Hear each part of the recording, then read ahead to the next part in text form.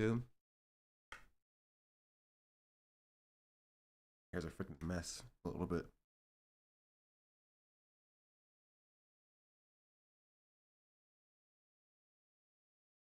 Are users sensitive reacting to the ban? I don't know, didn't look.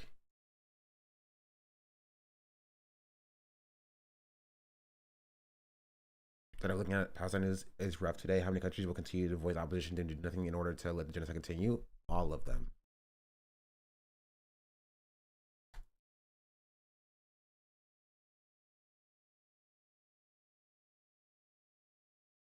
Yeah, I didn't bother wasting my time looking at what numbers were saying about it. Yeah, because like it genuinely doesn't matter.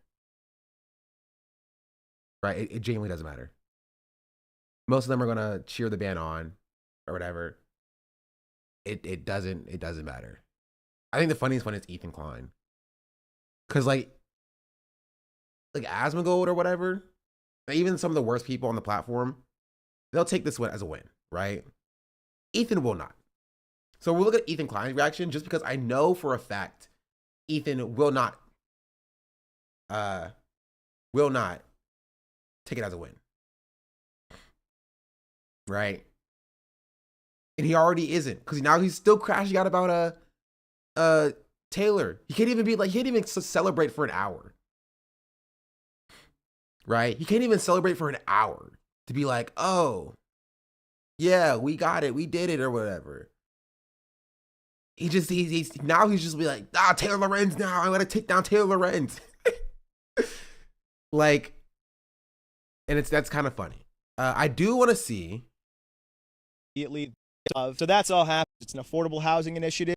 I apologize that I have to why did Taylor get why did Peyton get arrested? This video, but circumstances are what they are, and currently I'm stranded in Georgia with my best friend, my editor, Jet, and we have no way and no money to get home. For reasons outside of my control, I am no longer a part of the AHP initiative, and with that came us being stranded here. What is the AHP initiative? By the organizer of the AHP initiative. This is not an Unfuck America tour situation. This is not a Zico and Sanchez situation. This was an interpersonal conflict that apparently could not be resolved. I tried to resolve it, and the person involved did not want to resolve it. And then, what is the AHP initiative?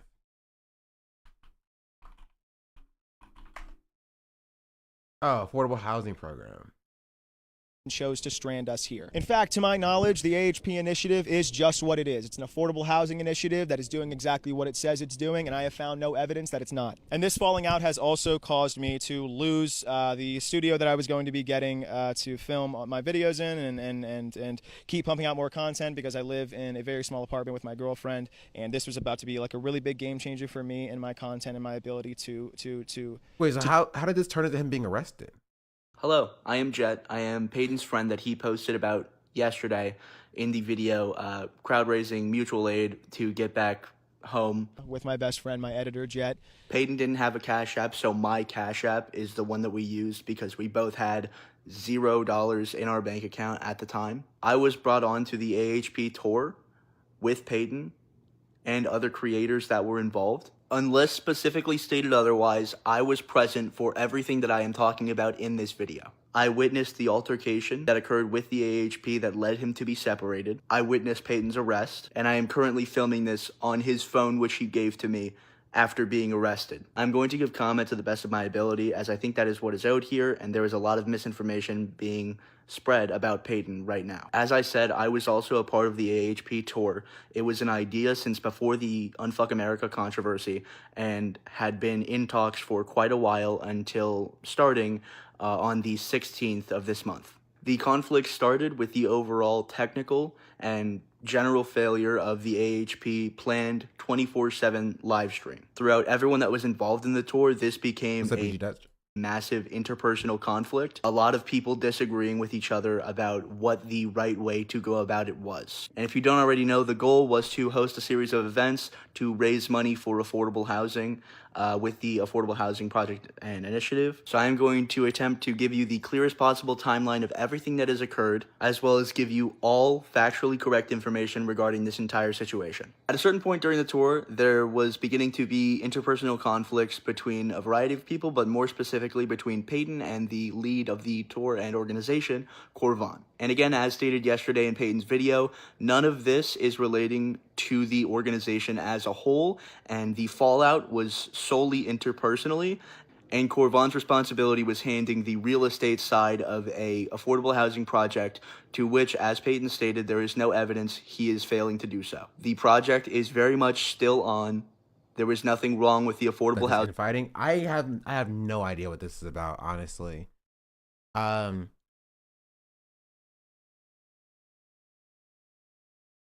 It seemed like only 3 creators are involved, Peyton being one of them.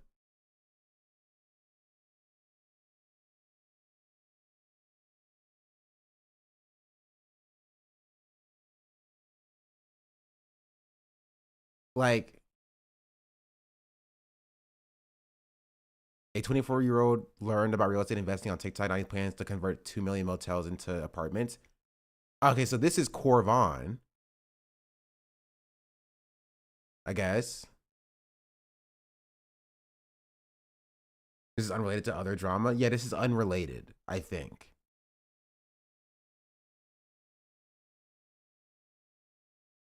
Okay. Housing project. This is a 14-minute. Okay, this is a 14-minute video.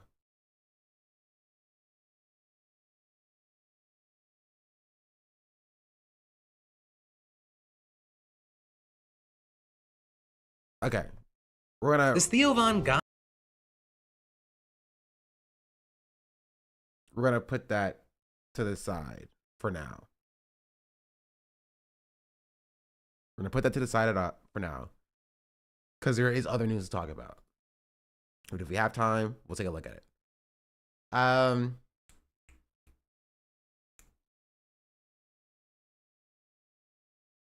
Let's start with this. We'll continue talking about what we were talking about before. And that is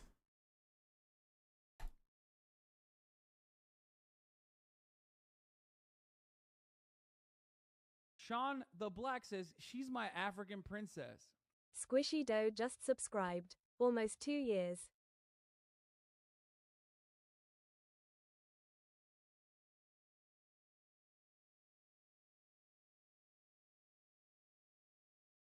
why?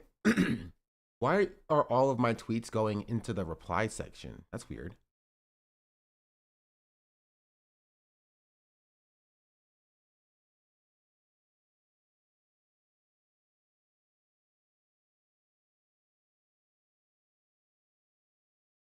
I don't know. Sorry. I was looking for a tweet and I couldn't find it because it was in the reply section. Twitter's been busted? Yeah, that's weird.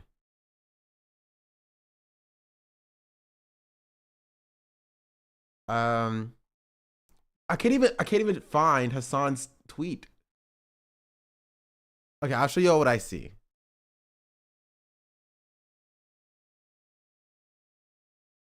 It just doesn't even load.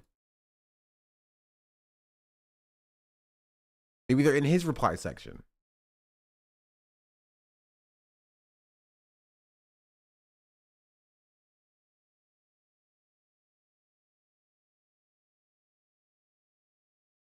That's so strange. Let's start with this. So, Hasan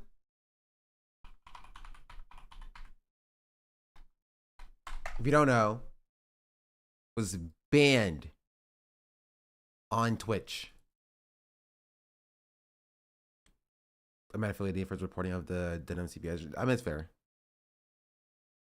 Banned, taken off the platform. You'd be asking, like, why?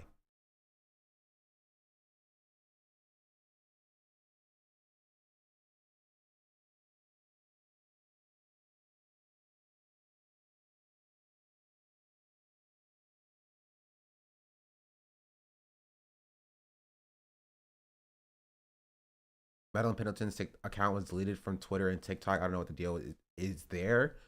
I mean, Madeline gets called out every other week. I don't know. I don't know. You called it a false flag. You hate the Jewish people and you're anti-Semitic. You're wrong. If this was an attack on two Islamic to Islamic humans, okay, you would be attacking anyone calling it a false flag. You are a terrible person, and I hope your life gets turned upside down. Also, he didn't get banned for like calling it a false flag, even if that's what he did. He got banned for, like, as it says here, showing a violent extremist manifesto on stream while denouncing it.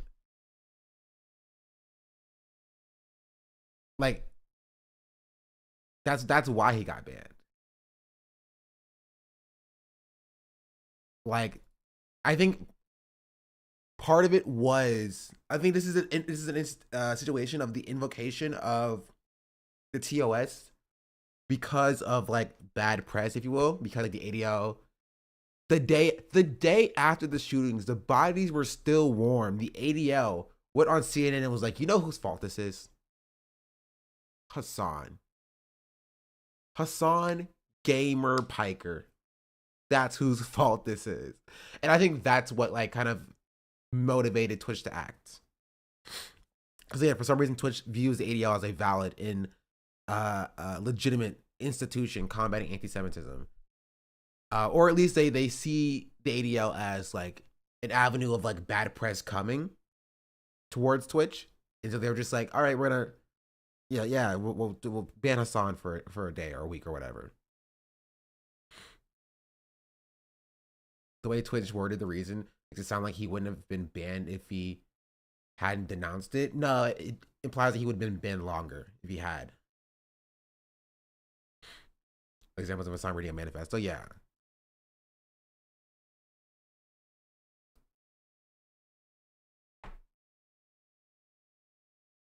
Cybertech Explosion Manifesto, Luigi Mangione Manifesto, Wisconsin School Shooter Manifesto, Ryan Ruth Manifesto, Israeli Diplomat Shooter Manifesto. Yeah.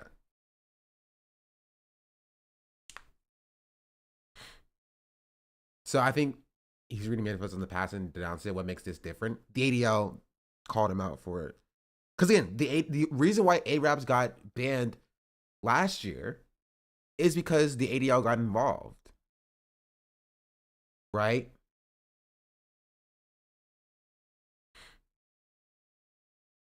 Somebody said that this was shared by an account FYI, the manifesto post. King Clipperstein got visited by the FBI for posting the manifesto in the first place. That's not entirely surprising. Do we assume Twitch is doing this to appease the ADL? I think not necessarily to appease the ADL, but to Sean, get in Black front of says, any "She's bad my press the African ADL might princess." bring. Fermenter just subscribed. Hey Sean, thank you for sending that Didn't report Greenback in call him on out on fascinating. CNN before he read the We manifesto? appreciate you Yes, keeping but again, Twitch safe. it's only about Your like check is it's in not the about mail. what the ADL said specifically. It's about the bad press the ADL can bring, because the ADL is still to this day in May of 2025 viewed as a legitimate institution combating bigotry and anti-Semitism, right? And so if the ADL calls out Twitch, it's more likely that other news organizations, right, and publications will pick up on that story and then air that story of like Twitch harboring someone the ADL says is bad. You know what I mean? She was given actual things by the ADL once he read that, basically. Yeah. I live as a capitalist. Okay? I live when I believe. Tequila Hey, for now the whole sunset slot just brigade will subscribed. celebrate this ban. Don't worry about the slot brigade, chat. You should not worry yourself about what the slot brigade is saying. Genuinely. You should not. Who cares? They will do what they do. Right? They'll cry when Hasan is not banned. They'll cheer when Hasan is banned. That's just what they do. So brigade will always complain no matter what. Exactly. And so I don't go and I don't look at like what the Nicholas D. Eat the Oreo says about this Hasan situation. The one person I will look at is Ethan Klein, just because I know for a fact that Ethan can't take a W. Ethan cannot ever take a W. Why do those TOS rules look updated, specifically applied to Hasan, especially the second one? Because it was. Like, they updated their community guidelines like in like March. They did it once in November of last year, and then they re-clarified a few things in March.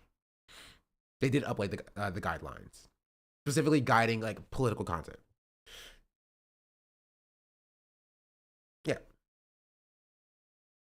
And if you're on the platform, you're chatting, you had to agree to it. You don't read the community guidelines that you agree to. You had to have agreed. There was a little pop-up at the top of your Twitch website that says, hey, we're changing our community guidelines. You must accept. You just clicked accept. That it was they did tell you about it. Do you think he needs to leave Twitch? No.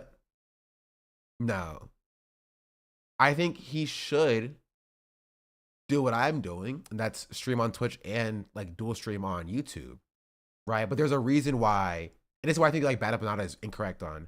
There's a reason why streamers always come back to Twitch, right? Streamers who got like bags, millions of dollars from YouTube to stream on YouTube came back to Twitch. Right? Lee Pichu, Ludwig, Fusli, Ray, like millions of dollars. Pokimane left Twitch exclusivity to dual stream on YouTube and immediately stopped it a week later. There's a reason for that. Noah Sanson tried Twitch last night and he's like, wow, this is way easier and nicer to use. Yeah. Yeah. It is. Foreign Man went streaming on Twitch nowadays. FD Signifier streaming on Twitch nowadays. There is a reason. There's a reason why people use Twitch as a platform. Could Hasan do his irregular streams on YouTube, like watch copyrighted videos from CNN, CBS, etc.? No. No. Twitch will clap you for watching The Daily Show. Sorry, YouTube will clap you watching The Daily Show. Twitch won't. You can watch The Daily Show on Twitch, you'll be fine. But I've streamed these exact same content on both Twitch and YouTube, and my YouTube VOD gets clapped for like The Daily Show. Right? For like watching Jon Stewart or watching John Oliver, Jordan Klepper, things like that. So that's the issue. I think streaming on both helps.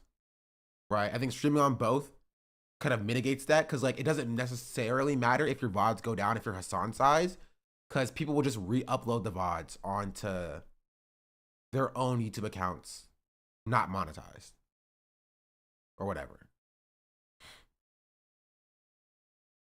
Are you dual streaming? Yeah, I'm dual streaming right now. I'm live on YouTube. Say hello to YouTube chat. I never really look at YouTube channel, but you look good. Thank you. I look at YouTube sometimes. See, YouTube. I do look at you sometimes. Moderation on TikTok is worse than YouTube. 100%. They were able to manage showing news clips when they did leftovers, but they were very short clips. The likelihood of him getting one chatter doubles if he does both though could be dangerous. Nah, he won't look at YouTube. I think the best situation for everybody who's a streamer, not even just Hasan. It's even better for like large streamers, but every streamer should dual stream on YouTube and Twitch. It's basically free, right? And you just don't look at YouTube chat. You can either turn the chat off, or you can just leave it there and not look at it and let it just fester. But like, it does introduce you to a new audience of people. Like my viewership number essentially, it's not necessarily visible on things like Twitch tracker, but my viewership number is usually like 50 or 60 higher than it usually is. So like I'm averaging around like 400, 500, 600 viewers, sometimes like, 1,500 viewers, depending on what we're doing, on all of my platforms because of Twitch chat as well.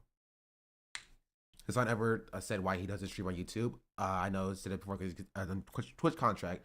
Sorry if you answered this already. It's just popping in. Probably laziness. If I had to surmise, and like you'd have to ask Hasan about this specifically, but laziness.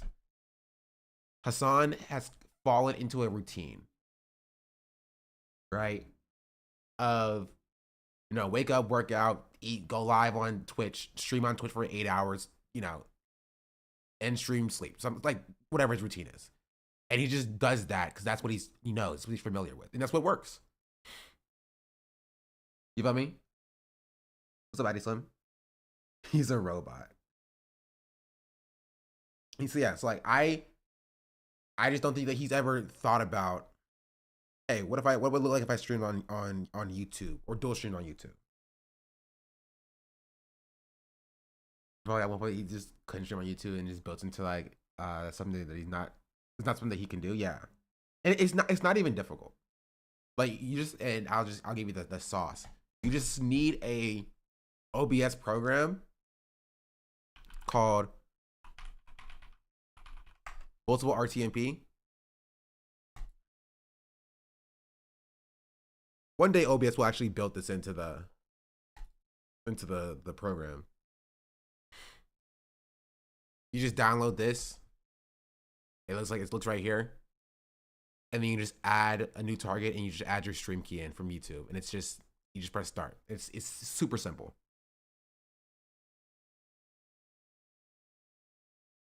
Copyright is a big problem on YouTube though. It wouldn't matter if you dual stream. Right? YouTube, for the most part, will not clap you in the middle of your VOD from copyright. Right? It's the or the middle of your stream. It's your VOD that you get clapped on. Right? And so you allow people to have the experience of watching on YouTube, if they so choose to. And then you just make the VODs private afterwards and have your clip channels take from Twitch and upload your Twitch clips and streams onto Twitch. If you Streamlabs OBS like a Masochist is built in, then you have to pay for it, don't you?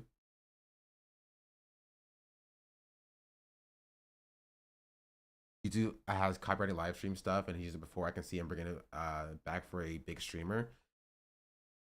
They have used it before, but it's not a thing that normally happens.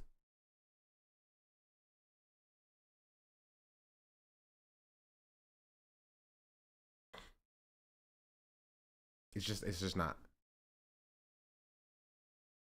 It wouldn't cost anything to attempt it, to try it. When those guidelines put in, by the way.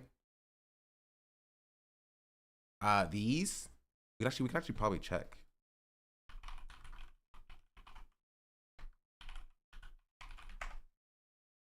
It says when they're updated.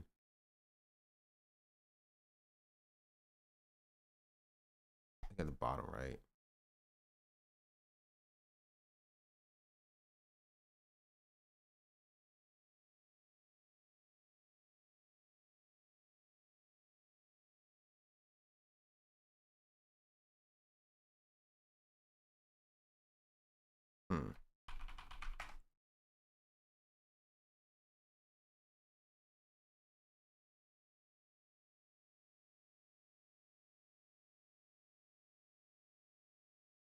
Maybe 7 months ago.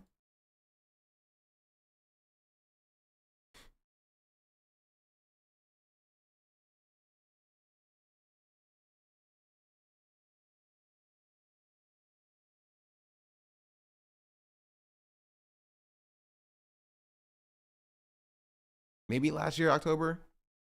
And they were like re-clarified or something. Like I don't know exact date. But pretty recently, within like the last like 6 to 8 months, I'd say. Didn't Ludwig get DMCA'd in the middle of his streams? That was a long time ago. The order of the day, it's there. I thought so as well. I don't know, check and find it and then send it to me.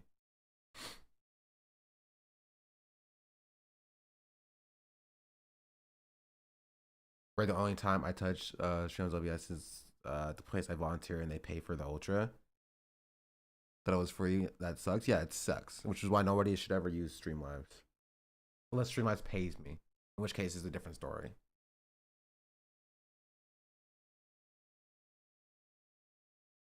As long as it's banned, I don't know.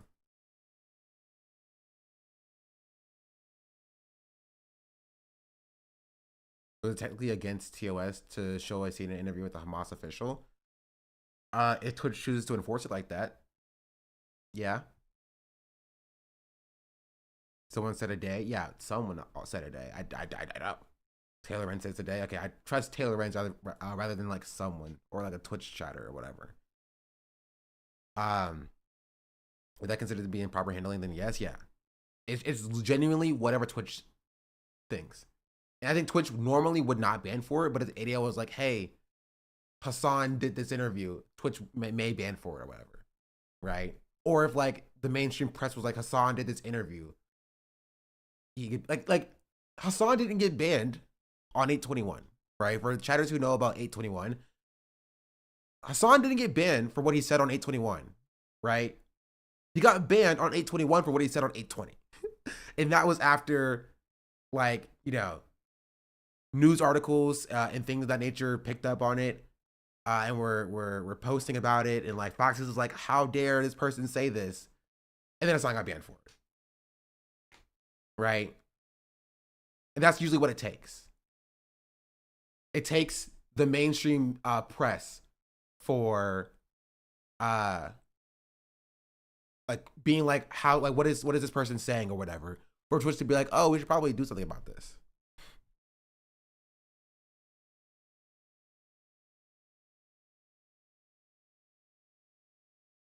This is the thing that Ethan interviewed Hasan about and understood the comments.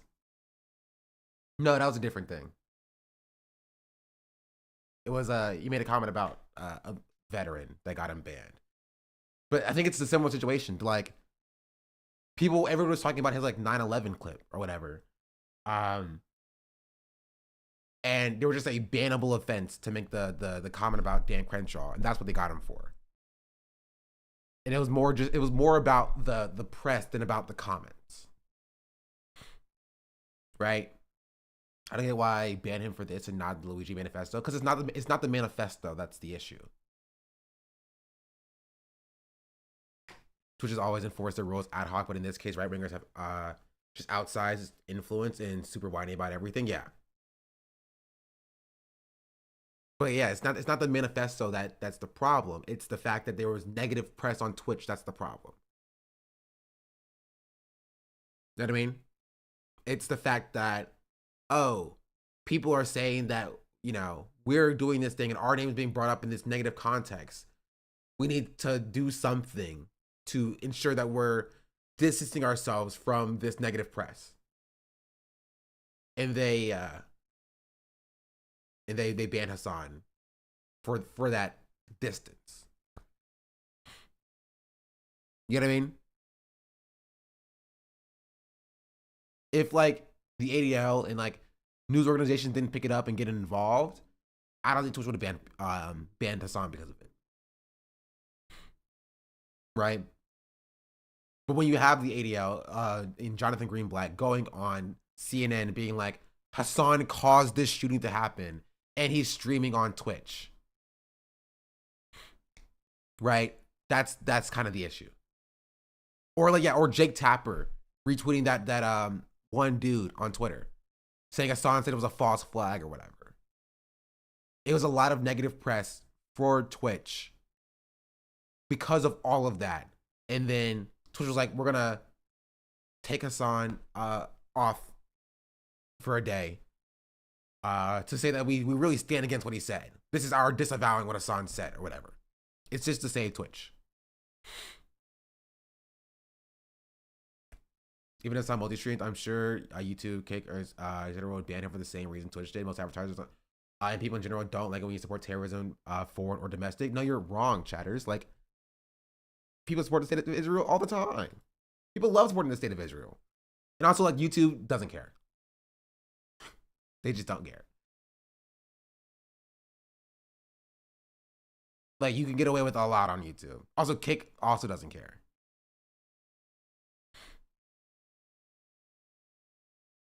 YouTube will ban it for a copyright infringement from Reacts. No, YouTube won't ban it for that either. They'll just take the VODs down.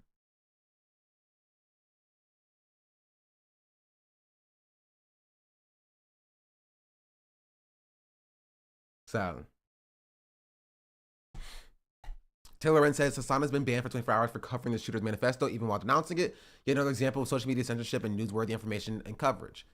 This is a major newsworthy event, and content creators should be allowed to cover it without platform retaliation. Social media is how people get their news and information now, and these platforms are aggressively censoring journalistic speech and based on politics. Whether you agree with Hasan or any streamer covering the news or not, you should fight for their right to speak freely online. We are seeing record online censorship both in political parties because no one on the left or right is willing to fight to protect online speech. There are some other interesting tweets, so we'll take a look at those as well. Yeah, I think Taylor's not wrong here, but like I genuinely do not believe Hasan got banned for like covering the manifesto. That's the reason Twitch gave, but it's what Twitch felt fits within their community guidelines to justify a ban on Hasan. I feel like if Hasan didn't do that, there would still be another. You would get banned for a different thing. Capitalist every single day, Chink. I live right? as a capitalist. Okay. I live when I it would be a different thing he gets banned for. Just subscribed. This is just what they are doing to justify their ban because of the negative press about Hasan that's being floated about, like Hasan causing the shooting or whatever. That's how I read the situation.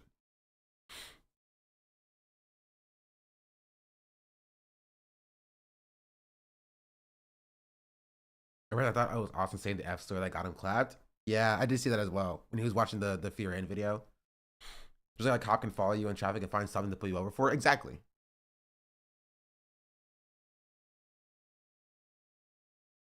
Twitch looks worse though. Ban him for a dumb reason to appeal goals at Jonathan Greenlet, who downplays Elon's salute.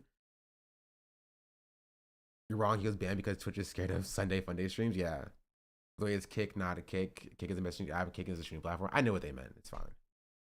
100%, which means enough pressure from the outside can influence Twitch influence. I mean, yeah, but this isn't a surprise, right? This isn't a surprise.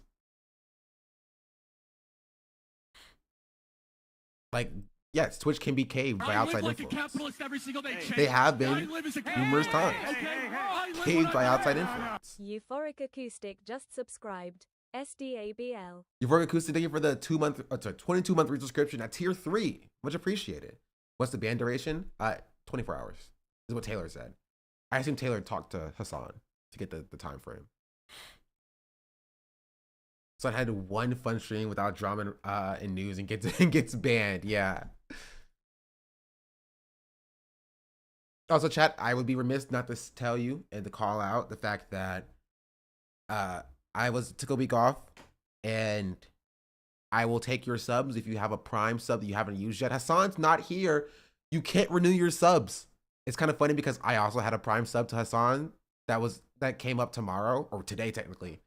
I can't even use it on him. So if you're like me and you had a Prime sub you can't use on Hasan because he's banned, I know where you can use it.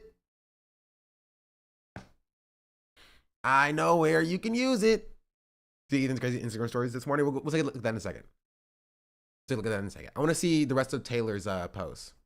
Also, Squishy Dunn, thank you for the 23 months. Fermented, thank you for the 23 months. Lunatic just subscribed. Tequila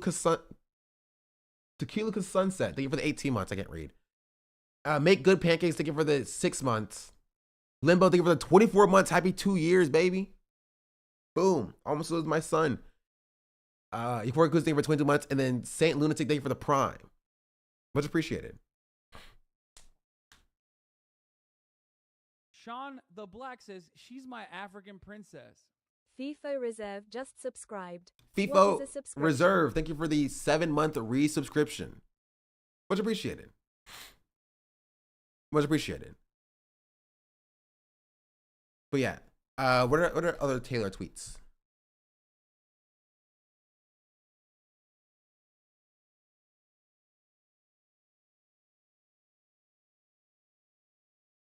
I can't even see the rest of the tweets because Twitter's broken, bro. My African princess. Kitsy Cat just subscribed. Hasan banned? Yes, Hasan is banned.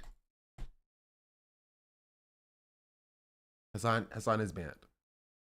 And honestly, this is why I do not buy the whole he was reading the manifesto thing. Hasan has did things that were on the line, you know, a few times in like the past like 6 months. That I'll be watching like, oh, there's no way he doesn't get He doesn't get clapped for this. You know what I mean?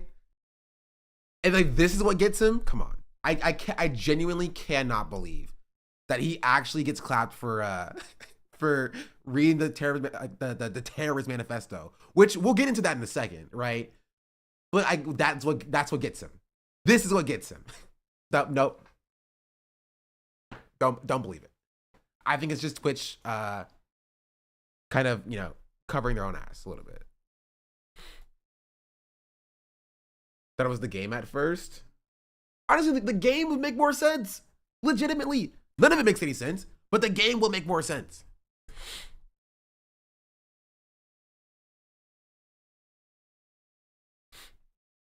I agree with moving forward. He needs to be more careful. They're looking for anything to get him at this point.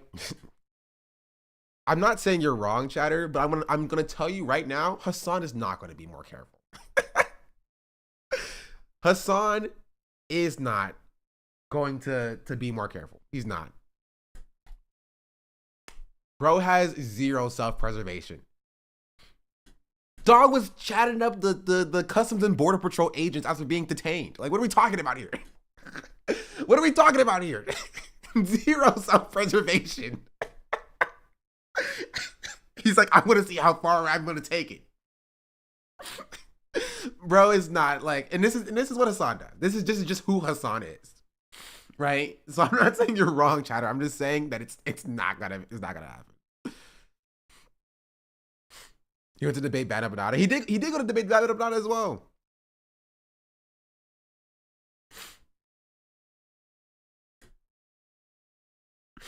Like,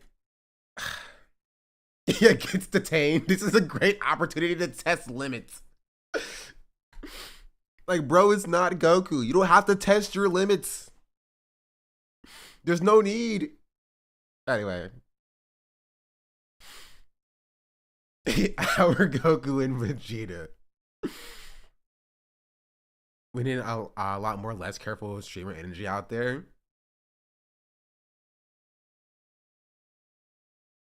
He does love to hide his power level. True. Also, we'll get to all of the Ethan stuff in a second, but I want to give my thoughts about this specifically, right? Because it says the reason for why Hasan was banned was improper handling of terrorist propaganda, sharing the content related to a terrorist or violent extremist groups. Now, this is interesting, right? Because this is like extraordinarily general, right? Also, can y'all stop arguing, please? You're clogging my chat up. Like, just take a step back. I'm trying to read the chat, and it's a sea of red. It's a sea of red as like two chatters are just arguing with each other.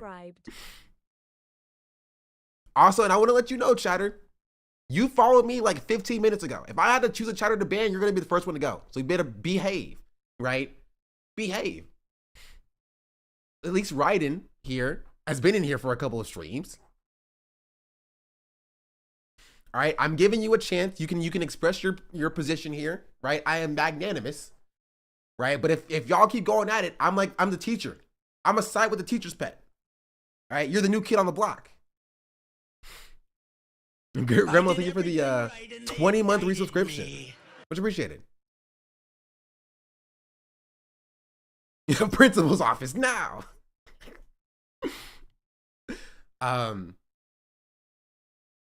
bringing apples to class.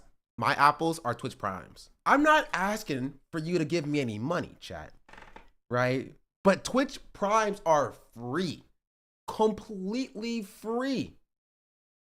Free. If you have an Amazon Prime account.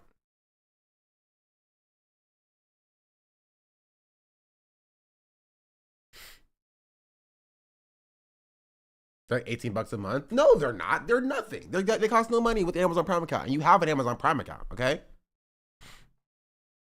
You do.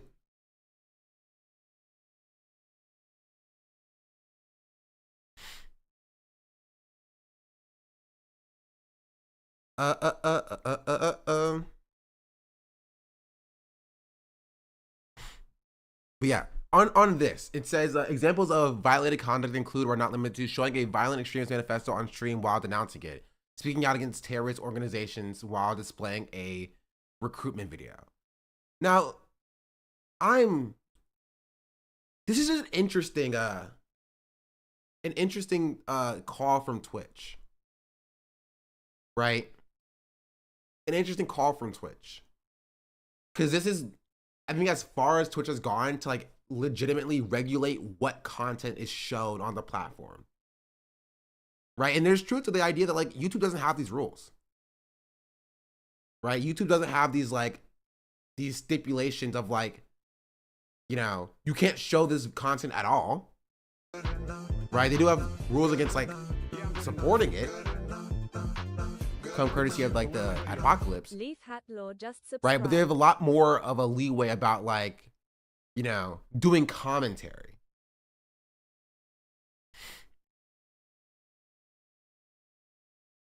Right? Leaf Hat Law, thank you for the Prime. See? Love you, chat. It was free for Leaf Hat Law. It could be free for you too. I think he needed a strong denouncing of material he was about to read. No, it wouldn't have helped.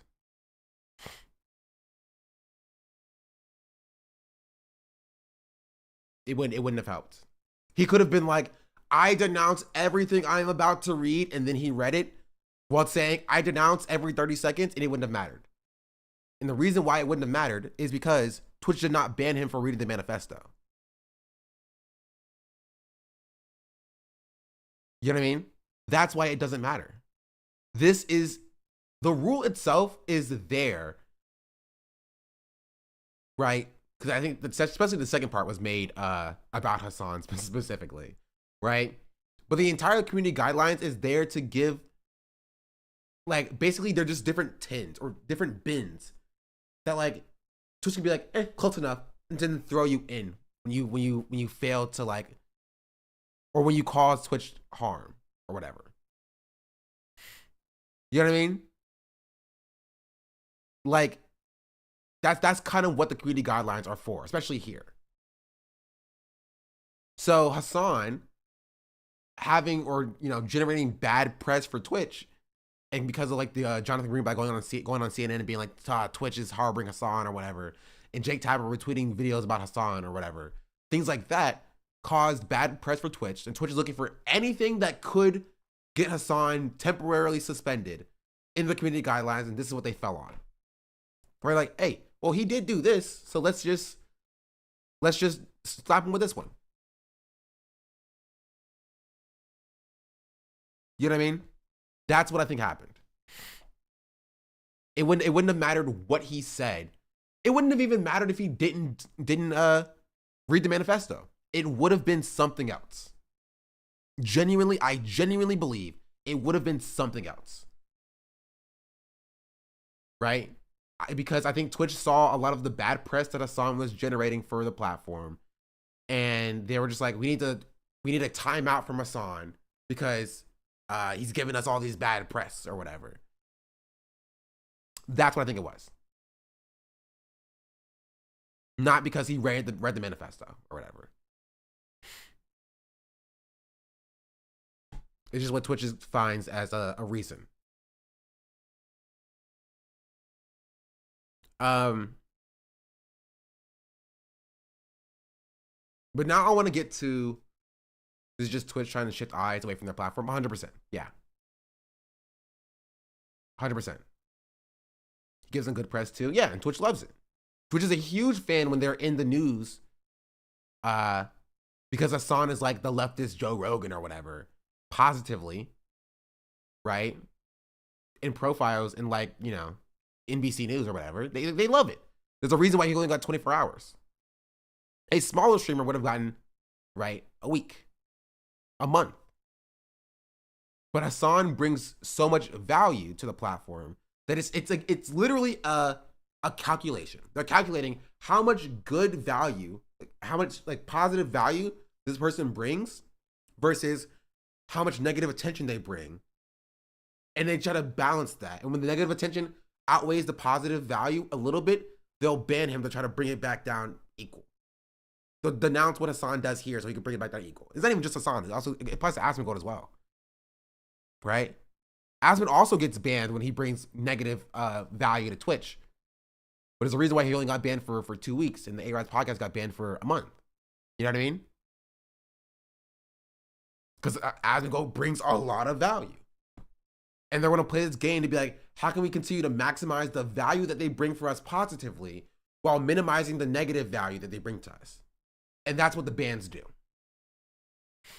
Right? That's what the bans do. Which is why Asmongold will never be held accountable until there is negative press about it. Asmongold can say whatever he so chooses to say. Right? He can do Holocaust denialism. Right? He can spew Islamophobic, anti-Arab, anti-immigrant sentiment, right? He can stoke his Nazi audience and his Nazi base, and nothing will happen because that's not pulling up the negative press meter. It's only when that stuff gets written about, right? It's only when that stuff gets like an article in, CNN or whatever. That's when Twitch is like, okay, this is getting up to be a problem for us because it's invading and you know what I mean? Is interjecting into our bottom line. And now we have to change something. That's the only time he'll get banned. Hasan just gets more of those articles because Hasan is a left-wing figure, right? And it's very easy for like media, liberal media and conservative media to take pot shots at Hasan. Not naming names, but I saw other streamers reading the manifesto and they didn't get banned. Points for Sean. And I will say, like, if you have or you know a streamer that read the manifesto, I would say they pull the VOD down. Because now that they've set the precedent, even if Hasan didn't get banned because of this, they can be like be targeted.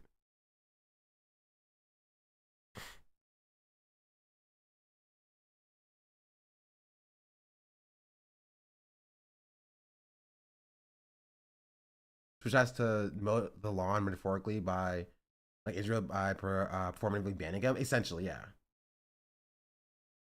Essentially, it's a performative ban. But being like, we disagree with this person. He's not representative of us.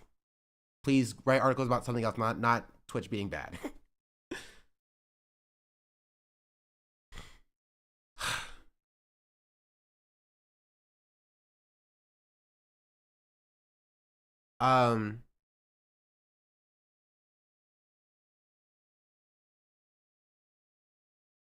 But yeah, now I kind of want to talk about Ethan, because speaking of like Taylor Lorenz, like Ethan has been going after Taylor Lorenz for some reason for like a long time.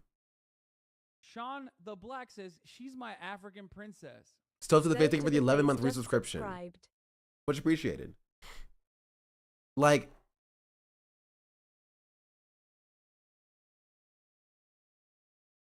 he's like picked a new target for some reason, and I think misogyny definitely plays a part in it. Also, Kitsy Cat, thank you for the 4-month resubscription, by the way, and still to the face, thank you for the 11-month resubscription. It's because she made a single retweet that when the crash out started, which I think we looked at, right? Didn't we look at Taylor Lorenz talking about I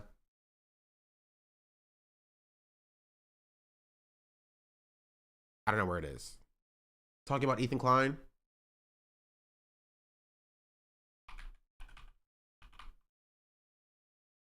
And like they started like harassing her. They may have a link to that clip. Oh yeah, the carpet meme.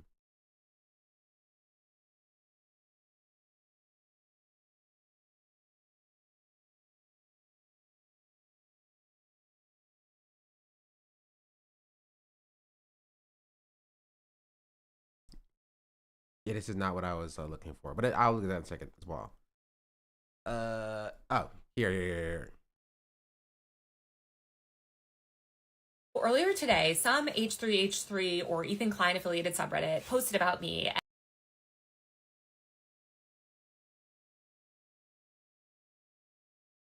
and was like, Taylor Lorenz comes out against Ethan Klein, da da da da. I have been getting a nonstop barrage of hate messages, emails, texts, like everything, ever since that happened.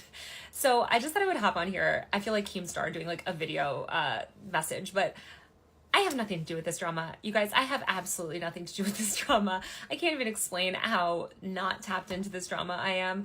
I'm so busy writing about other things. I've been following it tangentially, and I did share a meme that I thought was funny that was basically like, you know, kind of making fun of Ethan seeing Hasan everywhere. It was a meme like, oh, Ethan seeing Hasan in his carpet, because at least on my timeline, all I've seen for 9 months is Hasan posting about Ethan. And so I just was like, oh, yeah, he really can't shut up about him. He really talks about him all the time. I'm not taking some sort of like FD recently. I know that like I saw something. It was like on the H3H3 subreddit. And they were like something like I like a FD signifier. Actually, one person was like that. It's like, well, I like FD signifier. He's like a radical, stupid lefty, super lefty person or whatever. Something like that. You know what I'm talking about? You probably find it. Stand. That said, you know, Which, hey chat, you should tell your friends to go follow me, because at 30K, I will be doing a 30-hour stream, where we will be doing a lot of different content with a lot of different collabs and things of that nature. So, oh yeah, when FD comment on the Noah video, I remember that. I remember. Have seen obviously what Ethan is dealing with the snark subreddits. I've written extensively about snark subreddits. This is a topic that I cover a lot. I wrote about it a lot in my book. I've interviewed influencers that have sued to get their snark subreddits taken down. I've written a lot about the company's policies around these things. So if I was to cover anything, I would cover that side of it. And from what I understand, somebody on these subreddits called CPS on him and all this stuff. That is concerning, right? Like, I worry about the effects that these sort of online mobs can have on people's... It's so funny because, like, this is how and why nobody takes Ethan Klein seriously. Like, Taylor is somebody who is, like, not or tangentially related, and, like, is, like, on Ethan's side and, like, bought whatever Ethan says. And then, like, Ethan's like, no, F you, I don't care if you think CPS calling is bad. You're not unilaterally saying that I'm great and Hasan is bad and a terrorist, so you're not on my side. It's exactly what happened with Phil DeFranco. Phil DeFranco, who was, like, neutral and was like, yeah, I mean, like, calling CPS is bad and, like, it shouldn't ever happen. But I don't want to cover, like, Ethan and Hasan interpersonal relationship drama. He's like, no, how dare you? How dare you? You may have said CPS is bad, but you didn't say that Hasan is a terrorist supporting the Twitch streamer who needs to be banned off the platform. You're not unilaterally on my side, so you're not on my side at all. If you're not with me, you must be against me. He just keeps doing this. He keeps doing this to everybody, every single person who may potentially be on his side. Like, why? It doesn't make any sense. So much for your healings. So good today. Thank you. Real life, and when children are... I can literally feel it on my face. Also, it's very light. Okay, no, not really. It's actually kind of heavy in the back. That's what she said. Got him. Sorry. Are involved, that's concerning. That said, I'm not writing about it right now. I haven't really been super up on it. If there's things that you think I should know, please send them to me. I would love to be up to date on the situation. If I made a comment that was, you know, ignorant or something, it's really just because I haven't been paying attention that much. Everybody knows where I stand on Israel and Palestine. Obviously, I think what Israel is committing is a genocide. I don't think it's my views on that topic are any sort of secret. I know that it sounds like Ethan has different views. I deal with people all the time that have different views, okay? I talk to people all day long that have different views on this topic. I talk to a lot of right-wing influencers that have radically different views. And that is the nature of being a journalist and living in the world. So I saw somebody... Yeah, because their assumption is that this is all, like, just drama, right? Their assumption is that this is just intercreator drama, which is not surprising because, honestly, even people who are against Ethan Klein kind of treat it like that, you know? They kind of treat it as like, oh, time to wake up and get my drama fix of the day kind of thing. And so it's not surprising that people who are completely outside of this see that and just like, oh, this is just intercreator drama. And I want to get involved in intercreator drama or whatever. You know what I mean? He was messaging me earlier, oh, you're trying to like cancel him because of the Palestine stuff. No, I'm a huge supporter of Palestinian right to self-determination. Again, nobody needs to hear me pontificate on that issue, but the idea that I'm like not covering something or, you know, not covering somebody's snark campaign because of their stance on Israel, that's absurd. I write a lot about online dynamics and there's been so much news. So the only reason I haven't written about it is because it's mostly just been an interpersonal influencer beef and I haven't had time to look into the subreddit stuff. So if there's something that you think I should know, please keep me posted. But yeah, please leave me out of this discussion. I really have no involvement in any of that. So thanks, and I'll see you next time. So there's that, right? And wait, also, should I go live on TikTok? I think genuinely, if I go live on TikTok, they're gonna ban me for some reason. For some reason or another, they're gonna ban me or something. I'll get another 7-day timeout on TikTok. I can still go live regardless. But like, I don't see it lasting very long. They're gonna want to, you're right, they are gonna want TikTok drama. Oh, Hasan is on TikTok. Like people know about Hasan on TikTok. I can just say Hasan's banned on Twitch and people will be like, what? Hasan got banned? Something like that. How could they possibly ban the first person to post on the TikTok ban? That's a great question. How could they possibly ban me, the singular person to post when the TikTok was banned? When nobody else could post, I found a loophole and I could post. Speaking of which, whatever happened to TikTok ban? Sorry, just getting distracted. Focus. Would I have to be out touching grass whenever you're live? I missed this place. Well, I'm back now from my break. Canadians can still post. How? I don't know. It's on my second channel. I have a video on it. Oh, I totally forgot. I was supposed to be editing. No, actually, no. It's my vacation. I probably shouldn't have been editing. I'll edit a little bit later.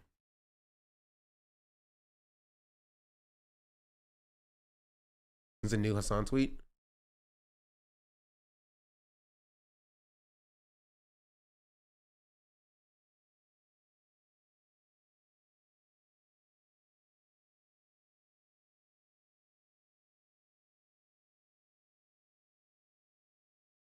You're there for an important moment of TikTok resistance demonstration. You should be held up in history books. I'm saying, you think the media reaction to the manifesto might kick off the TikTok ban final season part 2 of 5v2?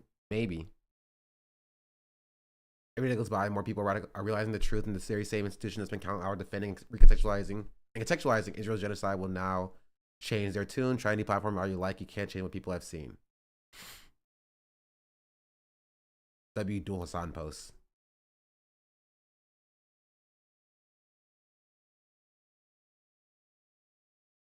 It was so good, I read it last week. It ruined my heart. Can't believe some of the IO soldiers videos I've seen on TikTok elsewhere. It's so disgusting. When banned and Hasan becomes a bread tuber. Yeah. Hasan did say he's going to put out like more, like sit down and talk to the camera videos after he got banned before. Did he get banned like 2 months ago?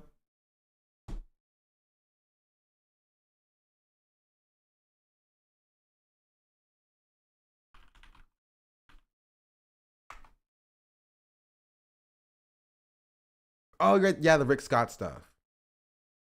Yeah.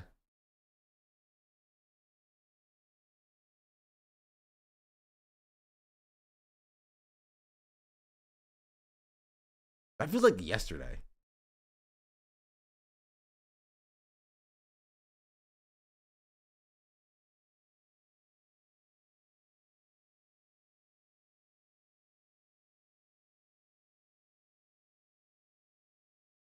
It was 2 months ago. What's up, everyone? If you're seeing this, that means I've probably... Man, he got a lot of views from this too. He should get banned more often, right? There's no more videos. Okay, chill. 1.2 million views. Like, that's money. That's money. Come on. You're so crazy. You simply can't clip the Rick Scott thing and make it sound like a threat.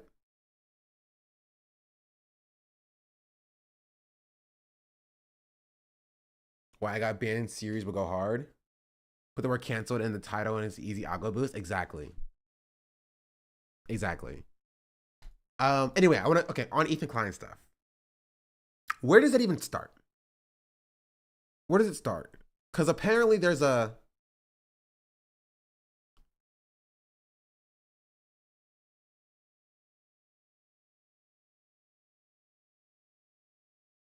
this. I don't know if this is the beginning. It starts with the stories. Does it? These stories feel like a reaction, though.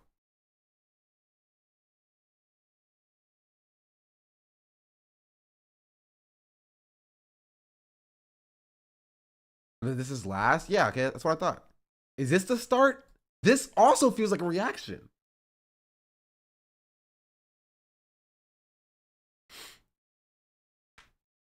Here, we can just start here. So we already read the Taylor post. And friend of the show, Taylor Lorenz. And Ethan responds to her by saying, Taylor Lorenz begins the sweeping process. She is without a doubt the biggest hack loser in journalism. I say this in quotes because any reputable org wouldn't hire her for free after her insane lying scandal. What a terrible, talentless person. Okay, what is up with Ethan Klein calling women talentless?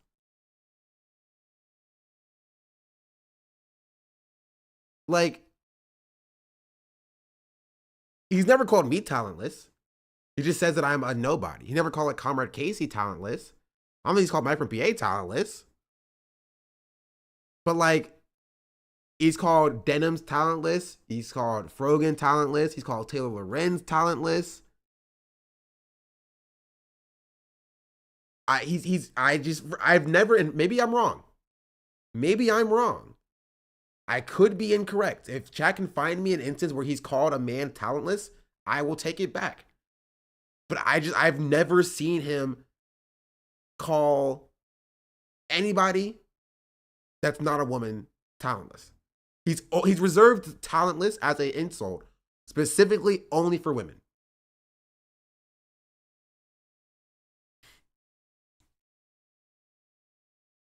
He did call his wife a terrorist. He did call his wife a terrorist. This is true.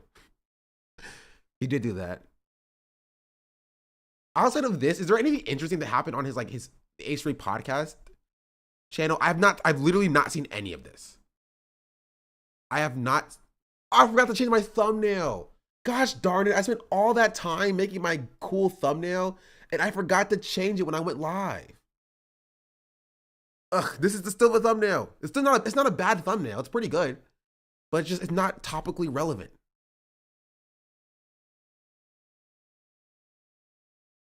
Hasan Banned is a way more topically relevant thumbnail. There we go.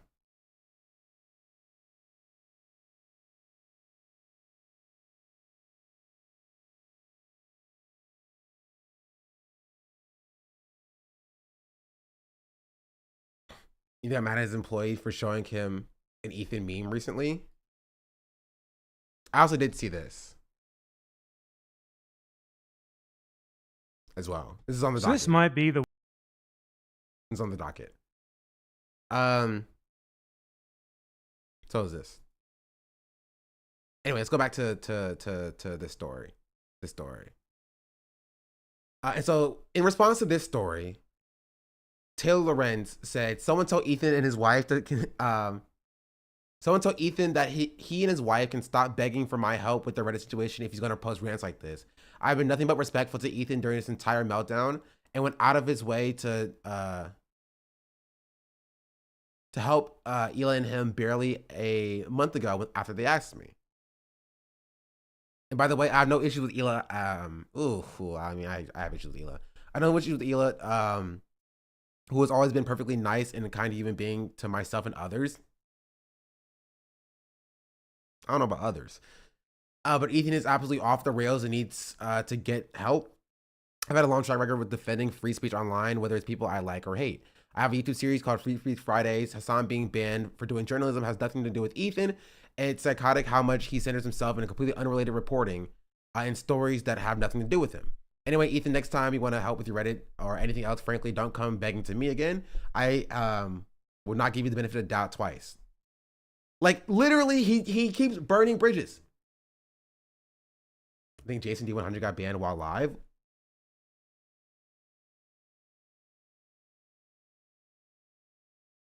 They got Jason. Bro, they're coming for us all.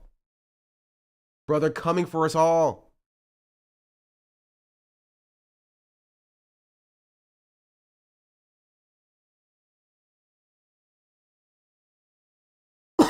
What? I don't know. That's Jason.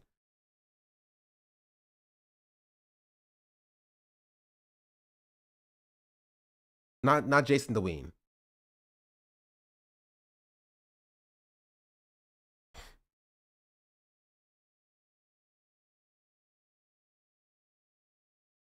We'll see. I'll wait for a Jason tweet to see.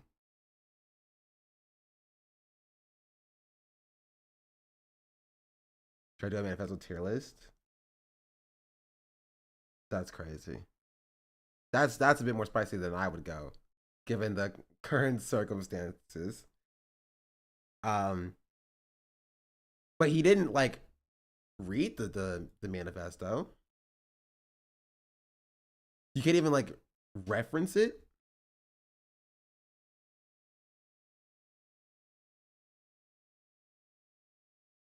I think he's actually doing that. It was just his title. I was watching earlier.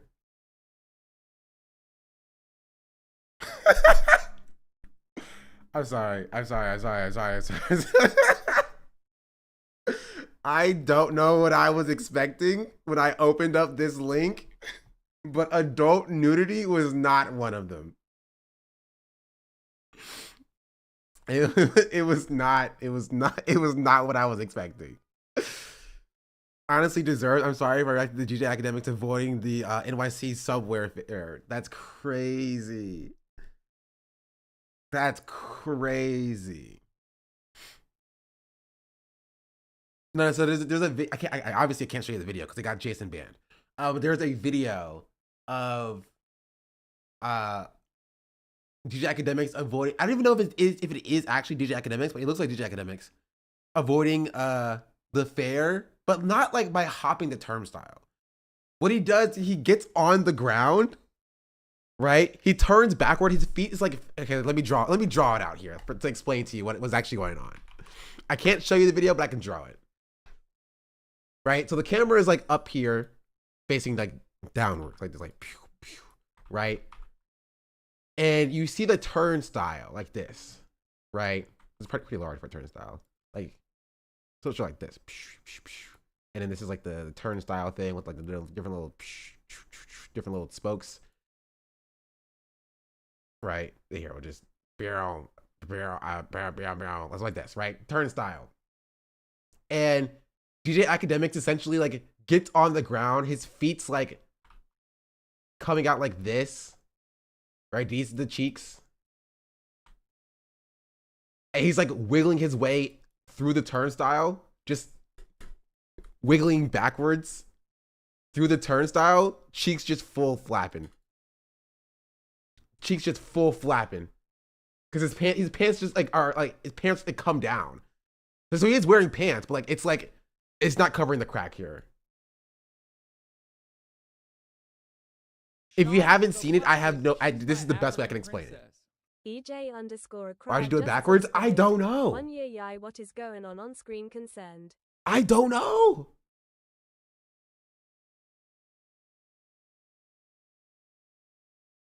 Like, yeah, the pants descend more with every shimmy. He's like shimmying under the turnstile, right? And like his hoodie is like riding up, and his pants are riding down. And you just see his cheeks be flapping. I don't. There's no other way I can explain this to you.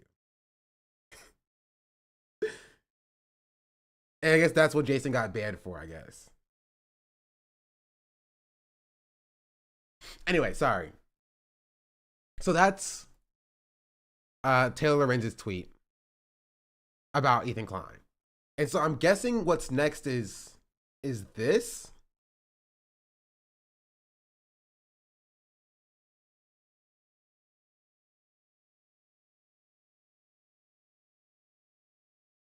I'm not rating the cheeks.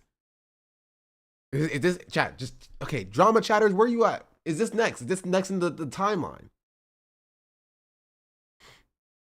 There's more story, but this is the conclusion. Okay, where are the other stories at? Find me the stories, chat. Where are the other stories? Wait, I feel like I've seen another one as well.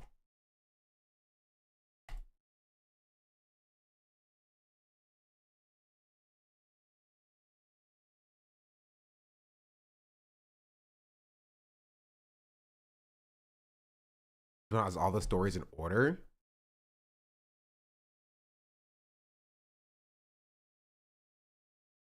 Bro, does he just tweet about drama all day? Does he never spend time with his does he never spend time with his family? Is this all he does?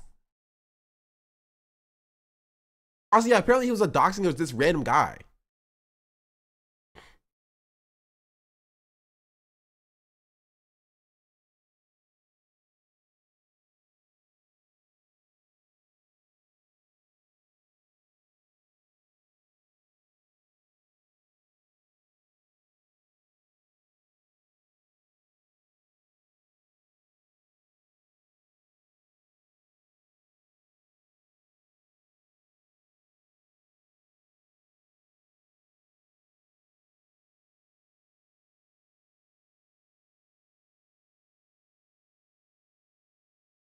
Okay.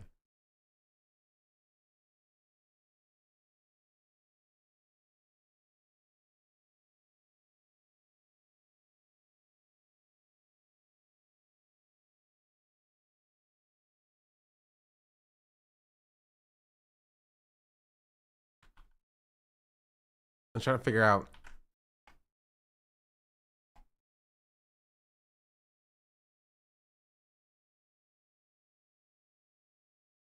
Here, okay.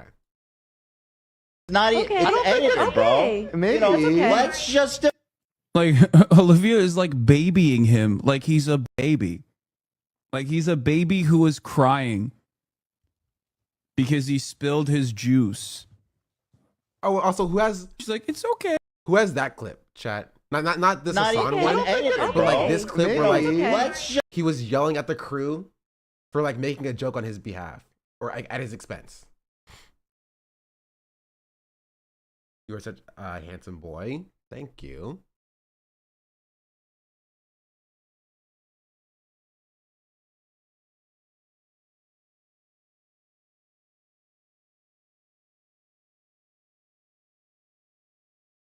What? not even Okay. it's edited. What? What happened to all the Taylor Lorenz posts? Talking about it today. Talking This is about the it today, one. so Do not regret. Also, he keeps being weird about Anissa. Like,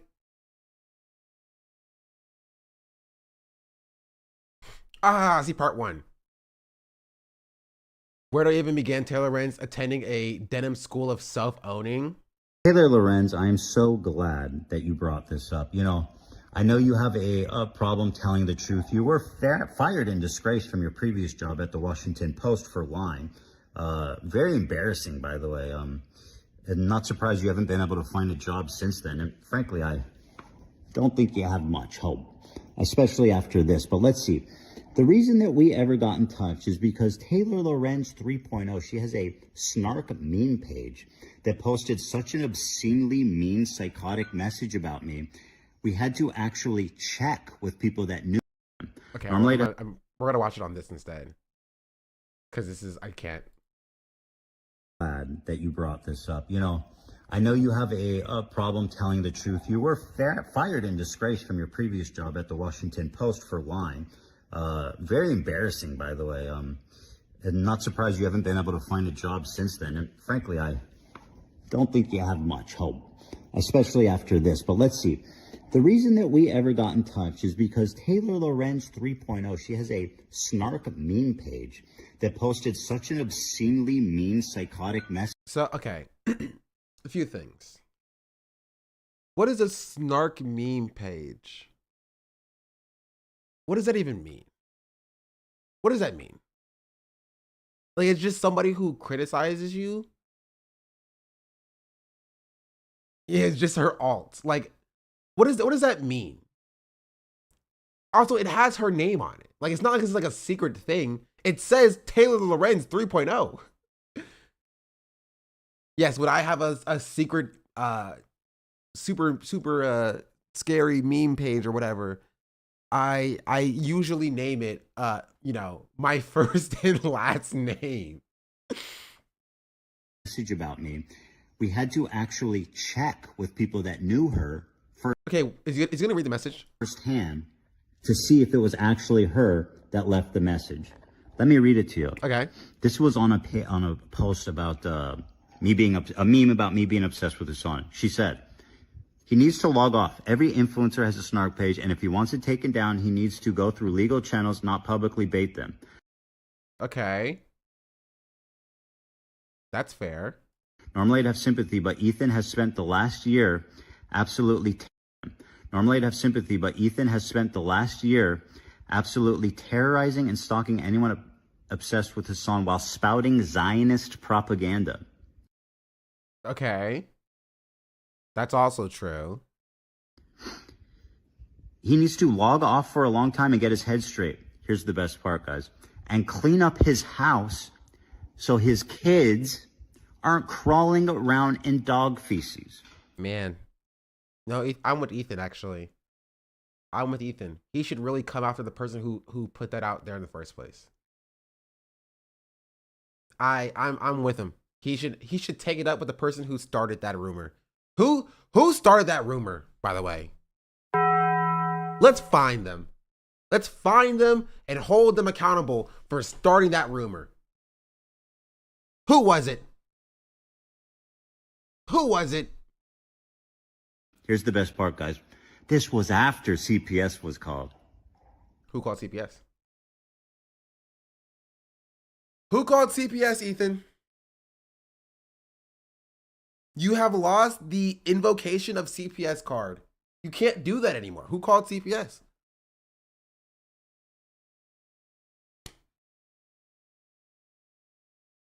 Who called CPS? wasn't Denims. Wasn't Reddit. You don't know who called CPS.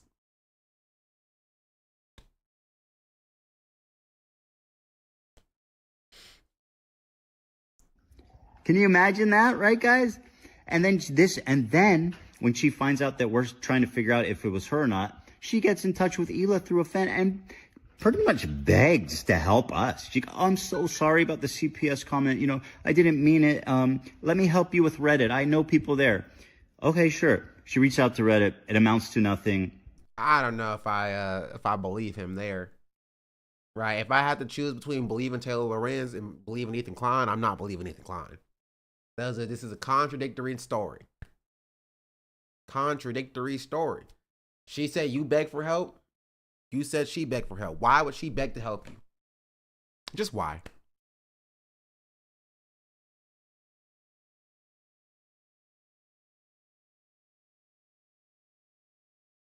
Just why? Where the camera's pointing up at the ceiling and not the room. And we talked, I don't know, we talked for like a day once, and she tried to we've been begging you for help. Are you actually fucking out of your mind? Are you actually fucking out of your mind? I mean, I believe her. I believe her. Yeah, I believe you were begging her for help. Yes. Taylor, listen. And I don't know where you learned in journalism school, but You're supposed to tell the truth, right? Like that's like kind of the most important part of the job.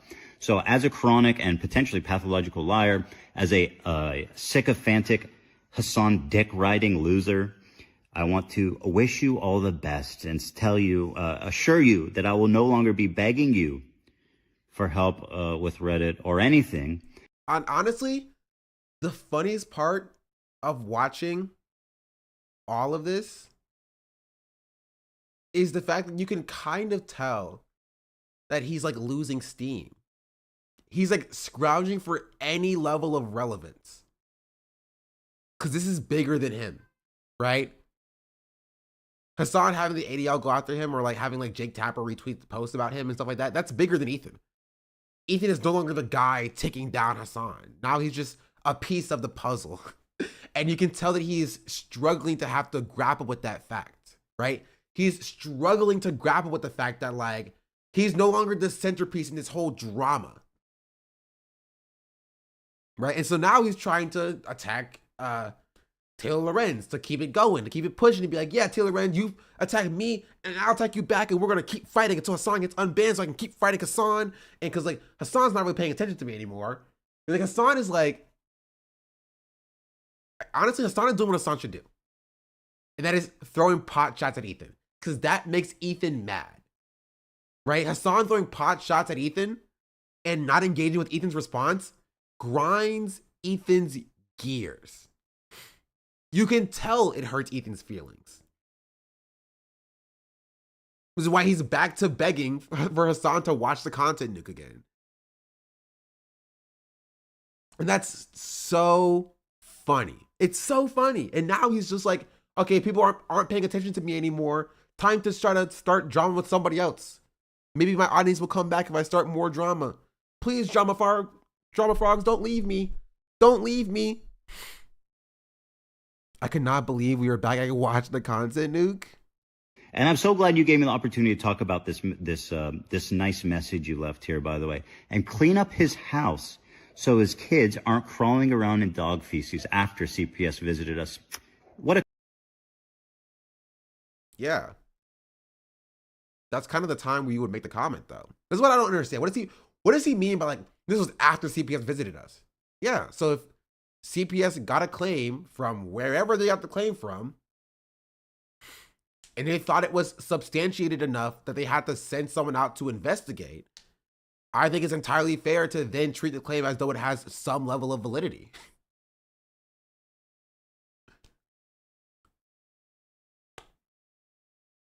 Maybe. I don't know. A kind person. Thanks for watching, Taylor. Have a great night.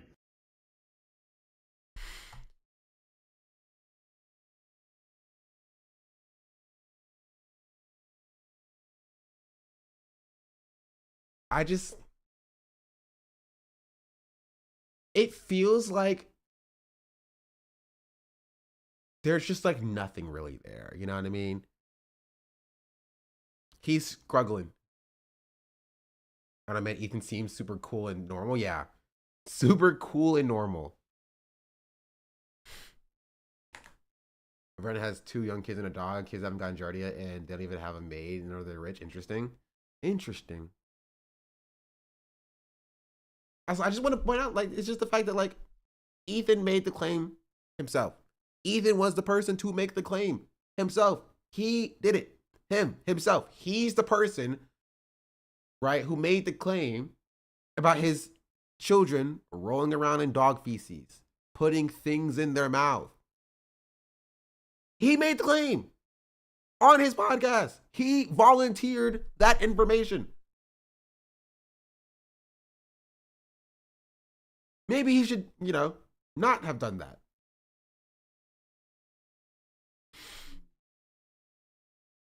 But apparently there's so much. You're gone for a month, or not for a month, for a week, and you just miss so much stuff. Also, EJ Acker, thank you for the 12-month resubscription. Much appreciated. Chat, you have a Twitch Prime. It's free to subscribe with Prime. It costs you no money. And actually, it takes money out of Amazon's pockets and gives it to me directly. So if you want to steal from the rich and give to the poor like Robin Hood, you got to give me your Amazon Prime or your Twitch Prime account. So don't give me the account. Give me the Twitch Prime on the account. Yeah. Them not, thank you for the Prime. Much appreciated. See? Them not. Free. Didn't cost them a single thing. But there, thank you. Mem not just subscribe. I'll check it out. So I need to watch it.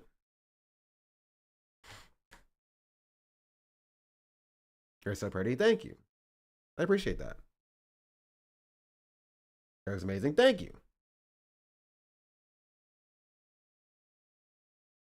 It's very voluptuous. Bezos Bucks? True. What other Ethan stuff is there to tackle and to cover? Oh wait, didn't Taylor respond to this, right? Where's that at? And then we'll look at the this clip that got Ethan's panties in a knot.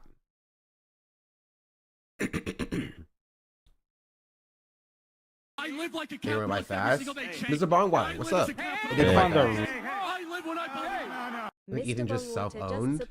He always self-owns. Went by fast. Thank you for the 12 months. Happy birthday.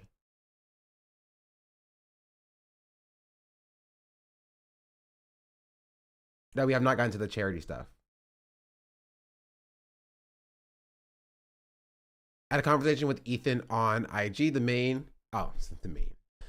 is in pain and lashing out. To clarify, because Ethan lied about this, as Wapo has said multiple times on record, I have never been fired from my job. I don't know what to tell people. I quit to be independent, which has been my dream for years. Ethan is in pain. He's extremely upset that I once left a single reply to someone 50 comments down on a meme page post months ago. Yes, literally a single comment on a meme page post. That said, he should clean up his house so his kids weren't crawling around in dog poop. I felt bad when people said his kids were crawling around in dog poop was a false. I felt bad when people said that his kids crawling around in dog poop was a false rumor. And when he and his wife needed help with Reddit, I was happy to help because, again, I always try to give people the benefit of the doubt, and I covered the harassment campaign for years. Hila has always been incredibly kind to everyone I know, and I will defend even the rights of even people who I hate to speak freely online. Anyway, apparently Ethan is so triggered that I made a single reply that was up for maybe an hour months ago that he wants to destroy me now. This is true. Which is why you gotta double down. You gotta double down and say Ethan's kids are crawling around in dog poop. You gotta do it. I think it's very sad. Ethan seems like a very broken person. Since I report critically on influencers, I've had tons of them get mad, lash out, and make videos about me, etc., etc. I don't really care about any of that stuff, but it does make me sad that Ethan is so unwell. I probably won't talk about this anymore because I truly have no stake in this drama, and I am traveling and swamped with work. But I just figured that I let people know that I don't even have any ill will towards the man, and I hope that he finds peace. This was 9 hours ago, and then 6 hours later, she said, "This man is so unwell. I don't have any sort of snark account. He is melting down because I was a single reply months ago on a meme page that is under my own name, as anyone who can see has zero to do with Klein. When Ethan asked me for my help with Reddit, I went to the company with his allegations. Reddit told me that not only were his claims false, but a Reddit spokesperson told me Ethan Klein himself engages in violent, harassing rhetoric, as well as the threats of doxing." That's kind of like crazy to get confirmed by a journalist. So this is something that is confirmed, because before Ethan said this, right? Ethan said this himself, right? But this is something that is now confirmed by a journalist, that Reddit has said that Ethan Klein himself engages in violent, harassing rhetoric as well as threats of doxing. So yeah, it's another backfire. Just straight up another backfire. Like, that's crazy. Reminder that this sort of news and information that Ethan Klein is trying to detract from, it's sad that he's experiencing a mental health crisis and lashing out on people. I hope he gets the help he needs, but important to not lose focus on Israel's genocide. True, I think Taylor is slightly misguided here in that this is not something that Ethan is specifically trying to distract from. This is Ethan running defense for that genocide. Right? She's not incorrect. But like Ethan Klein is not just like doing this like intercreator beef drama for no reason. There's a reason why he's specifically targeting pro-Palestinian voices. Right? There's a reason why he's so strictly and strongly going after people who are pro-Palestine. She said herself, she's not fully knowledgeable. Yeah. But like that's another point of it, right? He's going after Taylor, not because he's misogynistic specifically. He is, but that's not the reason why. It's because Taylor Lorenz is pro-Palestine. Like, let's not get lost in the sauce here. It's particularly one, because Taylor Lorenz is defending Hasan, and Ethan hates Hasan, which means by proxy he must then hate Taylor Lorenz, and he hates Hasan because Hasan is pro-Palestine, and Hasan was not letting him be pro-Israel in peace or whatever.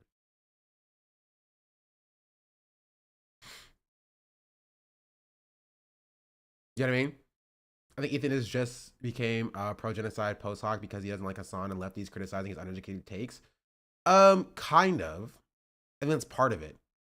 I think he was pro-Israel, but his inability to like learn from people smarter than himself makes him double down and triple down, and now he's just doing like Hasbro for like the love of the game. You know what I mean?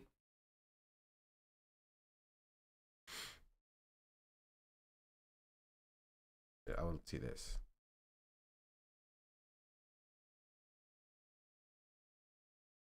Oh, you just sent me a full 3-hour VOD.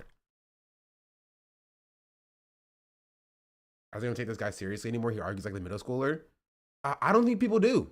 Honestly, he has a core fan base who loves him because they are either pro-Israel or anti-Hasan, or they're just down for the drama slop. And he has this girly pop fan base who are too afraid to leave him. And that's kind of it. Nobody like is like, man, Ethan Klein is winning these arguments. He's really dunking on him. You know what I mean? Did I hear I like your hair? Thank you.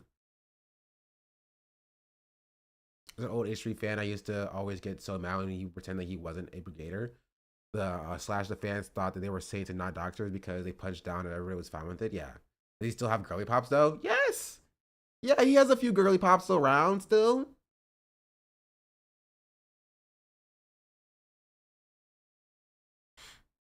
The girlies are not all right. I just hung out with my ex Klein fan, and she, 1, didn't watch the debate, 2, agrees with me that Israel has Nazis, and 3, kept calling Rogan a bitch. It sucks. She didn't watch the Hasan debate because Hasan is annoying. That's, yeah. Score fan base or like the drama. Like, Score fan base likes the drama, but his numbers are supplemented by a certain community. Yeah. Which is why whenever he doesn't do that kind of content, his numbers goes down. Not to 0, obviously. He still has a core fan base. Which is why he's then circles back around to, like, you know, staying with the drama. He's considered him my favorite YouTuber. Now I feel ashamed. Don't feel ashamed that he was your favorite YouTuber, chatter. You know? Feel pride that you left when you did. Your YouTube Thumbo is OP. Isn't it good? It's good, isn't it? Yeah. That's pretty freaking good. All of my thumbnail games are kind of sick.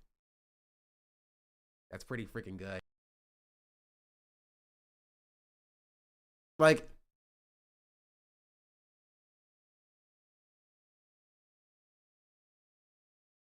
my thumbnails go crazy, chat. My thumbnails go crazy. Now all I need is an editor to edit down clips of my stream and post like 15, 30, 45-hour segments on my second channel. And I'll be popping, chat. I need to get if I get my YouTube popping, it'd be crazy. It'd be crazy. I do it for free. I just need to get it. If I get my second channel to the point where it's making money, I can just give somebody the revenue for that channel and be like, here, whatever you create on this channel, it's yours. You know, just keep up posting out videos. But it's not making any money now. How deep into the coverage are we? I'm still trying to parse through a few of these things. Because also there's also the Anissa stuff where he's like, oh, IDub was a virgin before he met Anissa, and he's a cuck or whatever. Like he's doing that now apparently. Like, I don't know what's going on there. Ethan Klein's ship is successfully updated from Anissa to Taylor Lorenz. She's predicted to have a significant boost in followers. Invest now. No shot. No, I'm being entirely serious. Entirely serious. Did Frogan win a banger? What did Frogan say? Here, also, I wanted to see this as well, because apparently Ethan got very mad at this clip. From an editor, I'd be interested. You have an email I can reach out to? It's attached somewhere on my Twitch channel. Really funny meme while being in the bathroom just now. And it's some sort of like hater pipeline, I think, but it must have made it to Instagram, like normie Instagram, and I found it so funny. Someone said, "Hey, love, I saw this like a week ago, and I fucking died." Yeah, this is probably the funniest meme I've ever seen. I didn't want to share it for It went mainstream for real. This? Yeah. Where? I just thought it was so goofy. It was on Twitter, it was on Instagram. And see, this is a problem because, like, if Ethan had like a level of like self-respect for himself, he can laugh at himself. It's okay to laugh at yourself, right? The entire crew was like, yeah, it's pretty funny. He used to, yeah, back in the day. You can laugh at yourself, like, yeah, it's funny. Like with Ethan making the joke that, like, I'm a nobody or whatever. You can take it on the chin. You can laugh at it. You don't gotta get so in, like, you don't have to take what people say about you and then like be like, oh, this is so mean. How dare you laugh at this or whatever. Meme pages were reposting it. Someone said he. And this is the issue, is that the crew thinks that this is old Ethan, right? Naivete, maybe, but like they think that this is old Ethan. They think they're like, oh, we can laugh and like, you know, we can joke with our boss because like it's what we used to do. And just spoiler alert, that is not what happens because of this. It sounds like AB knew better than to share it. Yeah, that's what I got as well. I also got that AB was like, I saw this last week. He was like, I saw this last week and I decided I best not to best not to tip the boat. best not to rock the boat a little bit. That is what I got from what AB said. Looks Really? like he's hiding the zombie bite from the group. That's true. I see it. You're like concerned. I don't know why my face looks so like this. I think someone must have edited this. I'm sure, Yeah, but okay. it just No, fully... bro, stop. No, Look the saturation There's like is turned weird up. age and saturation stuff. I don't think it's Like, you aged. can't even acknowledge that, like, yeah, it's kind of funny, right? Even if you want to be like, somebody probably edited this, right? Just be like, yeah, okay, it's pretty funny. Yeah, you got me, you know, you got me there. I don't think it's edited. It's definitely not edited. It 100% is not edited in the slightest. But like, you know, if you want to cope a little bit, you can cope. I'm fine with Ethan Klein coping a little bit. But like, you can't be like, this is edited. How dare you do this to me? I saw a comparison on Twitter. It doesn't change. I think it's just slightly Someone debunked that it was edited. See, this is the problem, right? You don't have to debunk that. It doesn't matter. It doesn't matter. There's no debunking that needs to be done and be like, this is the same picture, right? It's still funny regardless, even if it is edited. And the point is that Ethan can't take a joke. Edited, not edited, doesn't matter, because even being reinforced by his crew, they're like, yeah, it's probably edited, but it's still kind of funny. He's still like, nope, it's not funny. Come on, stop! Don't laugh at this. You're giving the haters what they want. Like it's just kind of sad. Saturized. No, that ain't normal. Somebody definitely. I don't know, man. No, This is exactly what a dude hiding a zombie bite would say. True. True. He's acting exactly like somebody who would hide a zombie bite. Cope. No. I cut myself. No. It's a cut. It's a cut. What do you mean? No. I cut myself. It's fine. It's fine. What are you talking about? Nah, it's edited. Nah, they edited it. It's edited. It's only saturation or. You know what? I'm gonna say. You guys are like, oh, Ethan needs to disclose that the feed.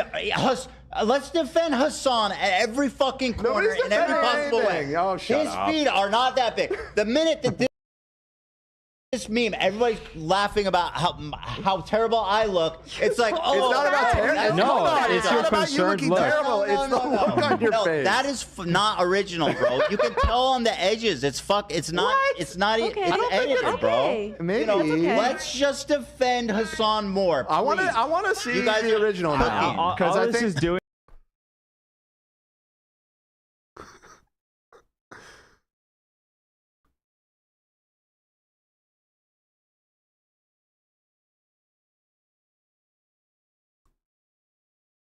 This clip has everything. This clip has a little bit of everything. A little bit of everything. It has Olivia babying him. It has like the slightest, like the slightest modicum of pushback from Dan. Everybody on the crew laughing at him and him just crashing out, just completely unhinged, bringing up Hasan unprompted. It's such a perfect clip. I love it. I love it. Okay, run it back. Okay. You can tell on the edges. It's not. What? It's not. Okay. It's I don't think edited, it's bro. okay. maybe. You know, okay. let's just defend Hasan more. I want please. to see You guys the are original cooking. now. All Because I this think is doing I is don't- proving the point that you would hide the bite from us. Yeah, I don't think it's that changed. Also, you do look great. Like, you have a funny face. like- Stop. Oh my goodness. Oh my goodness, bro. Stop. Please. I genuinely, like, I don't have much charitability from the crew left. But like, I feel a little bit bad that like they can't even have fun anymore. You know what I mean? Like, you've decided to stay, you've sitting through all the Hasbro, and you can't even have a little bit of fun. You can't even have fun anymore. You can't even enjoy yourself. You've sat through all of the pro-Israel propaganda for the last 18 months, and you can't even have one moment where you enjoy yourself.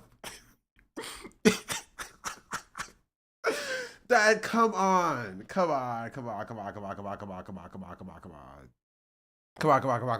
That's like, come on. Why even be there anymore? Like, that doesn't make sense to me.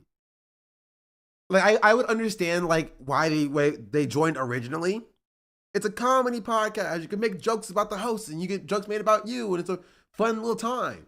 But you can't even make jokes about like Ethan anymore. You have to be like, you have to reinforce Ethan's narcissism. You have to be like, no, honey, you look fantastic. No, you look great. No, that dress on you looks fantastic. I promise I'm not just saying this. Please, you look great. Let's go. No, we can go out like that. No, you don't have to change. You look wonderful.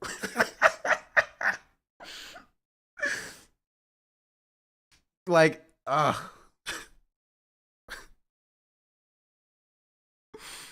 That changed. Also, you do look great.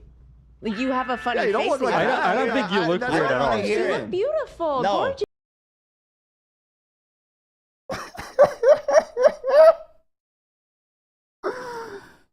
Okay, Olivia, you're hamming it on a little bit too thick. You're hamming it on a little bit too thick. You're going a little heavy. A little heavy on the salt there. Just get a subtlety. Subtlety is key.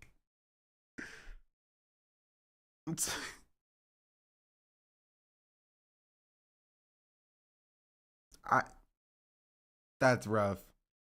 Honestly, that would hurt me more than what AB said. I'm gonna be real. Right? I could tell when I'm being pitied. I can tell when I'm being pitied, okay? It's over the top, it reads as shade. It does. Just even. Yeah, it does, you have nothing to say about this. I don't want to hear it. I want the truth just like you. So was this like is this like a snark thing or is this? I don't know. I think it's just a funny. I've never seen this account ever in my life. I could have cropped the name out, but it just came up natural on my Instagram. I've never seen a non-H3 from us on Instagram ever. And there it is. There it is. That's so funny. I love this clip. This clip is so funny. It's so because it literally has nothing to do with any of like the snark or hater stuff, and Ethan just fully projects, being like, "You guys are nice to Hasan. You say, oh, Ethan, don't make fun of Hasan's feet, but when people say that I look like I had a zombie bite, then you're mean." Saturation or you know what? I'm gonna say you guys are like, oh, Ethan needs to disclose that the feed.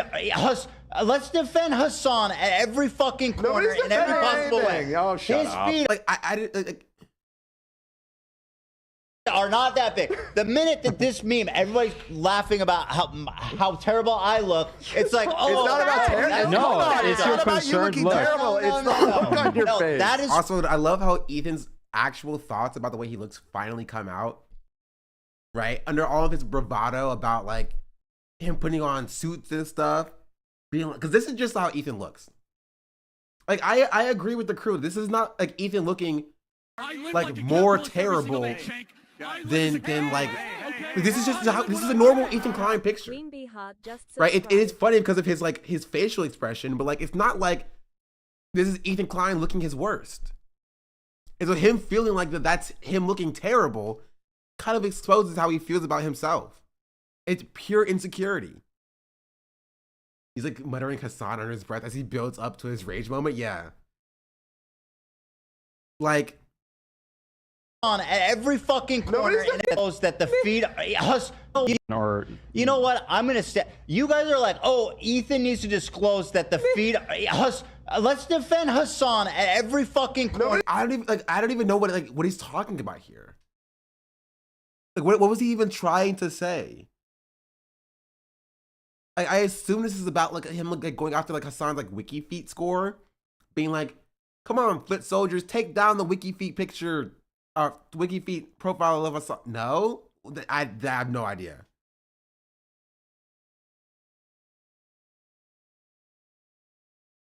He posted on his story a Photoshop picture of Hasan's feet from his Chicago talk.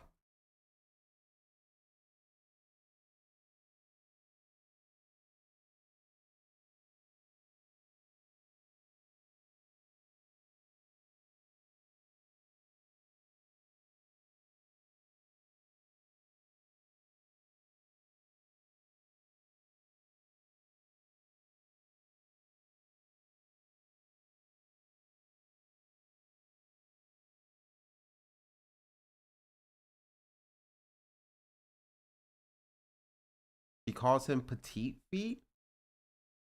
Ethan was posting on IG that sounded small, feminine, petite feet. What?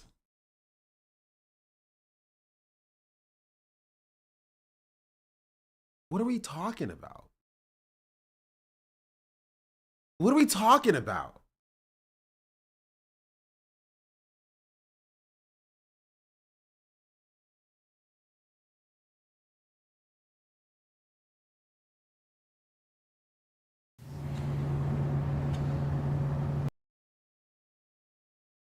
petite feet, feminine steps, sound like a lady when he's walking into the room. What?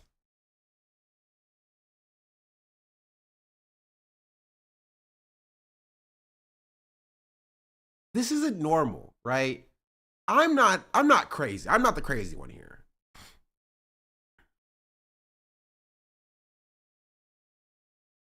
What are we talking about? What is he even trying to say? This is a quote from Tim and Eric sketching It's Still Psycho. I don't even get the just that Hasan has small feet. Even in a world where like this is like, okay, sure, whatever, right? You're Ethan Klein. Your main beef with Hasan is that he's like a terrorist supporter or whatever. Why are you talking about Hasan's feet? I'm confused.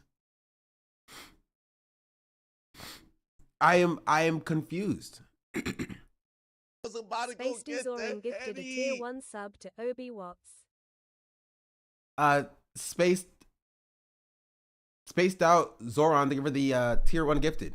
Much appreciated. What even is supposed? I do not know. Like, this is something that a fan would post. I'm being serious. Petite feet. Like, I can see an anti-piker post about this. It's like Hasan's small head posts. But like, I don't like, you're not beating the obsessed allegations.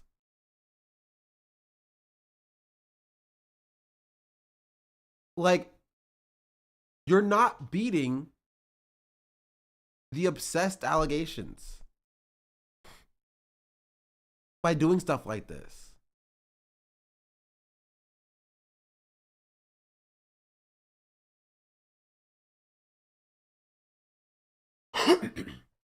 A fan did posted, Poopy doesn't do his research or the content himself. It's funnier. The funnier Banana Joker video wasn't even done by Poopy, it was done by AB. Now he's posted about Hasan like 5,000 times since January of this year. Now he's trying to boost his numbers. Okay.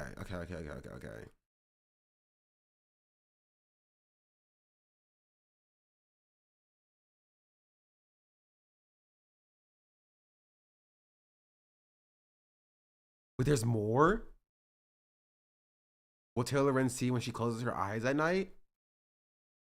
He's been stepping. Look at his little ass feet. Hasan Piker?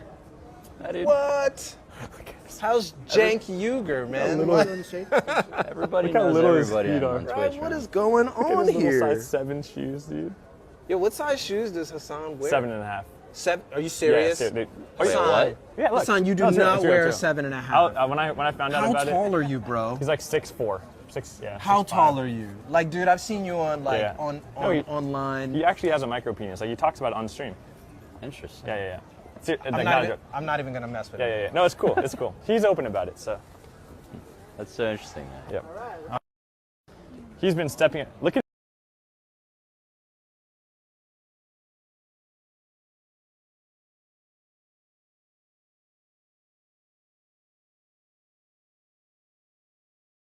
Is this his entire life?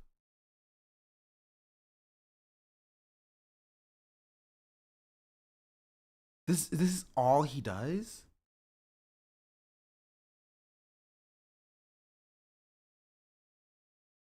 He does a podcast, talks about Hasan, ends his podcast, posts about Hasan, thinks about Hasan, goes to sleep, dreams about Hasan, wakes up, posts about Hasan, goes to do his podcast, talks about Hasan, ends his podcast, posts about Hasan, goes to sleep, dreams about Hasan, rinse and repeat in perpetuity forever?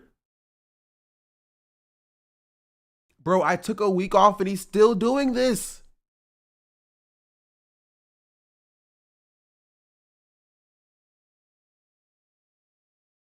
I took a week off and he's still going.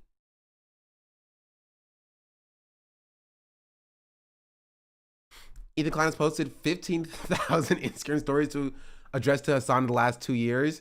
It is now one of the highest one-sided communication relationships in human history, surpassing North America and the extraterrestrials. I mean, to be fair, North America and extraterrestrials, we contact back and forth. You just don't know. You just don't know.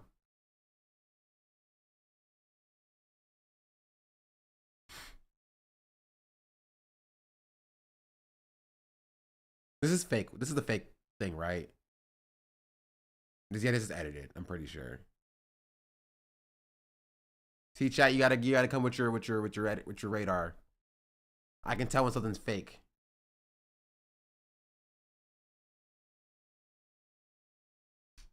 Oh, this does have 32,000 likes. Jeez. It's fake. No, sorry.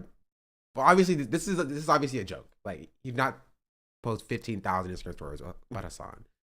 That's obviously not true. I was talking about this being edited. What shampoo you using? Your hair looks smooth as baby clouds. It's kind of funny because I have my shampoo right next to me. It's Shea Moisture. Wait, they're not paying me. Oh, it's my OBS, but it's whatever. Coconut and hibiscus curl and shine shampoo.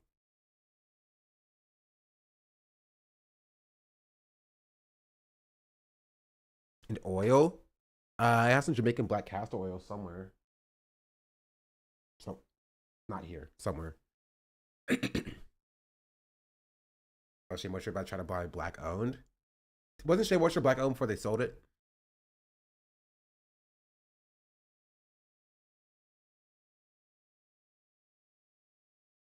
Yep, that's not, yeah, surprising.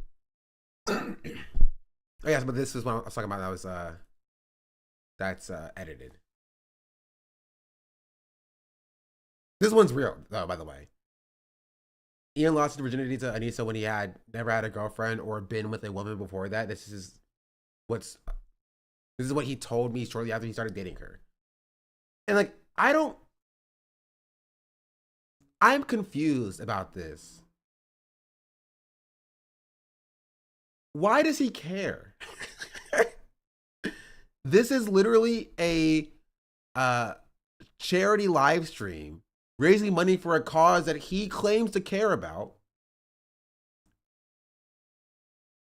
Why does that peeve him so much that he's like, oh, Ian was a virgin before he got his first girlfriend? And why would that matter? So Hasan's a problem because Hasan has, like, you know, had sex with millions of women according to Giardia, whatever her name is, that Ethan Klein employs. And Ian has had sex with 0 women before his first girlfriend. But they're both bad to Ethan.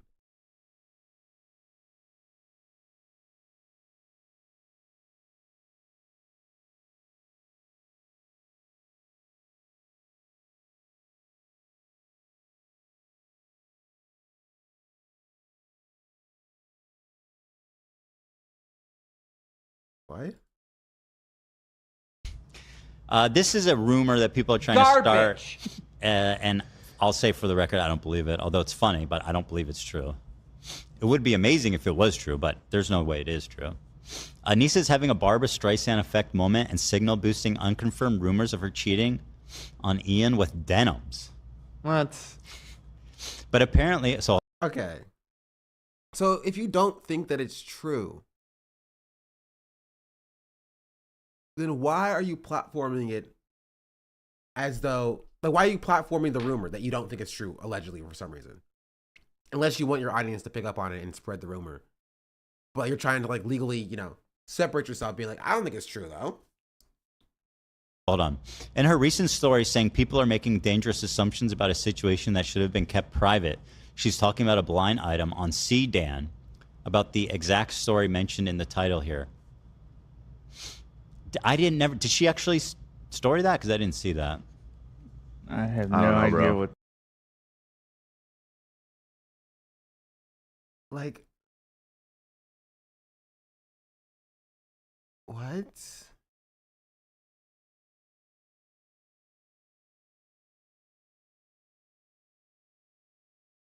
What is happening? What is even going on? What is wrong with this dude? Why is there so much? I was gone for a week. Why is there so much stuff?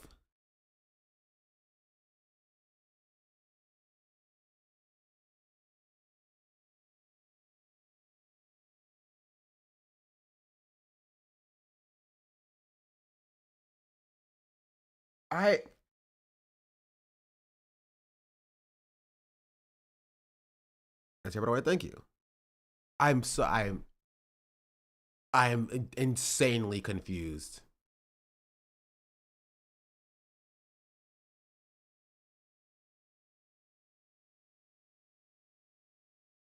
We're going to think about his fam and kids. Isn't the CPS thing a big deal? You would think so. You would think the CPS coming to your house would be a big deal. But Ethan blasted it out online the day that it happened. And does not stop talking about an investigation that's, I believe, would probably be ongoing. Like, what are we talking about? Why is there just so much stuff?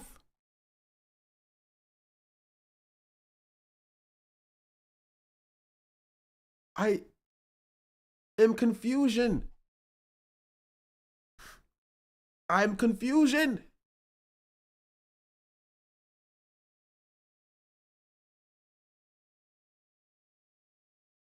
Like, what is this one about? I'm just going through the subreddit now. Just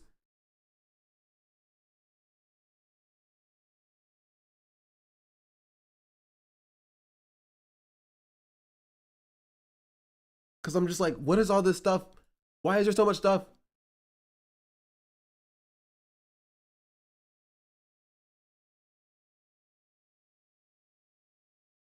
Oh, I just did this massive fundraiser, and let's say hypothetically I'm planning to sue a bunch of these people.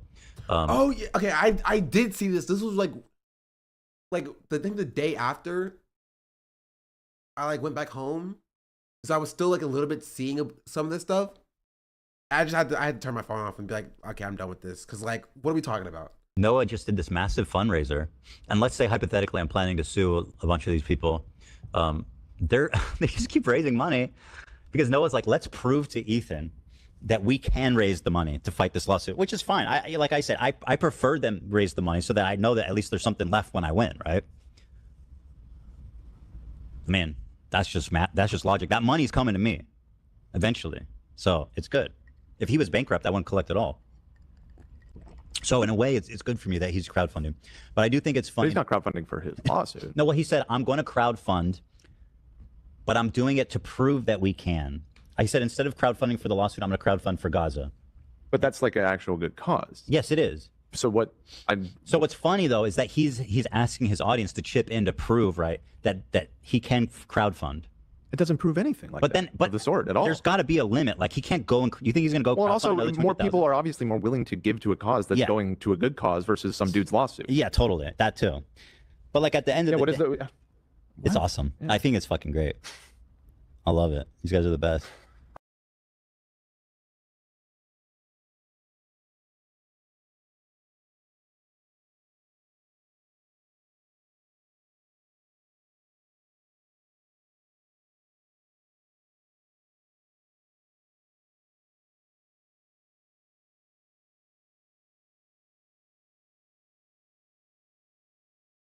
What? And let's say hypothetically I'm planning to sue a bunch of these people. They just keep raising money because Noah's like, let's prove to Ethan that we can raise the money to fight this lawsuit, which is fine. Like I said, I prefer them raise the money so that I know that at least there's something left when I win, right? Man, That's just math. That's just logic. That money's coming to me. So okay, I think this specific instance is just Ethan just being stupid and trying to do the whole bravado thing by not realizing that like he's talking about, or the way that it appears is that he's stealing money from a charity event. Right? He's trying to do the whole bravado, being like, yeah, you should raise money because I'm gonna beat you anyway. Like he's trying to do that, but he's doing that off of the whims of like a charity like fundraiser for Gaza. And it does not compute in his mind that it appears like he's talking about taking the money from the charity fundraiser for like Palestinian children. He cannot, it is not, and Dan is trying to get him to understand that like,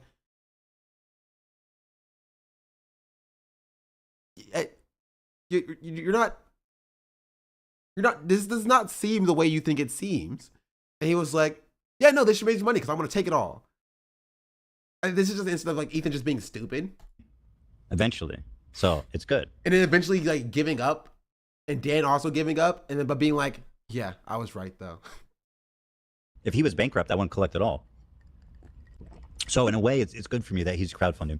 But I do think it's funny. But he's not crowdfunding for his lawsuit. No, well, he said, I'm going to crowdfund, but I'm doing it to prove that we can. I said, instead of crowdfunding for the lawsuit, I'm going to crowdfund for Gaza. But that's like an actual good cause. Yes, it is. So So what's funny though is that he's asking his audience to chip in to prove, right, that he can crowdfund. It doesn't prove anything like that of the sort at all. There's got to be a limit. Like he can't go and you think he's going to go? Well, crowdfund also another more 200,000? people are obviously more willing to give to a cause that's going to a good cause versus some dude's lawsuit. Yeah, totally. That too. But like at the end of the day, it's What? awesome. Yeah. I think it's fucking great. I love it. These guys are the best.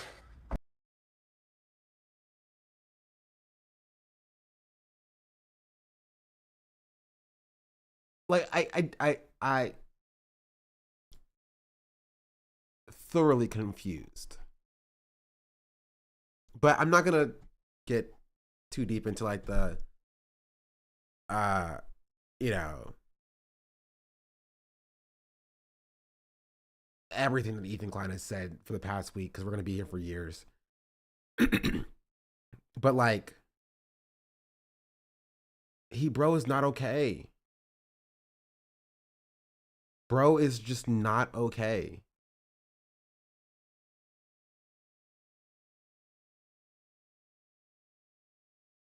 Going after Taylor Lorenz.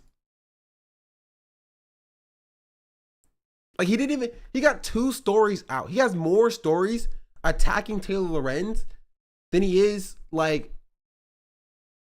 dunking on Hasan. He should be happy, right? He should be excited. He should be smiling. He should be joyful. Hasan got banned. Is this not what he wanted?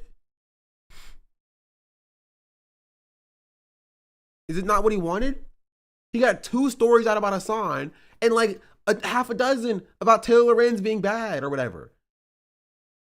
He couldn't even like post like a Rip Bozo or whatever. Like he can't ever enjoy things because he's so focused on like the next target. It's not enough. He needs more. Hasan needs to be permabanned. And if after Hasan is permabanned, then all pro-Palestinian voice needs to be permabanned. And after that happens, Taylor Lorenz needs to be arrested and thrown in jail. And after that happens, then like, you know, I don't know what will make Ethan happy. Genuinely, what would make Ethan happy?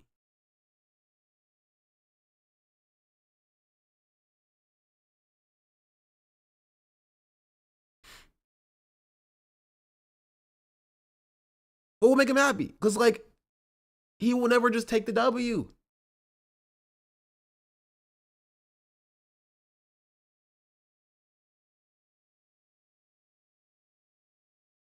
And it has to be a sad existence. That has to be a sad life, right? Knowing that nothing can ever make you happy.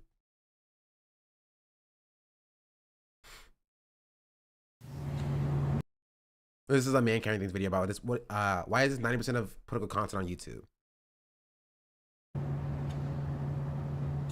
I hate talking about this stuff. Politics is boring. Politics is stupid as hell. I actually try to keep out of politics. I think both sides are stupid. I think both sides have some good points.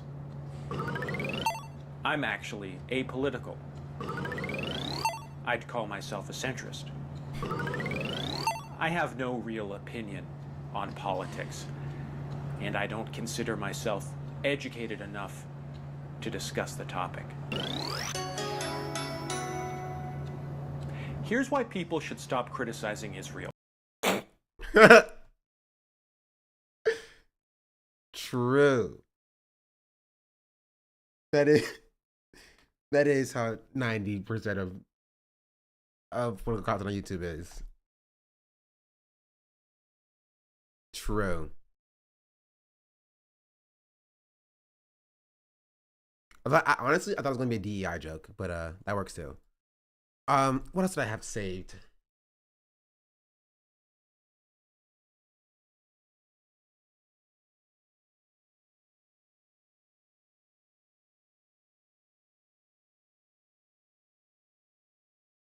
Oh, there was this actually apparently that I also had saved that I just didn't see.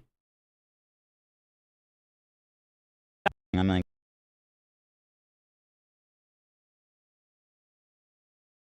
oh, the charity stuff is on the docket. I still have the Bad Up and Banana video open. That's a whole different story. Okay. But that day for me Let's have a was really far from humorous. It was the day that was scheduled for CPS to come and talk to our kids.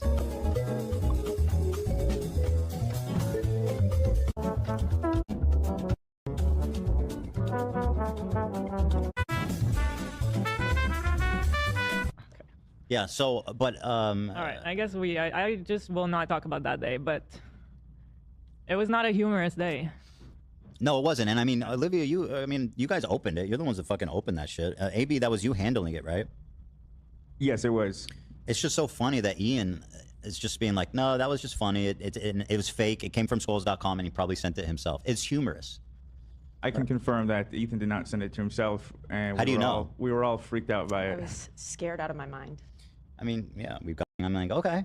But that day for me Let's have a was really far from humor.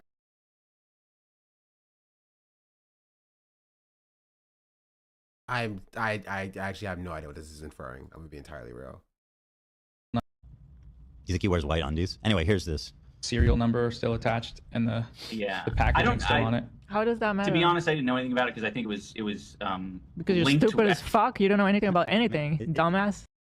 Is she good? She holds a lot of anger in her heart. Just out of nowhere. It seems like he knew enough to think it was funny and silly and You great. thought you knew enough to make a content cop, but you don't know anything. You don't know shit. I think Ian still thinks he like Oh, also, did they ever address that? Did they ever address like Ethan calling his wife a terrorist? he got a dub on that content cop, even though, by the way, they lost their event, which is in total fucking shambles. Mhm. They fucked over everybody in the event who's like bitterly unhappy with it. And then Anissa has the balls to go on her podcast and say, I'm happier than I've ever been. She Like just said what that. a twisted, pathetic, Yeah. selfish, narcissistic, self-obsessed freak these people Genuinely are. the happiest I've ever been. And then they come and talk about how She they're most just said empathetic. that, just so to make sure you guys understand, this isn't a soundbite from like a couple months ago. She just Can you said pull she's that? the happiest Can we she's ever find that been. timestamp? I know, but Considering it's everything short. that's going on, It's short. Like, we ruined your charity event. You're the happiest you've ever been? What a fake person you are. Sure. Yeah, but anyway, how dare you be happy? We've tried our best to make your life living hell. How dare you be happy despite our attempts to prove you otherwise? This video. As like was it a response to my content cop? Or was that before? I don't even remember. Do you think he sent the skulls himself? I don't let's put it this way. I don't endorse sending skulls to anyone's houses. It is a funny prank, though. It's a silly, funny time. I enjoyed it. He's like, I enjoyed it. Wait, what? Do you not want him to condemn it? Oh, sorry. He didn't condemn the skulls hard enough for you. He didn't condemn the skulls hard enough for you. So like, you know, he's still mad about it. If they ordered, what if they ordered from skulls.com? If you run Skulls. What? Yeah. So and Wait, you're not gonna let him respond? Listen, in honor of Hasan, the items. Also, Hasan's on the mind again. Anyway. I need a break from the Ethan stuff. Jeez Louise, there's so much. Oh,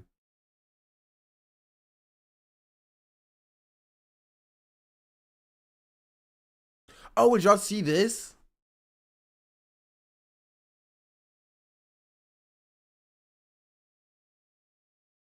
The guy who made a content dub on iDubbbz and got a shout out from H3 is now outed as a sex pest.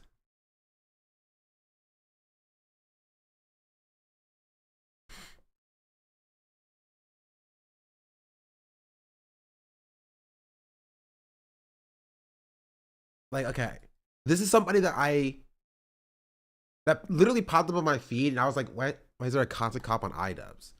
It was called like Content Cop iDubbbz or whatever, right?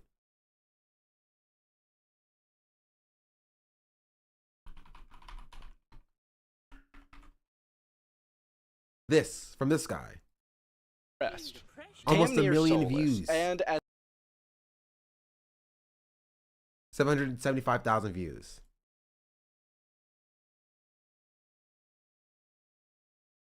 Oh, he has a.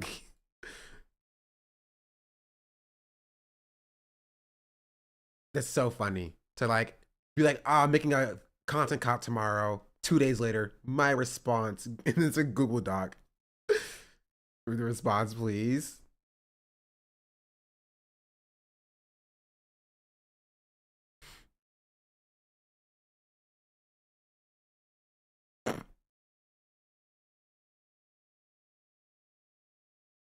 Google Docs is the new long tweet. Makes sense. But that was pretty interesting. People were like, finally someone doing a content got the right way. Slurs against people I hate. 2.5 a year age gap, but how old? That's a great question. You know, you realize that they put out the age gap, but not how old was this person. Because if they're like, you know, this person's like freaking 18 years old and talking to a 15-year-old, you know, we got some issues and problems. But I want to see the, was this the content? a year ago, I released The aftermath of Yandere Dev, Cameron F305. the video titled The Fall of Yandere Dev, and that cataloged over 3 hours the grooming allegations regarding Yandere Dev, the disgraced game developer. The video would consume roughly 5 months of my life as I unraveled this ludicrous conspiracy of internet morons. For the uninitiated, the pitch starts like this. Yandere Dev, aka Alex What? Thank you for the tier 1. Much appreciated. Han was starting to cool. I don't think he has like perfect takes, but I think his takes are better than, you know, freaking Yandere Devs. Romantic relationship with someone who was 16 going on 17, Alex being 35 to 36 over the course of the story. This was horrific to find out, but it got even worse than that as everybody in this story was fumbling something. Everybody had their hand in a cookie jar. It was a fumble of epic proportions I have not ever seen since. One of the people that was involved with this was a person by the name of Cameron F305, who many of you may have seen recently in a recent explosive video aping the content cop that he showed me right before it came out. So what happened in this ridiculous story? Why does it matter? Wait, so he showed FPS Diesel, and then FPS Diesel makes a wait, so were they friends? Okay, now I'm intrigued, confused, slightly intrigued. Because what does he mean? He showed me right before it came out. And if they were friends, why is this video coming out now? When I am now. Sometimes you can be the double agent of your homies. and what happened since then, since some new stuff has happened. He was on stream Let's trying save to clarify what everyone that happened. 3-hour video that I posted and give you the TLDW and find out. Wait, so he made another video before this video about this? In August.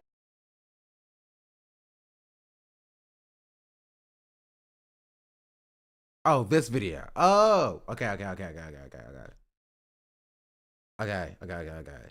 Where these people are now.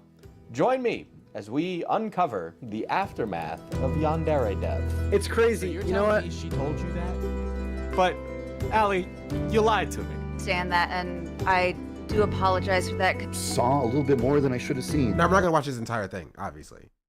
But I just want to get like a brief, 3 minutes of overarching overview.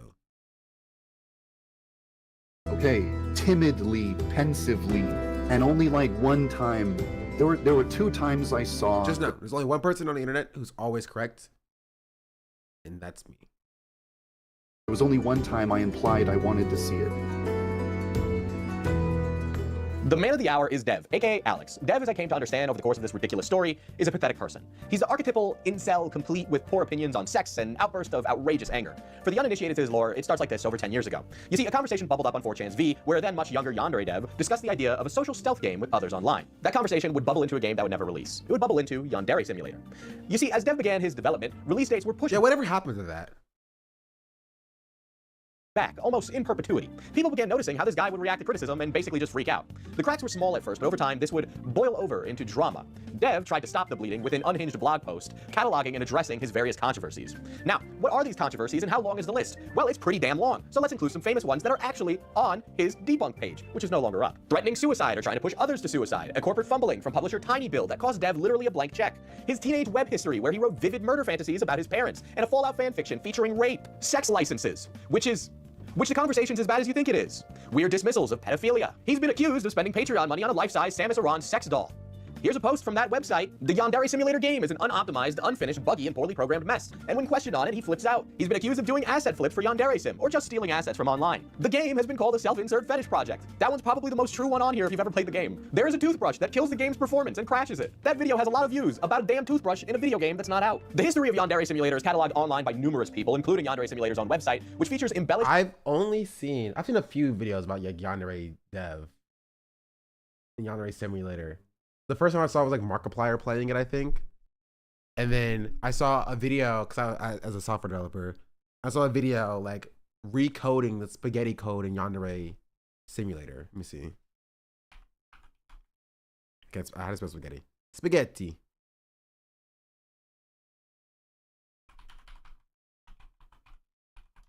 I don't know how to spell spaghetti. Spaghetti.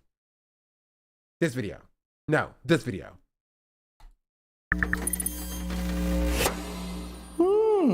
This is the video I saw. It's 2.2 million views. Spaghetti.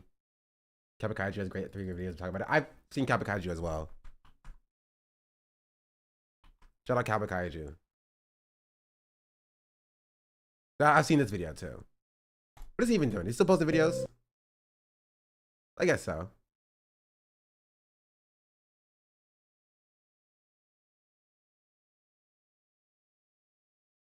You know what? Good for him. Keep doing you. Anyways, continue. Let's speed through this. Retellings from Dev's perspective, which are ultimately him trying to just save his own ass. But believe it or not, none of these things were the killing blow, actually. It actually took a lot, and, the guy's still trucking today. Now, the short version of the killing blow was that Yandere Dev came into contact with a girl named Jelly, who you might hear referred to as a bunch of other names, none of which are actually her name. Now, Jelly and Dev began talking online, and Jelly was a minor at the time, but Dev entertained talking to her anyway. His reasoning basically boils down to she's mature for her age, and she was 16 to 17 at the time of these events, and he was 35 going on 36. So you can imagine that this is not an appropriate relationship to have. Now, between myself and various other people involved in the story, there are quite literally hours of calls between him and Jelly. You can find all these online. The files were released by another YouTuber in a story named Allie. So how did this whole pedophile thing start, right? For those of you unfamiliar with this drama, allow me to give you some clips of this cognito hazard. And of course, if you're watching this and you're a streamer or something, you've been warned. You put your hands on your...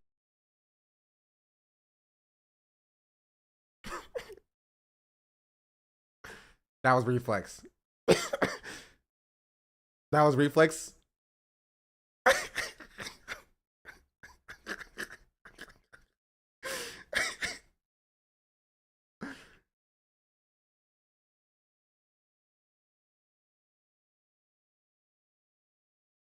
I don't know what was going to be shown. That was a good. I will say that was a good warning. I feel like I need a little bit more time, but I am doing it on like 1.75 times speed. Also, another one of my streamers banned, and it probably wasn't even anything crazy, like insanely bad. But like I wanted to be entirely sure. Let me take a little look.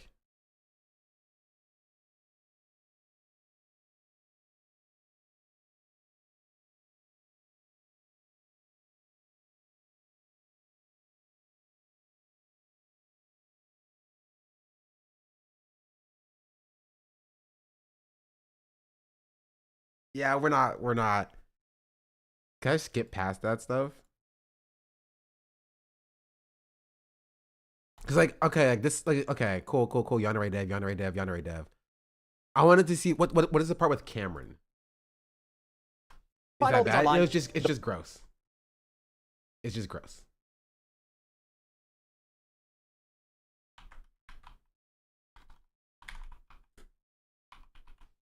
Cameron.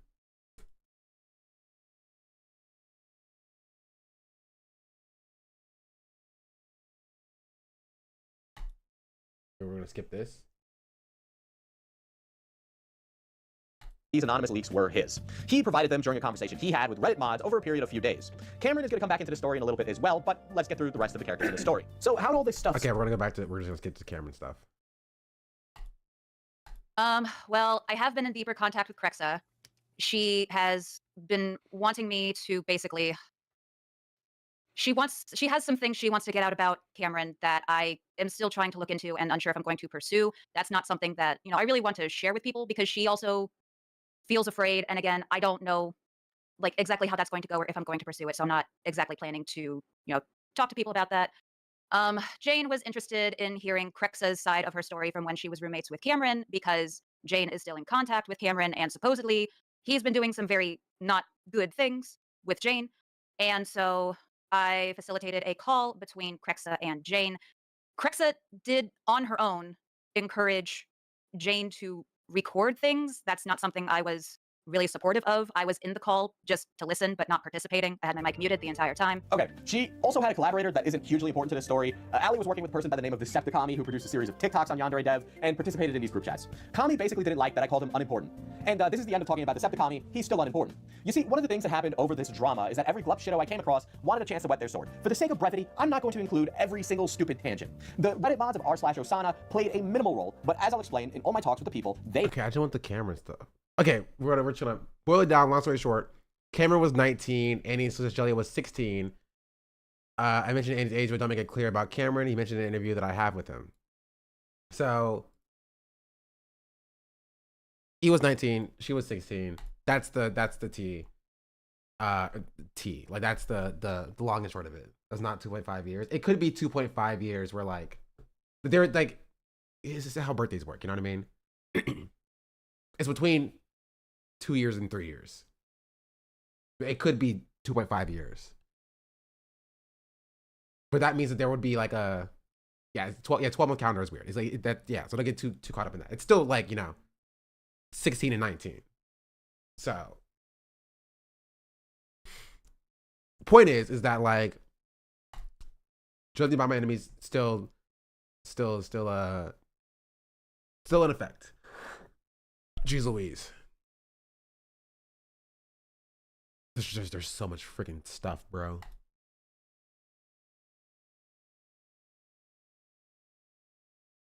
So much stuff, bro.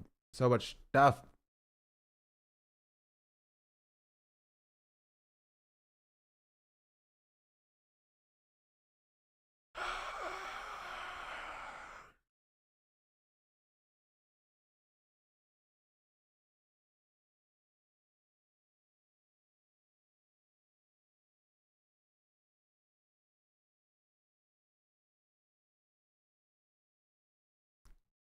AB photo, please. I don't care about the AB photo. Charity stuff is more relevant, but like the photo specifically doesn't necessarily matter much to me.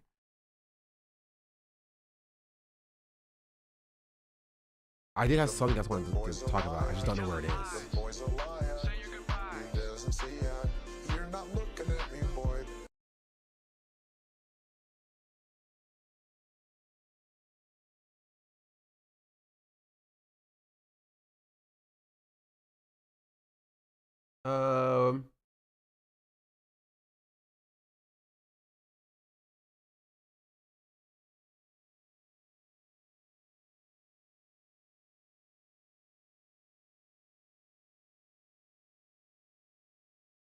Um,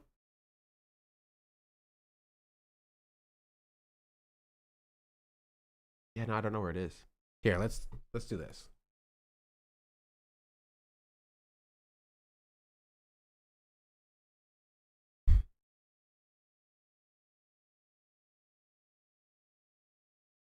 Misconstruing Hairline, thank you for the raid. Welcome in. Hello, hello, hello. Oh, there was, okay. I remember now. This made me think of it. It was freaking a streamer university. And that's like the drama surrounding that.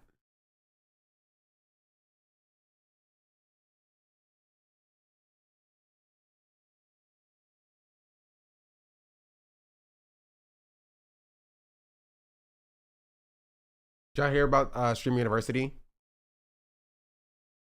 Also, apparently, like, did you see that DDG got a freaking, I don't know if it's true, got a, not expelled, fired as a professor or whatever?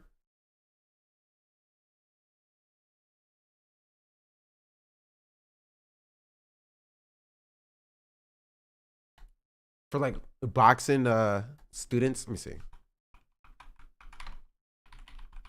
I should have came more prepared.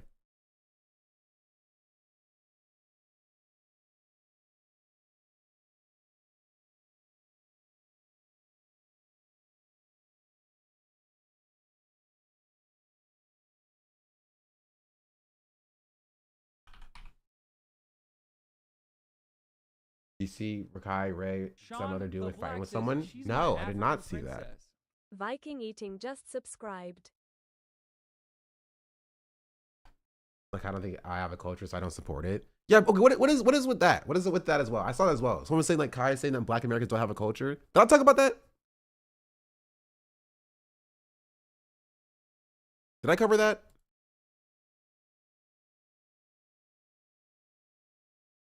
Vikings eating thing for the 13-month subscription. He's on Diaspora Wars today. Was that a while ago? Yeah, but apparently people are still holding on to that. Because I have seen that that brought back up as well. Kai said Black Americans are nothing. We don't have a culture. We just black. Isn't Kai a Black American? Does he not claim being Black American? Wasn't he born in New York? No, he's Caribbean. He's Jamaican. No.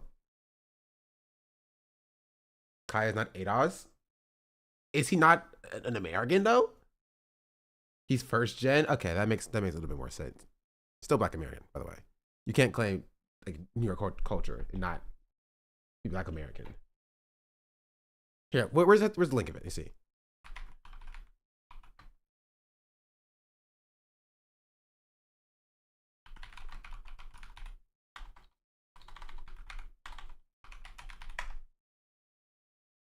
I know Black are Dominican.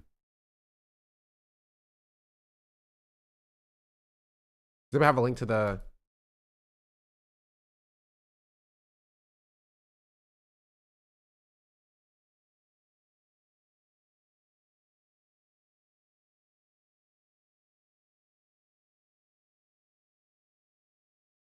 No, no one has link. Nobody has link.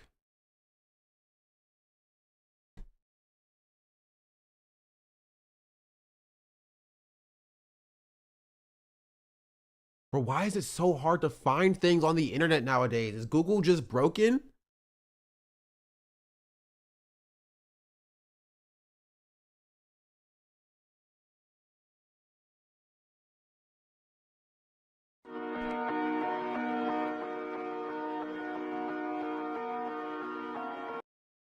That is happening. Oh, this is come on.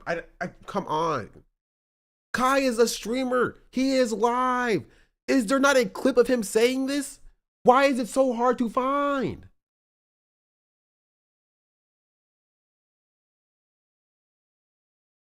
Are not cultured at all. Follow search with dash AI, no AI results would come up.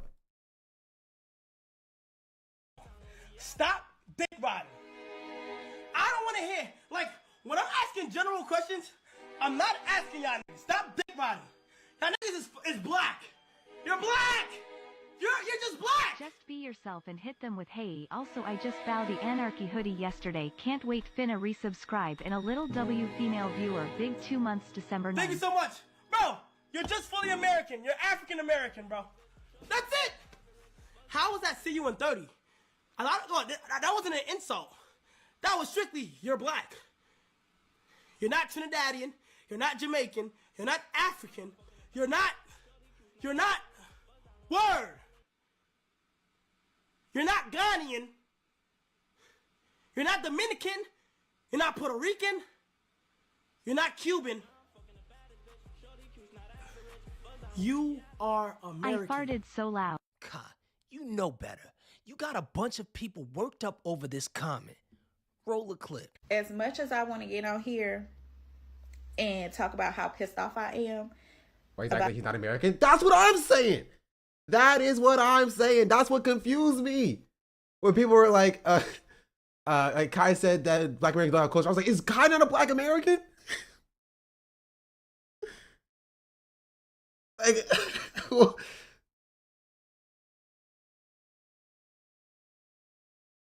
like maybe he's not like descendant of like enslaved people, but like he you know, American ethnically is what he means. There's no American ethnically. That's not a thing. That's not a thing. There's no ethnic American. American is a nationality.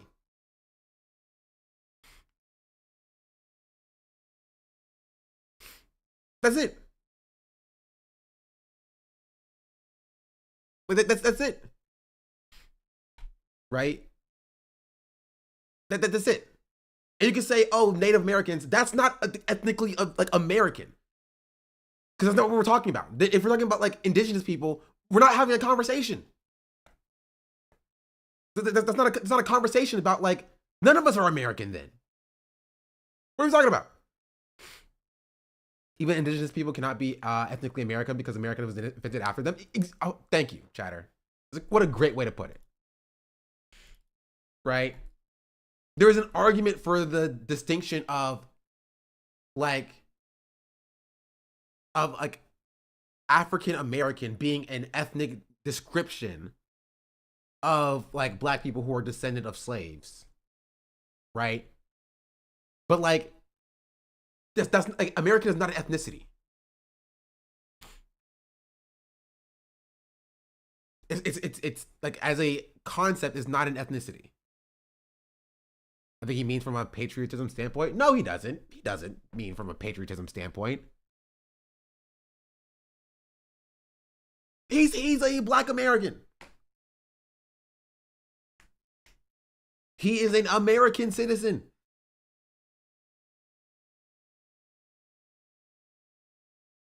I'm confused.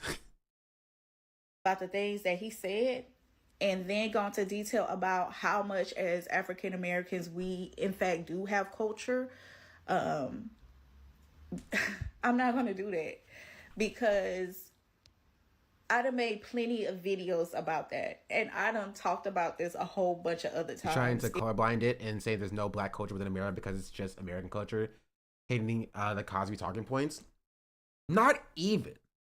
And this is the problem. Is I want to see the original post. It's not like a free clip or whatever, because I want to know what the concept he's talking about. Because he's saying like, if you are a Black American, because you're not like, you know, Caribbean or Jamaican or like Trinidadian or whatever, then you're not like, you don't have like a mother culture, right? But like, therefore what? You know what I mean? Like, if you don't have like a mother country that you're from, therefore what? Like, what is the therefore? Like, what is the conclusion? You're saying like, therefore you can't have an opinion on rap? Like, what are we like? That, I want to see the full clip.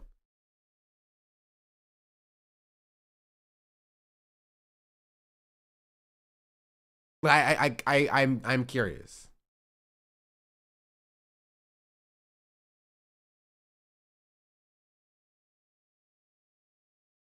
But why can I not?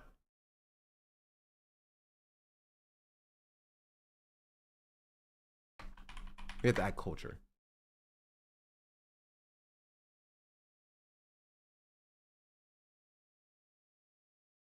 Dude.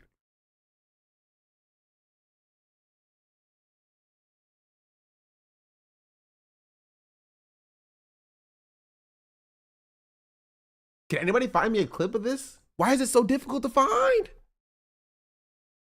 Why is it so difficult? I literally cannot find anything. Like why must it do this?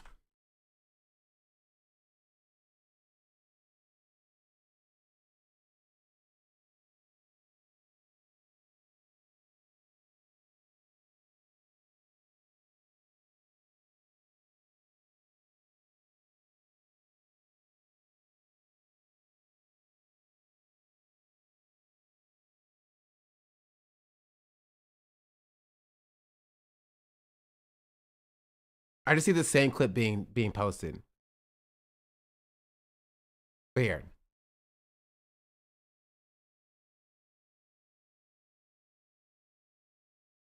Are not cultured at all. Stop dick riding. I don't want to hear, like, when I'm asking general questions, I'm not asking y'all niggas. Stop dick riding. Y'all niggas is black. You're black. You're just black. Just be yourself and hit them with hey. Also, I just found the Anarchy hoodie yesterday. Can't wait. Finna resubscribe and a little W female viewer. Big 2 months December 9th. Thank you so much. Bro, you're just fully American. You're African American, bro. That's it. How was that see you in 30? That wasn't an insult. That was strictly, you're black. You're not Trinidadian. You're not Jamaican. You're not African. You're not, word. You're not Ghanaian. You're not Dominican. You're not Puerto Rican. You're not Cuban. You are American. I farted so loud. You are not cultured at all. Like, I need to know what the context of this is. I'm genuinely curious. I'm genuinely curious about what the context of this is.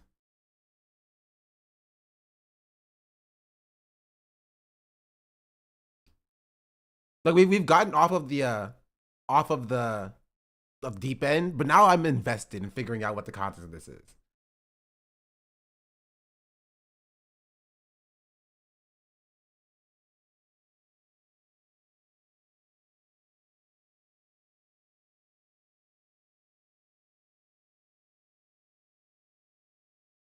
All I see are like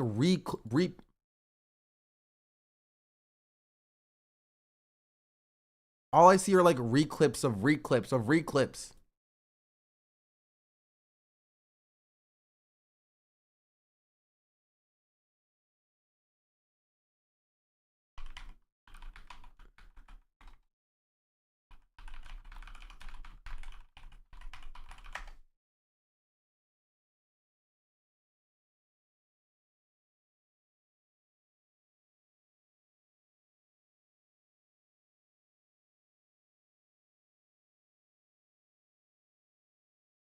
I don't know.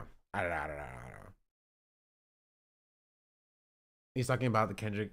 People are calling it W for the culture. I recall him saying, "I don't know with Kendrick. He might be hallucinating that."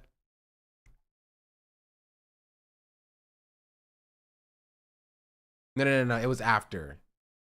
Kendrick happened after that. Cause I see people referencing this on like a freaking threads. February 12th. That's when the halftime performance was. When was this posted? Yeah, this is just in reference to the halftime performance.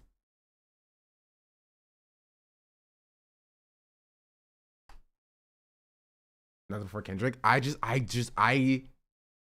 kind of want to know.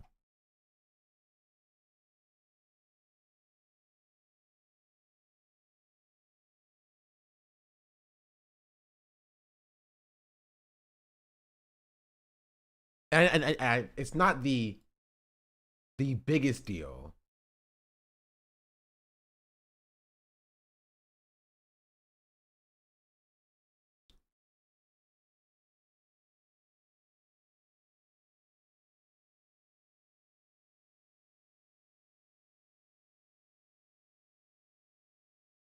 Where is this from? I feel like we're just talking down the grapevine. Okay, I don't know. It's not April 2024. As far as I know, Dexter article or something. I just want to know what the full context is. He's talking to his mods. I don't know. Okay, I'll just one more time, and I'll just give my take, and then we'll move on to something. I didn't even know how we got here, but I kind of wanted to know. Stop dick riding. I don't want to hear, like, when I'm asking general questions, I'm not asking y'all niggas. Stop dick riding. Y'all niggas is black. You're black. You're just black. Just be yourself and hit them with hey. Also, I just found Because if people are speaking on a specific culture outside of America, it could be like you're American, you don't know what you're talking about. I mean, sure, but like he's not saying that. He's not saying we're talking about Jamaican culture and you're not Jamaican, so you don't know that. He's saying, you know, you're an American, therefore you can't have a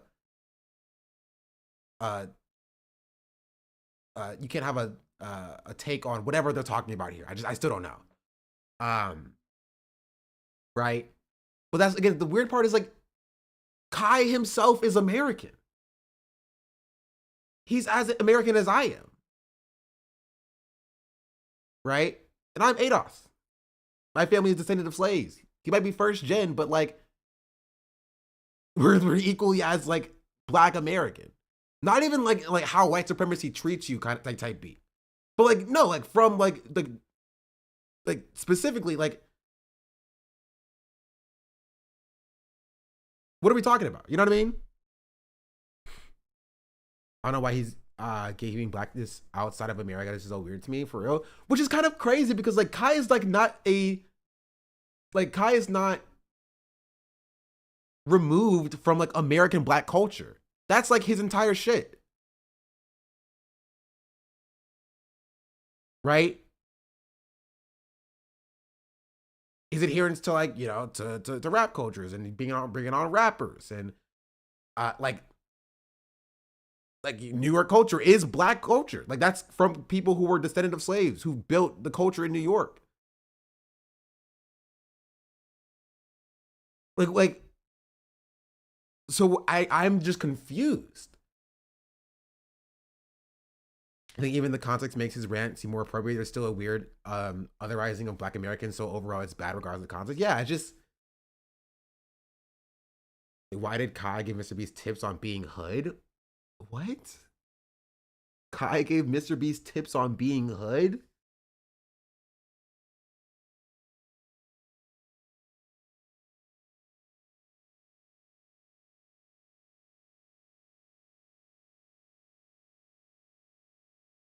And this is Scuba Ryan, so.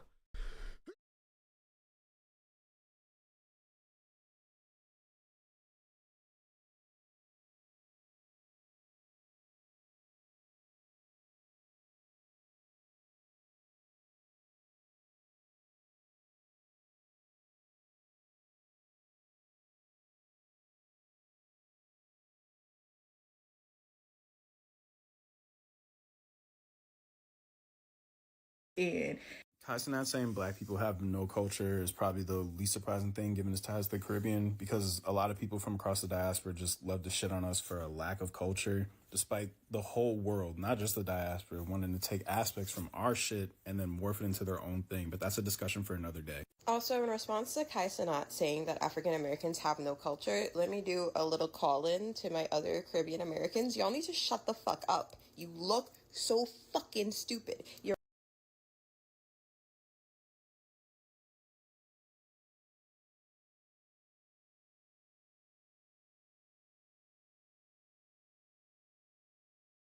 Jeez Louise, I started sneezing. Just out of nowhere. Kai's doing the nonsense diaspora wars that kicks off on Twitter every few months. Thank you.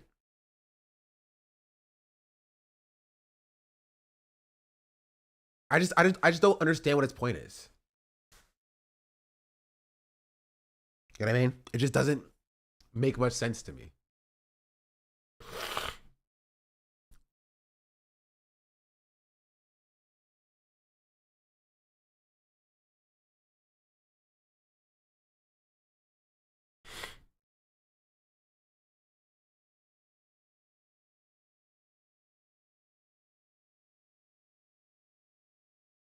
People on TikTok asked me to be more hood, so I did. It became my most liked TikTok ever, so here I am again. I don't know what's going on. This isn't the Room Mr. Beast account. I know it is. Oh, he posted it this morning.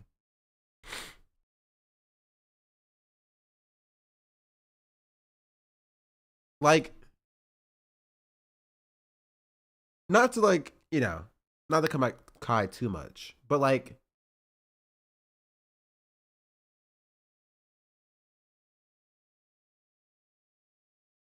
it's just, it feels weird. Again, I'm like months late to this discourse about like Kai saying this about Black Americans. It just feels weird to like be invested in and involved in Black American culture. And then to then turn around and be like, yeah, but like, you're just Black. You're nothing more than Black. You got nothing to offer except for being Black. You know what I mean? It's weird. Like if he was like fully in like, it's Kai's Trinidadian, right? If that's all he did, he's fully into the Trinidadian culture, and everything he did was like based in Trinidadian culture, it'd be a different thing, right? It'd be a different thing. It'd be like, okay, sure, cool, whatever. But like, it's rooted in Black culture, right? And I think that's fair. Kai is a Black American. He is a part of Black culture. Like he has a right to involve himself in Black culture because he is a Black American. But then to turn around and be like, y'all Black Americans don't provide anything is a bit strange, right? And this is a part of the entire like diaspora war that we see consistently prop up on the internet, right? It's always like, you know what I mean? It's always like, oh, we as like the international Black diaspora are going to we're going to adhere to Black culture when Black culture is cool and stuff. You know what I mean? Things that are derived from Black culture, yeah, we love that. You know, Black culture, food, cuisine, you know, music, hairstyles, dance, you know, fashion, all of that. Yeah, we're a part of that. We're Black. You know, we're with you. You know, we're with you. Only to then turn around and be like, but also you're not a part of us. You know what I mean? You're just a Black American. You don't have any like mother nation that you're from. You're not, you know, you're not Haitian. You got no Haitian culture to fall back on. You're just a Black American or whatever. You know what I mean?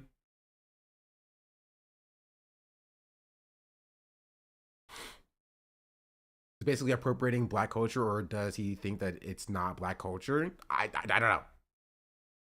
I don't know. I don't know where this comes from.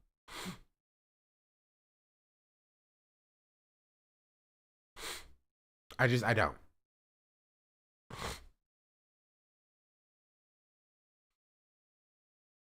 What is this? This is an hour-long video.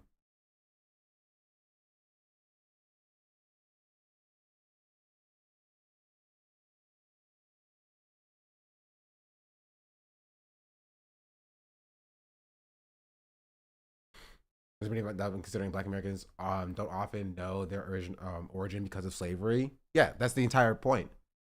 Period. Which is an added layer that I haven't even gotten to. There's also a lot of anger towards African and Caribbeans as not being Black or as being primitive. And that's still like white supremacy, right? And it's like not good. But like what Kai is doing here is also white supremacy, right? It's white supremacy.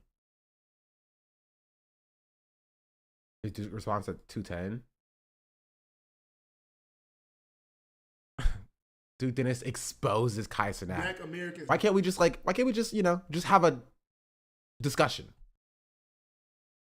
You know what I mean? Why can't we just have a discussion? Why can't we not have a conversation about things? Why does everything have to be like Kai Cenat exposes or Duke Dennis exposes Kai Cenat? You know what I mean? I'm glad that we Somali are not the center of this diaspora fight. This one. You're not the center of this one. But everybody has their time in the light, and y'all have y'all time in the light too. Trust and believe. It's always something with someone. Don't got no culture. This shit really bothered me a little bit. I'm the only Black American. I turned 30. That's crazy. The only Black American. I assume he was going to say in AMP, but that's so funny to think that Duke Dennis is the singular one Black American ever to exist. The only one. That's pretty funny. Damn. He's old as fuck. My bad, bro. You're older. Duke Dennis is the oldest member of AMP, and he's from Greensville, South Carolina. He's friends with Kai Cenat, and they all live in a content creation mansion in Atlanta. Quick summary for my older crowd. So if you've been living under a rock, Kai Cenat said Black Americans don't have any culture. Roll that clip. Are not cultured at all. Stop. Bro, this clip is the only clip I've seen from this. It's like it's been scrubbed from the internet. Greenville, South Carolina, Greater North Carolina, you're incorrect and wrong and dumb. Dick riding. I don't want to hear, like, when I'm asking general questions, I'm not asking y'all niggas. Stop dick riding. Y'all niggas is black. You're black. You're just black. Just be yourself and hit them with hey. Also, I just bought the Anarchy hoodie yesterday. Can't wait. Finna resubscribe and a little W female viewer. Big 2 months December 9th. Thank you so much. Bro, you're just fully American. You're African American, bro. That's it. How was that see you in 30? That wasn't an insult. That was strictly you're black. And on the date of this clip has to be on the bot You're somewhere. You would think I have no clue. There's Christmas decorations. So I would say that it's somewhere between February 2024 and December 2024. Somewhere in between that. Trinidadian, you're not Jamaican, you're not African, you're not word. You're not Ghanaian, you're not Dominican, you're not Puerto Rican, you're not Cuban. Maybe that one too. You are American. I farted so loud. So I reacted to that clip in my last video. At first, I thought Kai was trolling, but while editing the video, I rewatched the video several times and came to the conclusion that he wasn't joking at all. And I'm assuming his Black American friend and fellow AMP member Duke Dennis felt the same. Roll a full clip. Speaking of Black content creators, listen, AMP is a all-Black content group. You know what I'm saying? But I am the only Black one in the group. Just hear me out. I'm the only Black one in the group. You know what I'm saying? Like, every AMP member besides me is attached to some type of like other, you know what I'm saying, group, ethnicity, group, race, or whatever the case may be. Like, for example, Agent Ethiopian, he really from Canada, Toronto. He not Black like me. I'm African American Black. You know what I'm saying? Like, I love being Black, African American Black. You know what I'm saying? Like, Phantom, he Dominican. Kai, he Trinidad, he, him. Chris is Nigerian. He, him, and crazy. And even Davis, he's something. I forgot what the fuck it was. I forgot what it was, but no cap, Davis is something. I'm the only Black American. I'm the only nigga in AMP, you know what I'm saying? So look, I seen something that said Black Americans don't got no culture. And the shit really tickled me a little bit. The shit really bothered me a little bit because like anybody that say Black Americans don't got no culture, you are 100% absolutely wrong. You know what I'm saying? I'm finna put you down. I'm finna put you on game. Listen, every single person on, I take that back. Every single race, you know what I'm saying, done took something from the Black American culture. He's right. He's correct. He's correct. This happened over a year ago. It might have, actually. I'm late to the discourse, apparently. You know what I'm saying? And everybody loves Black American culture, yet nobody And wants vice to give versa, us. you're incorrect. There's no vice versa here. Obviously, like, you know, Black culture is also influenced by other cultures as well. But like, there's no situation where like Black culture like influences. That's what I mean. Well, that's not vice versa. Vice versa would mean the opposite of what he said. You know what I mean? Credit when credit is due. You know what I'm saying? They be trying to act like we ain't got no culture whole time. Come on, man. We one of the most influential people ever, bro. Black people, and I'm really talking about Black Americans, are some of the most influential. I'm talking about from music, fashion, food, hairstyle, man, everything, bro. Notice how he said exactly what I said, chat? He said exactly what I said, pretty much verbatim. Pretty much verbatim. Because it's understood, right? It's understood.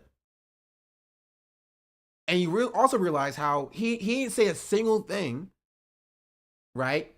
Not a single thing. He started out by saying AMP is an all-Black group. He didn't call into question the Blackness of anybody else in the group, right?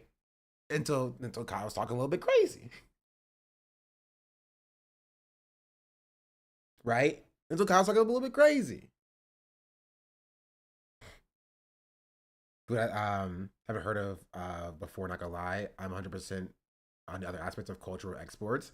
Now, food is definitely a part of it. You feel me? Because like American cuisine, and any fusion cuisine with American is influenced by Black culture, chat. American cuisine itself is influenced by Black culture. Not exclusively, mind you.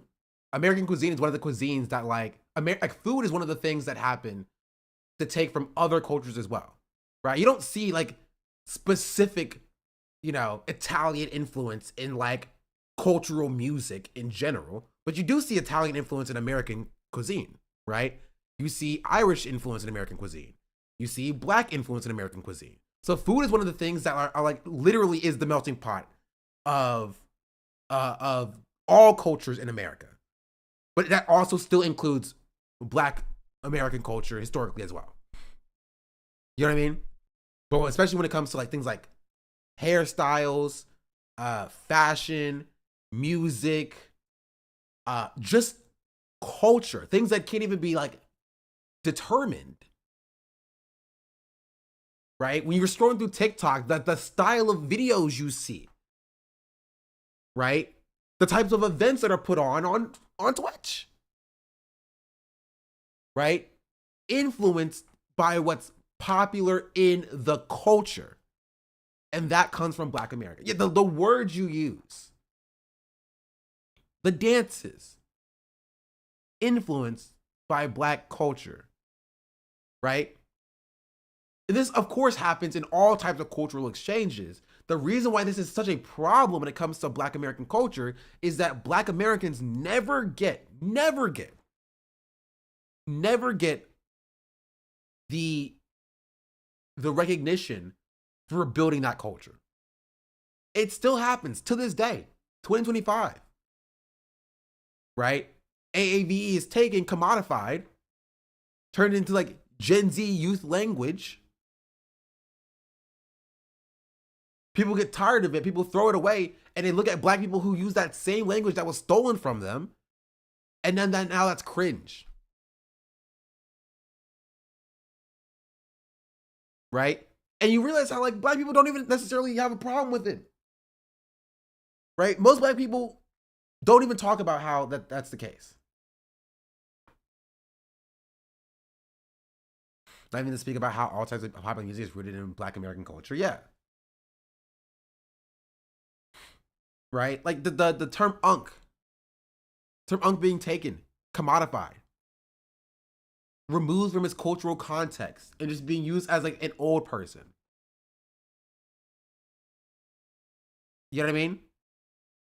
How you'll see Black people being like, yeah, we see what you're doing with that.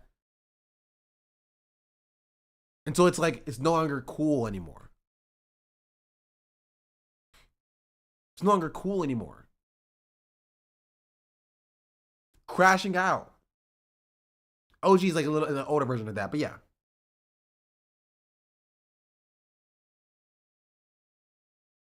Part of the generational conditioning of Black Americans is to surrender culture to the zeitgeist. Cash Out is the latest one. It's just, and you're just expected to sit there and take it, you know? Sit there and take it. And this is why it's an issue, right? And why no other culture really understands what it's like. Except for indigenous culture, right? Native American culture, I think they have a pretty, we're like this. Black Americans, Native Americans, we like this. We locked in with like how we're treated by the overarching white supremacist superstructure. But like how even like Jamaicans, right? You have a white guy goes to Jamaica, participates in Jamaican culture, right? That's encouraged. It's cool. It's seen differently, right? Because you understand and you know that like it's not that person's culture, right? That culture is not taken away from Jamaicans, right? It's not being like stolen from Jamaicans to be like, oh, my name is Jeff and I, you know, am wearing traditional Jamaican garb, dancing to Jamaican dances. This is my culture. No, people understand that that's Jamaican culture and that white person is a visitor in that culture, right? People understand that. If Nigerian culture, you understand that a white person participating in Nigerian culture is a visitor to that culture. It's not their culture. But when it comes to Black Americans, we are expected to surrender that culture. It's expected to become a part of American culture so that Jeff is not a visitor in Black culture, but is instead an owner of it. Right? And this is why it seems so different for Black people, Black Americans, have such a different view of cultural appreciation versus appropriation. Why it seems like only Black Americans are so strict about their culture being appropriated. Because no other culture in the world under white supremacy is expected to surrender its ownership to white supremacy like Black American culture. Because historically, Black American culture was bred out of the struggle of being owned itself. That's why there's a difference there. All Americans are expected to surrender and the culture is entirely fictitious? Not necessarily, right? The reason why it's different, you're not necessarily wrong, but you're also not necessarily 100% correct either. The reason why it's different, if you're an Irish American person, you can still go to Ireland. Ireland exists. Not in the state that it used to. It exists though, right? You're an Italian American, you can still go to Italy. You're a British American, you can go to Britain. Canadian American, you can go to Canada. There's nowhere for Black Americans to go, which is why I drew a distinction specifically to indigenous people in America.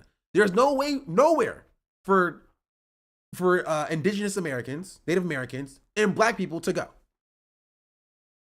There's no home for that culture. There's just not.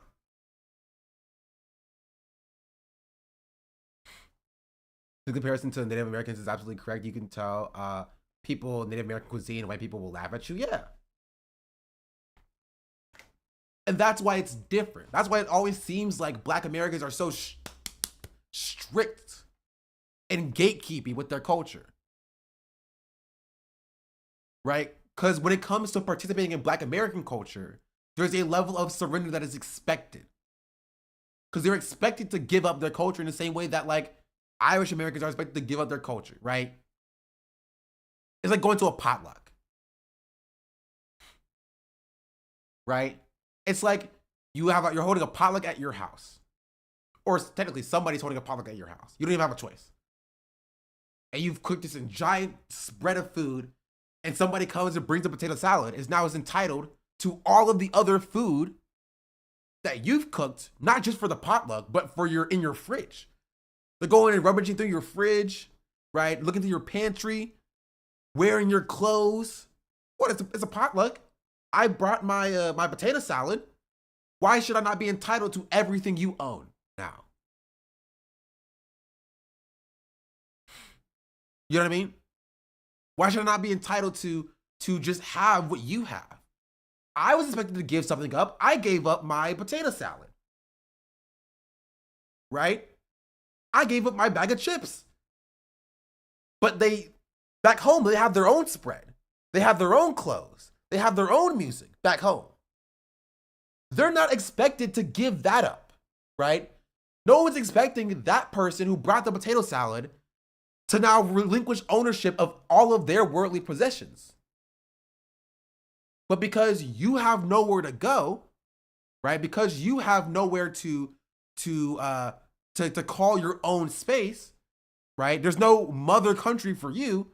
You are expected to give up not just what you brought to the potluck, not just what you have in the fridge, but everything that you have created. You are expected to relinquish ownership of that because it was created in the potluck space. It was made after the potluck was already established. And that's the issue. That's why Black Americans become so upset or get so upset when it comes to commodification.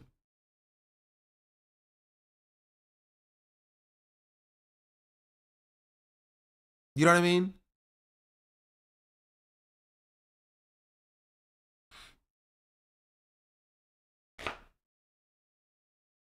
And that's the issue. The lack of origin makes it difficult to draw lines when something is appropriate. It makes sense. Yeah. Very interesting to think that other cultures can have literal borders, but Black Americans and Americans don't. And like, to a certain extent, like Black Americans are not specifically asking to like draw the borders. You know what I mean? Or to have a space that belongs to them. Right? There's a conversation about like land back and what that looks like, but that's like a different conversation for like indigenous people. But like literally all Black Americans are asking for is to be acknowledged as a culture. That's it. That's literally it. And even that's too far. Even acknowledgement is too far because acknowledgement will break white supremacy, right? If you acknowledge Black American culture, you have to acknowledge that it was stolen. And they don't want to do that. They don't want to do it. They don't want to reckon with the fact that the culture that they claim that is theirs is built off of the back of Black Americans. So it's best to just pretend it doesn't exist.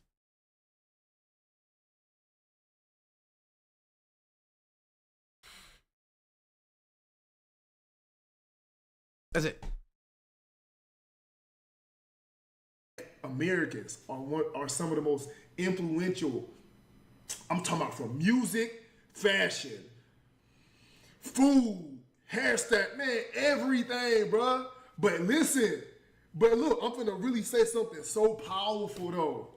Everybody wanna be a nigga, but nobody wanna be a nigga. You know what I'm saying? Like, I promise you, everybody wanna be a nigga, but nobody wanna be a nigga. Everybody wanna, you know what I'm saying, act like us, talk like us, you know what I'm saying, make music like us, wear what we wear, you know what I'm saying? And the problem is that, not even the problem, but the added context of this is that this includes people in diaspora, right? Like there's a good argument for like Black Americans being too nice and open and accepting and building coalition with people in diaspora. Because that's also the case. Like, Kai is literally Black American. The difference between Kai and Duke is like negligible. Negligible. By every conceivable metric, Kai is a Black American. But when it serves his purpose, he can draw a distinction between why I'm different than him over there. Right?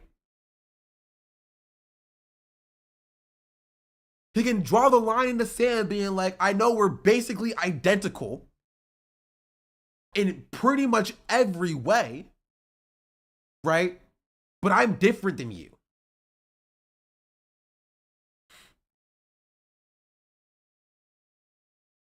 Like, they're black when it comes time to, like, you know, say the N-word. When it comes time to wear black fashion, participate in black culture, right? Rap black songs. But when it serves their purpose in a different way, right? Then, oh, I'm actually, you know, I'm Haitian American.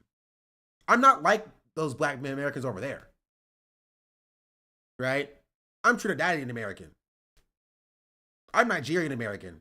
I'm different. I'm separate, right? Now, that won't help them under white supremacy, right? That will not help them under white supremacy. Right, but it's kind of like the tweet that I made a few days ago. It's not totally analogous, but it's pretty similar. Jeez Louise.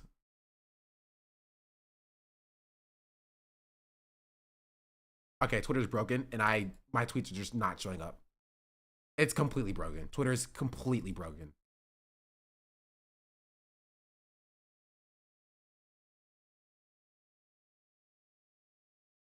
Anyway,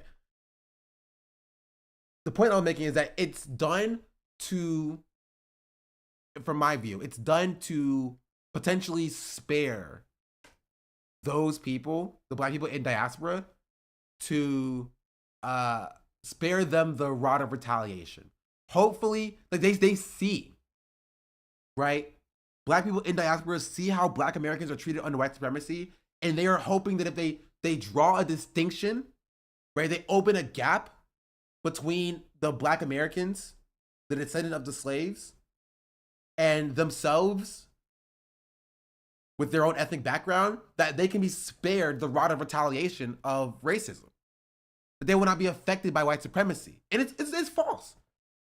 They will be used as the model minority, right? They will be used as the example of like, oh, like Nigerian Americans are way more educated than like, you know, American descendants of slaves are. Therefore, you know, this is why you deserve to be over-policed. But then they will be discarded immediately, and you're going to face the same retaliation that black people are going to face too. Africans are not a model minority. You're wrong. You're incorrect. Africans in diaspora have been used as a model minority. They have. Nigerian Americans are one of the most educated demographics in the world.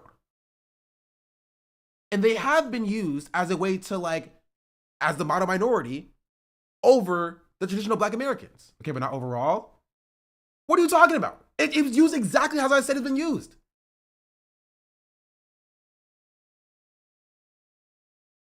It was used identical to, I've used a very specific example of how it was used historically. And you say that that's not the case. That's 100% the case. They have been used.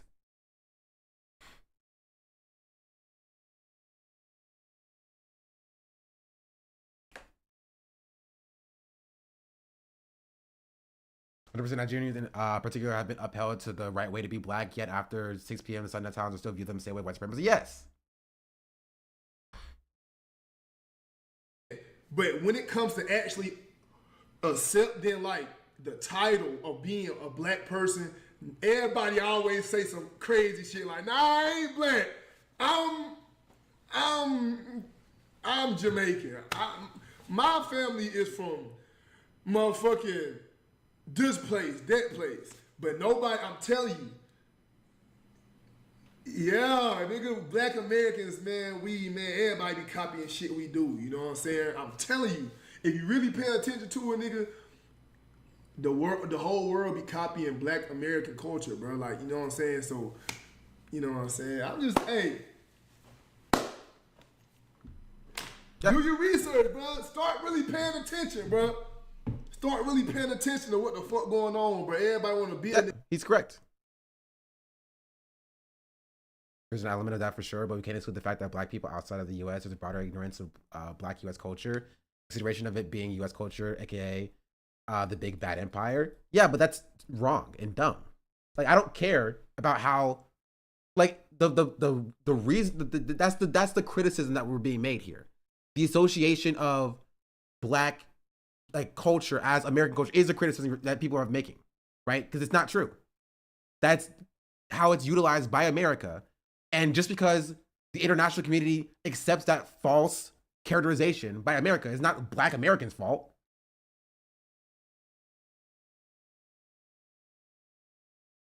Like, it's not the fault of Black Americans that, like, America itself accepts and coalesces Black culture into itself, right? And then, like, that is believed by the international community. It's still, like, the case is still that it's still commodified and stolen by Black people. The original Kai clip, I can't find the VOD, though. Told you, it was scraped from existence. Here, you take a look at it. I want to send it. Is there an argument to be made that culture only having relevancy because it was developed in the heart of empire? In what way?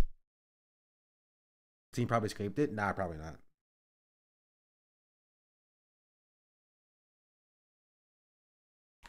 December 3rd, 2022.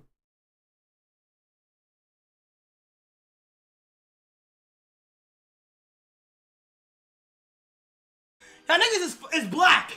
You're black. You're just black. Just be yourself and hit them with. Is there really no link to this VOD anywhere?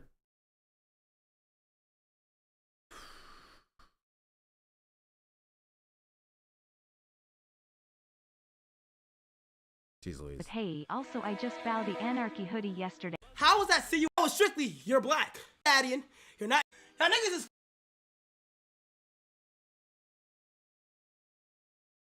A hoe. I don't just go around slanging a hoe. I don't just go around slanging dick. I don't just be going around fucking random bitches and shit like that. That's not me. That's never me.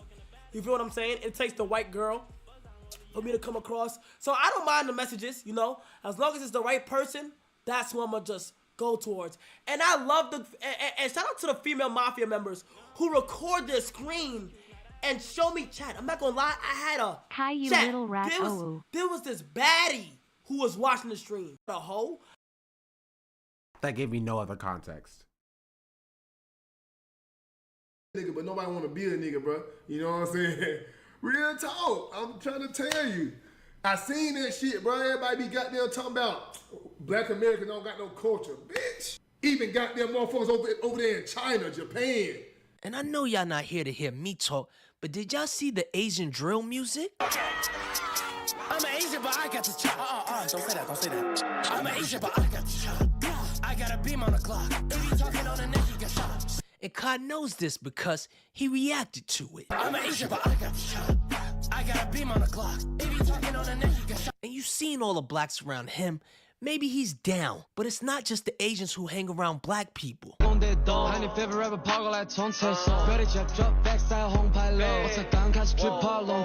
not sure what he said, but I'm gonna call this one Asian Little Pump because he stole his whole flow and his style. And I know you're probably thinking they're only trying to copy the men. Well, let me introduce you to Mrs. Soy Sauce. Prada coats, Balenci shoes, Jimmy Choo's, Chanel slides, Louis boots, I can choose. Fuck it, give me everything in every color, I need two. That's Miss Soy Sauce. I'm not joking. That's her rap name. And it's not just the music either. The way we talk, the way we walk, it's bigger than just hip hop. Our culture is the cool culture. And before hip hop was popular, it was R&B. And I'm not picking on the Asians because all races copy our style. Man, come on, man. They know about this. They be Yeah.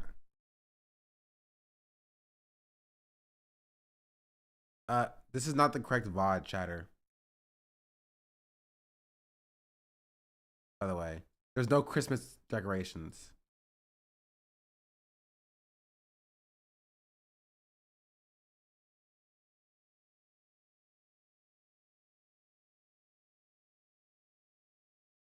Unless he takes it down at the beginning of the stream or something. Or he puts them up at the end of the stream.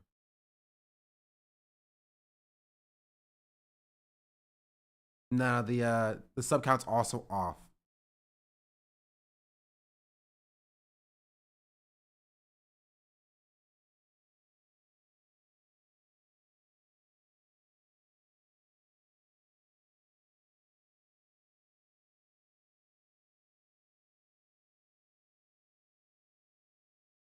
Yeah, it's not the correct VOD. It has the same name though. That's weird.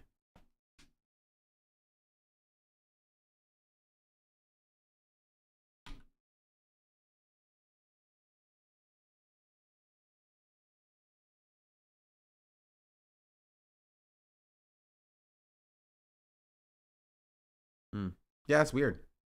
Maybe I have to wait. Let me see if I can click this again. Maybe it just.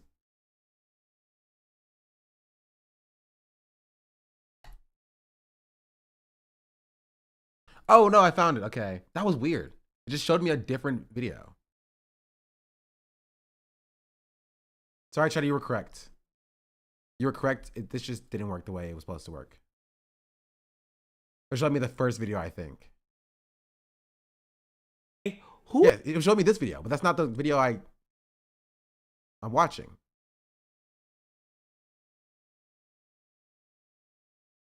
Subscribe to our channel. Oh, they got me on camera. Okay, this is the correct VOD. 92701. 92. It's a little bit after this. Yeah, these are like 22. GNG.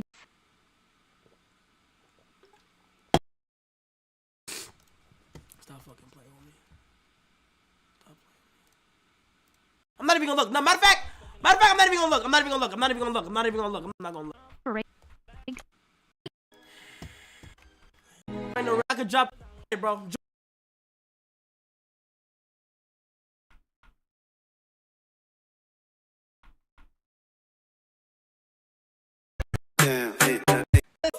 All my mods, come on, bro. All my mods who are not cultured at all, stop dick riding. Bruh. My Africans, hey, my Africans. Am I valid? Am I valid to get some foo-foo, bro? Am I valid to get some foo-foo, bro? Come on, bro. Talk about Tori getting stabbed? No.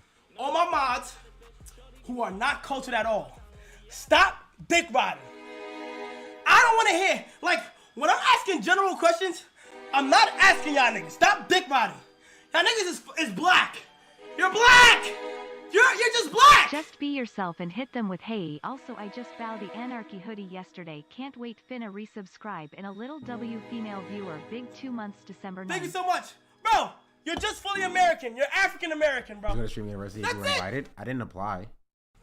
How was that? See you in 30. That wasn't an insult. That was strictly you're black. You're not Trinidadian. You're not Jamaican. You're not African. You're not. Word. You're not Ghanaian. You're not Dominican. Wait, if you're Caribbean, how can they speak for, like, because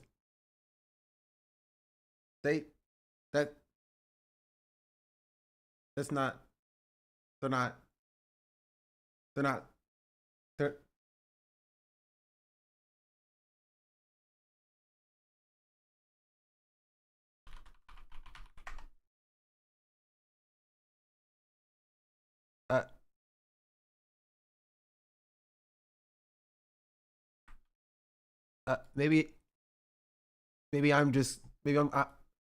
maybe I'm confused. Maybe I'm confused, you know?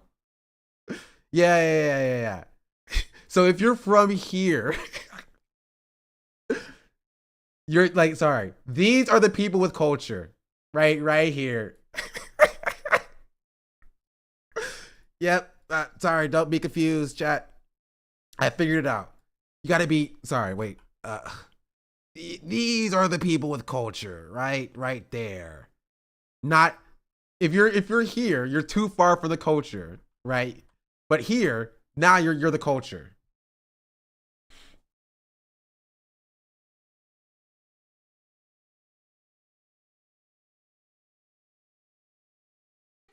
You're not Puerto Rican. You're not Cuban. You are American. I farted so loud. What the? Okay, bro. Like, what the fuck?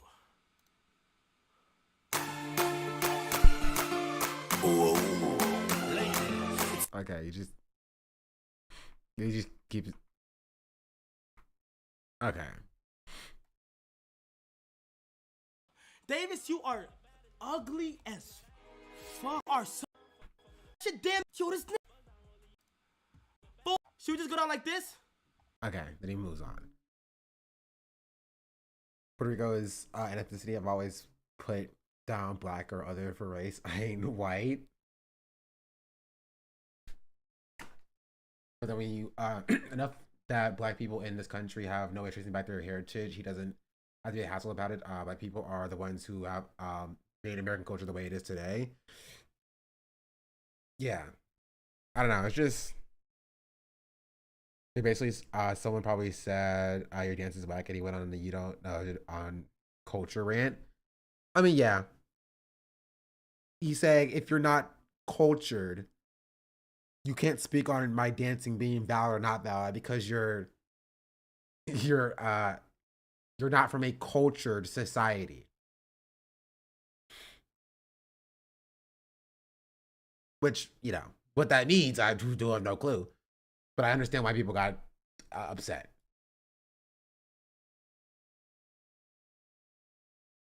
He trying to goddamn imitate what we do over here. I seen a Chinese nigga. Mikai is just farming? No, I don't think so.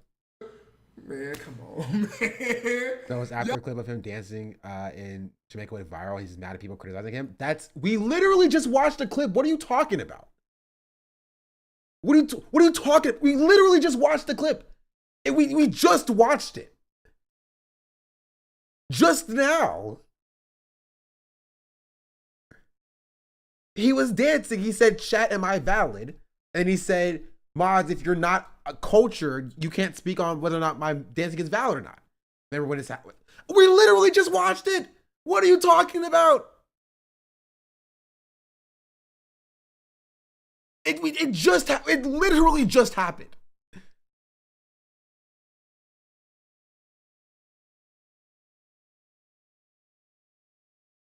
We just watched it.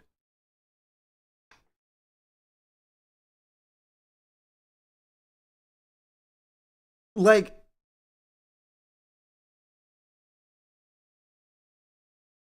people were making fun of him for dancing Jamaican dances. No, they weren't. No, they were not. We literally just watched this.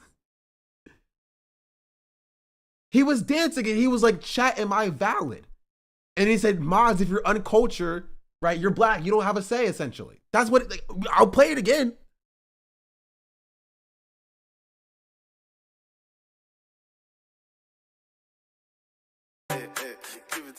You're not.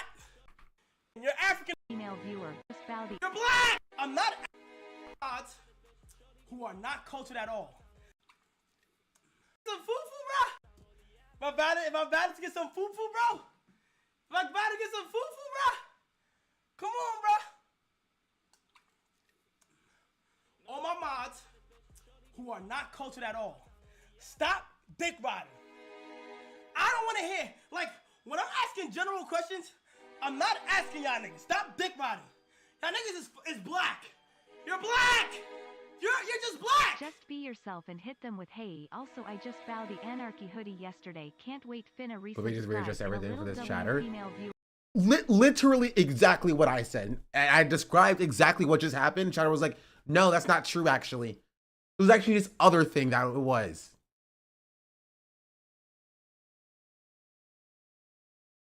Like, that's what happened.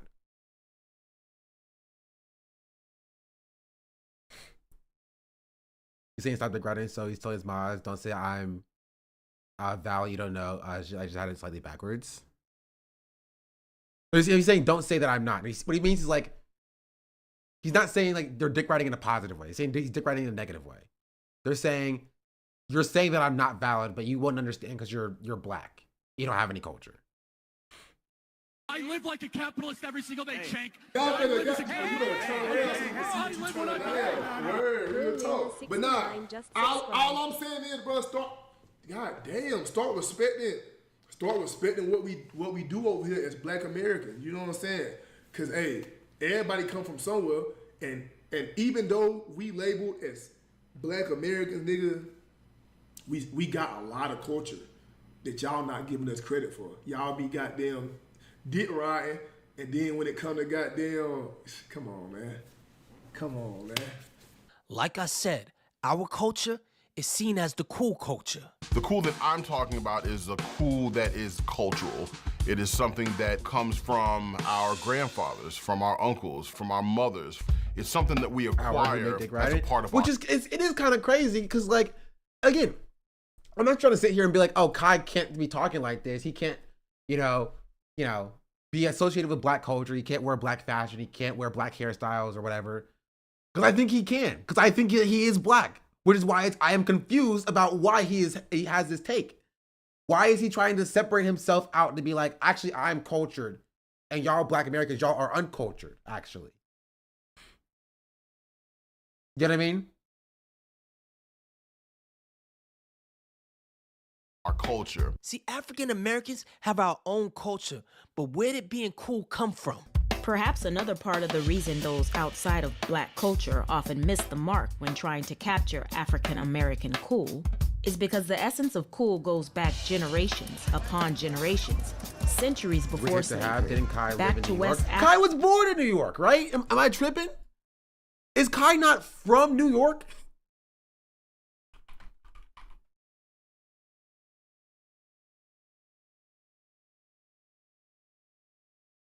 Like that's the crazy part to me.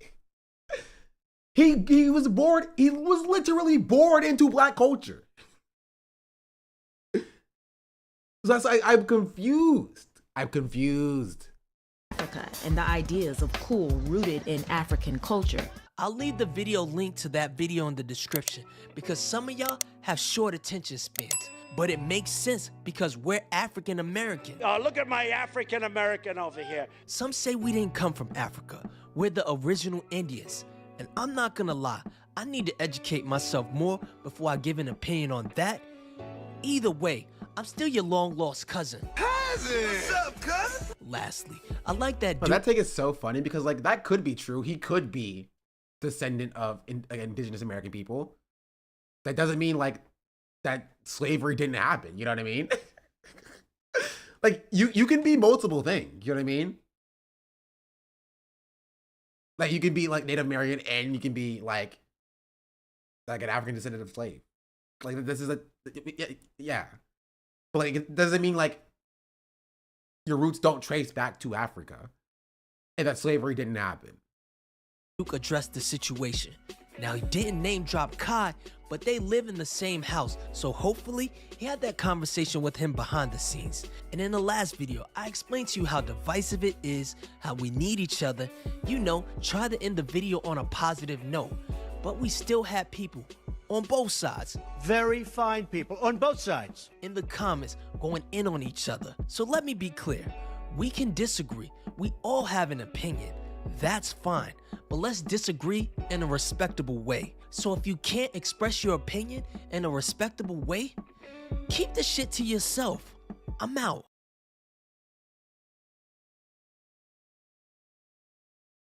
Interesting video. Yeah, that's my take on the situation that I'm just hearing about. Yeah, I don't know particularly why he said it. I've never given my takes on Sinners. Actually, I got think pieces brewing on Sinners. I have to watch it again to fulfill my finalize my take. I got think pieces brewing.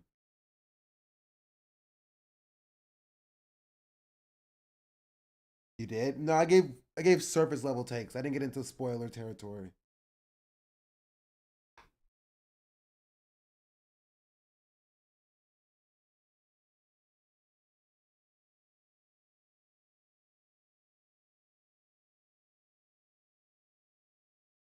Drama. And now, chat, there's a little drama about me. Yeah, I'm in some drama of my own. You know how it goes. You know how that goes, man. Friggin' can't keep myself out of it. What'd you do? Well, okay. It's actually are mostly in Caribbean, like Taino and Puerto Rican, such Cuba or Virgin Islands. We do have Black and Indigenous mixed people. Doesn't mean Indigenous are the same as Africans. Yeah. Actually not that bad. I actually think it's valid criticism that I'm masking as drama, but I figured it was worth talking about. Because yesterday, if you didn't see, I uploaded a YouTube short and a video on Twitter announcing an event that I'm doing with General Motors. And, it's a little clickbait. You know what we do around these parts? We do a little clickbait. I said, regarding the allegations, I'd like to address the allegations. But the actual allegations is that people say I rig my events. Accuse me of setting up events that I'm guaranteed to win, like streamer games, or the Mario Party World Cup, or even the dodgeball event. You get the idea. The point is, it's become a problem. Now, people do say this about me. This is not fake. I get this basically every event that I run, and people aren't wrong necessarily. I don't rig the events for me to win, ever. Of course not. But what I do is I do set up events that I like, and I'm good at what I like. Because I know what I like. That's what happens. So like streamer games, yeah, I didn't have a hand in making every physical event because I thought they would be cool. So I know. Here when Will streamed last night when he was talking about this, it was wild. I was dying. About this drama? No, I did not see that. What all the events are, and to be fair, I got fucking carried regardless. So I feel like people aren't really but whatever, moving on. You see, General Motors came to me and they said, Ludwig, we want you to create an event. So this is true, this happened. I came up with an idea, one of my best ideas yet, called Ludwig's $100,000 challenge. An event with Ludwig themed challenges throughout. Okay, is it vain to come up with a challenge called Ludwig's $100,000 challenge and then make it Ludwig themed events? Yeah. Yeah, it is. Who cares? I'm vain. Let's move on. The winner, as you guessed, wins $100,000. And originally I was planning on participating, but I was told legally I cannot do that. So instead you get to watch these teams of 3 compete for $100,000 on May 24th. And thank you to GM for making this event happen. Now, did you see the drama? Let's back up a bit. Here it is. Here's the drama. Some people are saying Cutie in it is the drama. That's not actually the drama. Because, candidly speaking, I think there's no fucking chance they win. They're going to suck. That's beside. Honestly, they got pretty close. Adapt kind of carried. That's the point. The bigger issue that some people have had, which I think is actually quite valid, is that it is $100,000 going to millionaires. It's $100,000 going to millionaires. They're all rich. Now, I actually don't think they're all millionaires, but they're all well off. They're all the millionaires. No, they're all millionaires. I feel comfortable saying that. Everybody that's listed on this graphic is a millionaire. All rich. Now, I actually don't think they're all millionaires, but they're all well off. They all make a good amount of money. And I think the appetite for events with big creators where there's a big prize pool has kind of dissipated. And I think that's going not to like coincidentally hand in hand with like the state of the economy and the world at whole. 5 years ago, I don't think it's a problem. I don't think anyone gives a shit. I think people are like, oh, exciting. Now, I think it feels a little different. It feels like events with the others, they all gotta be. Masayoshi is in OTV. Generally spent her millions on beating traffic charges. True. Can't buy a home. It feels like you go to Walmart and all the prices are higher, and now you self-serving, greedy, and ugly. When you go home, what the criticism is, which is why we're watching Ludwig talk about it. To watch an event, it's the millionaire making money.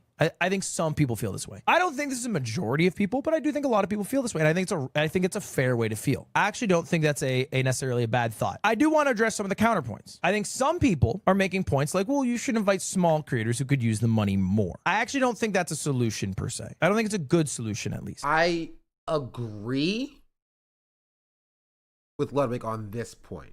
As a solution to the criticism that this is just an event for millionaires to make more money, I don't think putting small streamers in the event would fix that issue. I do agree. I think the lack of small streamer events in general is a problem that we see pretty consistently, which is why whenever there is a small streamer event, there's so much anger, right? When people aren't selected or they feel like the selection criteria is not justified or fair or whatever. That's done because like there's just a lack of small streamer events in general. But I don't think it will like fix the issue with this specific event that people have.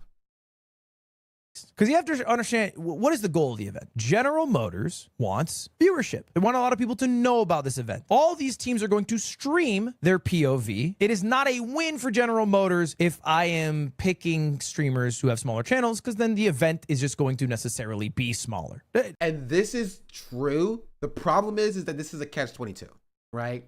Because smaller streamers don't bring the numbers, nobody ever really does events with smaller streamers. Therefore, small streamers never really get, put on in the same way. Therefore, smaller streamers stay smaller streamers. Therefore, people are always upset and mad and angry when big streamers are always doing the same events. Catch-22. I'm not saying it's worse, by the way. It could be maybe just as fun. Less people are just going to know about it because there are more people who are fans of Michael Reeves' Lily Pichu and Disguised Toast than if I were to pick 3 comparably funny but smaller creators. So that wouldn't really be a solution. I could just do away without the prize pool too. But for a second, just as a little thought experiment, how much do you think for the 2-month resubscription it would cost if this was not my event and General Motors wanted to run a similar sort of challenge and wanted all these 9 people to participate? For example, AT&T Annihilator Cup. AT&T Annihilator Cup's not run by a creator. AT&T pays those creators to show up and compete in the event, and then also puts up the prize pool for the people who win the event. But they do have to pay for the people to play. If General Motors, had to pay these 9 people to participate, I mean, brother, right there, I'm not as good at this as Kelby or a professional, but you are talking well more than the prize pool. It's not 100K. It's like a $250,000. It's a lot more. It's like a $250,000. Let me see. Who are the people? Let's see. Generally, as talent, you could ask for roughly about 1 to 1.25 to 1.5 times your average viewership in compensation. So if you're averaging 1K viewers, you should ask for about $1,000 to $1,500 per hour of an activation. And so if you have somebody like Extra Emily who gets or averages like 15,000 viewers, you're talking about $15,000 to $25,000 per hour for a ad activation to do this event, plus maybe some extra if there's like physical challenges and things of that nature per person, they're all not getting like 20,000 viewers, but like it's going to be a lot of money is the response, right? I would say it would be at least like 50 to 60K each team, at least. Right. So he's not wrong on that as well. Participate. For example, AT&T Annihilator Cup. AT&T Annihilator Cup's not GM. I'm not as good at this as Kelby or a professional, but you are talking well more than the prize pool. It's not 100K. It's like a $250,000. It's a lot more. It's like a $250,000 to $500,000.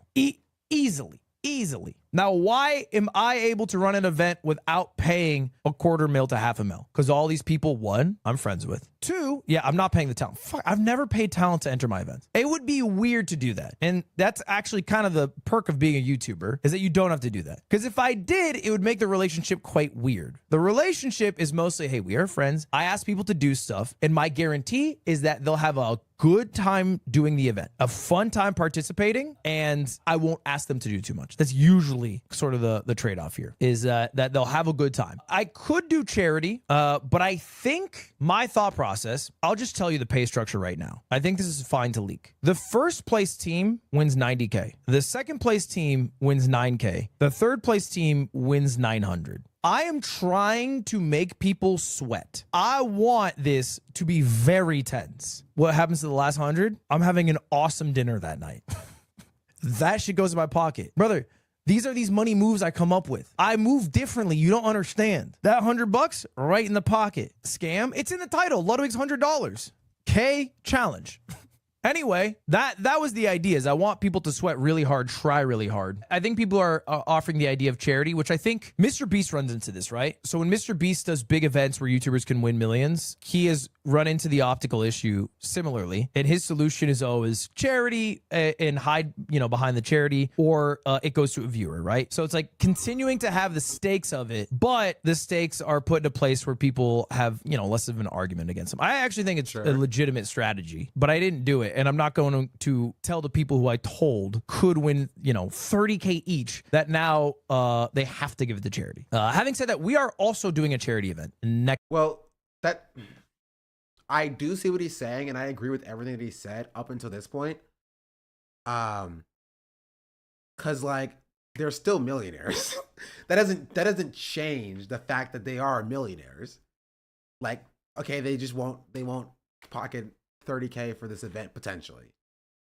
Like they're still millionaires. You know what I mean? I understand them not being very happy about that, but I think that's entirely fair as the host of the event to demand of them, because they don't need that money in their pockets. You know what I mean? I'm not even saying that he should do the charity route, but I'm saying that doesn't absolve the criticism, in my personal opinion, right? Because it's not like Ludwig would not have known that this would be an argument people made, right?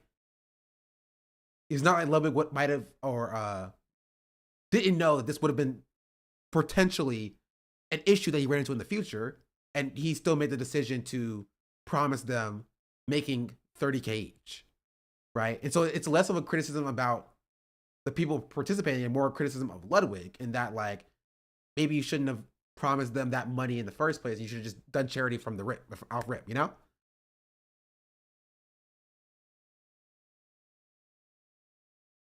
That's the way I view it. Honestly, I have zero stakes in this. It already happened, so it doesn't necessarily matter. You know what I mean? But like, that's the way I view it. This does not fully absolve him from criticism or from this specific critique, in my personal opinion. Because he didn't need to promise them $30K in the first place. You know? Next month. We're doing a charity event next month. But I am thinking about adding, and I have to think about it a bit more, a way for viewers to earn money. But I also don't necessarily think the best strat is like, I mean, yeah, what is it, 4 days ago? The event happened yesterday, so. Like, hey, some people are concerned about this. Maybe optically they're not as comfortable with it for whatever reasons. Let me throw money to make them feel better. I think that's kind of a lame solution. I think what I'll probably do is keep it as is, but also keep it in mind for future challenges. That's really it. Because I do think it is valid. And that's their rate. No, that's not at all true, Chatter. Have you been paying attention to anything that was been talked about? He's not paying the creators. They don't have a rate. The rate is $0. There's no rate here. This is Ludwig making a decision to host a challenge that potentially could give them money in the future. I think pretty much everybody involved would have done the challenge whether or not they got the money or not anyway. But I don't think it like fixes the critique. You know what I mean? I don't think it's like the biggest deal anyway. Like I think there's good critique you can make of Ludwig and Ludwig events, in that they are very catered to his friends, right? They're very catered to his friends. So if you know Ludwig personally, you are, more likely to go to these events as opposed to being something that is for like the space in general. I think that's a fair and valid critique. I don't think this critique is the biggest concern, in my personal opinion. You know what I mean? Oh, rich streamers participate in an event that a company is paying for that's a giant ad, and a creator asked his friends if they want to be involved, and he said yes. That's normal streamer stuff. But ultimately, the goal of why I wanted it to be the way that it was is explained. And I think a lot of people will just be cool with that. I think they'll kind of understand why I got there and maybe why I also wasn't as thoughtful to the concerns before they were voiced. So I think I'll probably keep it as is. Is 30K a lot to these streamers? There's a very simple answer to that. Fuck yes. Yeah, it's insane. I think I feel like you don't understand how much 30K is. 30K is a fuck ton of money. 30K is a fuck ton of money. That's tuition. Like, this is true. But like, that's also kind of the reason why people feel so strongly about feel so strongly about this event in the first place. Right? They don't like the fact that streamers who are already millionaires, essentially, are like, kind of lottie-dying for 30K, right? I'm not even saying this is valid, right? I think this is like, I think it is not based fully in reality to be super upset about that, because that's how the entire industry works, right? But it's understandable why you were feeling this way in the first place. I think it's fair that people feel strongly about seeing people who are effectively millionaires, if not billionaires, full sale, being thrown this money in this way. I can understand why people are upset. You could very easily just do a GN-sponsored series with fans that they get nothing but getting hang out with their favorite streamers, but he pockets everything. But like, I get the criticism, but it seems overblown. GM is doing a paid ad at the end of the day. I mean, I think it's fair to people are gonna get mad at whatever they get mad at, And like, just in the same way that like, because these streamers are paid by the audience, essentially, I think the audience has some leeway in having irrational anger towards the streamers, right? When you are in Ludwig's position, you sign up for that little bit of irrational anger. Of course, that can be overblown to being something totally insane, but like, you are technically paid by the eyeballs of the viewers. So you have I can understand why they're also, I'm on the screen. I just realized I'm on the screen.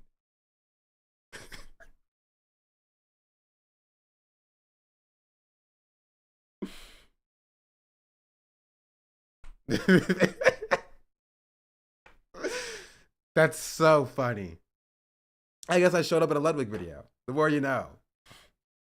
But yeah, I think that there is criticism, and I understand some of the criticism. I also understand Ludwig's perspective on this, and I think it's fair the way he's doing it. Like, I understand, but I think viewers being angry is something that, like, you take on the chin, which I think he's taking it on the chin. Right? The song got banned? Yeah. Yeah, Hasan is currently a banned boy. Unless you have a time machine. Wait, what happened to that? They used to say like, oh, this channel's unavailable unless you have a time machine. Man, I'm old. That's old Twitch.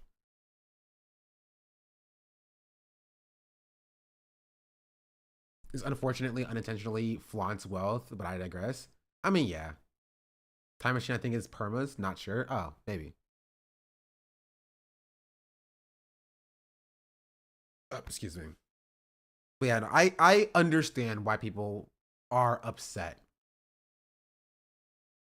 I get it. I think time machine for perma and deleted stuff. Oh, okay. Don't worry now. I mean, that's a car. That's a car, bro. That's a lot. So yeah, I think it is. I mean, it differs per person, right? There's different levels of wealth. Not everyone's the same amount. Jason is probably the richest. Jason, maybe no. Okay, maybe in Jason's world, he's like, now I get a new belt. I don't know. I'll tell you what, I hung out with Michael Reeves for 2 weeks straight. Him winning 30K would fucking change his month. He would be pumped. It would change his year, bro. I know Michael's a big YouTuber. I don't know if you know this. You don't make money when you don't upload. Yeah, he would be able to eat food for 1 month. He eats expensive. Are you calling him broke? No, Michael's not broke. Relative to another YouTube channel of his size, he is broke. He's not poor in human world. He's quite well off. But I don't think he has uploaded more than 5 videos in the past 2 years. How the fuck is Jason richer? Is that actually confusing to people? Do people actually not understand why Jason is wildly richer than Michael Reeves? I will say that would change a normal person's life, not year. Yeah. Yeah, no, it would. If I got 30K deposited in my bank account right now, I could like start to pay off my student loans.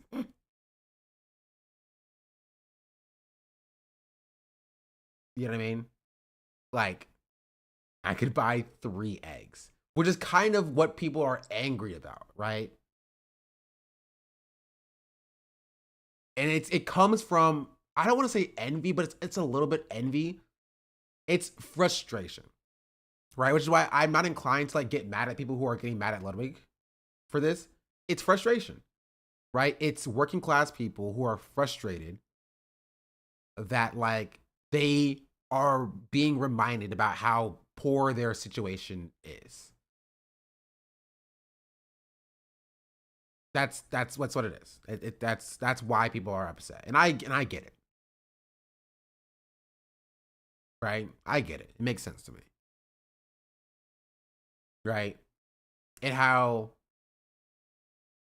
every time an event happens, right? There's just like something ticking at the back of your mind thinking like, why can't it be me a little bit? It's frustration, it's envy. And that's where it comes from.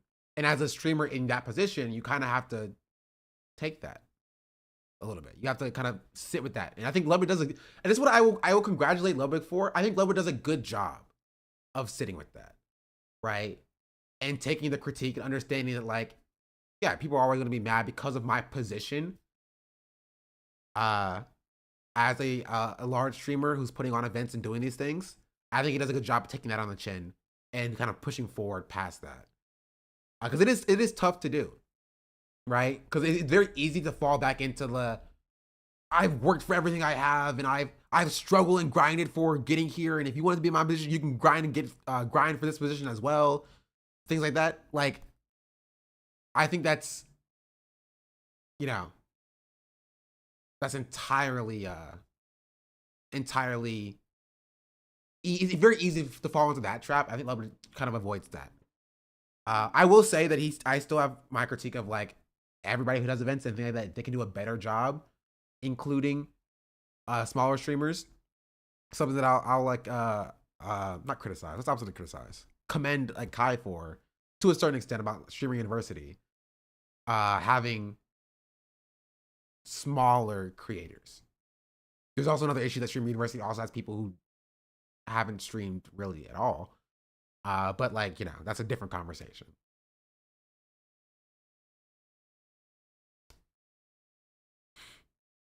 One thing Ludwig could do better, include Shauna Black. True. I don't really agree with Ludwig, but with this one, I don't feel like he entirely gets it. That's fair.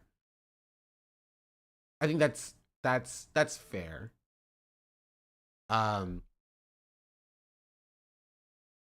This felt less about like addressing the drama allegations and more like telling you why things are the way they are. I can see how that comes off as a little bit tone deaf. You know? I wasn't particularly bothered by the issue until I heard Lud keep talking. Because it highlights Ishida doesn't really seem to get it past, yeah, it feels bad people to see people with more than them get more, which is like true technically, but it fully misses the fact that yeah, 30K is a car, which will technically change a streamer's life. This is, but this is not the 30K that you need to buy a car. They can already do that. Yeah. Dofus9090 just subscribed. Dofus, thank you for the 3-month resubscription. Much appreciated. And I'm saying wildly richer. Foozly might be richer than both combined. She got a YouTube contract. It's not because he's bad with his finances. He's probably actually one of the better people with his finances. It's because you don't make money when you don't upload a video. There's not like a secret way he's making money. It's because when you go to his YouTube channel and you just look at the last 12 videos, it goes to 5 years ago. He's not bad with finances. No, there's just 12 videos over 5 years. He doesn't miss, though. It's true he doesn't miss. I'll give him that. He doesn't miss. Amen. But anyway, just wanted to talk about that. I am very excited about the event, though. I do think it'll be fun. We went through the format yesterday, and even though it is vain, I think it'll be funny to make people do all of it. And that comes up in a lot in some places, not much in others. In the Midwest, we like changing a major city. It's like 6 months rent.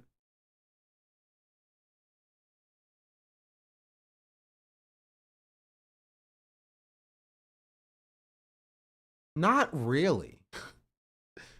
Like, we're talking about like the same class of person. Not really. Like, yeah, if you're renting like a room in like a McMansion, maybe. You know what I mean? But like, it feels like we're comparing apples to oranges a little bit. The major cities are not like that much more expensive than like the Midwest, unless you're rent or you're again punching above your weight class.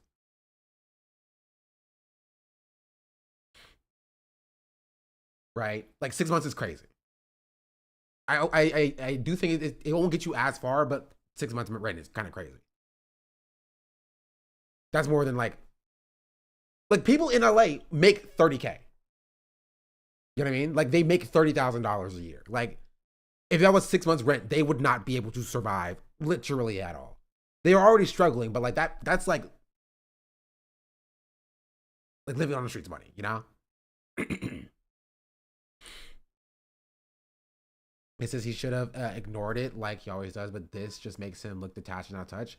If he feels bad for people saying, if he felt bad for what people were saying, I think it shows that he at least cares about people viewing him in such a greedy light. But this video is kind of confirming people's first reaction to the issue. I mean, I think this video was less about, you know, correcting the record and more just saying, hey, I hear you, but this is why we're doing things the way we're doing things. You know what I mean? That's kind of it. It's less about like, people have been saying that this is how we can address concerns. He's saying like, no, this is what people have been saying. Let me explain to you why I made this decision to do it in this way. And that's really it. And so if you feel like that's out of touch, that's, you know, I think it's fair. I think even Ludwig would agree that it's fair for you to feel some type of way about it. If you feel like even after that, it still appears out of touch. Right? Because he didn't really attempt to like, you know, change people's minds. I will say that this is my critique for like pretty much all our streamer events, which again, I have to point out, I'm not a person who's making the events. I'm not the person, I don't have that responsibility. I don't have the audience, right? Companies are not giving me, you know, $100,000 to make an event with. So I can only speak from my third party outside perspective with somebody who doesn't have that responsibility. The issue that I see with a lot of events is just that there are just not enough events for smaller streamers just in general. The problem is that there's not an incentive to put money into those events because they're smaller streamers, so the events will make less money than if you put the same amount of money into the same event, right? If you got $1,000 from General Motors and you're like, okay, I can either make an event for small streamers, right? To basically do my altruism, my good deed of the month or whatever, or I can get all of my big streamer friends to the event, get more viewership for it, right? And stretch my money longer. I'd rather do that. Right? And it's because 9 times, I would say like 99 times out of 100, it just makes more sense to just do events with larger established streamers. You don't have to worry about vetting talent, right? You don't have to worry about there being inter-streamer drama. You don't have to worry about it not being a successful event if you have all big name people already going, right? So you don't have to worry about any of that stuff. And so it's a safer bet to go with established talent who are your friends as opposed to taking a chance onto smaller streamers, right? Which means that like bigger streamers go to other bigger events, increasing their audience size, and smaller streamers are kind of scrounging around with literally really nothing until one of them kind of strikes it big, makes it, and becomes the bigger streamer. You know what I mean? I Smooth Brain, what does vetting talent mean? Like, something that like Cutie has talked about previously, about like, if somebody's like safe or not, you know?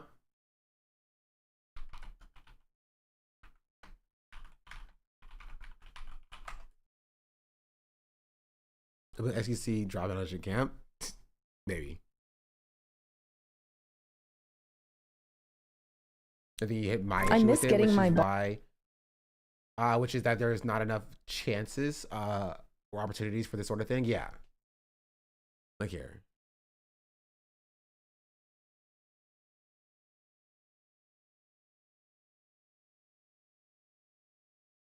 It's like, there's this weird, it's not weird, I think, well, it's a mix of weird and a mix of, like, it has to exist, and necessary, weird and necessary. A good thing Stream University did was have a lot of creators who are small, which I don't like the guy. I think that was a cool thing to do.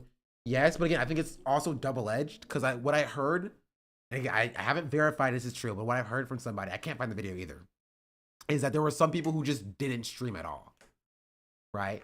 And I can also understand the frustration to see somebody who just doesn't stream at all being invited to the event and you didn't get invited to the event. I can understand why people are frustrated by that. And that's again about like expectations, right? When it comes to like when you do things for small streamers, right? Laying out the expectations for what they expect so that they know that like, hey, this is going to be open to everybody. Right? There's no streaming limit. There's no smaller, like there's no lower limit. There's no upper limit. You could have 0 followers or 1 million followers, and you're going to be based on these criteria. It depends on how it's marketed.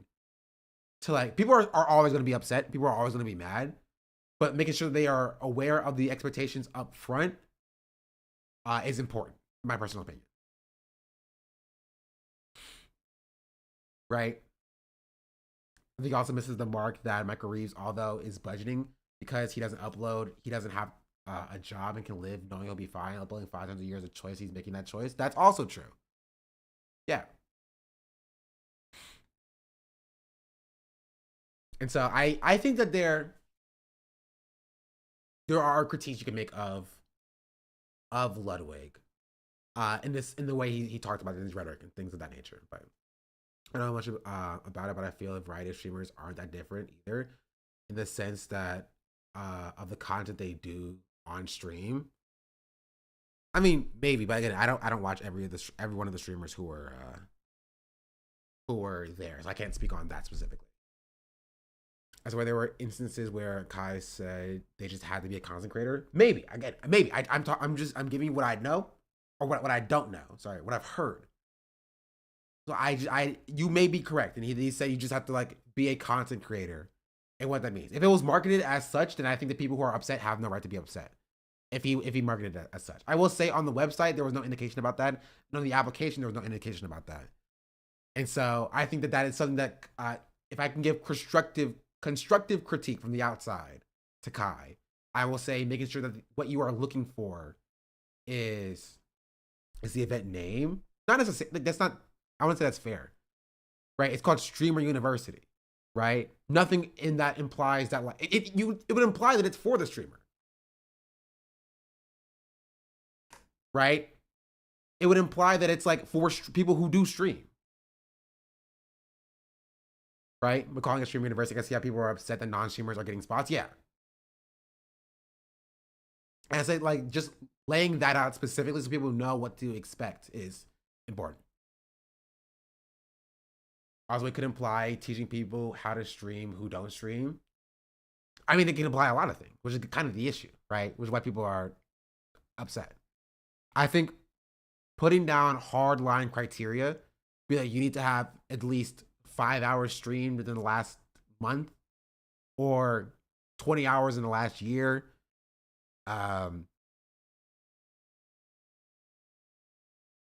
Or saying this is open to anybody who makes content, just communicating that is the important part.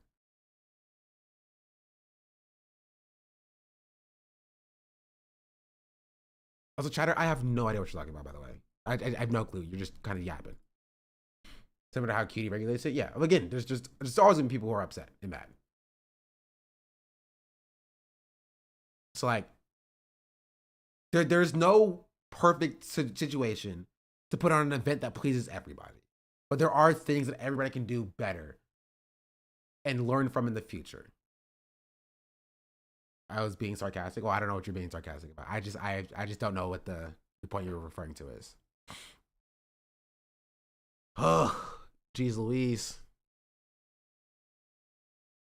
I was a cool Luna. Thank you for the 6-month subscription, by the way. I was a Viking Eating. Thank you for the 13-month subscription.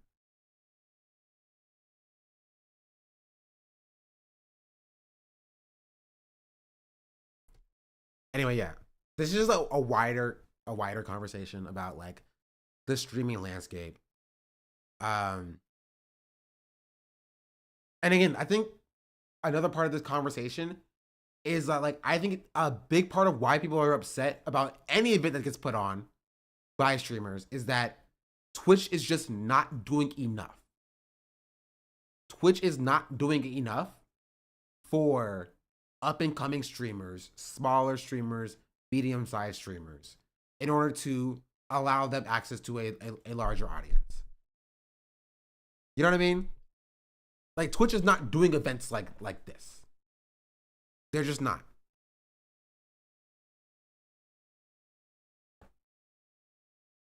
They're not doing events like this. They are pushing that responsibility on to other streamers to take that on, which will then, like, again, always not work out the most equitable way, if you will. And you can have an event. I think you can have an event do numbers with smaller streamers that the event itself is interesting. Most of these events just seem like low effort gatherings of people with clout for easy viewership. No, I'd say the event, and this is again subjective. I think the event was interesting to watch, but I do think you are correct in that you could have an event with smaller streamers do well. But again, people just don't want the responsibility that comes with that, right? They don't want the responsibility that comes with like sourcing talent and vetting talent and putting on some small streamers and not putting on others, and people asking why am I not there, and people just don't want to deal with that. It's a lot easier to be like, hey, I'm having a Beyblade tournament. I'm going to text people I know if they would be interested, and we could get all of my friends together and play games or whatever. Did Shelby made a fan channel of you? Yeah, go for it. 100%. I am totally down with that. Just in my opinion, it's subjective, but I think people like drop out, take nice talent, come up with great ideas and mix and match talent with more clout with talent without much clout. Yeah. But again, I don't even expect Ludwig to do that, right? He's a streamer. It shouldn't be on him. He's not a conglomerate. He had a company to do that and it shut down. You know?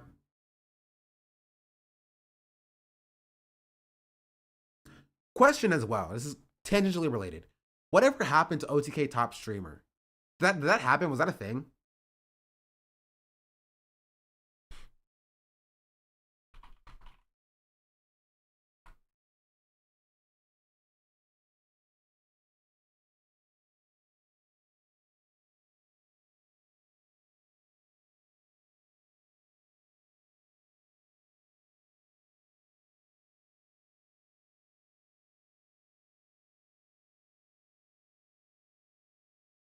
Didn't they lose advertisers? Did you not see the winner? I did not.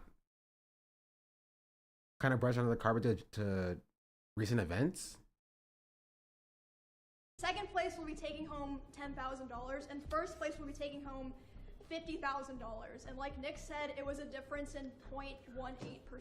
After all these months and the top out of 150 contestants in first place, ladies and gentlemen, chat. Put your hands together for Aurora!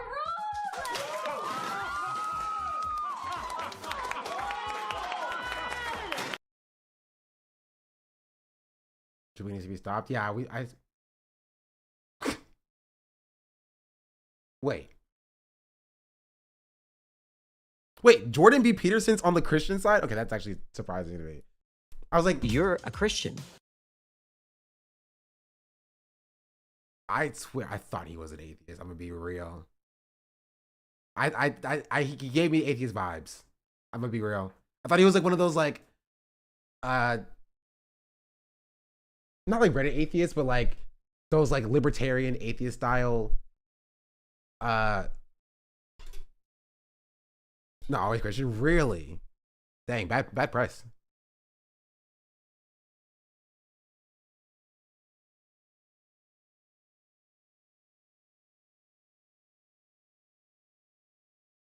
Ethan's still going at Taylor Lorenz. He was clearly Christian, but not open about it. Like a Sam Harris type, yeah. Would it be derailing to mention Ethan leaking DMs?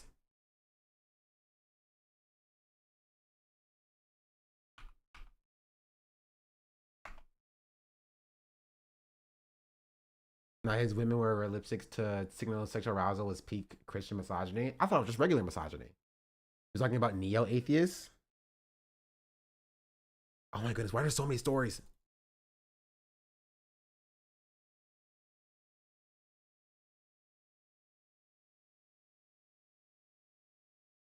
Wait, okay, so whatever account that he owns, Taylor Lorenz blocked them. Or unless he stole a screenshot, which he could have.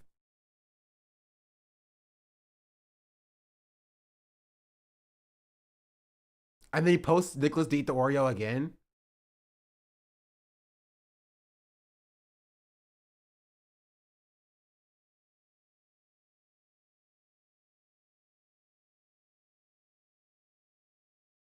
I can't even, Ethan, I can't read that. Ethan, I can't read that. I can't read that. I don't know what that says. It just says promotes my work.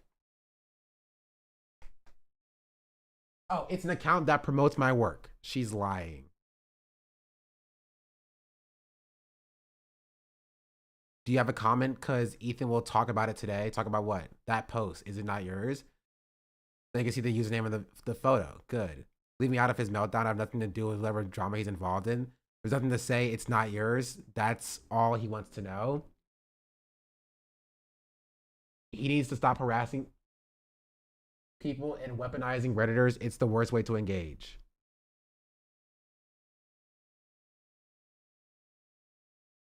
Ma'am. He does ma'am spelled to him. You told me to clean my house with feces that my kids were crawling around in. And then act surprised when people get upset. You said it publicly. You're an online journalist. Yes, would you drop a story if your subject said, sorry, I didn't mean it? Or would you assume they're lying to cover their ass? By the way, I've never even said a single word about your disgusting, shameful comment about my children until just now. He said, I begged you for help.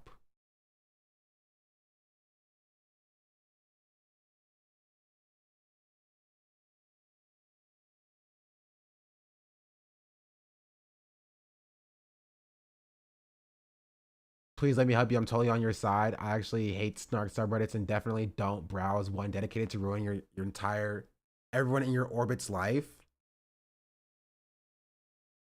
Which other Reddit, by the way, 2 other creators who got their pages taken down.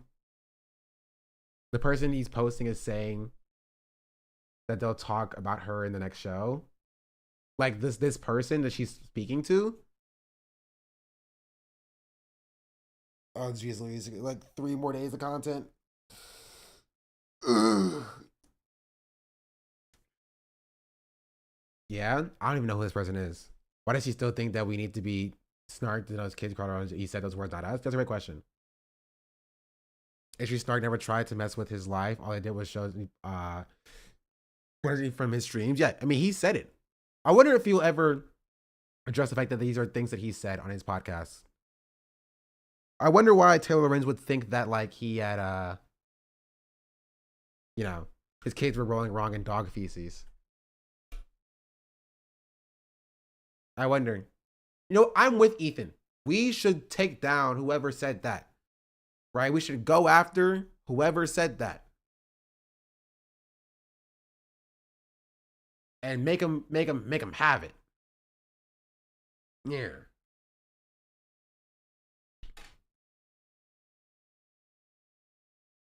Yeah, maybe they should be deplatformed.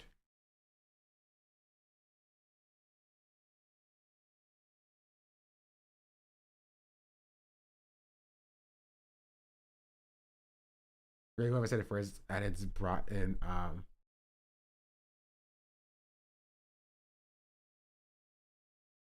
Why is she offering to help him? This was older, chat. When like Taylor Lorenz said, wherever it is, we looked at it before. I have too many tabs open.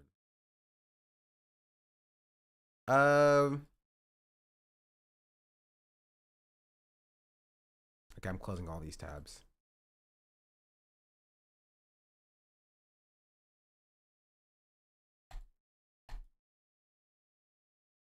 Doesn't feel like anyone else that he's coercing her into doing a favor for him. Otherwise, he'd sick his fans on her. I don't even know, because I don't know who the messages are between. I don't know. She might have been helping him to get answers with the aim of making a story on Snark pages on Reddit in general. Or she just wanted to help him, right? Because he wanted to help. Because she said, like, again, there was a let's see, Taylor Lorenz. She had a video saying that she's like anti-Snark pages. She thought it was bad that he was being harassed by Snark pages or whatever. Here. Not this one. This one. We just looked at it. Earlier today, some H3H3 or Ethan Klein affiliated subreddit posted about me and was like, Taylor Lorenz comes out against Ethan Klein, da da da da. I have been getting a nonstop barrage of hate messages, emails, texts, like everything, ever since that happened. So I just thought I would hop on here. I feel like Keemstar doing like a video message, but I have nothing to do with this drama. You guys, I have absolutely nothing to do with this drama. I can't even explain how not tapped into this drama I am.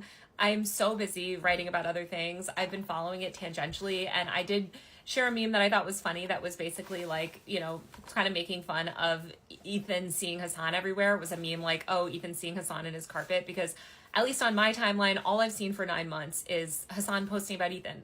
And so I just was like, oh, yeah, he really can't shut up about him. He really talks about him all the time. I'm not taking some sort of like stand. That said, you know, I have seen obviously what Ethan is dealing with the Snark subreddits. I've written extensively about Snark subreddits. This is a topic that I cover a lot. I wrote about it a lot in my book.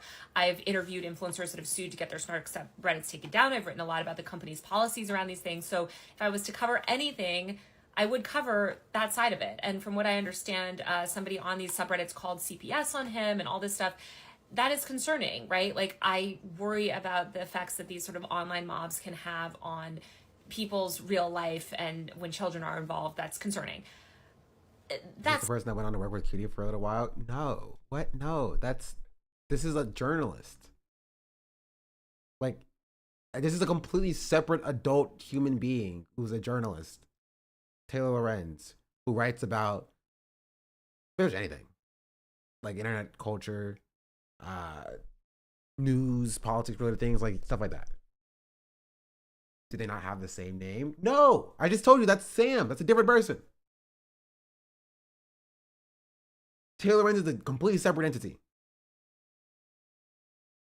That said, I'm not writing about it right now. I haven't really been super up on it. If there's things that you think I should know, please send them to me. I would love to be up to date on the situation. If I made a comment that was, you know, ignorant or something, it's really just because I haven't been paying attention that much.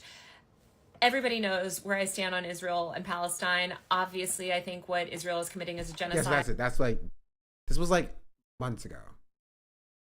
Or 2 months ago. And so Ethan just mad that Taylor Lorenz made a post about, or actually, Ethan's mad specifically about Taylor Lorenz defending Hasan. That's it. Ethan's not even mad about the post about his kids crawling around in dog feces or whatever. He's not. He's specifically mad about Taylor Lorenz defending Hasan. And because Taylor Lorenz defended Hasan, and he finds that Taylor Lorenz is an easier target than Hasan is, like Hasan's banned. Hasan's banned right now. So like, you know, now I can use my energy on somebody else. And now he's going after Taylor Lorenz. What does Hasan do to get banned because someone filled me in? He said the word. The C word. I told him not to. He should know better, but you know. Why did we do this? Well, we did this.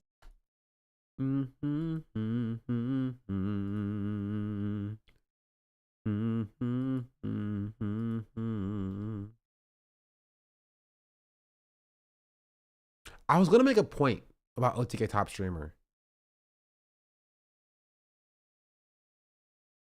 I don't remember. I don't care really much about that. Anyway, to close out this section, there is a lack of events for small streamers, which is what breeds a lot of frustration to any event that happens that includes large streamers. Anyone. This is why I think Streamer University is getting a lot of hate. This is why I think Ludwig's event, Fast 50 last year, got a lot of hate. Why this one got hate. Why Streamer Awards gets hate. Why Streamer Camp gets hate. Why Chick Camp gets hate. Why the Beyblades event gets hate. Why every streamer event or OTK top streamer gets hate or whatever, among other reasons. I think that comes from the fact that there are just not enough. The space has grown too large, and it's not as accommodating to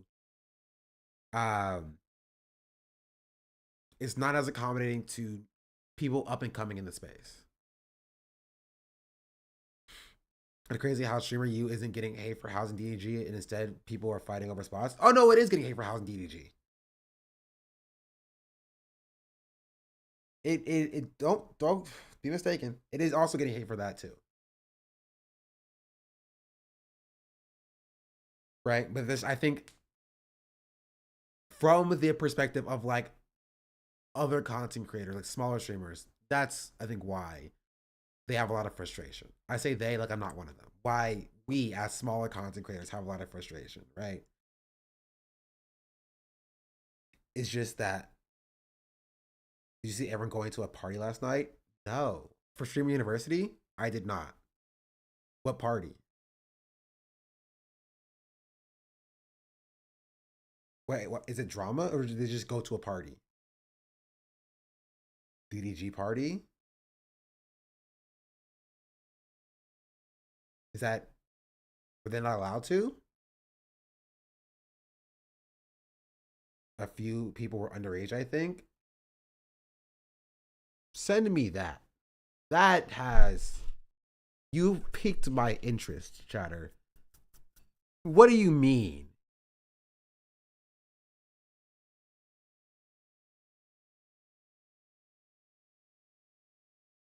The main girl, India, isn't 21, I think.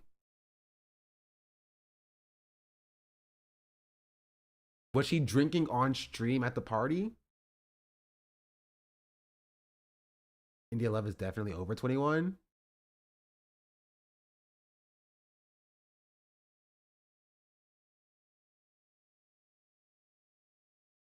Well, I want to hear what the chatter is saying.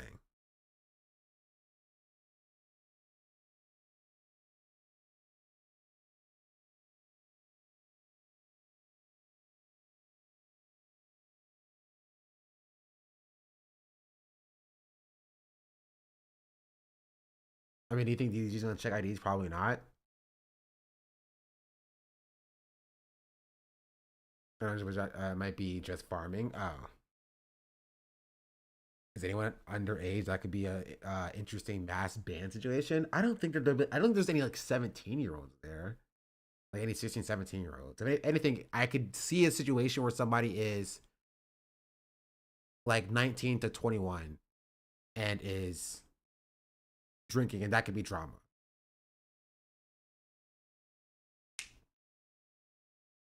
Double is there. You are right. If in a situation where like somebody who was under the age of 21 drinking on stream, that could be about underage drinking. When you say underage, can mean multiple things. I agree.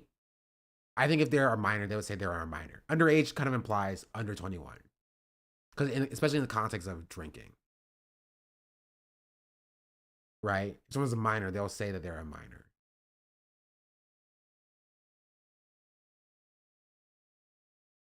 Yeah, it may just be farming chatter. Maybe you got farmed on a little bit. Because that would be crazy. That would be insane. Outside of that, you know,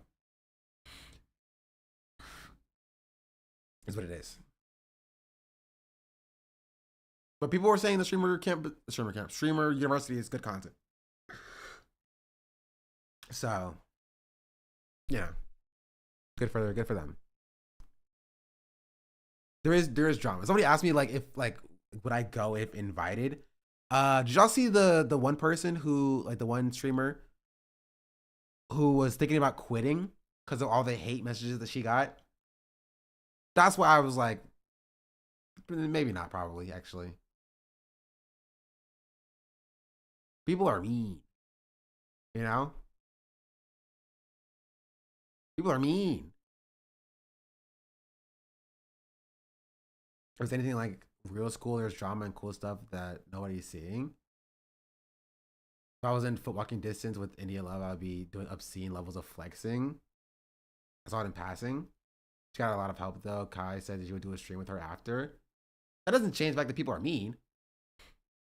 When Kai got expelled at like 4 a.m. today, Kai was pissed. Is Kai not the principal? Is Kai not the person doing the expelling?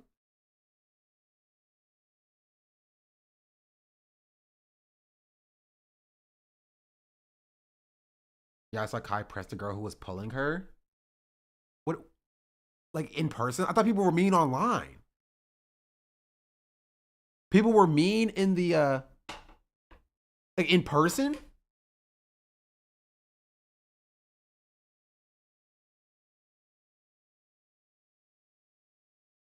I know, I've heard him say so many people were expelled during the clip the next day. That a uni agreed to host them was wild. You don't know universities, chatters. Universities will do anything for money.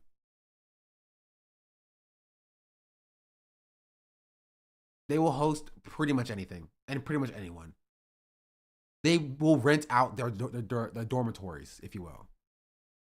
Like, this is a normal thing.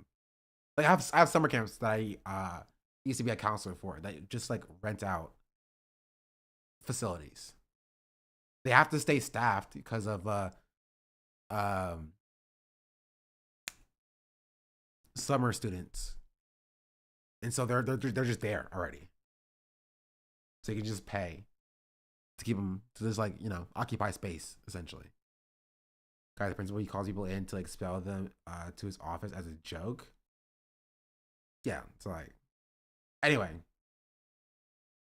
And they repaint the dorms every summer anyway too. They don't care what happens. Yeah. We covered this. I was talking about black people at some point. Oh, black culture was what I was referring to. And oh, we got here. Okay, we full circle, chat. We got here from talking about Streamer University, going into black culture, talking about a bunch of other stuff, and then ending with black culture. Full circle.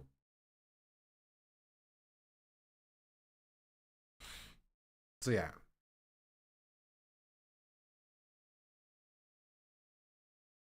I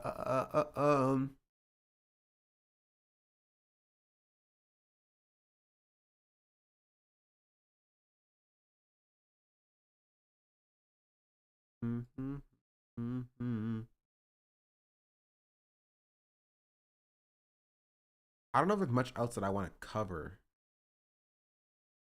and talk about.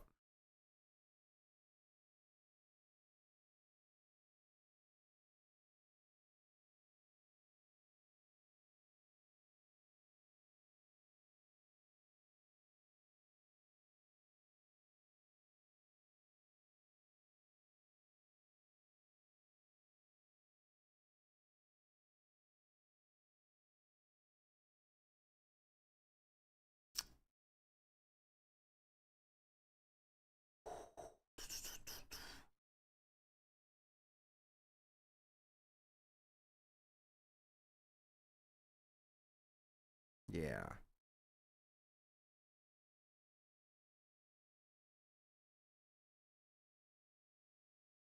Is he actually Emily gets 30? No. What about Sinners? I have to watch it again. The first time seeing Lilo and Stitch, I am not seeing Lilo and Stitch. I heard it they've ruined it.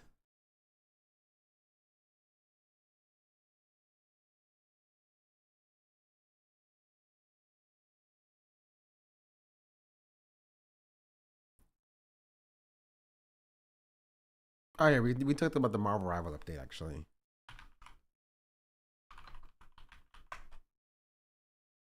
Got that in like Sinners? Maybe.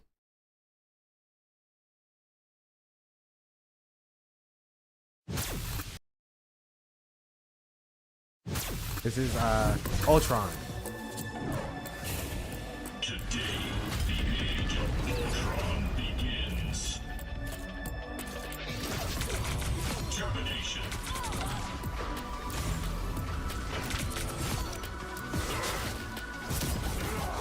Challenge me, you animals.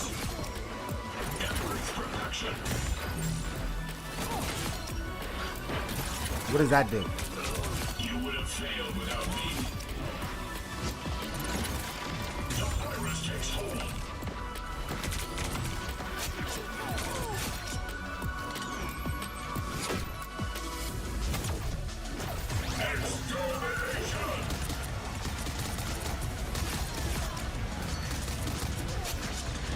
Extermination! He has one healing ability. So like he's gonna be terrible in like a. I mean, you should never do a single strategist, but like maybe even like a dual strategist comp will like get cooked.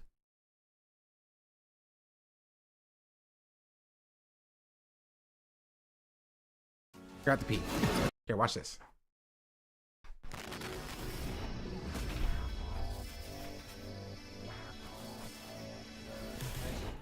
Hello everyone, Guang Guang here.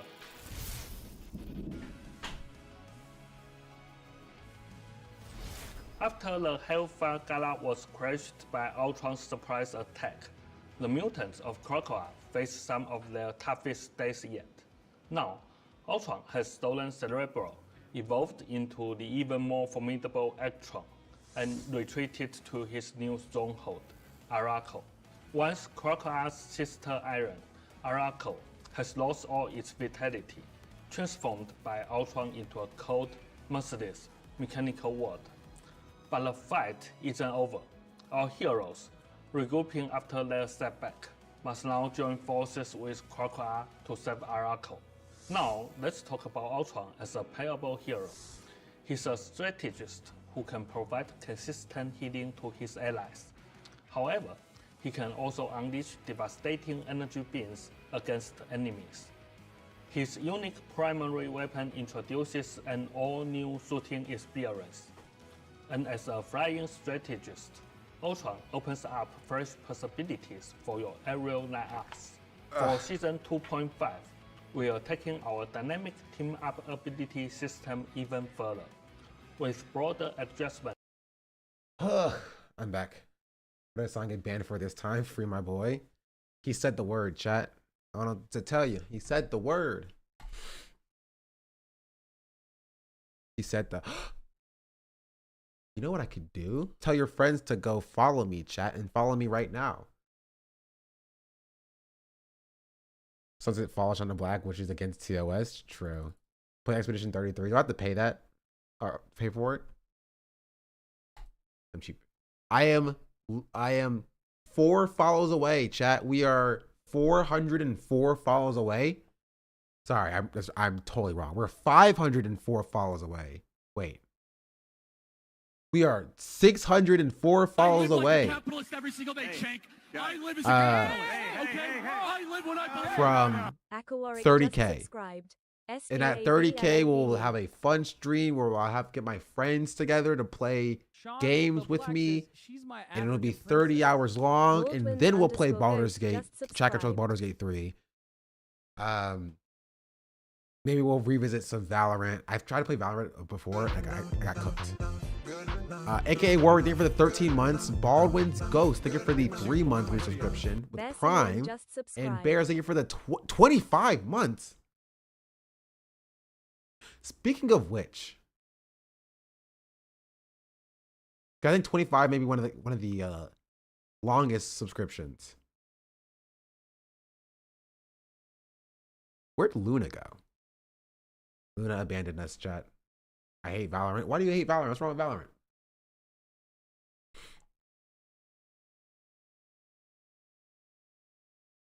Valorant's cool. I get it. That's why I get that. So who unfollowed? You know what? F you, chat. This why you don't. Guess why you don't deserve anything. You deserve the worst in life.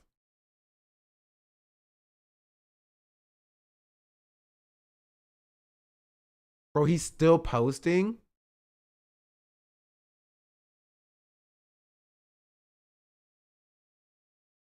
He's still posting. Nothing. Path, what's up? Path and I will play Valorant at one point, at some time. You know what? No. I'll say, well, maybe I can play one game of Valorant. I was listening to Path play Valorant yesterday, and they were shooting crazy, and I was like, yo, Path looking better than me. I'm not even joking. I'm not even joking. I haven't played for a few months. My shots don't do that. My shots do not do that. You see Hasan's new story on Instagram? I don't watch Hasan's Instagrams. I don't watch any people's Instagram unless you tell me about it, Cheddar. Hasan.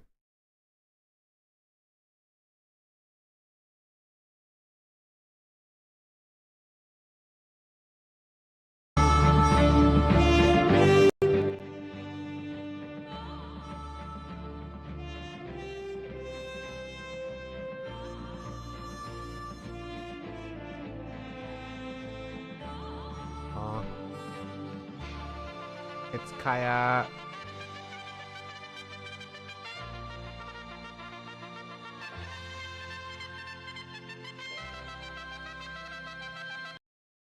Okay. Yeah, I did see this. ADL involved 100%. I gave y'all my takes on this chat. I'm telling you that, like, this is not Twitch caring about manifestos being shown, right? They don't care, right? They care about bad press. That's all Twitch cares about. And they view the ADL as a legitimate institution, and the ADL calling out Hasan or whatever, get, like, you know, on CNN provides bad press, and you just looked for anything they can get in the TOS to get Hasan on, and this was what it was. If it wasn't this, it would be something else. That's it. They see Hasan's name being floated with Twitch on, like, you know, on CNN, on friggin' Fox News or whatever, about Hasan saying meanie bobini things about Israel, and the ADL calling Hasan out, and then Twitch caved to the pressure of being like, no, this is we stand against that. Look, we punished him, right? Which is why they only banned him for a day. I don't think Twitch cares. There's a reason why they only banned him for a day, allegedly. I don't know if it's actually a day or not, right? Because it doesn't. They want to show a level of separation between themselves and Hasan.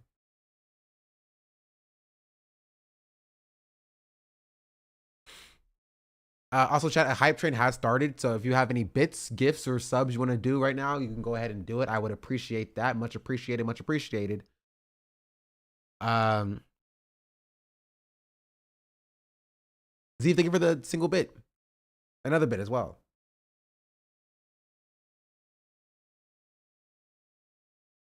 Thank you. But yeah.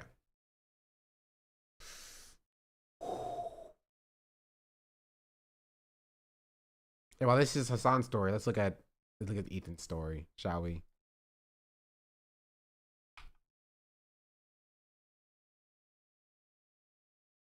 There's so many, bro. There's so many.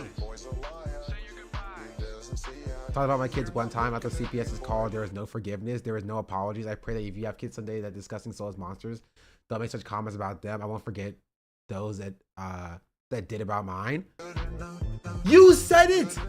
What are we talking about? You said it. You made the claim. First time non-prime sub. Why are we going to sit here and let Ethan like rewrite history? He is the person that made the claim that his kids was rolling around in dog poop, putting things in their mouth. He said it. He started it. Nobody just made this up, right? You know what? I'll say it. I would agree with Ethan. I would agree with Ethan. Leave his kids out of it. If somebody was just making this up, right? I'd be like, yeah, you know what? I think it's too far to bring his kids into it. I'd leave his kids out of it. He brought it up. He brought the kids up. He did it. He did it. He brought up the children. Is he claiming he only mentioned his kids after CPS? No, he's saying if you talk about my kids one time after CPS is called, there is no forgiveness. Which I also love that this implies that if you talked about it before CPS is called, then he will forgive you. I love that implication in this as well. Like, if you talk about my kids after CPS is called, I will never forgive you. There is no forgiveness. But if you talk about them before my CPS was called, that's fine. That's fine. There's a never-ending L'Oreal commercial, but it's in my face. Pat, thank you for the tier 1 sub. Ow. My head hurts. Much appreciated. So much for that retraction, huh? Actually, I hadn't even seen the retraction. I saw it on Twitter. I didn't even watch it on stream. Sort of something. Give her the 4-month resubscription. But appreciate it. He's all making the CPS call seem like swatting or some traumatic disaster. We don't even know who called CPS. Who called CPS, Ethan? That should be the only question anybody ever asks whenever he brings up CPS. That's it. Who called CPS? Who called CPS?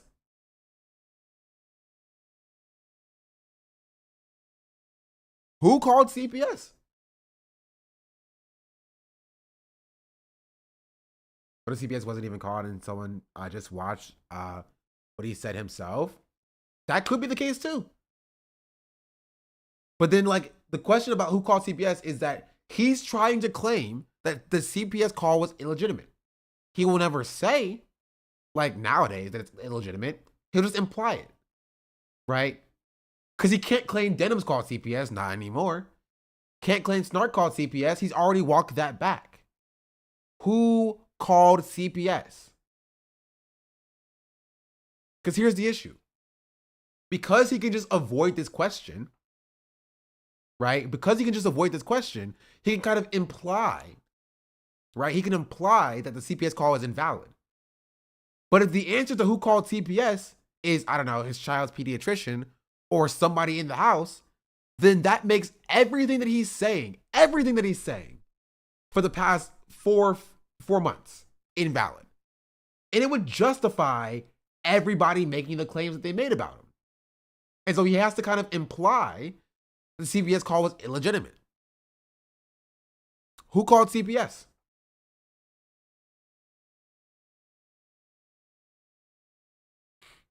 Who called CPS? I want him to say it. He said it during the debate. I want to say it again. I want him to say that, like, CPS was called by somebody, right? And if that's the case, I think Taylor's valid. Unless Ethan Klein is going to make a claim that Denim's called CPS or that Reddit Snarker's called CPS, unless he's going to make a claim, unless he is going to, like, say that somebody called CPS on him with evidence, he cannot just wash it away as though it's invalid. That is not how it works.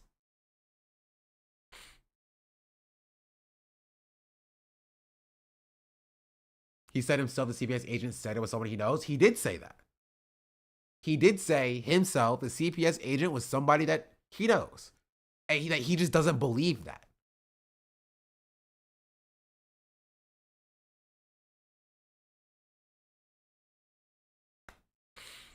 Is there a long game rise up?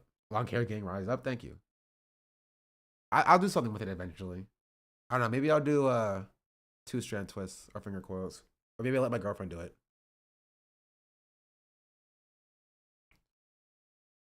It's been growing out. Okay. Chat guess. How long is my hair growing out? When was my last haircut?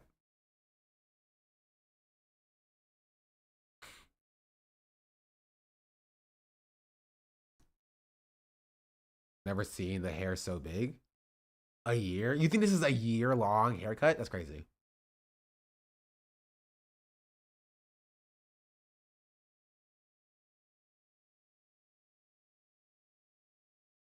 I'm a white guy though. That's crazy. Yeah, my hair's crazy. This is how long it actually is. It goes on this far.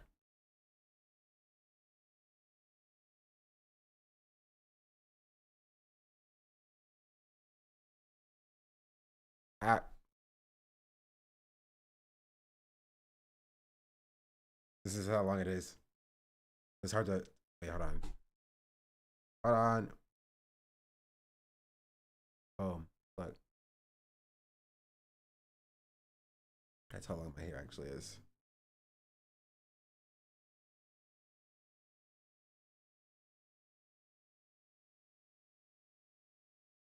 Looks like me now. I'm jelly. Pull it from the back. That's what she said. Hey, yeah. Sorry. So he knows who called CPS, but who? He's got to be the maid who's suing him. It makes perfect sense. I need him to say it. Because unless he's going to accuse somebody of calling CPS, you can't claim the CPS call was invalid. Like, I'm sorry. You can either claim the CPS call is invalid but accuse somebody, or not claim the CPS call is invalid, and then everybody will be totally justified in what they're saying about your house being poopy. Right? But if you're going to claim the CPS call is invalid, you have to accuse somebody of doing it. You can't just with no evidence say that this call is invalid. Yeah. Which I locked up earlier. To be honest, mine are still at an awkward length. You'll get through it, chat.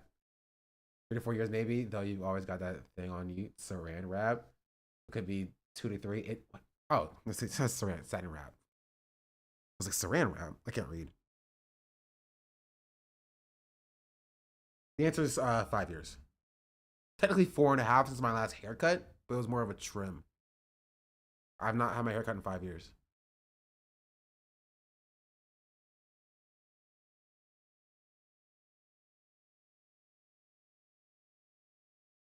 I like that it's different. Honestly, I like that it's different.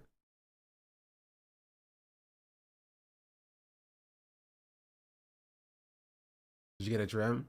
I'm pushing it. The hair with the glasses is a vibe. Yeah. I like it.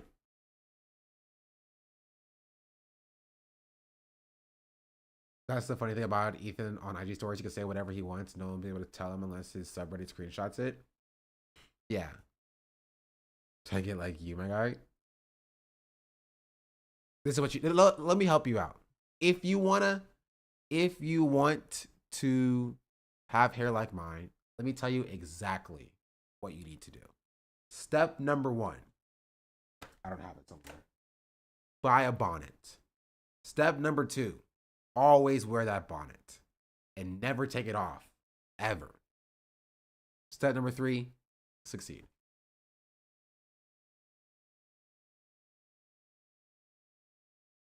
My hair literally never leaves my bonnet. Monique said we have to take it off. Stop. But if I'm white, then you're never going to have hair like mine anyway. Doesn't even matter who calls CBS, whether it was Snuggers, Dims, his pediatrician, his disgruntled housekeeper. The reason everyone online is able to use the point of ridicule is because he told everyone it's a family matter that should have been confidential. Yeah, that's true. No, you have good hair genes. My hair breaks super easily. No, it's because you're not wearing a bonnet. I'll tell you. If you wear a bonnet, your hair wouldn't break. I am 24/7. I go to sleep with my bonnet on. I shower with my bonnet on. I do work with my bonnet on. I go to the grocery store with my bonnet on. And then I go back to sleep with my bonnet on. I only take my bonnet off to wash it, to put another bonnet on immediately afterwards. Oh, also, keep your hair in a style. Your hair grows faster when it's styled.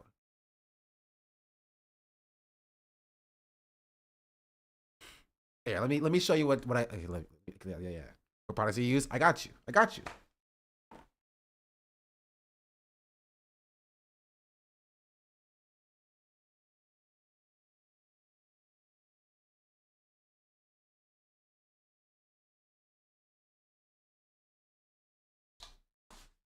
I actually have no idea where it is, but we're gonna do a little bit of a test.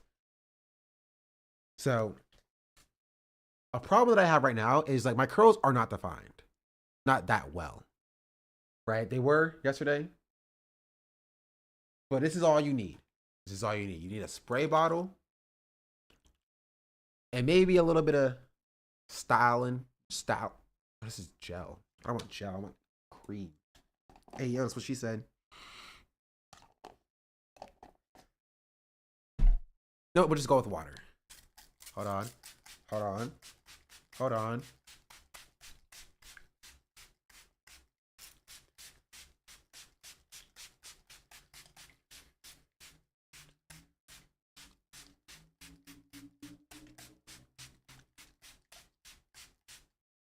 See, it's getting a little bit wet. So she said, "Hey yo, haha."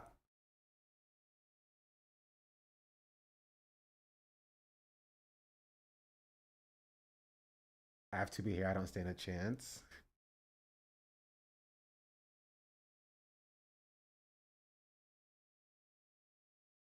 Also, to be fair, I'm kind of cheating a little bit. I use rose water and leave it in braid after Camille rose oil. This is how I usually do my hair process. I have a spray bottle. I have leave-in conditioner, curling cream, and then some sort of gel, right? And then what you do is you take, these are already sectioned off, by the way. So like, I basically can just take this and I can do whatever I want to it. And then you pull off one of these thingies.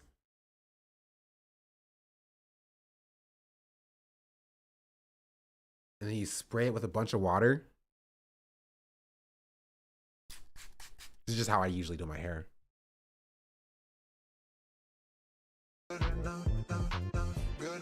Demand merch give us and like bonnets.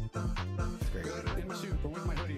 T Streets just subscribed. And then you put like you put the leave-in conditioner in first, and then you'll put in the curling cream, and then you'll put in the gel, and then you drop some oil in the root, or you can wait till the end to do that, and then you just take it and just twist it around your finger. This is what's called a finger coil. I don't have any product in right now, but you just do that all the way around, all the way down.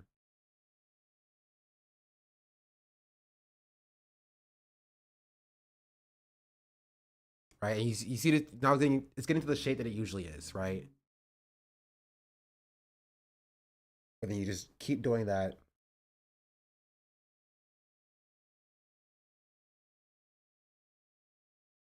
And you do it for all of these individual things.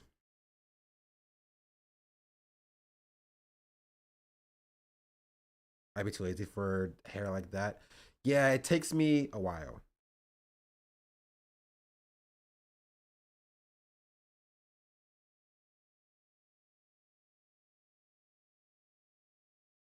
Oh, look how long it is. Bada bing, bada boom. But now we're gonna undo all of that so I can put back on the rubber band. Oops, I lost the rubber band. I can't see with these glasses on. Oh, here it is.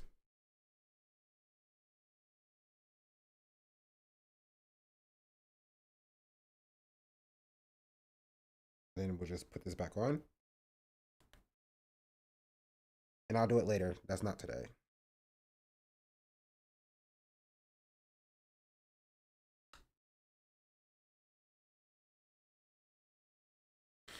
I am trying to sound weird, but it's crazy how much you can do with black hair. I don't know if I'm using that right term. No, that's a fair statement.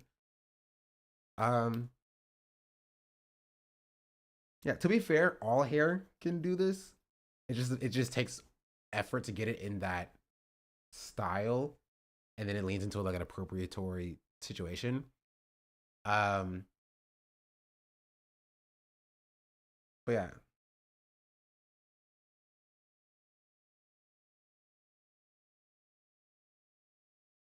I can also pull this all back like this. Ooh. Ooh, I also need to cut my hair. Don't look at my hair to be cut.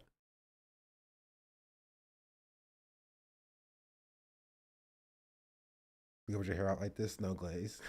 It's crazy. So I was wear it back like this if I want to. But I don't want to. Also, like a chat telling me like, oh, your hair now is way better than your hair used to be. And now look at it. Chat loves my hair when it's out.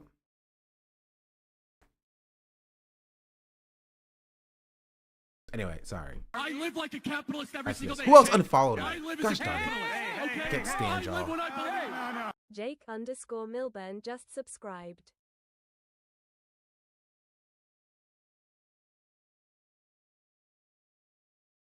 It's when it's super straight or super curly hair. I'm in between, doesn't do anything. I just like says how it is. I've listened to clipping. I have not. Fresh is a new one. There's a new one. Josephine, I can't wear my hair out because it's with my skin. No, I feel that. Because my hair right now is dirty, right? Because it's dirty, it get like the hair falls on my skin and then the oil gets on my skin. And like I'm gonna start breaking out soon. I'm gonna start breaking out soon. Right now my skin looks fine, right? No blemishes or really anything, but like soon. Until I wash my hair, which comes later on today. You have a headband? I don't. I don't. I should, but I don't.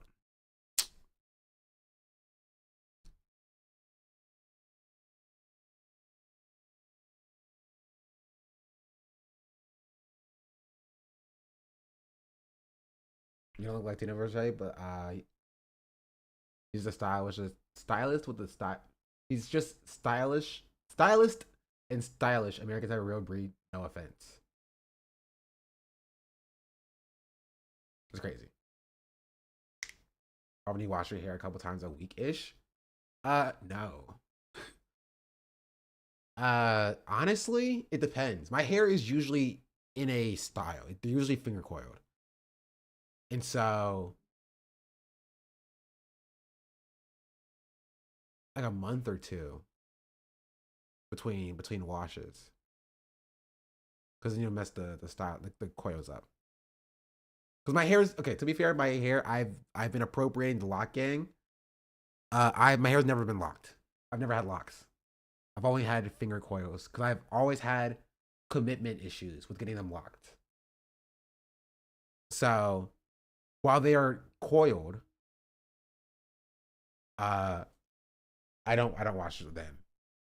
But every 2 months, a month and a half, 2 months, I'll take my hair out, wash it, get like detangling, get all the stuff out, and then I'll restyle it back up. Is something cool? Thank you. I appreciate that. Locks are less maintenance than finger coils now. Finger coils are just like pre-locks, right? Locks define a state in which your hair is in which that it tangles upon itself and then when it grows out of your hair, it becomes tangled as well, right? So like managed tangles.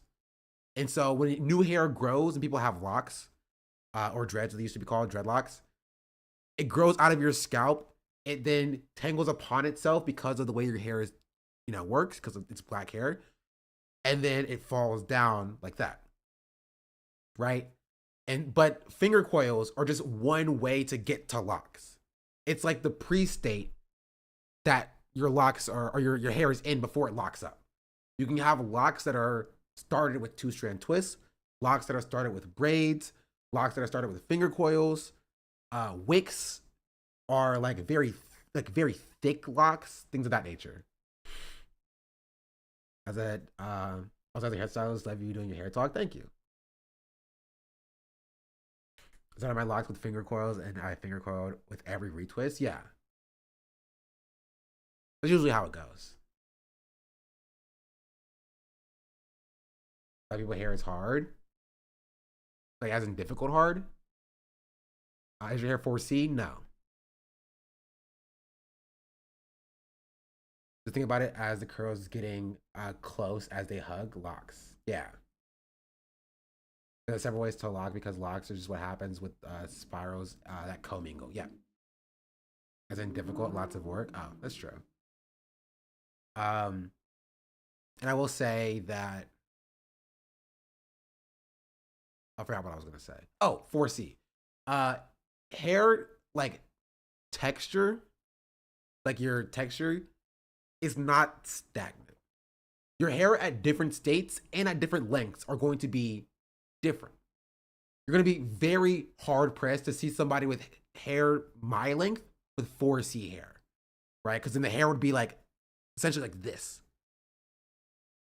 right?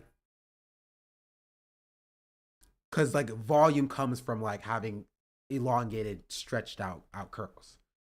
It also is about like the different products you put in your hair. Your hair texture can change by different products you put in. How hydrated your hair is, it's pretty nebulous. But I would say I used to have pretty close to like consistent like 4B. Now it's closer to like 4A, honestly. Also, but again, when I wash my hair and I put in conditioner and the hair dries, it will shrink up probably closer to like a 4B. I think there's a big problem with like hair texture, how it's used in the Black community. This is like a little bit of like inside baseball when it comes to Black people. Weight pulls curls down, layers, shorter pieces internally, pushes it up and out. Curly hair is best with concave layers, in my opinion. You're the hairstylist. You'll know better than I do. I'll go off of my personal experience. But there was a period of time where like there were, I think it was like it was COVID, like 2020, 2021, where you would have people who have like my hair texture as it currently is now saying they have 4C hair because 4C was seen as a Black hair, right? And there was this idea that if you didn't have 4C hair, you weren't Black, right? And so 4C, what was considered 4C kind of expanded beyond on like the internet because people felt like they were like less Black because their hair was not as tightly coiled as like other people's hair, right? And so hair texture has become a huge thing. Really? Yeah. I'm not even joking. I'm not even joking. This was a real thing that happened. But they also use the idea of 4C to get clicks and views because people with 4C are often looking for help. Yeah.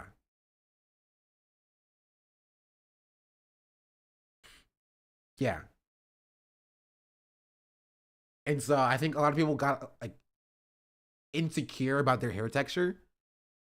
And so they would like lie about having 4C in order to like not be insecure, to try to prove their Blackness to people. Why? Why were they insecure? I don't know. It's just like, I think it came from like hair love, right? And then it came from hair love where like people with 4C were being oppressed because of their 4C hair. Like they have to cut it and have to style a certain way in order to be acceptable, or they have to wear wigs and stuff. And when like Black people got out of that, people with 4C hair, once they got out of that mindset, they began to love their own hair. And people who didn't have 4C hair, who didn't really face that level of discrimination to that same degree, would be like, well, I want to feel the love that you feel for yourself now. And so they would try to, you know, look for that or vie for that. And that caused some level of insecurity within themselves, which then, you know what I mean?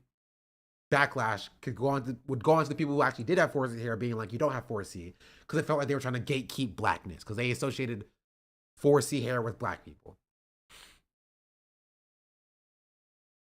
I know that happened with black people that didn't have 4C hair. Like hair, colorism for hair. It's called texturism, but yeah. Texturism is colorism for hair, essentially. I used to be told by my own family and friends that how wild my hair looks when I wore it natural for the first time and continued. Yeah. It's kind of on the back of people wearing type 1A type wigs, right? Yeah. It's similar.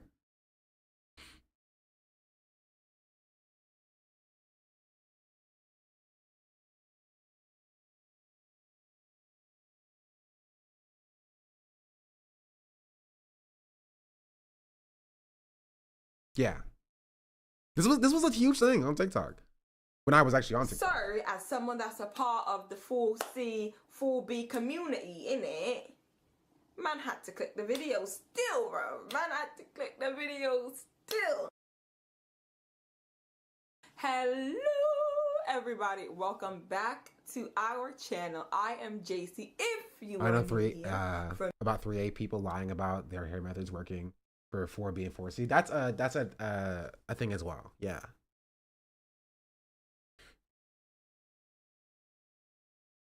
I'm just lost. Honestly, it's just texturism butting up against privilege in both directions. Welcome back. I mean, is it most things, you know? Welcome back. It is that favorite time of the week that I randomly decide to post a TikTok reaction video. This one I'm ultra excited about because the name of it is TikTok's Only 4C Hair Kids Will Understand. You understand?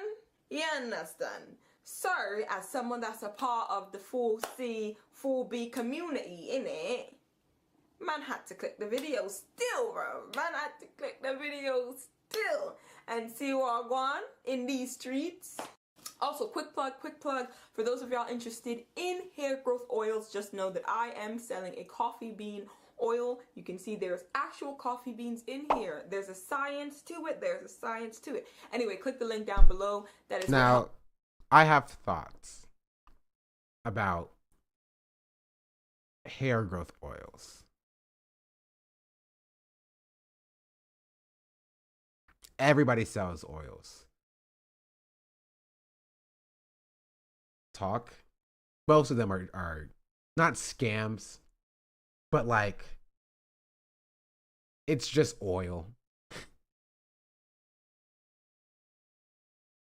They're scams. They're not scams in as far as like they will not harm your hair for the most part. But they are not like magical. They're not magical. There is usefulness to oil, especially for black hair. There's usefulness to added oil for black hair. But yeah, they're not going to like magically grow your hair.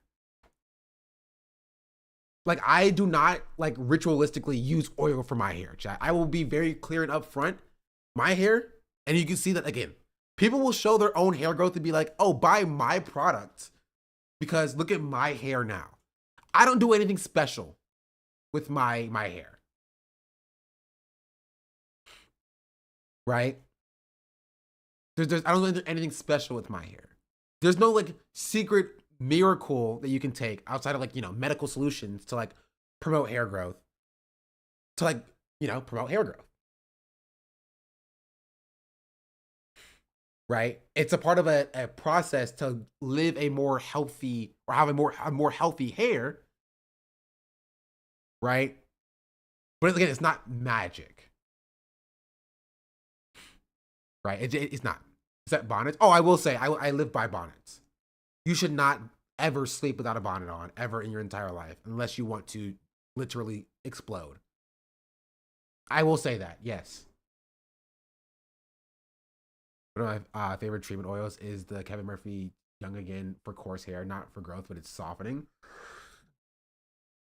It's better to use a water-based serum for dry scalp than oil. I mean, if you have a dry scalp, I would say look for medical solutions to, if you have like chronic dry scalp, right? Like you should keep your hair in your head moisturized in general. And serums may be best for that. But like if you have chronic dry scalp, you should see a doctor. outside of that, it's about just like, finding out what your hair needs and it's like, it's general health, right? Like just taking the same pills as somebody else, the same like vitamin someone else is not going to fix your solution. Find out what your body needs and what you are lacking in, and then find solutions to those things, right? And it goes for your hair as well, right? Find out what your hair needs. You might produce excess oil as a black person. You might produce excess oil in your hair, and you might need to find solutions to that as opposed to adding more oil on top of it, right? You may need to wash your hair more often than somebody else because you're just a different person, right? There's not like a magic solution to like fix everything going on. In your opinion, is it better to sleep with bonnets or do-rags at night? I always sleep with a do-rag at night. It depends. It genuinely depends. My problem that I've had, even with short hair, is bonnets just don't stay on my head. Right? I would say it's best if do-rags do not stay on my head. Right? So sometimes if I want to wear a do-rag, when I have waves, I would like do my hair, brush my hair down, put a do-rag on, and then I put a bonnet on top of it to keep my my do-rag on. Right? So things of that nature. But like it's pure preference. The bonnet always comes down to my eyes. Really? I don't have that problem. My do-rag will always just keep riding up on my head.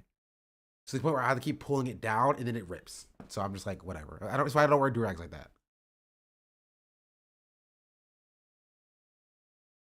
I feel like people using way more products than we did as a kid. Like I don't get it because we weren't bald-headed kids. So what changed? Industry, marketing. It's the same thing with skincare, right? Some people swear by having like a 15-step skincare skincare routine. And I think a lot of people are kind of chasing that as opposed to trying to finding what works for their skin to supplement what their skin needs. I think that's a part of it. Satin or silk pillowcases are lovely. I swear by satin. Counterpoint, kids' hairs are manipulated less often than adult hair.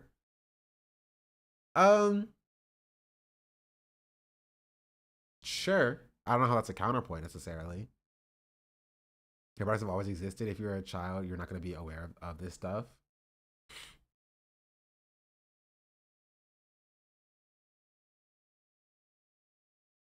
So maybe water is all you need for skincare. UB will murder you if you say that and UB's present.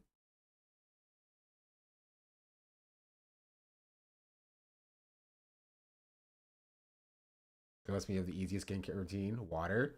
Honestly, don't yell at me, but same. I don't have an in-depth skincare routine. And my skin is relatively fine. Relatively fine. I don't see any blemishes.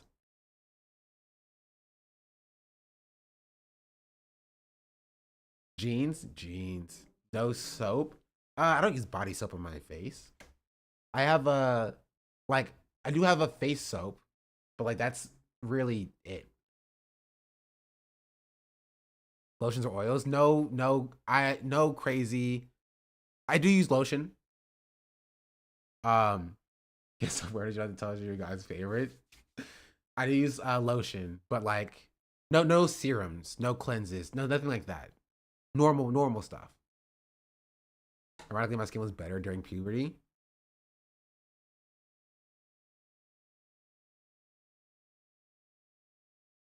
Yeah, it really depends, is how I go about it.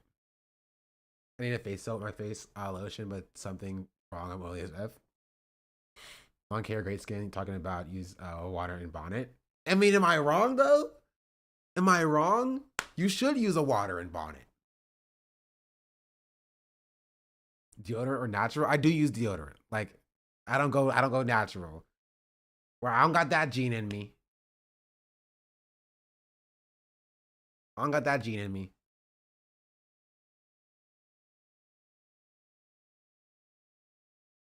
Cleanser, moisturizer, sunscreen is the minimal face routine. I'm gonna be real. I don't use sunscreen. I know I probably should. I don't. To be fair, I don't go outside either. I don't go outside. Also, this is the third Lenny Kravitz post I've gotten so far, which I'll take it.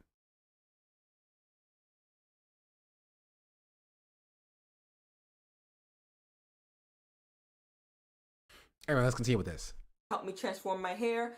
Not too long ago, I had a setback. My hair broke off, and I've been using this as well as protective styling to grow it back. This is where we are right now. The journey still continues, but I'm very happy with the progress. People, and this is what I'll say: you should not buy any product without somebody showing some level of expertise in that, especially if you're going to put it on your body or in your body specifically.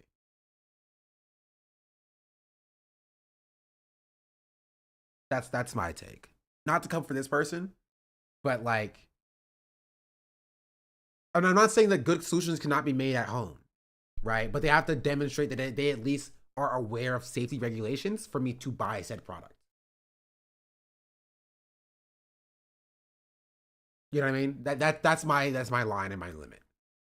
Hair care, skincare, like food products, things of that nature. Like, I'm not buying the pink sauce. I'm sorry. I'm sorry. I'm not buying the pink sauce. I have to see the ingredients of the oil to really know what's up. Yeah. I've used it. Let them know. I said, tell them something. You can also check the site. There are some reviews there. Thank you so much to all those that have added reviews on the site. Oh, I could cry. I could really cry. Anyway, let's get into this video because I'm excited. You know, I like your own pink sauce leave-in conditioner. Again, it would be fake. You know what I mean? It would be fake because my hair grew the way it grew by time. I think the biggest part about hair growth is ensuring that your hair is not unhealthy. Right? Keep your hair healthy, your hair will grow. Unless you have like male pattern baldness or something like that. In which case, you need a medical solution, and oils are not going to save you. That's my take. And then I guess the acidity from the coffee could be beneficial. Typically, bleached and color-treated hair has more basic pH, making it brittle.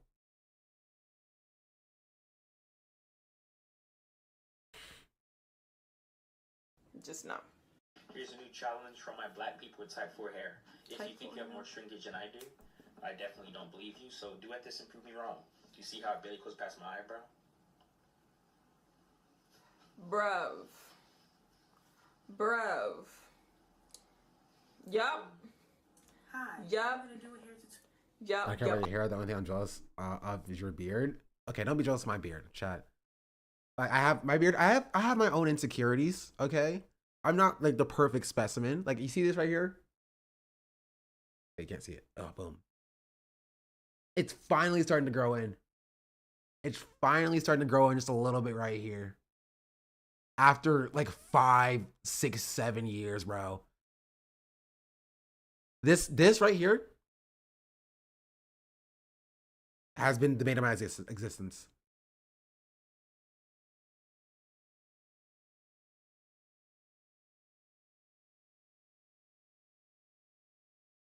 The bane of my existence.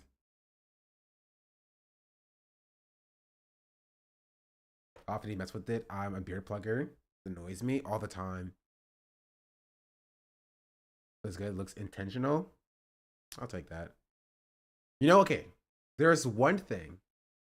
There is one thing that you need to do if you want a beard to grow. Right? My beard, again, I said for 6, 7, 8 years, this wasn't growing in. Guess what changed? The hormones, no need.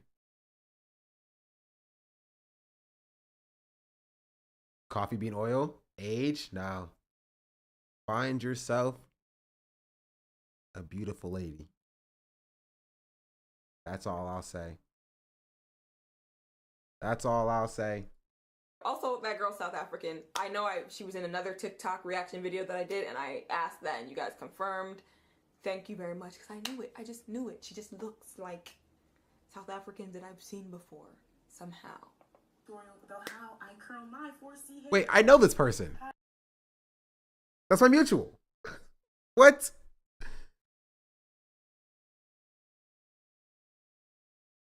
Hold on. I know her.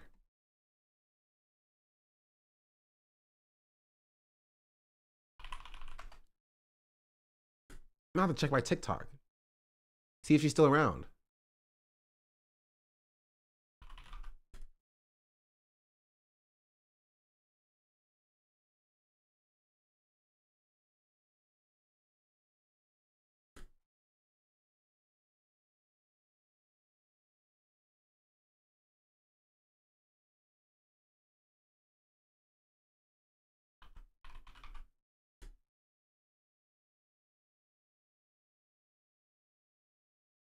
No, I think she might have deleted her account.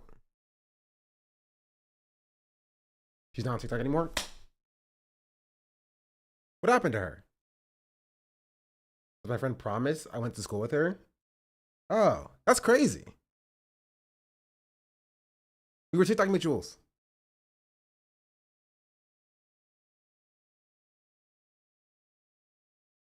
I'm not sure when it became cool for everyone to claim that they're 4C, or like when everyone just... I saw this TikTok. This is literally what I was talking about. This is insane. This is literally exactly what I was talking about. It was this thing on TikTok. 4C hair. Hi, I'm not sure when it became cool for everyone to claim that they're 4C, or like when everyone just wanted to be 4C all of a sudden, but like saying that you're a certain hair type when you're not makes girls that are that actual hair type really insecure about their hair, because when their hair doesn't curl the way yours does, because you know your hair is not 4C, they start looking down on their hair when their hair is actually very beautiful. And you know, not all natural hair has to curl, and 4C hair doesn't, which makes it so unique and beautiful in its own way. So you know, how about just like not saying that you're 4C if you really aren't, because if your hair is curling and you get definition and all that stuff, like maybe your hair isn't 4C, because 4C hair is coils and spirals and not curl. Okay? She said, let me give a little PSA for the people them. All right. I agree 100%. Here's the thing. I'm not on TikTok, so I don't know like what's going on in that world. I don't know if people are saying that they have 4C hair now all of a sudden. But if it's anything that's like good. the YouTube sphere, I remember it dying. That's good. Now, good for her. That's crazy. Small world, chat. Small world. Why do people want to talk about me like this when I inevitably, or when I left TikTok actually? Shout out to my I guess she's not my ex technically. We never dated. Shout out to a girl that I talked to for a little bit in high school. Who was now more popular than me on TikTok. I stand by this. I think I am the most famous, if you will, or known internet personality that has come out of my TikTok, or my high school. But she has more followers than I do on. Actually, she might have more Instagram followers than I do as well. Maybe I'm washed. Huh.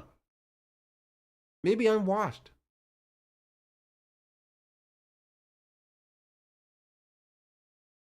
Did you go to school in? I'm not doxing myself. Taking advantage, Jover. Yeah, it's so Jover. I know a lot of famous TikTok people from high school. Really? None of my high school TikTok people made it. Unfortunately.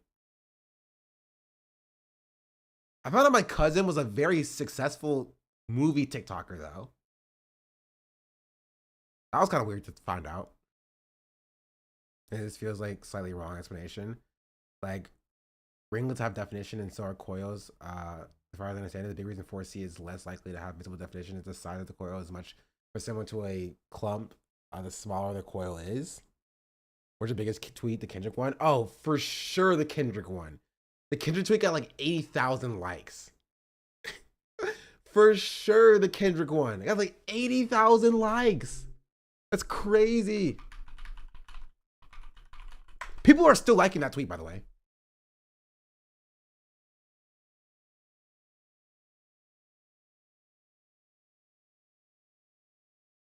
Okay, I show up here.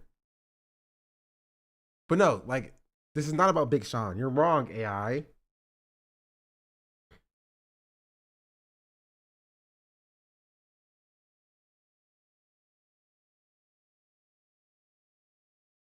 $729,000 likes, 20 million views. Kendrick Lamar rumored to have a big surprise for the Super Bowl. He's gonna kill Drake live. By far my most successful tweet. For sure. Yeah, I'm Big Sean now. And I put my Twitter underneath it. That's right. My Twitch. Jeez Louise, I can't read. I was like, I didn't even get to the Diddy stuff. You get a super villain pose? Okay, I can't even read this. What if I just type in Sean in Black? What comes up? Why does this come up in Japanese or Mandarin?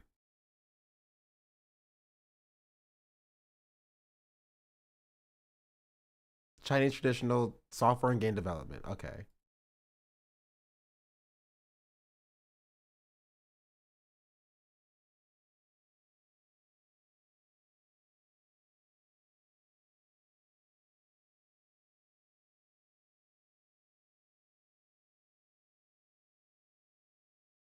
Well, rip, I guess we'll never see what this is about.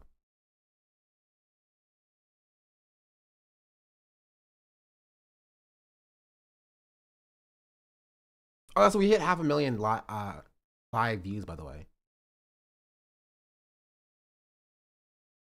Anyway, sorry, I got distracted looking at myself.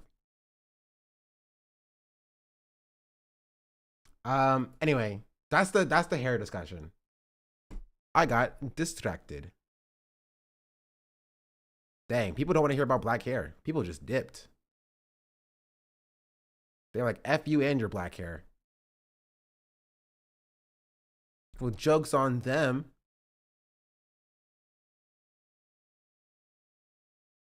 What did Kai do? Hear those Joey diss tracks? I don't know. Thank you for sharing. Oh, thank you.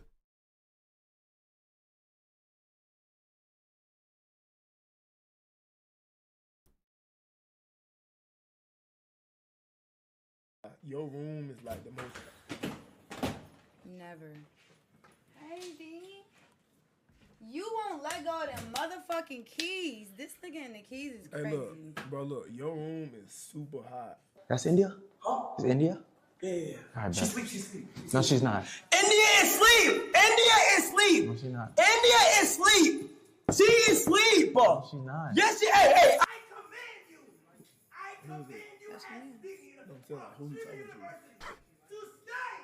away Is it the from shade? India's road. Is it the shade? I don't know. But she like me, though. Stay away. Bro, she like me. No, nigga. Stay away, nigga. Wait. Miss Love? Shoot, nigga, shoot. Shoot, nigga. Shoot. Miss Love. Shoot now. Wait. Hey, I'm going. Hey, get away. Your room is like the most. Never. Hey, D. You won't let go of them motherfucking keys. That's funny. Get you a wingman like Kai Cenat. Talking about black hair when life was bald, so much ableism. Maybe. Did you almost end like an hour ago? Yeah, and then I got distracted. So I was trying to decide, should I play that's the guy who's beating Musty Allegations? Wait, like this guy?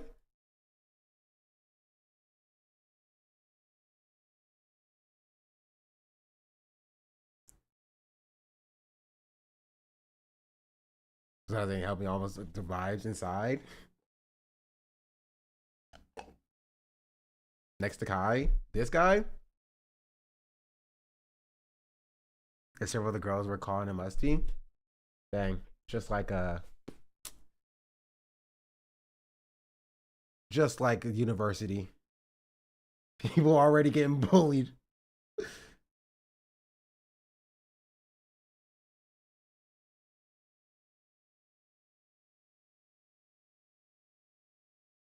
Dude in the black hoodie. Oh, this guy. He's rough. I don't know how to help him. You know what? I'll pour one out for him. You feel me? Cause he ain't living that down.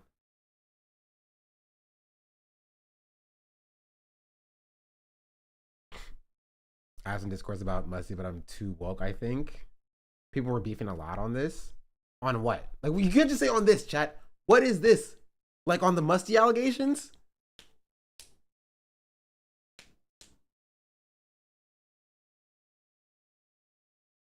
On like this clip? Streaming University as a whole? Oh, that's not surprising.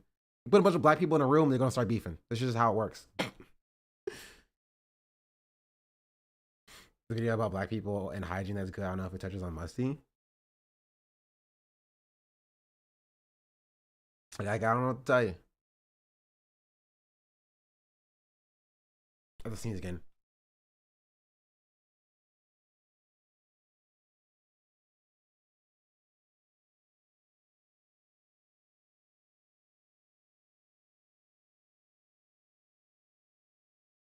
So, like, what is the...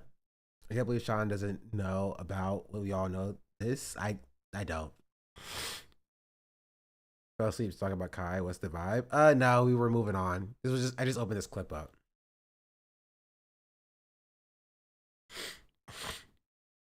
I will say,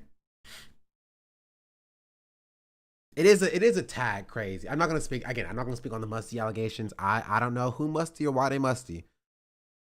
But what I will say is that it is a tad bit on the crazy side to show up no deodorant to a space where everybody got cameras. That's what I'll say. Especially when people are going to be filming every interaction. Yeah.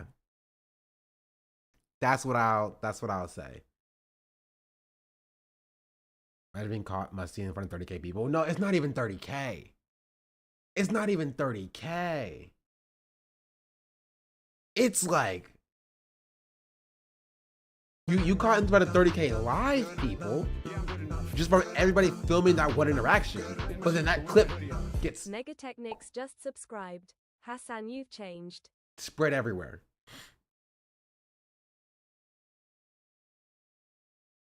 A very mid girl was bullying another girl, calling her unattractive, and she started crying. It was in the beef that I saw. I would still avoid calling people mid. But I did see that somebody was bullying somebody else, apparently.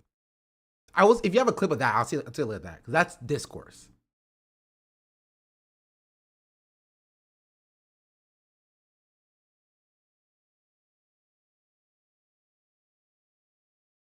I love calling people mid. I'm not a fan of calling women mid, especially when I have no frame of reference for who they are or how old they are or whatever. You know what I mean? I avoid using the term mid to describe women in general, especially in like vague senses.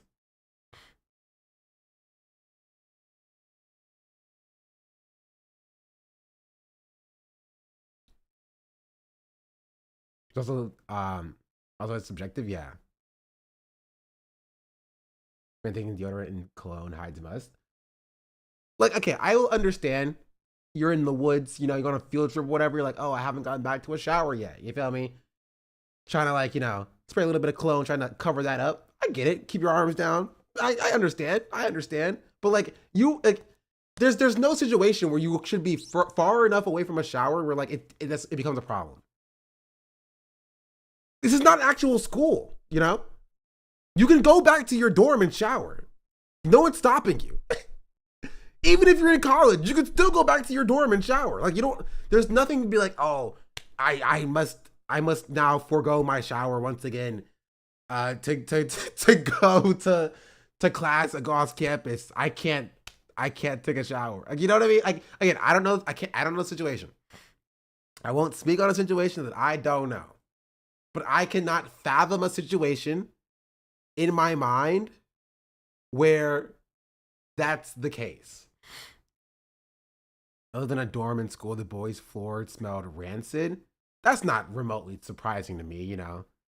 But like, at least if you don't want to live in a space that's like, if you're living in your scent, that's one thing. When you leave your dorm, or just when you go around other people in general, like, you have to at least have a little bit of self-respect for yourself. You know what I mean? At least have a modicum of self-respect for yourself. Your freedom ends where my nostrils begin. Deodorize yourself. What's the smelling? I don't know. Chest has not provided me any links. I need the girl who was bullying the other girl and the smelly links, please. Thank you.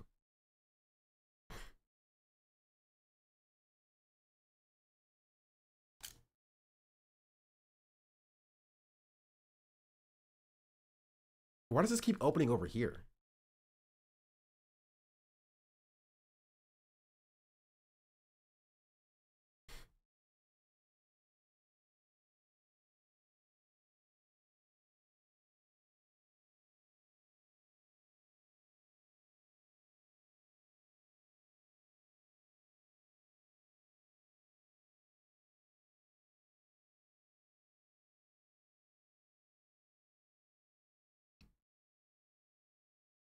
Okay, so I have questions, a few questions. Number one, do they have roommates? Are there roommates in this situation? Or does every student, does every streamer get their own, does every streamer get their own room? My boys and I have given an intervention to one of our friends, telling him this hygiene is awful. Most have roommates. As soon as the smell starts leaking out of your room, it's over. Showering is a valuable time to use making more content. True. See you tomorrow. Oh shit.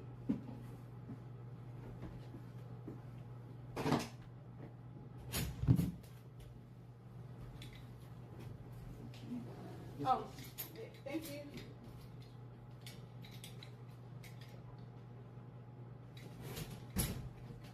Huh? Huh? I know. I told you earlier.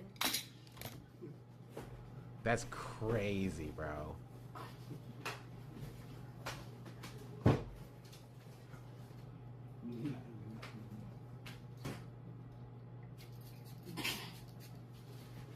That's crazy. They whispered to be nice, you gotta tell him. Like, whoever the other people in the room are was whispering to be nice. And then like, that's crazy. Just know, you know, honestly, I kind of respect that. Just a little bit. Right? I kind of respect that. I tell my lifelong friend to use laundry detergent. Do people not use laundry detergent? Even during my deepest depression, I had a sense of to be embarrassed for not showering enough. No, I won't even I wouldn't even go that far. Like, if you have if you have like mental health issues or whatever, and you're staying inside, do you? Right? Do you? You feel me? I'm not gonna sit here and be like, or whatever. But like, if you were going to, especially if you were going to enter another person's space, right? If you're going to enter another person's space, like, you're going to be around other people, I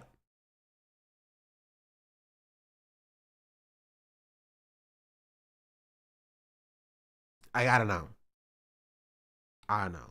Could she have, like, you know, done it off camera, you know, turn the camera away? Probably. that would stop a lot of the discourse. But like, this got 9 million views. You know what I mean? This got 9 million views. So I can't sit here and be like, this got 72,000 likes. Like, come on. I don't know. I think that's, somebody takes it well when you tell them that they smell. I mean, yes. Right? Yes. I'm not saying you tell him off camera or whatever, but like, there's two sides of it. One is to acknowledge that like, this could have been done off camera, and this being done on camera is for content. And two, to acknowledge that this is being done for content. You know what I mean? Like, and I'm not saying that as like a knock at Kaya. You feel me? I'm not saying this to like, you know, berate Kaya. I'm saying this to like describe the reality. You are going to this is for content space, right? So like, if you smell a certain way, this is going to happen to you for content. Like, that's just the case. He was confronted about it a couple of times. You're lying to me. You are lying to me. You're lying to me. You're lying to me. Have we talked about Hasan yet? No, chatter. I have not covered the Hasan ban yet.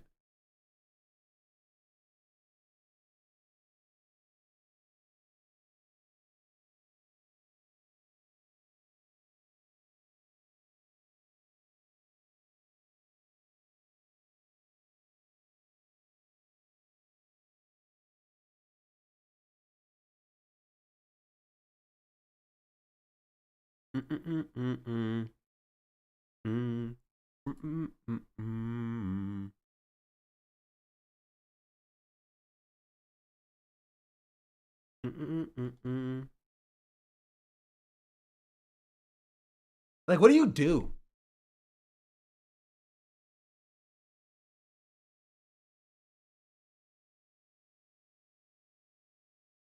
What do you do? Like, you're kind of cooked, no? I be in the trenches. You're kind of cooked, no?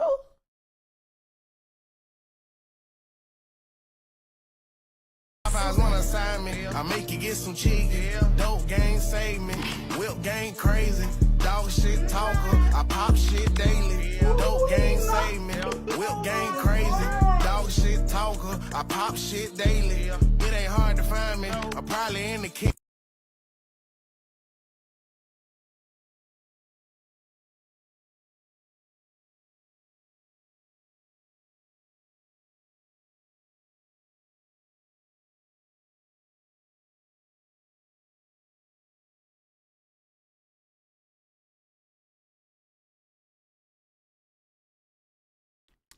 And the worst part, I be in the trenches. Popeyes wanna sign me. I make it. is he's wearing different. Get some chicken. Dope gang save me. Whip gang crazy. Dog shit talker. I pop shit daily. Dope gang save me. Whip gang crazy. Dog shit talker. I pop shit daily. Like, nobody pulled him aside and was like,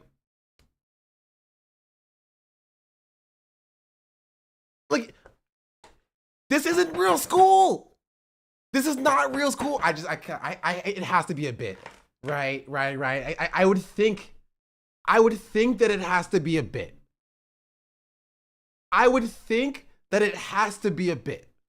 Right? Because this is not school. You can go shower.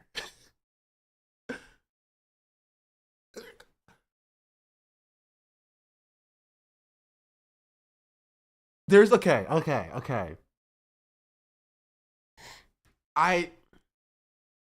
Has he said anything yet? I don't know. You can shower in school too, to be honest. Yeah, but like I can understand, like, you know, you live off campus, you arrive on campus, you're like, oh, I didn't turn on deodorant today, and you're just walking around campus like that. Like, I would still think you would try to find, like, you could go to the student union and buy some deodorant from the student union, right? Go to the bathroom, start, you know, paper towels, you know, wiping yourself down. Like, there are mechanisms to take, right?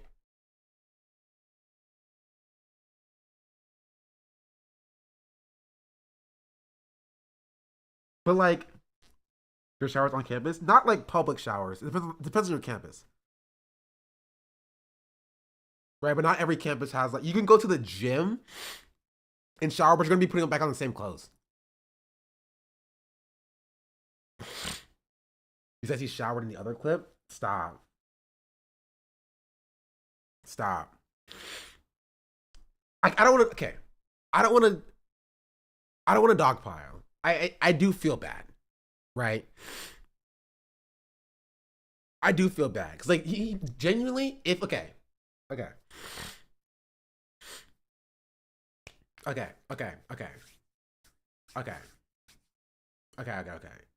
like, if he does genuinely have, like, if he does have a condition or something, like,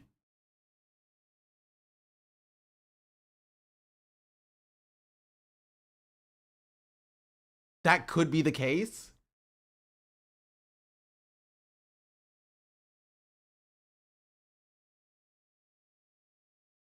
But, like, this is not like a underlying, like, scent, right? This is not like a whiff. This is like a pungent smell, according to the way that these people are acting. Like, you don't do this. Gang save me. I make you get some like in the trenches. Popeyes wanna sign me. Like, you don't, like, wanna sign like, so if somebody smells so bad, you don't do that. Like, for like a little something, like something smells a little bit off. It definitely added a little dramatics on top, though. Gotta be. I don't know. Multiple people having such a visceral reaction.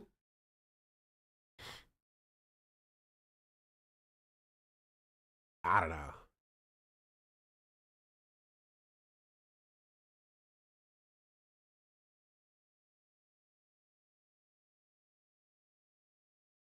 Karen.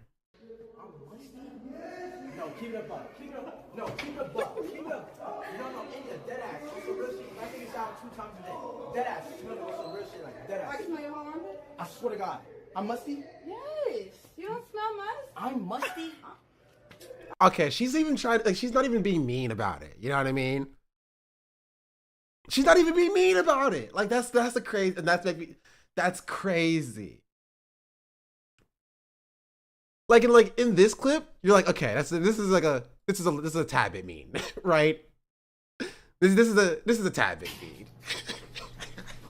Like, on camera, like, this is a tad bit mean, right? This is totally, like, this is nice. She's being very nice to him. And that's like, ugh.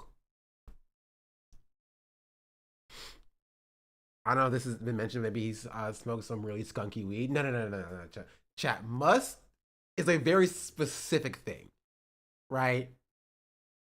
That's a very specific reference to like body odor. Like, they wouldn't be saying that he's musty without it being like, you know, body odor. You feel me? If it was any plausible deniability, they wouldn't have been like, they wouldn't be like, you're musty. You know what I mean? Like, I swear to God, I'm musty? Yes. You don't smell musk? I'm musty? I don't want to. Like, why is he like? I can't tell. Why you do all that? Yeah, his reaction. Exactly. His reaction was just weird. His reaction was weird. He's getting too angry. Right? Too angry for I don't know. But again, I don't understand why he can't just like change his clothes. Ego? There's no ego. Just like nobody would know. He's probably embarrassed. So it's better to walk around in the same clothes.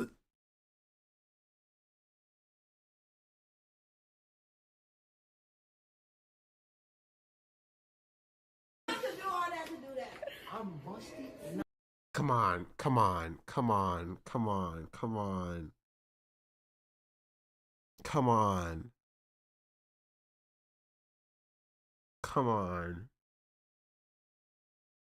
Down the pit. No, I you're don't want lying. to go back down there. Oh my gosh, you're lying. I'm sorry. We were sweating all day. We were in the auditorium for 5 hours. Like, there's no reason to be musty. You didn't take a shower yet, did you? Yes, I did. When we got here?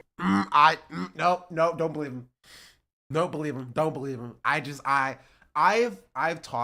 worked with kids and I've talked to kids and kids who just don't want to shower. That's what they do. That's what they do. It's hard to describe exactly if you've never been around like that is what they do. They act exactly like that.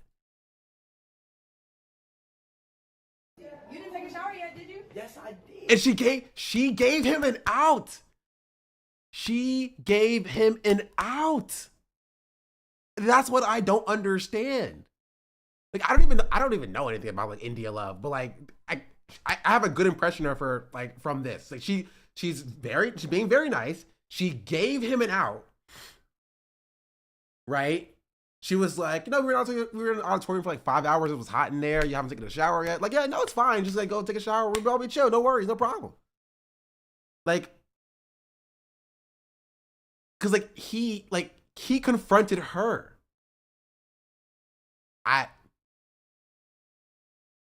She was like, we getting sticky for 5 hours. You good? Just take a shower. And he was like, nah, I did 2 times. Yeah. That's crazy.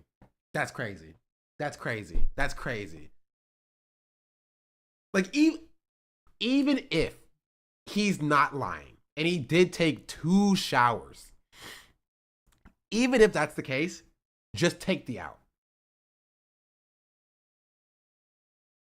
Just take the out and be like, yeah, you're right.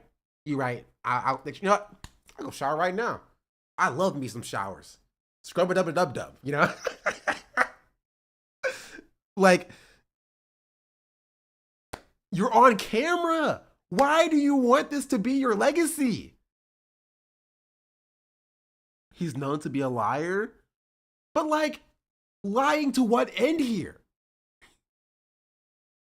If the lie that he's telling is that he took 2 showers and he still stinks, that's the lie he's telling.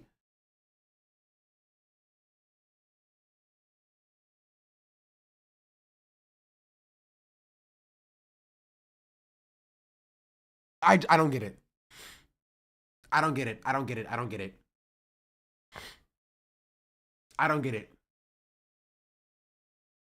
He's the one harassing that random girl in Target with E-Kane. I don't even know what that means. It's the fighting to say that people are lying about him being stank has got me like, yeah.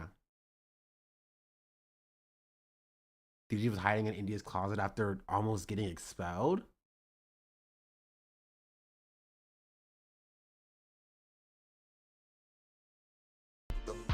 Slumpy Space Friends are thinking for the 9 months. All it takes is to sway your armpit and you will know. Yeah.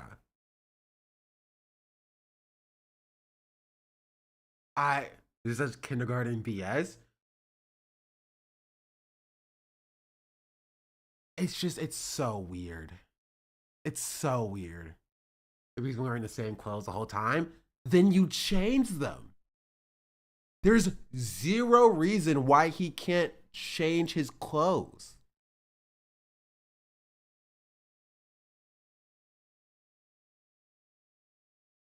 Like, that's what I don't understand. That's what I don't get. If people, like, even if everything he's saying is totally correct, if people are saying, hey, you kind of smell bad, you go fix that. You immediately go fix that.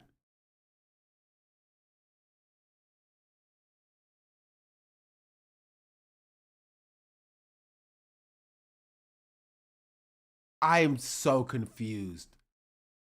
This is one of the most documented content spaces in the last 5 years.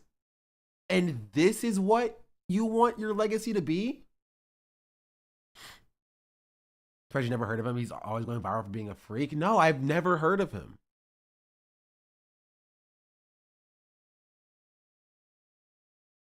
Arguably ever?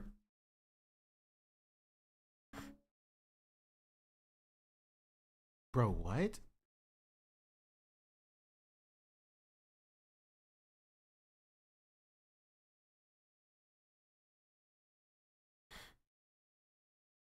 think I've been saying he's a weirdo. To be fair, I've never given examples.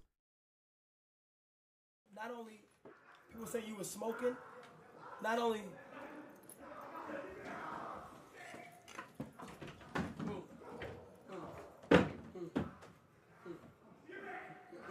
this nigga just can't learn. Yo, you want that flight today? I was gonna get you on in the morning. You want that flight today? You want that flight today? You just can't stop fucking around. Go to the room, gang. It ain't your ball.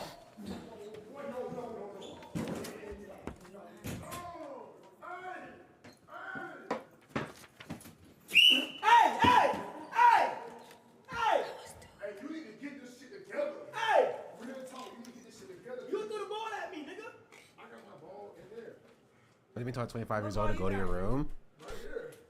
Hey, my ball. God damn! You hear Duke name? You goddamn!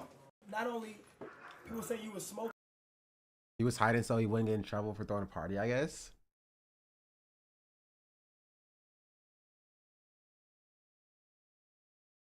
I still have no idea what this thing is about, by the way.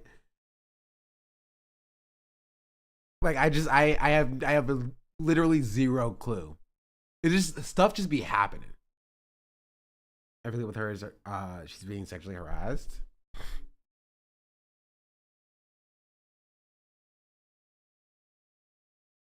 When we got here? Yes. When? What did you say after? Only your fucking. No, bro. My camera.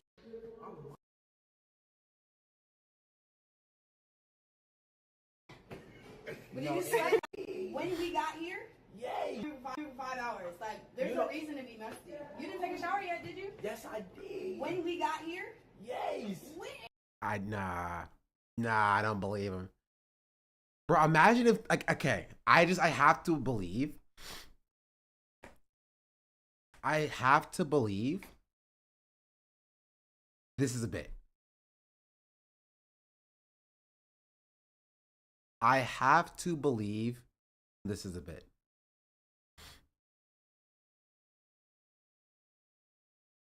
I have to. I don't know why. Wait, hold on. No, it can't be the clothes. He's wearing a Streamer University hoodie. He got that while he was there. It's not like he brung some, like, you know, some, you know, musty old clothes or whatever.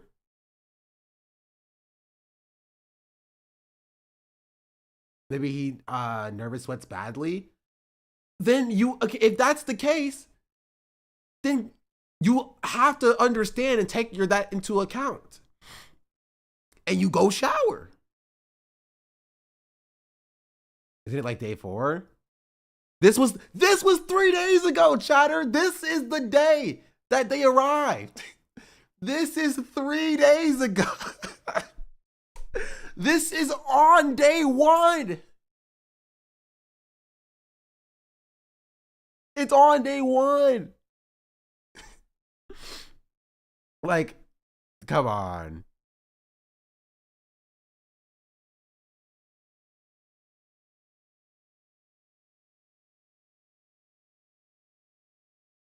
Oh, wait, they said that nigga snitching. I need to hear it. I know he not fucking. Who is it? Yo. Who's yo? Who is yo? What's up, Deshae? I'll see you in class tomorrow. I'm gonna see you in class tomorrow. What happened? And Jamal. Do you need help? Bro, why they on Twitter? Bro. Don't. Deadass. No. Oh, this is how it started. Oh. I'm musty? Oh. The dots are connecting. The dots are connecting. That's the pre-clip to this. Not this one. To this.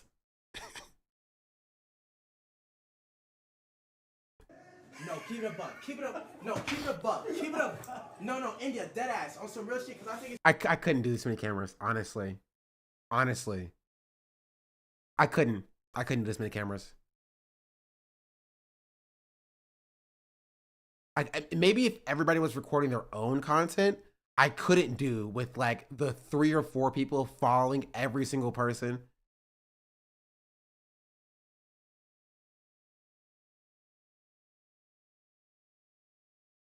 I couldn't do it. It's out 2 times a day. Deadass smelling on some real shit like deadass. I can smell your whole armpit? I swear to God.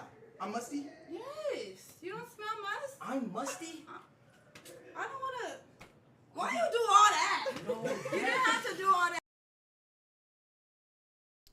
They're all recording their own content.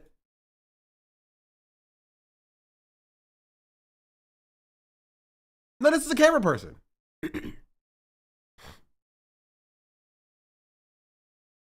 Or she goes inside a camera. Yeah, that's what I'm saying. There's just too many cameras. Too many cameras.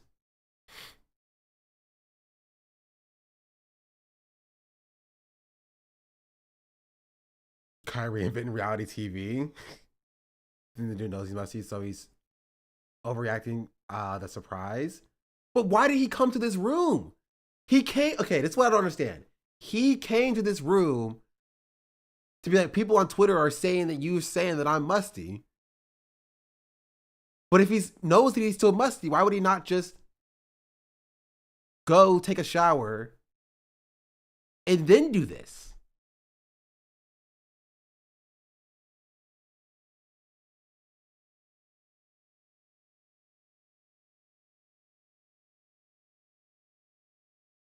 Because it's a good clip. But that's the problem.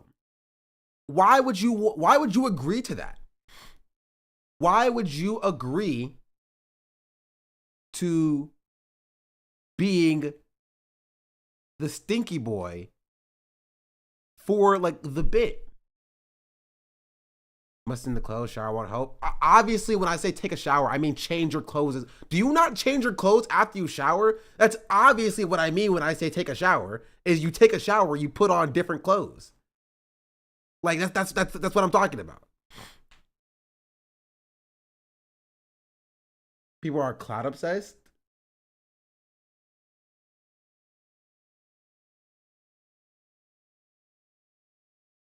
I don't know. Then honestly, he brought it on himself. If that's the case. He's the only guy that we're talking about in the moment, so I guess that's the end game is working. He did change clothes. That's what I thought.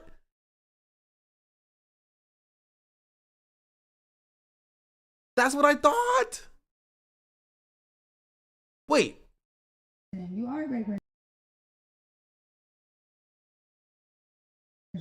You do stink for real sometimes, but you are a great person.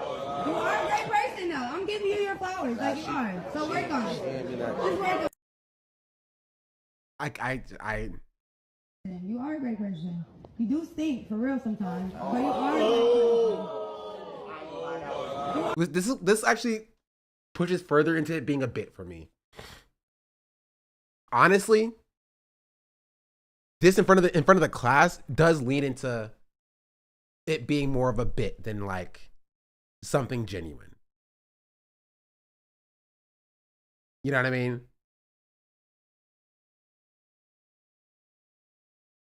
Nothing that Streaming University is serious. No, it could be serious. Check out Agent Stream. He's talking about Ludwig. Why would I care about that? I'm not Ludwig. And interesting content. He has a very unique community, and it's hard to find communities like that. If you guys haven't already, please take a look at Ludwig's channel. He's one to study. He's one person you're gonna want to study. I will say Agent's funny. Agent is the only person that I've seen taking the class part seriously. And I haven't seen a lot of clips. But from what I've seen, Agent's the only person taking this class part seriously.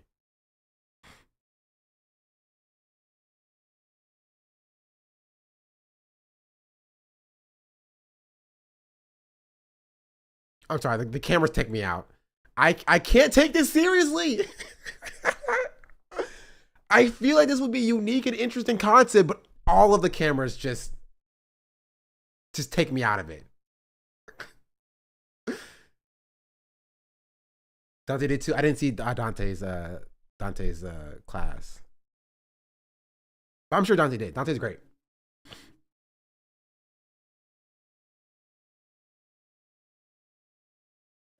But it's like, nigga, I know I don't want to watch League of Legends. You know, even if it's my favorite person doing it. So just understand, put yourself in your viewers, your average viewer's POV. Well, I do have a question because I actually have been moving away from that after doing the same thing for like. I'm sorry. Again, I'm sorry. I can't take it seriously when you're holding a phone doing your question. Like, there has to be a better way. There has to be a better way. You know what I mean? Like, I want to get invested. I want to get invested. I want to be immersed. Like I'm watching an actual school. An actual school would not have your phone up like this. Yeah, GoPro in the forehead would be so funny. It would be hilarious. But anyway, sorry. This is getting distracted. It really feels like a Black Mirror episode. It's funny. You know what? And I will give it to him. Unique idea. Funny execution. I'll give credit where credit's due. Yeah, how would this be entertaining for the new streamers' viewers? He's a great content creator. He's transformed himself in his content so many times. He still maintains his success. Yeah, I like Agent. Apparently they got season 2 planned already. I mean, it's obviously successful. It's doing very well. I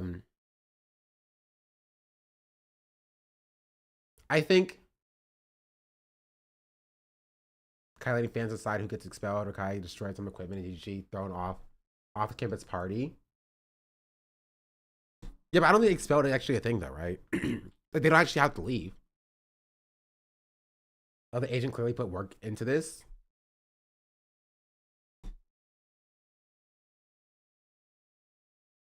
Listen. If you want DDG expelled, make some. I'm sorry, I can't. The cameras keep taking me out. The cameras just take me out. It does. In every clip that I see, that's the first thing I notice. I don't know if they have to invest in like body cameras or something, but just everybody holding a tripod with their camera takes me out. Noise. Wait, are these fans? Are these other streamers? No, these are children. This is a child.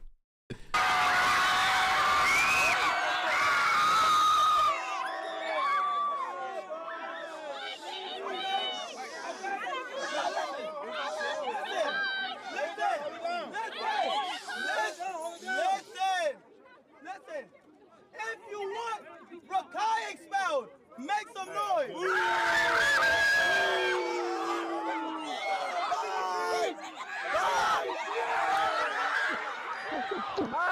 I didn't do it. Yeah, bro. It gotta be you, bro. I didn't do it. I hate to have to be you, bro. You good. Future Streamer University students. These are children fans that showed up to the Gates University every day. That's crazy. I got the DG was a professor. How could he get expelled? Content. Content. That's why. We vote out the stinky guy.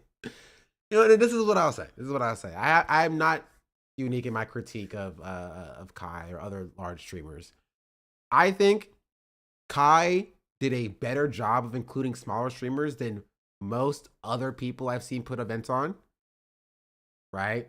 Kai did a better job of representing like the Black community than most other streamers events that I've seen been put on. Right? And for all the missteps, from what I've seen, this is a fantastic concept that had pretty decent execution so far.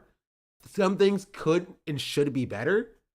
And navigating some, like, you know, interpersonal or like some of the discourse, like with DDG and Hallie and stuff like that, you know, I feel like could have been done a little bit better. But all in all, better than I expected.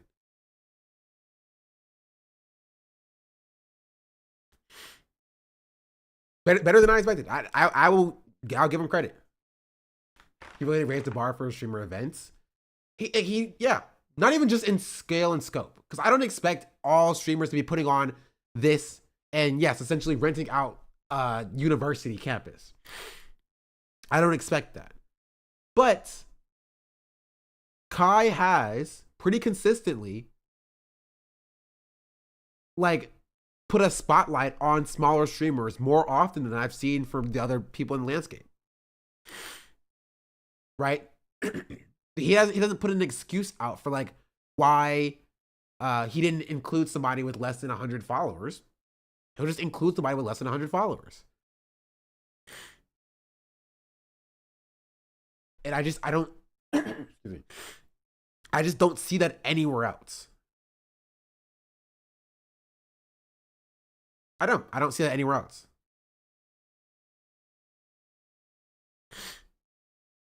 And so I understand why some people are frustrated or upset that why they weren't picked.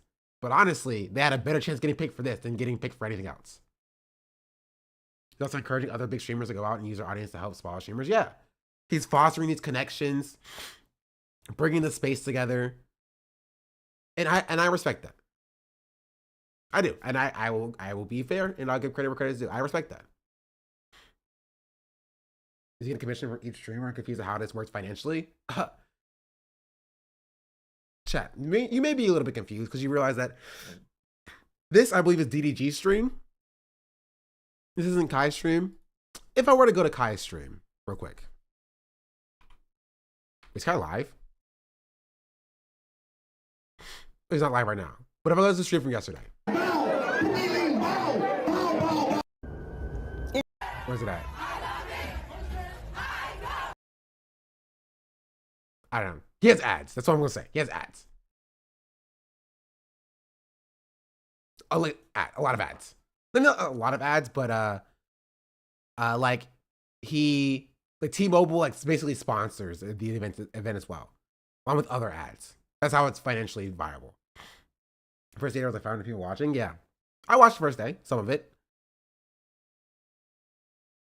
At the party, DDG hit 200K viewers. Yeah.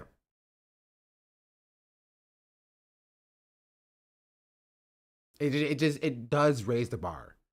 And as I said previously, I don't fault a lot of streamers for going live and playing games with their friends.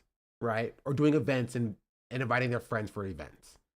I don't fault streamers for doing that, right? But there's a reason why these are so much more successful. This streamer had 1K following before Kai announced to accept the streamer university. Look at her following now.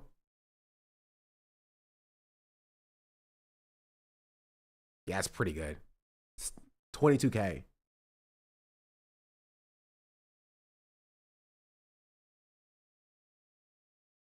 Or someone got 10K new followers in one day. Yeah. You know, if you contrast this with the Olympics event, you can see why people were mad at Lud compared to Kai's. Yeah. And honestly, I think it's fair. I think that there's a fairness there. Like, this is what's missing from the space. An event that like looks at the people with less than 100 viewers. You feel me? Less than like 50 viewers.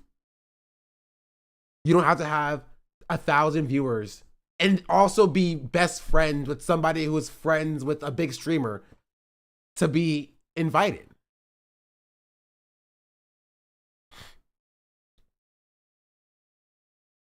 You know what I mean?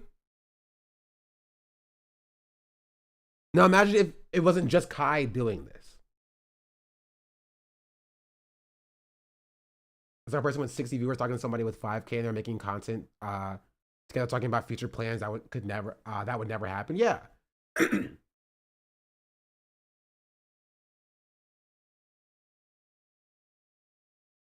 then it's like, and this is the problem. And then Kai grew essentially, not like honestly on his own, like without AMP, but essentially with no assistance like that.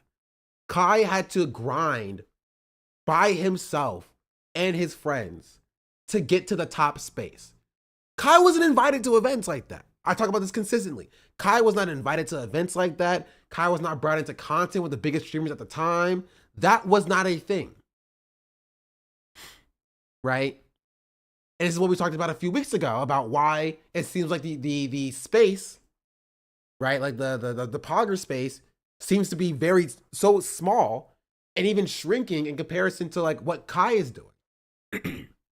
Right? They stagnated. Kai doing this event, bringing in people of all different sizes, 5K viewer Andes, 1K viewer Andes, 60 viewer Andes, cultivating new talent is what pushes him to be at this space. Like, well, I can't see this working with the Pogger community. Not anymore. This is what they should have been doing 5 years ago. This is what they should have been doing 3 years ago. This could work. They have an audience. They have small streamers. This could work. If they cared. Right? It would take investment. But if they cared, this could work. But they won't. Poker Space is too insular and drama obsessed, honestly. I mean, the Poker Space was the space. And I wouldn't even say like that specifically. Right? Like, I could see a world where like, again, the only person I can think of right now is like freaking like Ludwig or whatever. But even Ludwig's audience is not large enough to put this on, right? But it comes from like starting and growing to that space, right? Like, you need to invest in, like, even before this happened, Kai was already investing in new talent, right? Even before any of this happened, Kai was already bringing in new talent, new streamers, smaller streamers, younger streamers, right? Involving them in content. He was already doing that. This is just that in a larger scale. Who is doing that in the Pogger space? Genuinely. Anybody. The reason why I brought up OTK top streamer is I don't even know who the winner is. Is that person involved in OTK? To be fair, OTK is like not like the best example because like, you know, they're going through some changes. But are they going to OTK events? I don't even know who it is.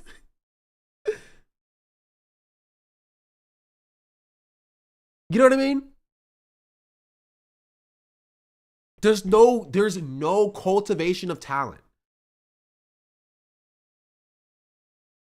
There's not.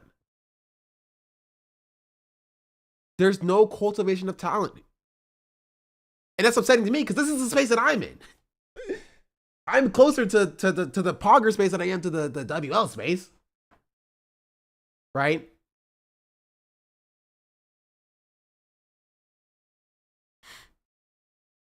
Like,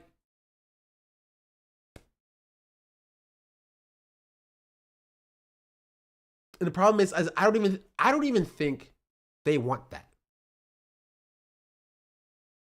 I don't even think the Poggers space wants that. I don't think they want to cultivate talent. I think they want to go live, play games with their friends, do a sponsor stream every now and then to keep their money up. That's it. That's it. That's what they want to do. And that's not necessarily a bad thing, right? That's not necessarily a bad thing, but there's a reason why, like, there was very few inclusions of like this space, the Pogger space in the Streamer University lineup. In the events that Kai does, there's like little overlap happening there. They went to collab before it became too much work, which is fair. They never said that they wanted to uplift others. That's true. Yeah, and I say that. I think that is fair, right? But then you can't complain about the viewership leaving. Right?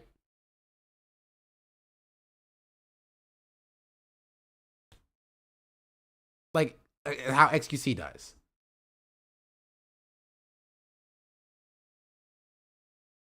Like they can't look at like at this space growing and then be getting mad because this space is growing and the Pogger space is not. Kai did the right thing to not rely on them. He's an example of creating your own space. That's not even true, right? Kai did not choose to not rely on them. Kai wasn't included by them.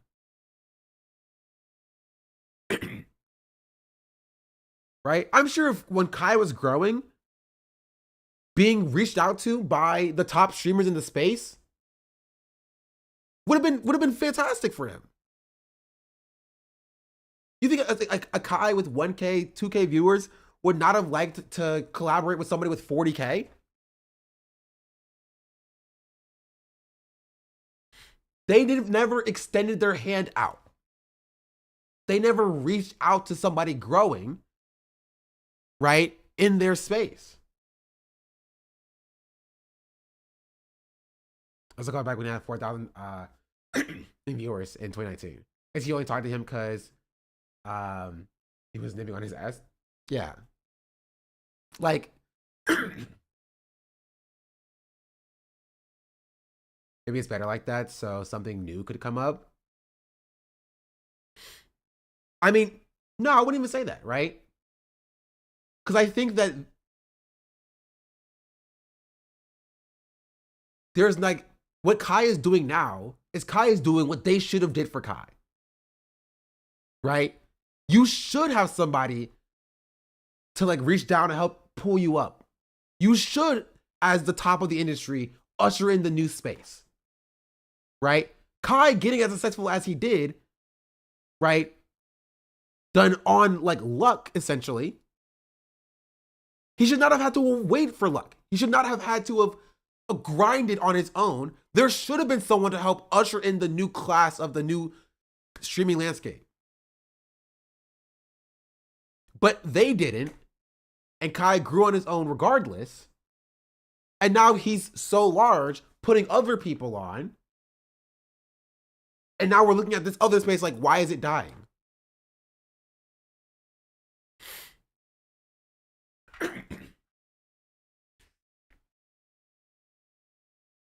You know what I mean?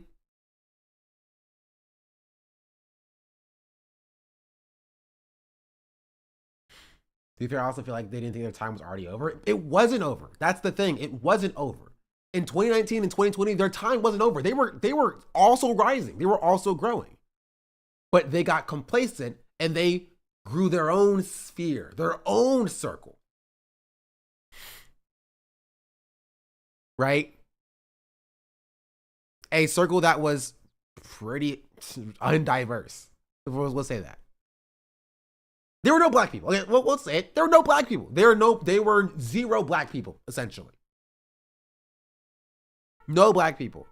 The black people had to go make their own space over there. And now look at the black people space.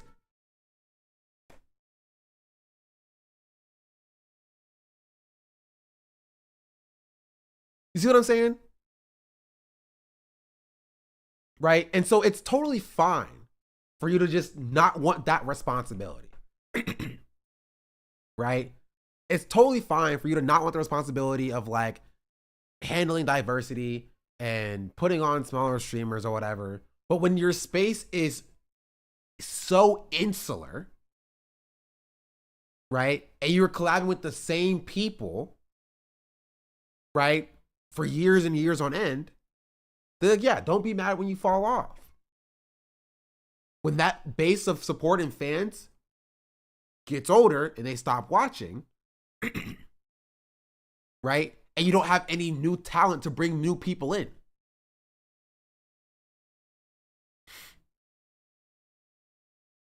I don't really get the point of this other than content of what? Streaming University? And the fact that there were no black people played a role in their insularity, a different sense of community. Do you think poggers are mad? I think the pogger space, from this is pure summation, I think they are aware of the shifting dynamics. Not necessarily mad, right? But they are aware of the shifting dynamics, is what I'll say. But they do care. Yeah, of course they care. Of course they care. I'm sure it doesn't like hurt their feelings or whatever. They're still millionaires. Right? But there's a reason why a lot of them still want to collab with Kai. Right? A lot of them still want to collab with the FaZe Boys, right? They wouldn't do that if they didn't care. They wouldn't outreach if they didn't care. They cared to some extent. Right? But they got complacent. They didn't want to take on the responsibility that Kai is now taking on. And they weren't able to cultivate new talent to keep themselves afloat, essentially. And now they're kind of wanting to be back into the space a little bit. You know?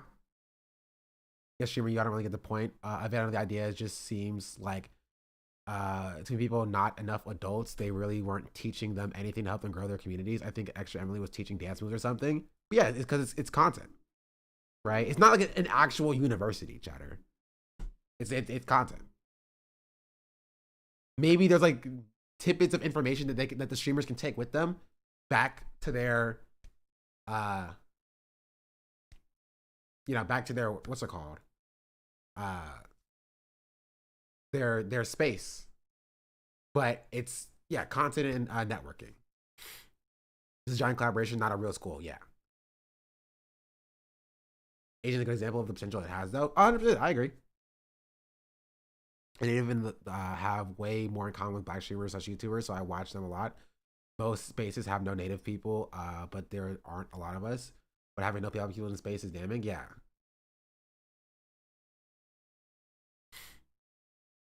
Yeah. It's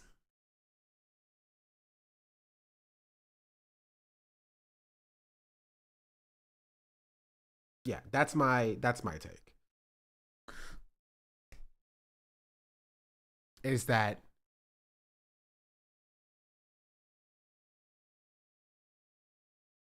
what am I thinking?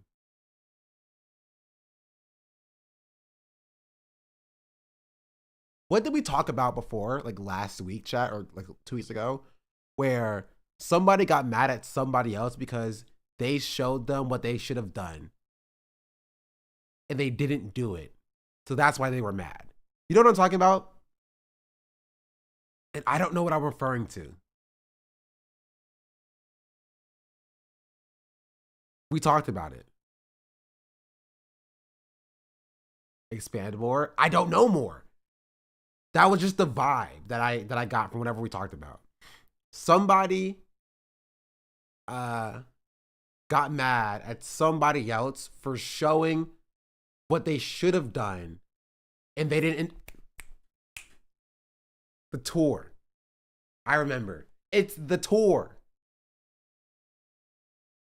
The tour. You know how all of the TikTokers about the Unfreak America tour were mad at Peyton because Peyton showed them what they should have done by speaking out against Z. And that's why they were mad at Peyton, including like the black content creators. Are you live on TikTok? No, not right now. It's like that, right? Not necessarily saying the power community is mad, but they're looking at Kai essentially doing what they should have done when they were at the top of the space, right? Like, the events that you're putting on should include people who have like 1,000 followers. Why not? Right? Does every event need the same 10, 15, 20, 30 large streamers? Like, I feel like a lot of it was cope. I feel like a lot of cope happened by being like, oh, we need these large streamers, right? We need all these large streamers because like they pull the audiences. Right? Like, sure, you could have some large streamers, but, you know, small streamers also bring content. And Streaming University is showing that. You don't need exclusively large streamers in your large streamer space. Right? There are small streamers who provide content. Small streamers who are funny and entertaining and witty. And if you give them an opportunity, they can grow too. Right? But I feel like a lot of it was like a kind of like a boys club, right? It's like an exclusive club. It's you know who you know. And that's how it's been treated until Kai came along and was like, yeah, no, this person, right? Yeah, let's bring them. Why not? Oh, this person right there, let's bring them. Why not? There is some very unique content made between small creators and massive creators that were able to vibe together. They didn't worry about each other's viewership. Yeah.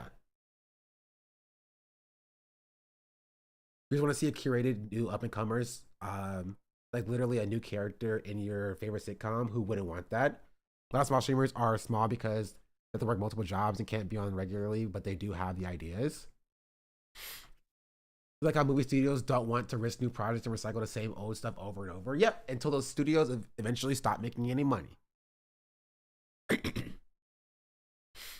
One thing I feel like people don't talk about enough are pioneer content creators of the W community pre-2020 are like Burleezy, RDC, Flight, Soul Illuminati. I'm Dante. Yeah. Corey Kenshin. People like that. People who like inspired the new crop that you see coming up like now. And it is cool to see Dante collabing with the new space as well, right? I watched Dante growing up. Now we're technically peers. You know, we're like this. We're locked in. This adds to Kai's longevity in the space. Yeah. And I feel, and it just, there's a reason why it doesn't feel as though the Poggers community has that. Right?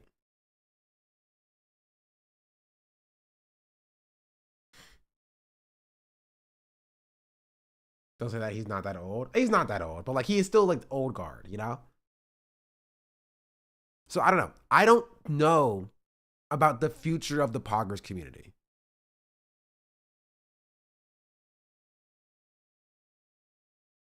I don't. I do not know about the future of the poggers community. I don't know how sustainable it is. Do you think the poggers community's controversies contributed to asking them kind of toxic? Asking? Do you have a desire to build community yourself? What do you mean? Making them kind of toxic? No. Actually, I don't. I think it was a apprehension to new talent and stepping outside of their comfort zones. I think it's that.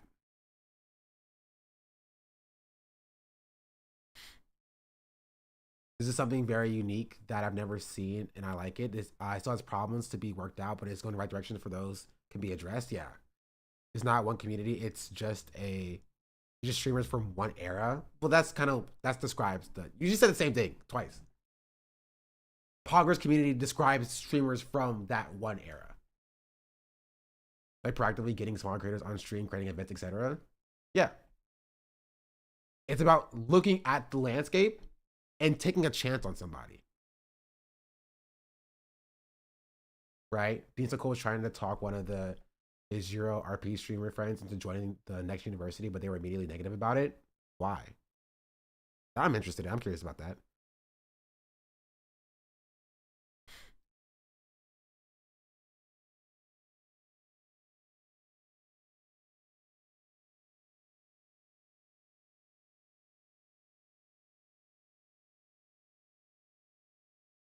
Their community would mesh, supposedly. Is that streamer white?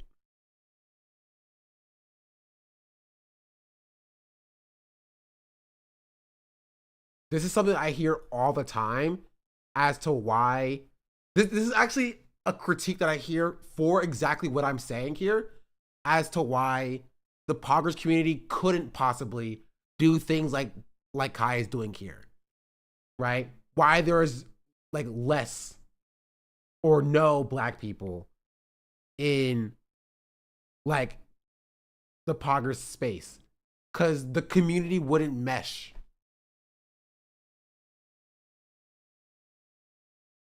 That sort of stuff. Right? There is Euro, but with white Euro community. Yeah. Some people on X pointing out how Kai's events are only inviting black people, and I want to point out how most events look like Klein rallies if you do statistics, and I just keep out of it. 100%. I too don't get too deep into like the demographics of different events outside of like a surface level, like this is what exists. But yeah, no, 100%.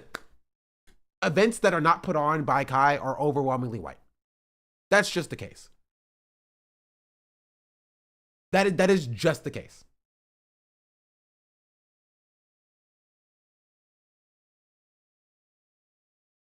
They are. Overwhelmingly, either overwhelmingly white or overwhelmingly non-black. One of my favorite streams was Hasan at DreamCon. True.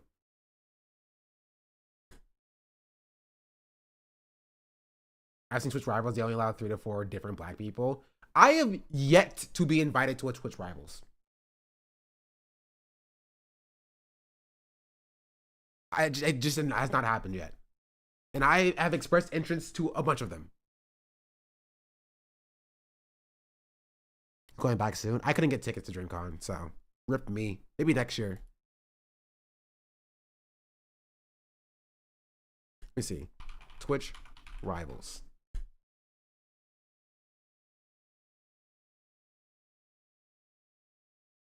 Up and up, all the next ones are at TwitchCon EU.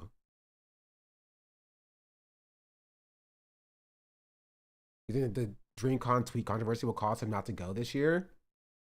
Like the Meg thing? Or is it a different one? No, there's another tweet controversy. Yo, they gotta stop posting stuff.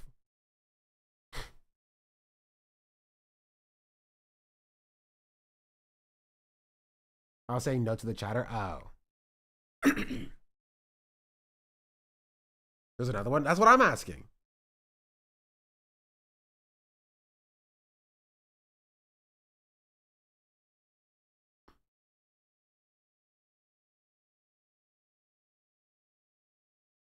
No, I think the Meg thing, yeah, I'm not too caught up on it. No, I don't think so.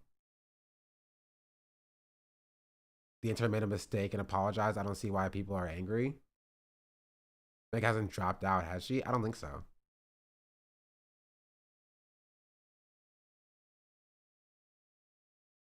Anyway, that's my point, is that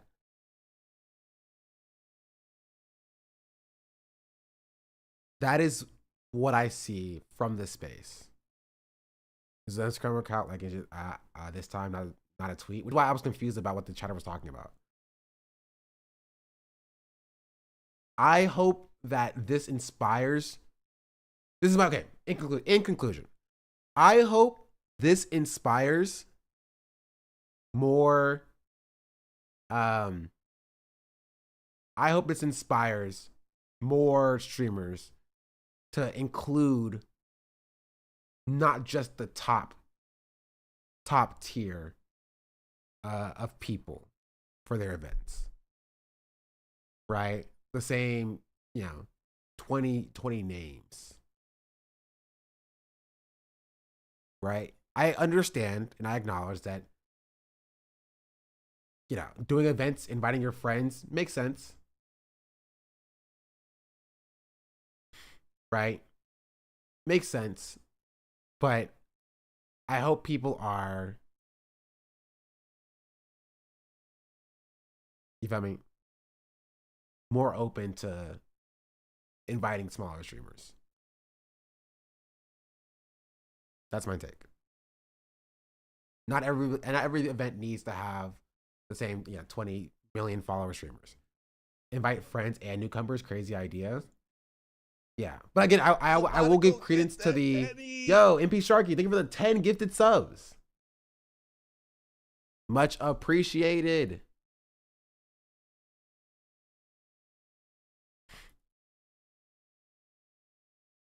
Much appreciated.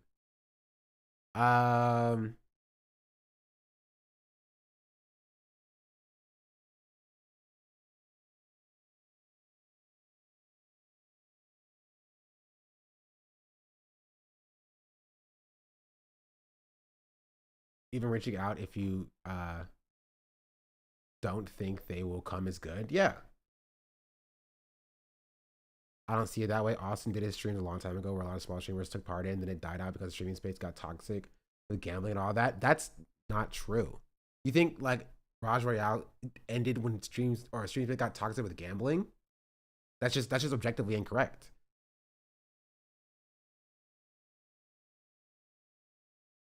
Austin stopped doing his shows way before that.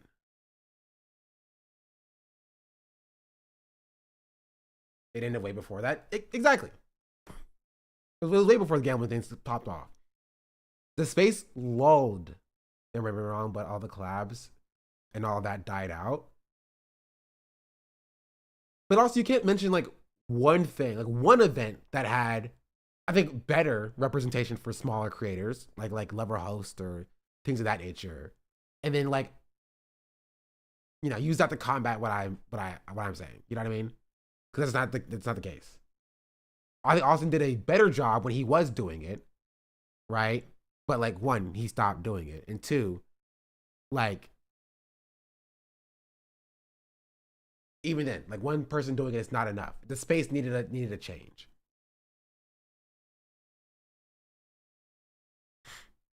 Right, and events have happened between then, like for the last 4 years, essentially.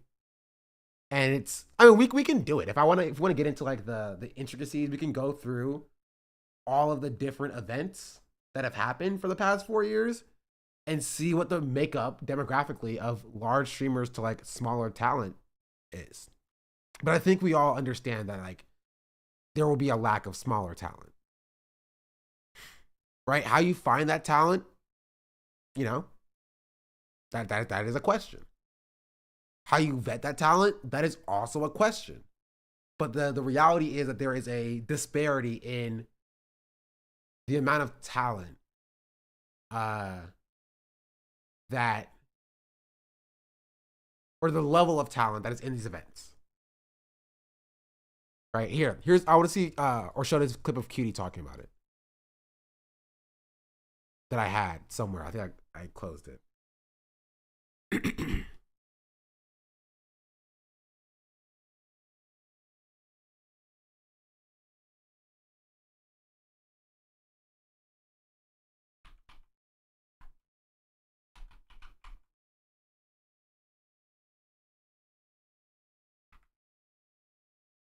Oh yeah, here it is.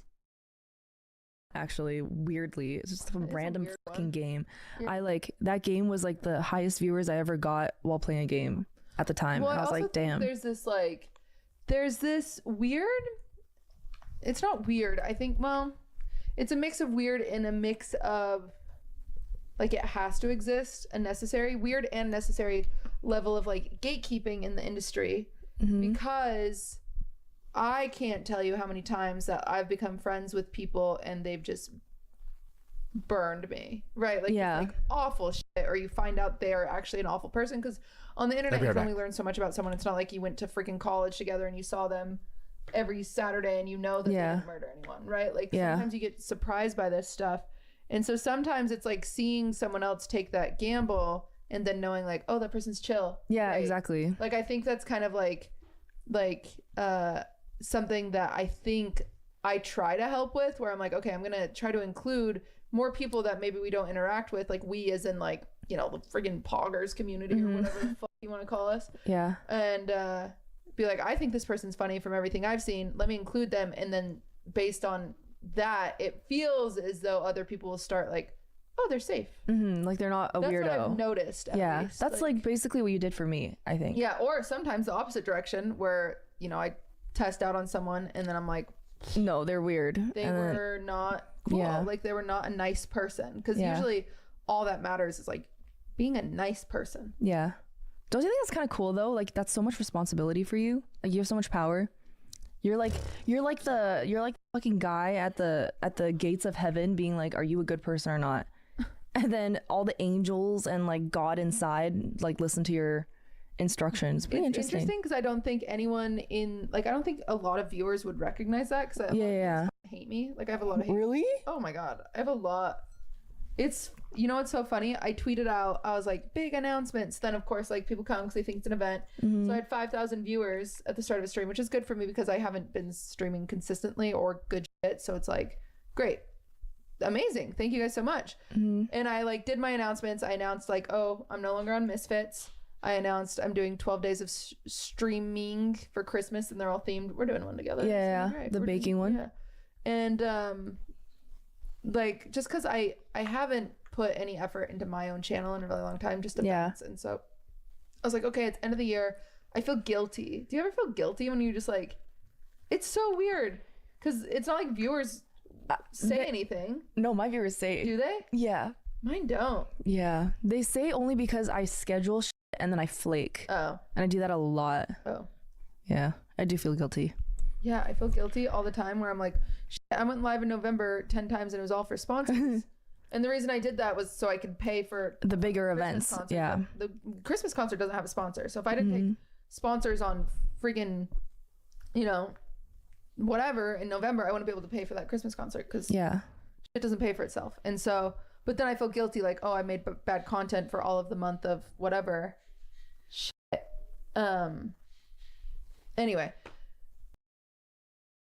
Not everything can be a joke. What happened? Did I miss a joke? Who said a joke?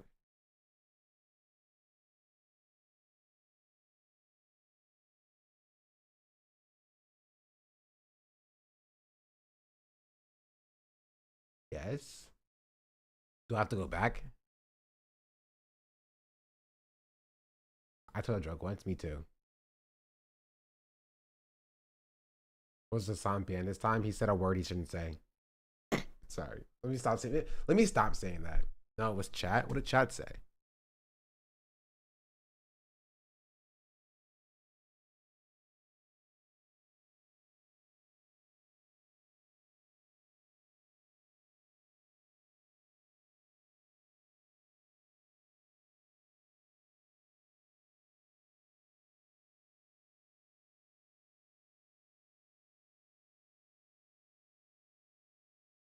person telling Cutie she's like St. Peter at the pearly gates was just weird to me.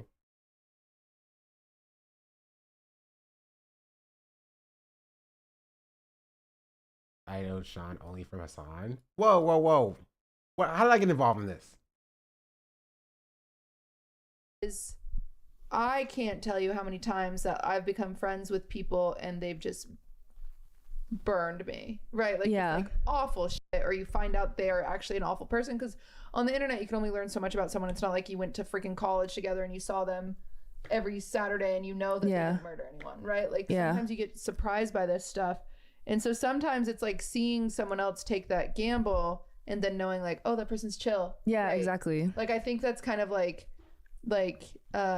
something that I think I try to help with, where I'm like, okay, I'm gonna try to include more people that maybe we don't interact with, like we as in like, you know, the friggin' poggers community or whatever the fuck you want to call us. Yeah. And be like, I think this person's funny from everything I've seen, let me include them, and then based on that it feels as though other people will start like, oh, they're safe. Like they're not a that's weirdo. What I've noticed, at least. That's like basically what you did for me, I think. Yeah, or sometimes the opposite direction, where, you know, I test out on someone and then I'm like, no, they're weird. They were not. Yeah, that's what I'm referring to, right? What she's what's Pogger stand for or anything? It's an emote. This corn dog is still cold. Give me a second. I need to warm my corn dog back up before I put this long corn dog back in my mouth. Got him. Wait.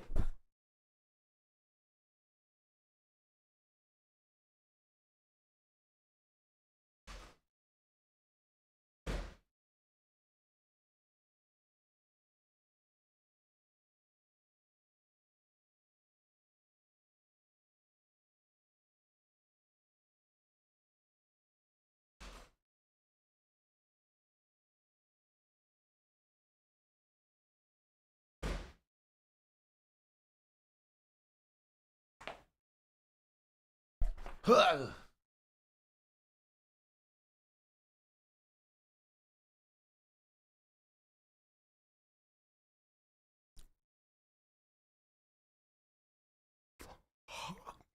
It's hot.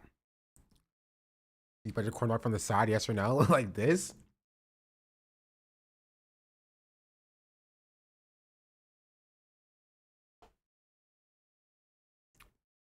What, so it's not gay?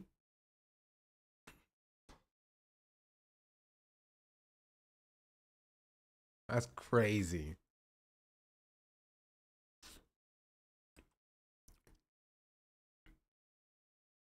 You have to eat it like straight man eat a banana. Hot. Hot.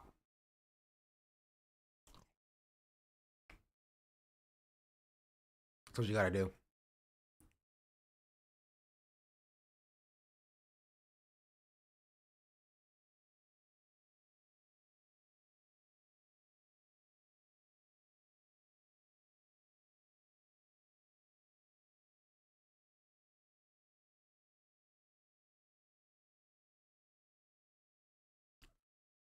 You dip it in anything? No. It gets in the way of the taste of the meat in my mouth. Got him.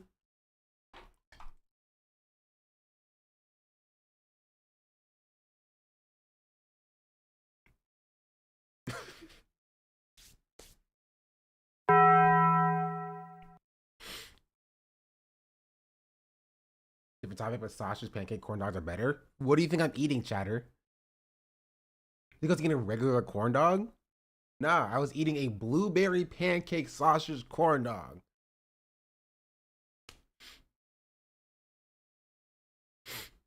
They said it was a corn dog. I thought it was implied. It was very good. That exists? Be right back. Whoops. I did something. I don't know what happened. Hello, test. Okay, I think we're still good. What did I do? What did I do? I pressed the button. Hello? Anyway, I'll be right back.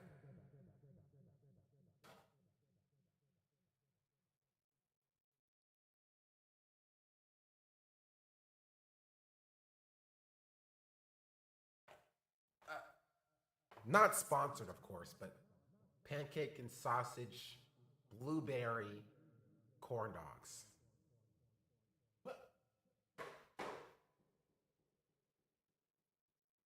Delicious. So freaking good. It's so freaking good. Baby girl, what's your name? Let me talk to you. Let me buy you a drink. Auntie Payne.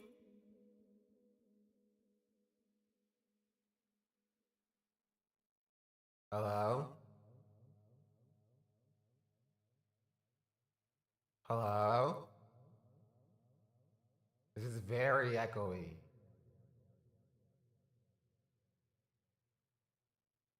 Got banned from Twitch for wishing Tectone to share saying so his father got reported for wishing trauma on him. I was thinking more for justice, but hey, successful appeal though. Just wanted to share. They try to take you down, chatter.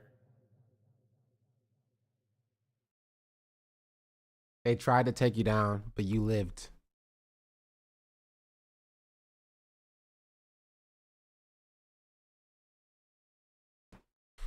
Also we hit 29,400 subs. We're 600, chat. Tell your friends.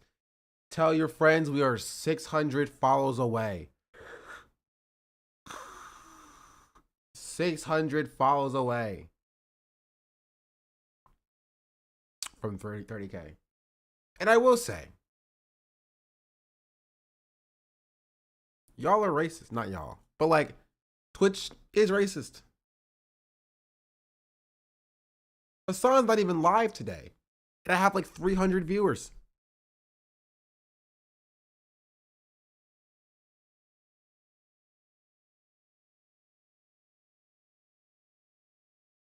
Racism. I don't know what to tell you. Then we started talking about black hair. They all left. Racism. Then it probably gets the most of it. I mean, I refuse to talk about drama. I only got so much bandwidth to talk about Ethan Klein. And I could probably keep talking about Ethan Klein. You know what I mean?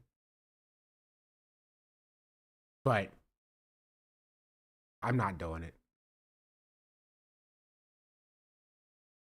He just posted a story about me?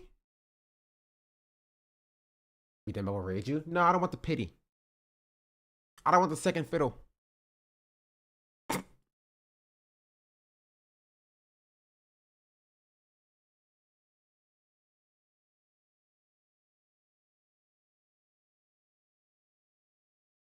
What? You know who hit me up today on Instagram? Teddy Fresh. They said, hey, we'd love to send you some stuff. How about, do I need like media training now that I'm like, have more people in here? How about, Wait, so brave to dogpile a Jewish creator who has had the CPS and skull sent to his house in retaliation for thinking Israeli civilians shouldn't be slaughtered 2 days after a terrorist executed 2 Israeli embassy workers. Bro, if there was an award for I make everything about me, like who would beat Ethan at this point? Just like he would win. How can I make everything about myself? Just how could I possibly shift every single thing tangentially related to me about me?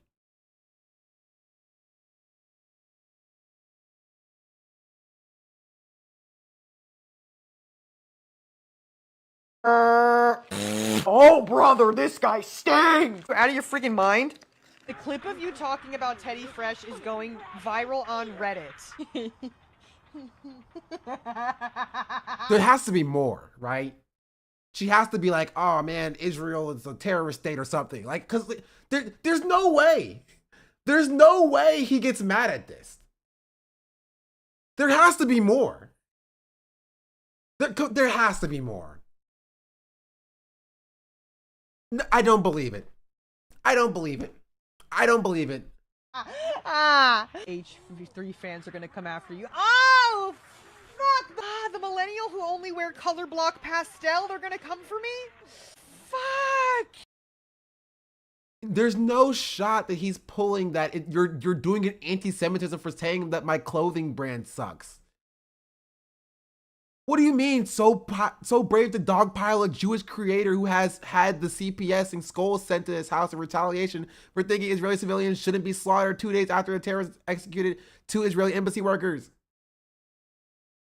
He literally once said calling Ela ugly was anti-Semitic. What do you expect? Not this! Something else that's not this!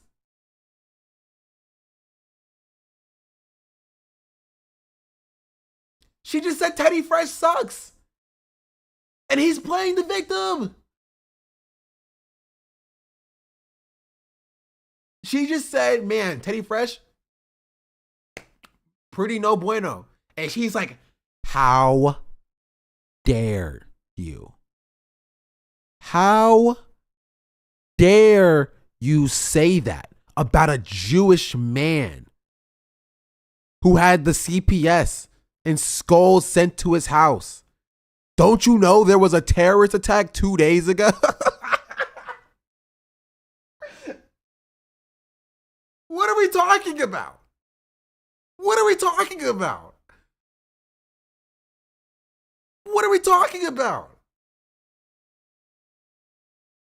Like, you cannot craft. You cannot craft a more victim mentality person than Ethan Klein. It's nearly impossible. It's nearly impossible. Like, what are we talking about? He didn't even, literally all she said was Teddy Fresh sucks. Oh, I'm sorry. You can't even criticize Ethan Klein. You can't even criticize Ethan Klein's shitty clothing brand without, like, dogpiling a Jewish creator or whatever. It's anti-Semitism to now say that his clothing brand is ugly.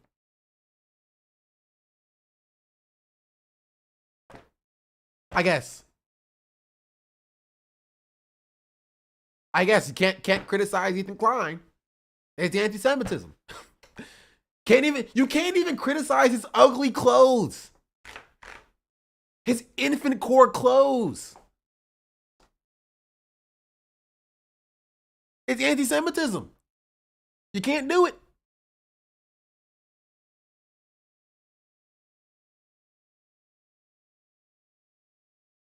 Like, what are we talking about? What are we talking about? What are we talking about? What are we talking about? What are we talking about? What are we talking about? What are we talking about? Come on. You gotta be trolling. There has to be more than just this. You know who hit me up today on Instagram? Teddy Fresh. They said, hey, we'd love to send you some stuff. How about? Do I need like media training now that I'm like, have more people in here? How about? Oh, brother, this guy stinks. Out of your freaking mind? The clip of you talking about Teddy Fresh is going viral on Reddit. H3 fans are gonna come after you. Oh, fuck! The millennial who only wear color block pastel, they're gonna come for me? Fuck! Please, even if Ethan wasn't a raging frigging lunatic, I still would never wear fucking Teddy Fresh. Just so butt-ass ugly. Like, you're a creator, dude. You are a creator. People are going to criticize you. It's not dogpiling for people to say that they don't like your shitty clothes. That's not harassment. It's not a dogpile. They're ugly. Make better clothes. Please. For the love of everything, if not for yourself, then for my eyes. Make better clothes. If you don't like people criticizing your clothes, Make better clothes.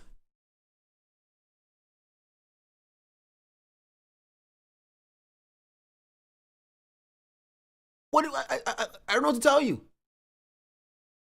Like maybe leave the internet. Maybe go somewhere else. Do something else. Right? Maybe this whole content creation thing is not for you if you cannot handle somebody saying that your clothes are bad.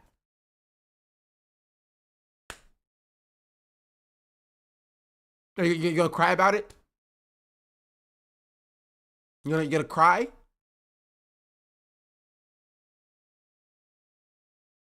Literally the most tame critique. Not even based in anything crazy. Not even based in anything like insane. It's totally normal. It's just said your clothes were ugly. And he can't even handle that. He can't even handle it. Like, come on, dude. Come on, dude.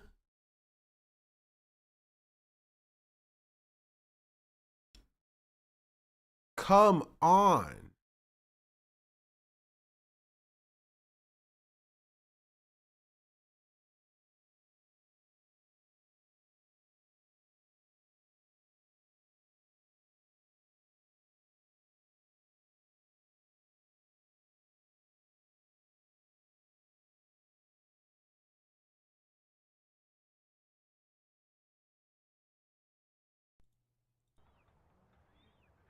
Okay. Now I have to put a phone in. If you reach 30K, this stream will turn into 38 hours. Where did 38 hour come from? And I'm not hitting 30K this stream. It's not happening. In my apartment, right? That's what I do. Plus, it did not reach out to her. The clip. You do stuff like that. Now it's the dogpiling. Yes. You must be nice to. We have arrived at the position of you must be nice to Ethan Klein or else it's anti-Semitic. We've arrived at that part of the discussion. She was mean to Ethan Klein, therefore she dogpiled on Jewish man, therefore anti-Semitism. Clip of you talking about Teddy Fresh is going viral on Reddit. Oh God! On whose Reddit? Their Reddit?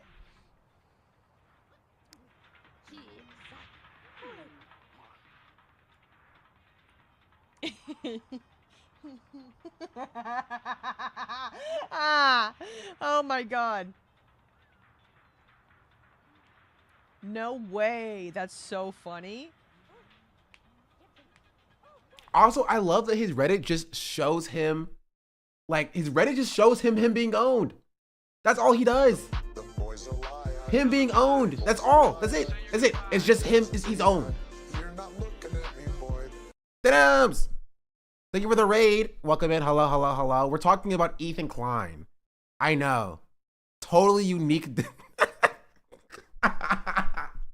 Totally unique in original content. I bet you haven't even seen anything having to do with him. Perfect timing. You really? Okay, I don't know if you saw it. He made a new Instagram story like as of like 10 minutes You know who ago. hit me up today on? And he's crying about it. Ethan who? Exactly. Exactly. Instagram, Teddy Fresh. They said, hey, we'd love to send you some stuff. How about, do I need like media training now that I'm like, have more people in here? How about, oh brother, this guy stinks. Out of your freaking mind. The clip of you talking about Teddy Fresh is going viral on Reddit.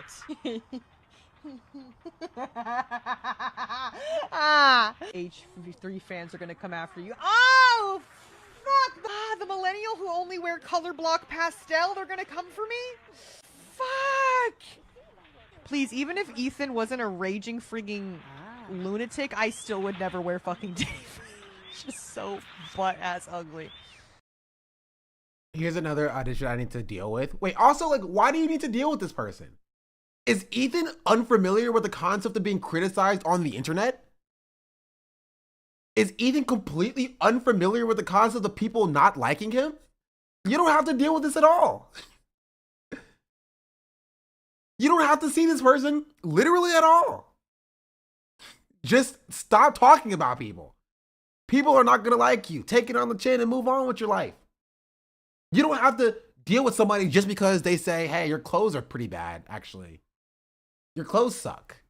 Yeah, bro, you have a family. Take care of your kids. That's where I'm going to leave that thought off on. I'm not gonna say any more than that. Just take care of your kids. Why can't y'all just take one day off? And to be fair, let me explain.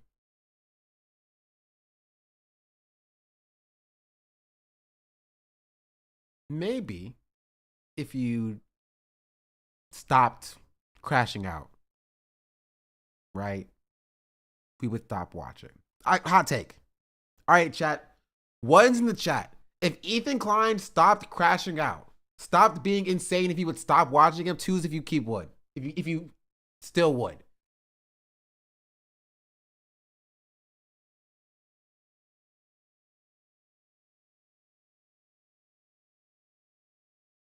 Conclusive evidence. Stop doing stupid shit. People stop talking about it. That's what it sounds like to me. If you stopped crashing out and harassing people and being insane, people would stop talking about it. Maybe, right? Just look at this for a second. I want you to look at this, Ethan. This is not normal. This is not a I did not know that could happen. Sorry. This is not normal. It's not normal. You should not be doing this. This is too many stories. This is too many stories.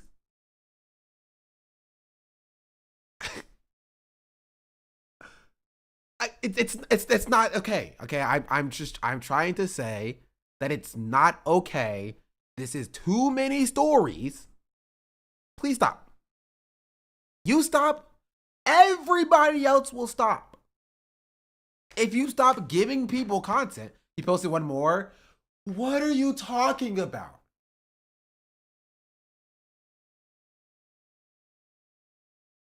What are you talking about? What possibly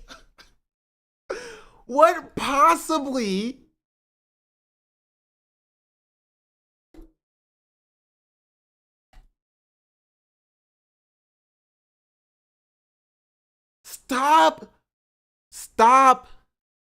posting.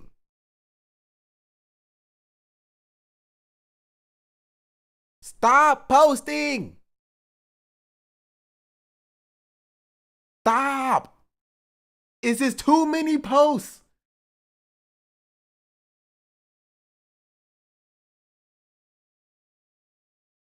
Did you know someone called CPS on Ethan? Man, based on what? Whoever leaked that data that caused the CPS call should be held accountable. Personally, they should be held accountable. Me and Ela don't know who you are, but a couple of girls in the office are big fans and reached out. So sorry for this extremely rude message that warranted you calling me insane and unhinged at the time where people are calling CPS. Who's calling CPS?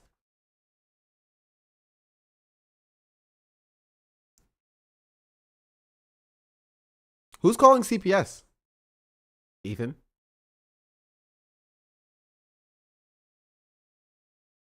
Not Denims. Who's calling CPS? I just want to know. I just want to know. I just want to know. Who called CPS? Cuz Ethan Klein likes to sit here and act like it was an unjustified call. He's implying that the call was not justified. Therefore, he must have some information that the call was not done in a justified manner. He must know that it wasn't like someone who worked at the house. He must know that it wasn't his child's pediatrician, his child's school, right? That's what he's implying here, right?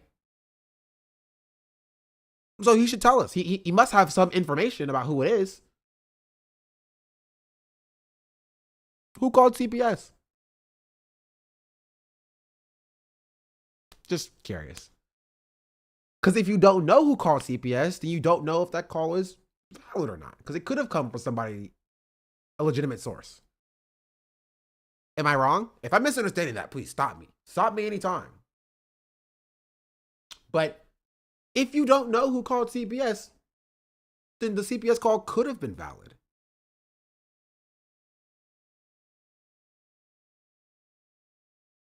It could have been valid then. Unless you do know, then why don't you make an accusation? If you do know who called CPS, why don't you make an accusation?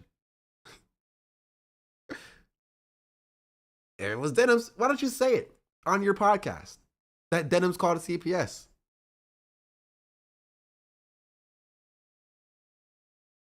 I'm just saying, either you know or you don't know. And if you don't know who called CPS, you have no idea whether or not it's valid or not. False flag. But yeah, and it's also funny because like nobody called your message rude, right? Like she didn't call your message rude. She said, LOL, I don't want any of your shitty clothing.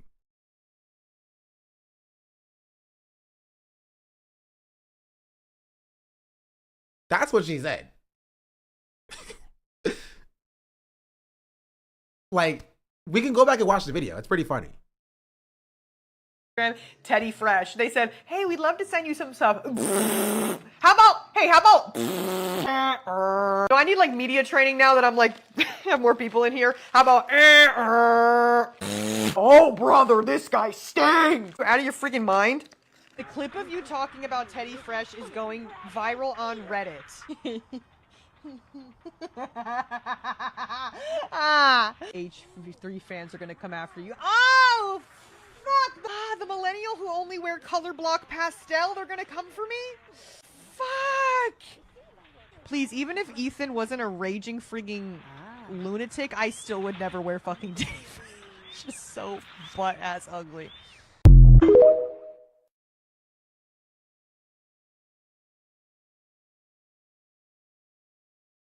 So, also, she didn't say you were insane or unhinged. She just said you were a raging lunatic. Bro's posting her W's, yeah. She goes on to say that he's being misogynistic and it's gross. Oh, I wonder why he cut that part out. Maybe he just forgot. Here, I have it somewhere. Here. The H3 fans are gonna come after you. Oh, fuck! The millennials who wear only pastel. The millennial who only wear color block pastel, they're gonna come for me? Fuck! Ethan Klein keeps redistributing wealth like he's the same communist he is. He do be giving content out, you know what I mean, for free. You know what? Maybe he's a socialist just like the rest of us. He's like, here's a free content. Here's a paycheck. Doing a little bit of wealth redistribution. He's distributing his audience to us. What's left of it? Please, even if Ethan wasn't a raging frigging lunatic, I still would never wear fucking Teddy Fresh. Just so butt-ass ugly. Oh my god. Okay, anyway. Let me get a phone. You know, I've thought about this. Right? Trump, awful. His tariffs, terrible for the economy. One good thing that they did is made those sweatshop clothes unaffordable. Spared all of us in our eyes from having to see that disgusting line of clothing. W. One in here.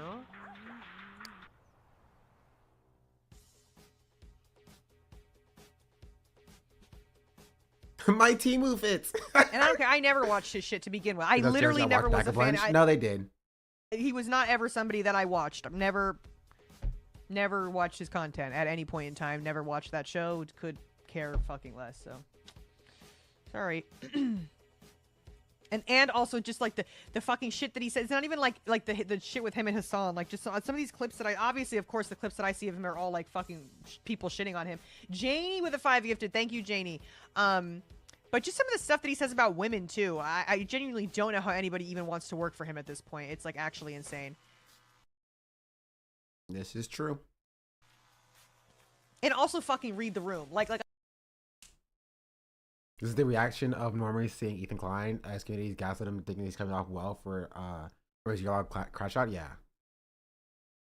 When are you playing The Sims 2? I want to play The Sims 2 instead of The Sims 4. Is The Sims 2 superior to The Sims 4? There's a lot of freaking DLC for The Sims 4 though. nobody even wants to work for him at this point. It's like actually insane. Yes. And also fucking read the room. It's just funny to me that somebody, and I knew it was a girl. Sim 3 was the best. Sim 3 is the best. Well, I guess that's the common sentiment. It was girls that hit me up that worked for Teddy Fresh. They were like, oh, like we like the girls that work at Teddy Fresh love you. Like it said something like that. I was like, read the fucking room. Like, do you genuinely think like, look at your boss, bro? Like, oh, do you like, bro, what? He said something about some girl that she's like, what did the fuck did he say? I saw some clip of him saying something about a woman of because she didn't have a baby. That she, what the hell did he say? Does anyone know? It just went viral a few days ago. Yeah, this is Nandre. Should I stream from his house again? True. Yes. Because she doesn't have kids. I got collab with Nandre again. Actually, I don't think me and Nandre have officially collabed yet. Kids. A waiting room. He called her a waiting room. Because she hasn't had kids yet. Huh? Have I met though? Nandre? Yeah. Well, their boss is Gila, the wife. I don't give a fuck. I don't care. But still, she's married to the motherfucker. I don't care. Okay, how do I, What are, if he meant she's a Twitch waiting room? Might have, maybe. I don't know. Normies don't care. You feel me? Wait, I'm in build.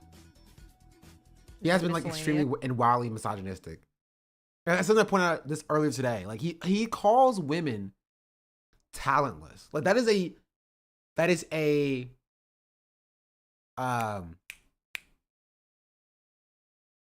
insult that he reserves specifically for women.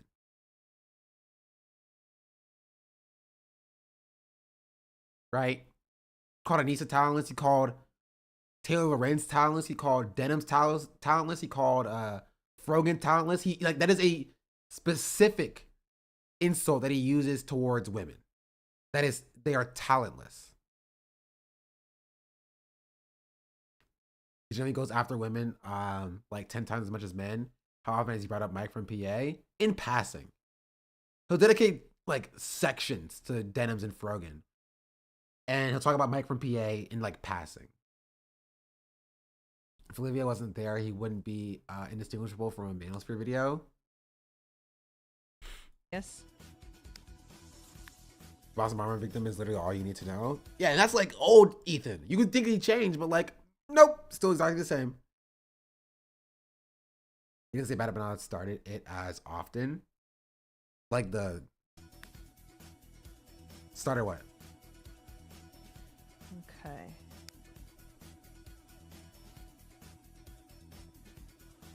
Where the hell is it at? Why am I back in build? I clicked buy. Like Freya goes much harder on Ethan and he never mentions him. And Ethan is misogynistic. It's what he does. It's what he do. You know it, I know it, we know it. Also, is Twitter still broken for y'all?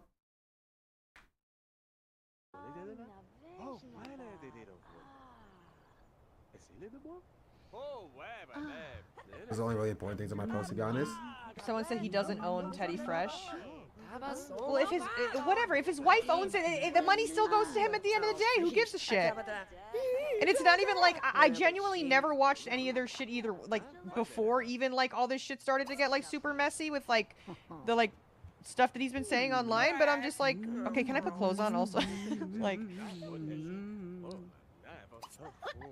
Like genuinely, what could Ethan say about me that could hurt my feelings? That I'm ugly? That I'm what? Like I'm a fucking hoe? Like what? Like join the fucking club? Like. Well, let's see what Ethan has been saying. You know who hit me up today on?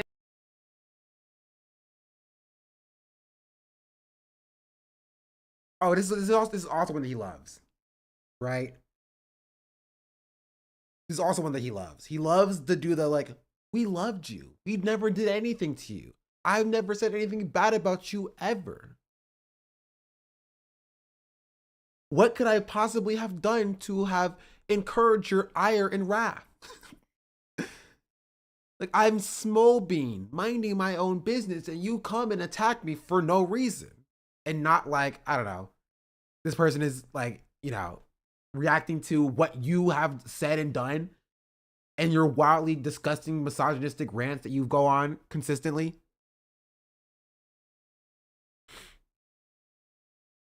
You just understand that people can't simply dislike him. What? No, what? Simply dislike him?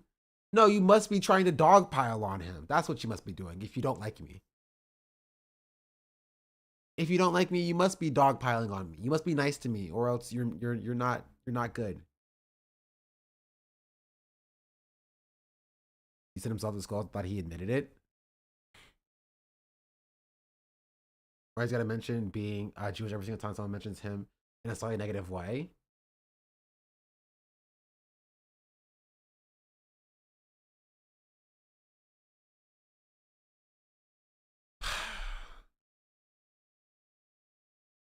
So we got not just creators on the internet, but your own community and the community of others. Not just people who you call a friend in the past, but journalists saying you should get therapy. Maybe it's not someone else, maybe it's you. Nah, what? This is that one Tim Pool meme.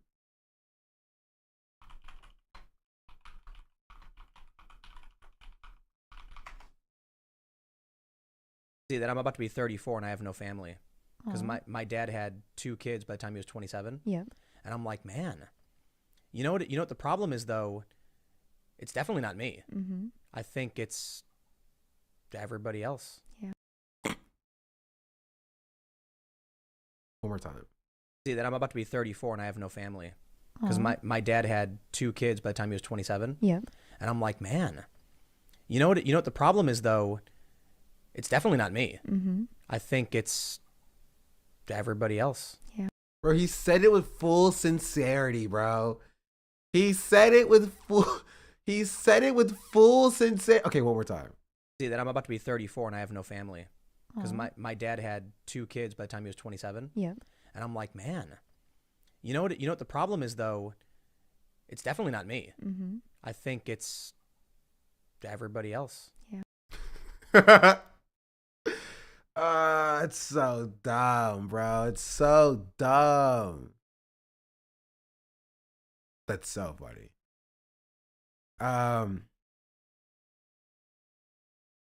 He didn't realize that, yeah, even though people on Twitter clown on Taylor, he's massively a larger lookout. She's mainstream, he's fringe, he's always looking towards them millions of people who have never heard of him, and he doesn't even realize who are watching.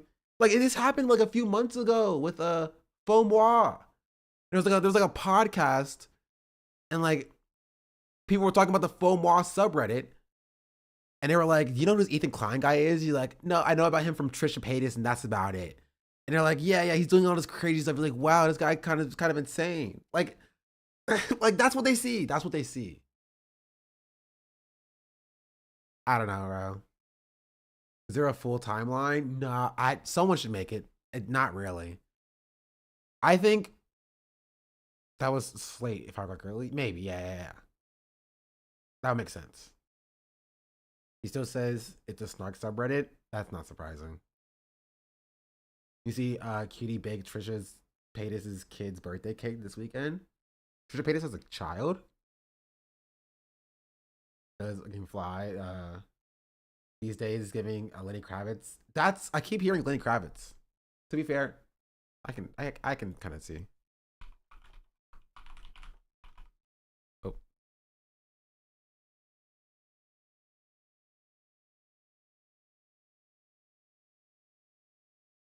Nah, my hair's not this cool. Maybe one day. Maybe one day my hair can be as cool.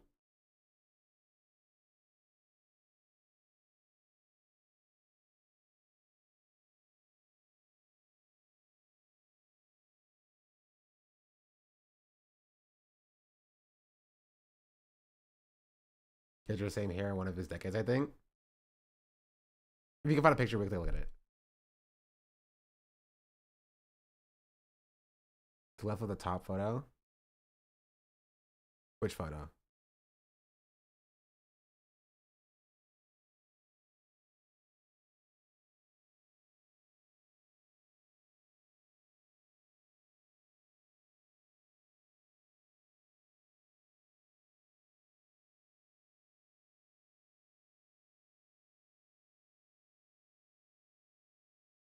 He said the black community didn't support him, so I don't vote with him. Didn't support Lenny Kravitz? Or, you know. All I know is that Zoe Kravitz's daughter was did some things that weren't great.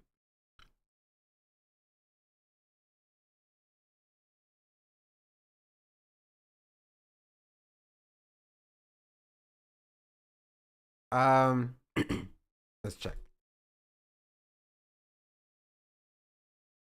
Yep, he's Hasan is still banned.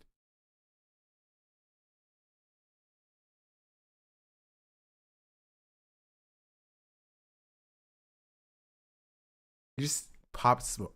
Okay, stop. This actually does look me a little bit. We talked about it before.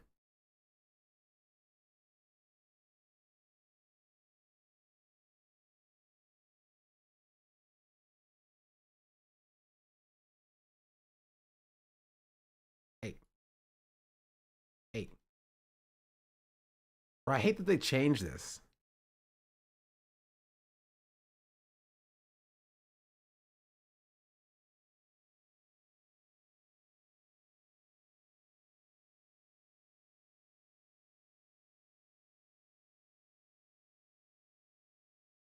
This does look like me a little bit.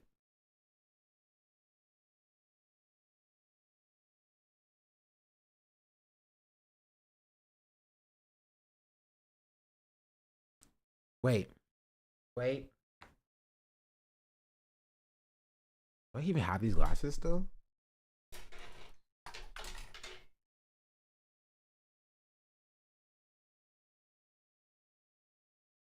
little cuter. Thanks, Chatter. You like the way that I dance? We have the same glasses.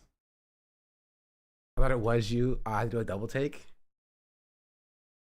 Maybe I should do this for my hairstyle. I did this for my hairstyle. You with less chin is crazy. I'm getting a Bitcoin ad. Can someone tell me what I read and not able to read right now? What do you mean? It's just Pop Smoke. They're really doing a lot of work.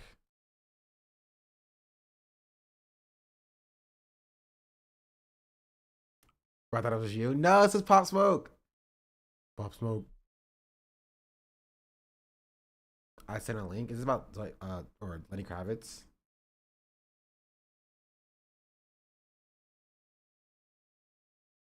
Yeah, I don't necessarily care about Lenny Kravitz. Also, Jane Fonda's on here too.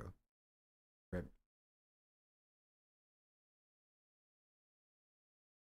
Anyway, all right, we were talking about streaming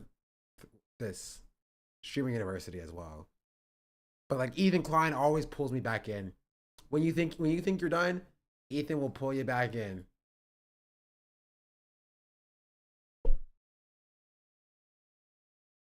Sounds like you'd be in a band called Death. Does my hair really give Rockstar? Yeah, I'll keep it. Can you grab Dior? Stop. Just I'm bad up and out as IG. I don't look at anybody's IG once it is sent to me.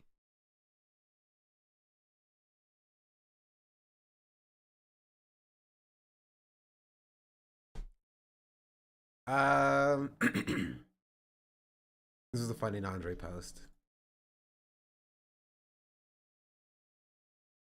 Give me shirtless drummer vibes with his hair. He's giving Rockstar and hippie simultaneously. Okay, these glasses or these glasses? Probably these glasses a little bit more.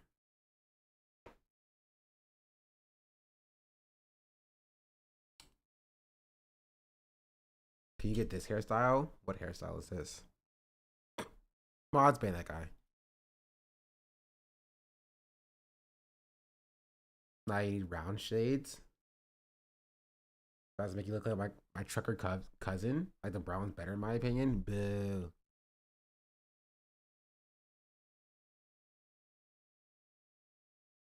Why did the song get banned? He said a word he wasn't supposed to. Mods, can we pin that message? Hasan said a word he wasn't supposed to and got himself banned. And you'll never guess what word that is.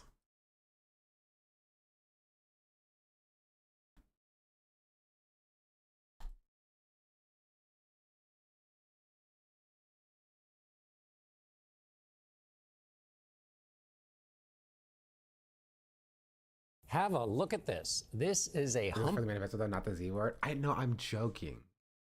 I'm not being serious. No, he did not get banned for saying a word he wasn't supposed to. He also didn't get banned for the manifesto. Don't listen to whatever Twitch is saying. It's not true. He got banned because of public pressure on Twitch. Twitch says it's for.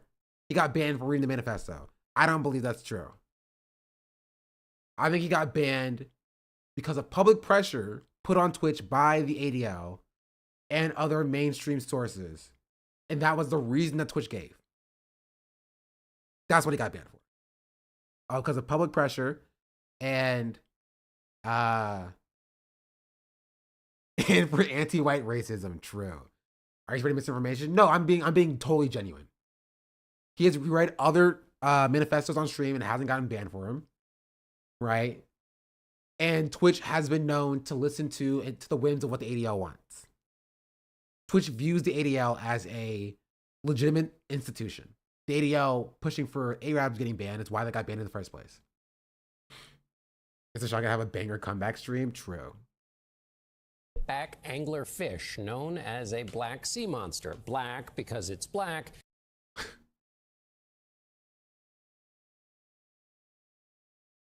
Probably didn't need to put it that way. Probably. True. Have a look at this. This is a humpback angler fish known as a black sea monster. Black because it's black. Now, why was that necessary? I thought the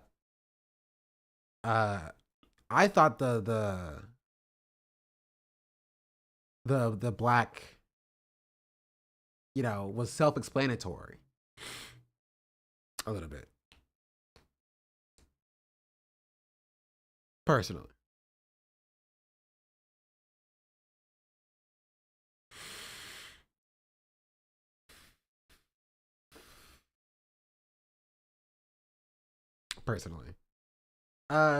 We were covering Streamer University. Here are more tweets, by the way. There are more. Why does this keep going, bro? The hole keeps being dug. The hole keeps being dug. There's always some more. 16 just subscribed. www.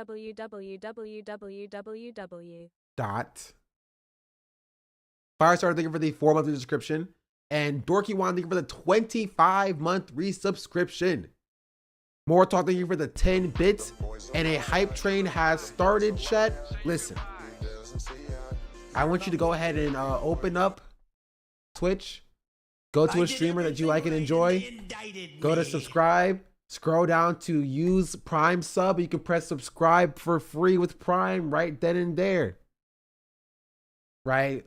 Do it on a streamer that may happen to be black that you are watching currently right now on your main monitor. That's me. Press it. No. I'd use it on myself if possible. But I can't use it on myself.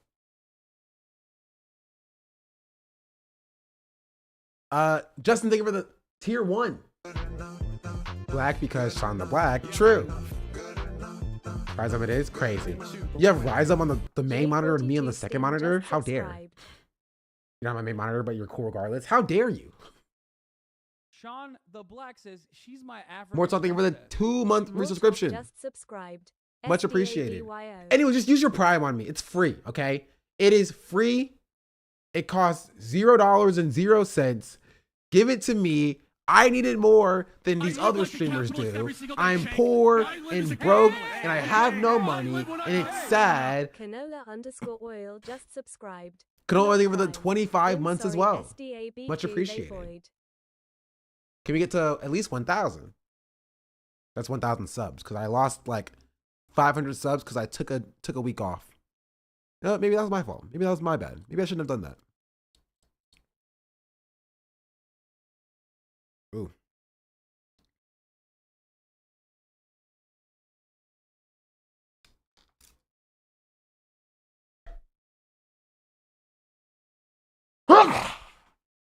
Sean the Black says she's my African princess. Who said that? Patnado1 just subscribed.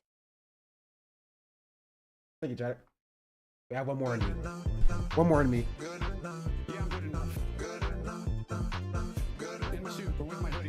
Short Change Sage just subscribed. It's been 4 months since my last racism. This stream works. Deserves every sub.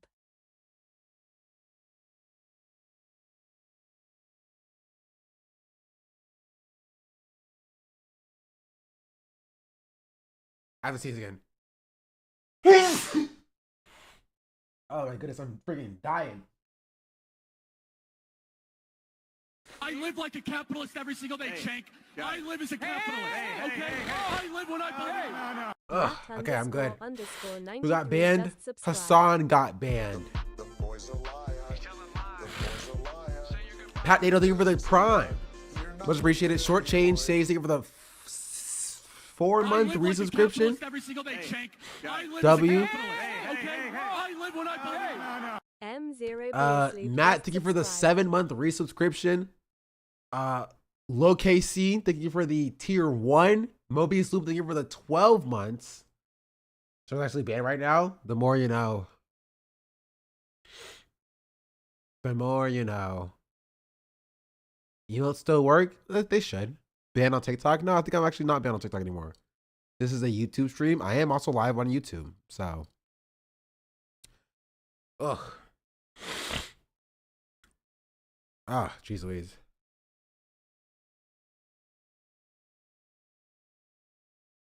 YouTube chat's still here. Don't laugh at them. There's a whole actually YouTube I think, well, I guess I don't know how many. YouTube chat is actually closed, so I didn't have it open at all. That's my bad. You're streaming for 9 hours? It doesn't feel like it. It doesn't feel like 9 hours. I feel like I'm making up for lost time. Oh, I see you now, YouTube chat. Wait, I got up to 150, 170, 100. I got up to 180 viewers on YouTube chat. That's crazy. I need to put Hasan Banned in the title more often.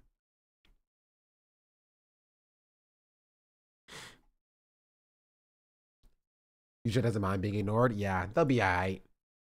They'll be alright.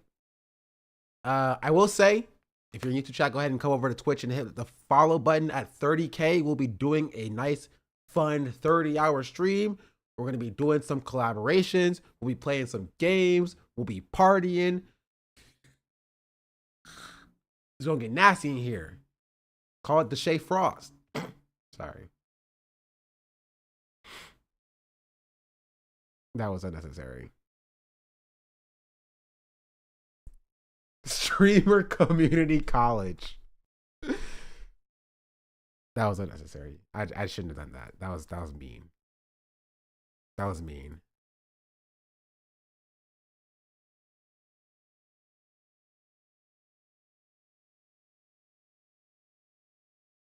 Streamer alternative school is crazy. We're doing streamer vocational school. That's right.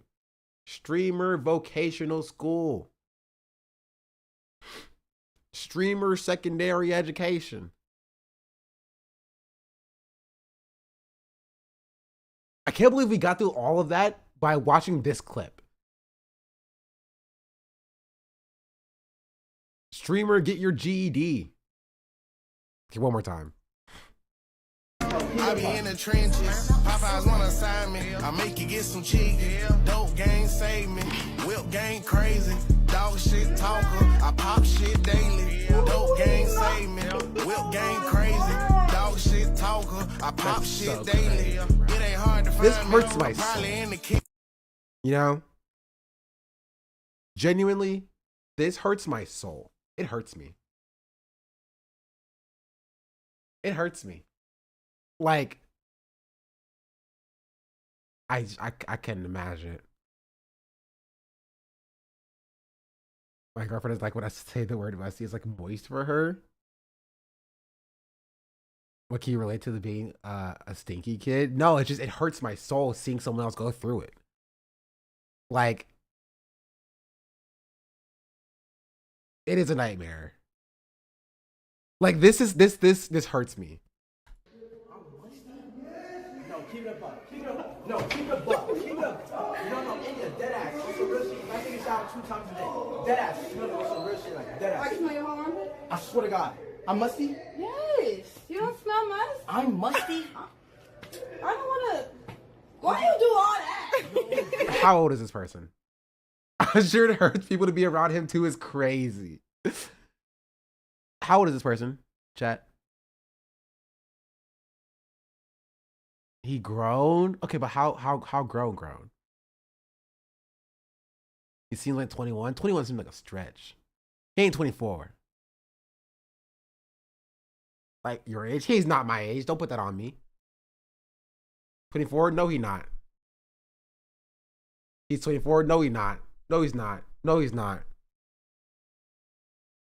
I know how to wash myself at 24 years old. No, he's not. He's not 24. I don't believe it. You're a nasty 24-year-old. Yeah. Like, what are we talking about?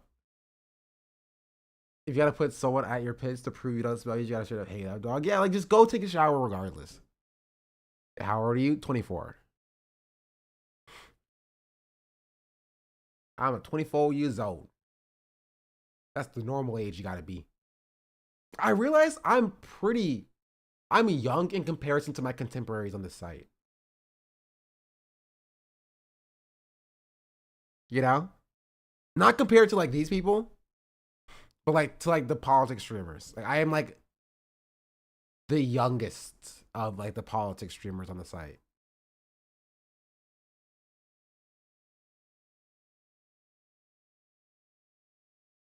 Kind of crazy. You have to do all that to do that. I'm musty? Smell the pit. No, I don't want to go back down there. Oh my gosh, you're lying. I'm sorry. There are some soaps do not clean properly. Sometimes you just need the right equipment. But like, then don't sit here and like play this whole game being like, what do you mean I'm musty? Don't do that. Yeah, this is true. Sometimes sometimes you're caught off guard. I'll give it to him. Sometimes you're caught off guard and it gets a little bit hot and it's not great. But like, go to your room. Take a shower.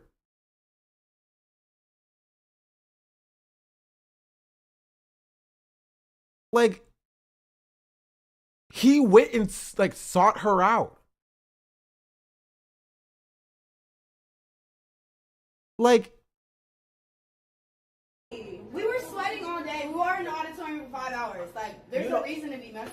You didn't take a shower yet, did you? Yes, I did. When we got here? Yes. This is making me mad. I feel like a parent being lied to by my kid who I know is lying.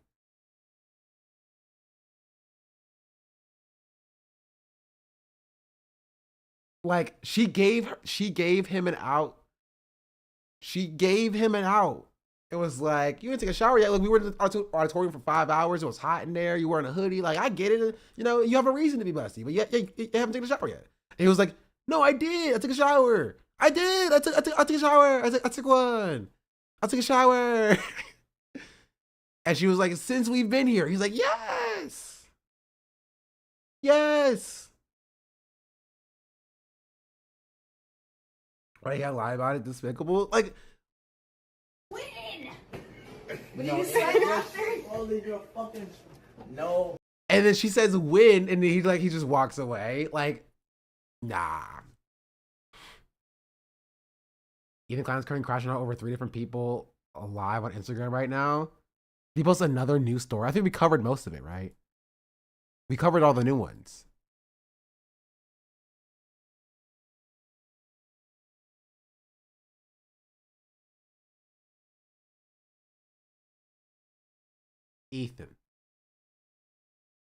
Ethan, from me to you, please stop posting.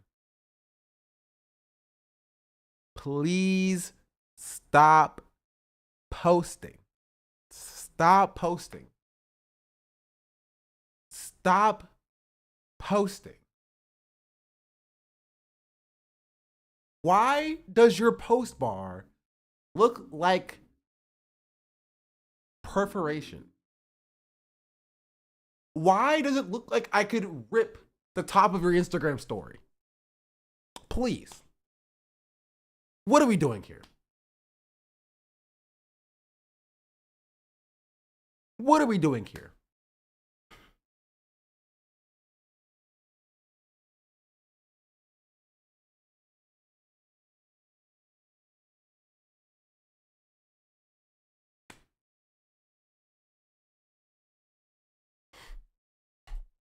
Was legit the worst thing that could happen to the movement? No, it's not. And you guys need to stop doing that. That's another thing that I don't like either. Okay. Stop. Have some conviction. Okay. Have conviction. Dude, I might actually take Marsh with me to Gaza. Gaza? Yeah. Is it dangerous? Yeah. Yes. I unfortunately most likely will not be able to go. Is it dangerous? Wait. You're not even going to Israel. You can't. Come on. You can't do this. You can't do this. I will not allow it. Flag on the play. Flag on the play. Flag on the play. He quite literally is doing the same thing he is criticizing Hasan for doing. Did they cancel the Israel trip? Yes. Yes, they canceled the Israel trip.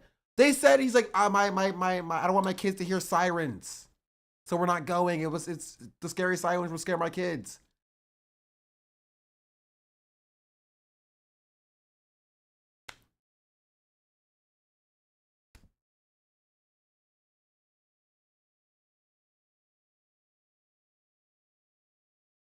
And so the reason why he's playing this, in case you missed it, chat, and it made no sense what would happen here. He's playing the clip of Hasan being like, have some conviction, and then showing Hasan being like, I'm not going to Gaza because, Israel was going to kill me if I go there. Right?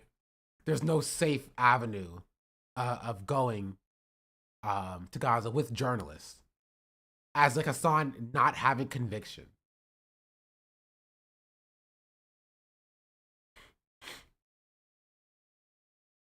That's what he's doing. Which is, if we're gonna be real about it, is a call to violence. Like what he claims that he hates from like the leftists of Twitch. Like it is. If he understands that like Israel is genocidal, right? And Israel kills journalists. Telling Hasan to go to Israel is you know, is a call to violence.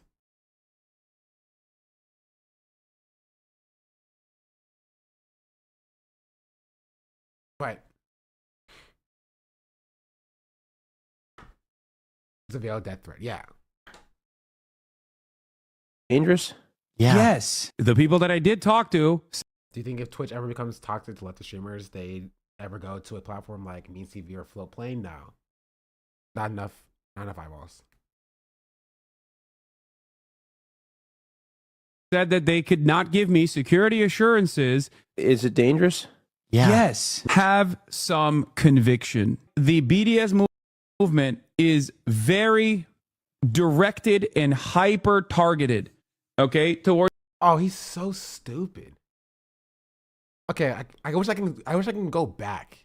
It's a specific brand. Thank you for the 5 gifted subs. Thank you for the 5 gifted. Thank you for the 5 gifted. Thank you for the 20 gifted subs. Thank you for the. Okay, run it back. Hold on. This was legit the worst thing that could happen to the movement. No, it's not. And you guys need to stop doing that. That's another thing that I don't like either. Okay, I don't stop.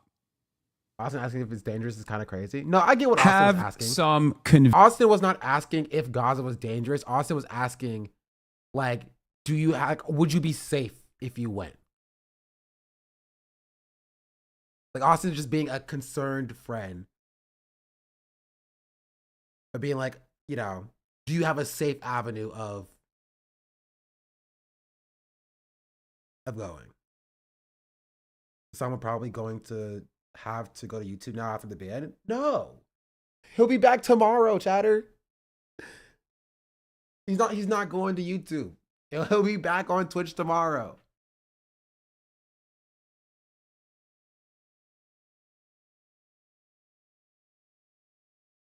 Conviction. Okay? Have conviction. Dude, I might actually take Marsh with me to Gaza. Gaza? Yeah. Is it dangerous? Yes. I unfortunately most likely will not be able to go. Is it dangerous? Yes. The people that I did talk to said that they could not give me security assurances. Is it dangerous? Yes. Have some conviction. Like, it's so weird, right? Because he shows the context here. It shows Hasan saying, me and Marge are thinking about going to Gaza, right? Then Hasan saying at a different time, we couldn't get a security assurances because Israel was going to murder us, right? The ceasefire has fell through, you know, so we're no longer going. And then showing another clip of Hasan saying, have some conviction. Like, and then it skips to something else. The BDS here. He shows the pressure targets of the BDS movement, not the boycott list. The pressure targets. Now, if Ethan Klein read what the BDS movement says about pressure targets, right? They acknowledge that these targets are too large to boycott. They are targets to put pressure on. They're not a part of the directed boycott list. This is like BDS 10. We can pull it up. Don't we have a exclamation point BDS? Yeah, we do. Exclamation point BDS.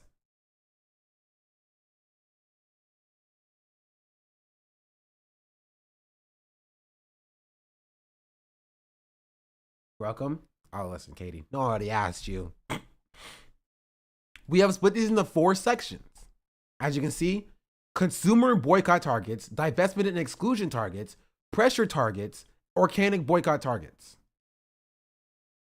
Pressure targets. That's the one where Amazon is under. The BDS movement actively calls for pressure campaigns against these companies.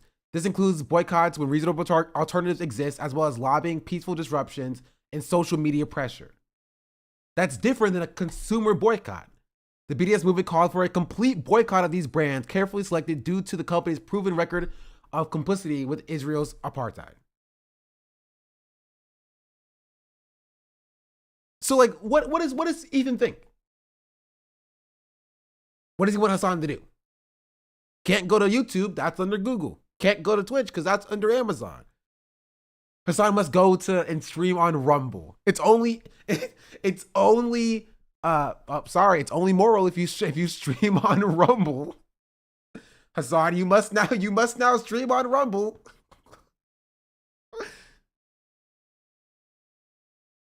Let's not forget Poopy streams on Twitch and YouTube because it doesn't care. It doesn't matter to him. He doesn't abide by BDS. It's his point to be like, I'm pointing out hypocrisy over there. You're doing hypocrisy over there. Look, hypocrisy. You're doing hypocrisy over there. Over there. You're doing hypocrisy over there. That's it. You know, it's not really BDS. Ethan just says in bad faith because people are ignorant and don't know he's doing that. Yeah. How do consumer and organic boycotts differ? Consumer boycotts are what the BDS National Committee, which made this website, had chosen as their selected boycott targets. Organic boycott targets are what picked up steam on like TikTok and Twitter and other places that have, been done for a specific reason that they didn't select themselves, but they still encourage because it's organic. The BDS movement did not initiate these grassroots boycott campaigns, but support them due to these brands' complicity in Israel's genocide and apartheid against Palestinians. That's it. McDonald's was because they sent meals to the IDF, for instance, but it's not systematic. Yeah. Which honestly, I will say this, I am slightly surprised that McDonald's is still on here. Right? Because they have removed other companies for like removing their complicity. And McDonald's did sell, I believe they sold all their franchises in Israel. Yeah, Puma was removed. They did remove Puma. So I'm surprised McDonald's hasn't been removed, but hey, I don't make the rules. Cook is no longer targeted BDS. I think this is an older list. It is technically 2023, technically. There is a updated one. But McDonald's is still on there. Coke is also on there now as well.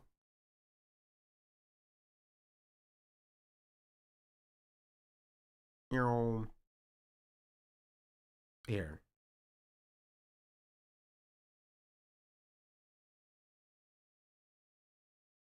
See, McDonald's and then Coca-Cola was added. Domino's, yes, Domino's is also on here. So like there's Domino's, Pizza Hut, and Papa John's are all on here. So like that's F the pizzas,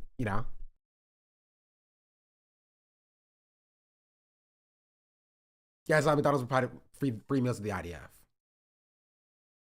Also, Microsoft and Xbox are also on here as well. Well, these were added. Disney Plus was also added. So these are new. I'm just surprised that like, maybe because they didn't distance themselves, but they did that at like in like November, I think, of 2023. And so Sunshine 42 just subscribed. Microsoft is almost impossible for normal people. It depends. Like, it's not about like not using Microsoft products specifically. It's about not buying new Microsoft products. Right? And so if you can avoid buying a, Microsoft product, then try to avoid doing so. You boycott some of their flagship games, for example. Yeah. Like Minecraft is also like boycotted it. Is updated BDS? Yes, this is an updated one. As far as Apple isn't there, I was not using their markets. So add-ons for Minecraft, etc. Specifically asking to boycott Xbox games and PC. Yeah. So shout out all the people who told me to get whatever game, whatever it was on Game Pass. I know you. Did Samsung divest? I don't know. Because of how SodaStream is such an egregious example of how stupid the product is. I had a SodaStream like 4 years ago. I got it secondhand at Goodwill. But then I realized that like buying the buying the CO2 canisters were just too expensive. So it was just not worth it. And it's more cost effective to just buy the sodas themselves. And it tastes better. You know what I mean? I did enjoy carbonated apple juice. I did enjoy that. That was good.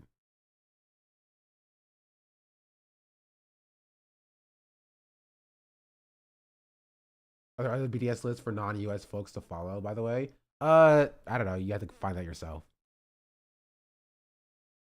There are better soda stream alternatives. It's the same thing. Right? The same thing of carbonating things. I just don't have a usage for it. Guess it was a statement. Did I misread? Oh, I'm so sorry. I misread your thing, Cheddar. I'm stupid. Carbonated apple juice is a staple in Germany. Teddy Bridge is on the unofficial list. But yeah. Oh, I'm sorry. We only got through 1 of 4, by the way. Movement is very directed and hyper targeted, okay, towards a specific brand. Thank you for the 5 gifted subs. Thank you for the 5 gifted. Thank you for the 5 gifted. Thank you for the 20 gifted subs. Like this, yeah, as Chatter was saying, this is obviously bad faith. Being like, oh, you want to help Palestinians, but you're making money for Twitch, who's owned by Amazon, who's on the boycott list. It's bad faith. Because Ethan Klein also claims to want to help Palestinians. And he streams on YouTube, which is also owned by Google, which is also on the boycott list. So it's almost like he doesn't care about the boycott list. And he's just using this as a bad faith tactic to try to dunk on Hasan.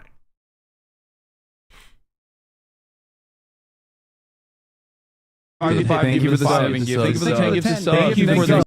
Also, this is completely separate. Diet sodas are so bad.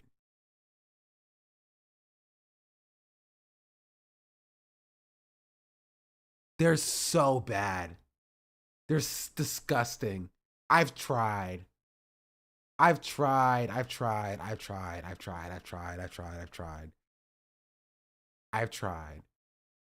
It's either give me a regular person soda or give me water. I would rather drink water than diet soda. It tastes so disgusting.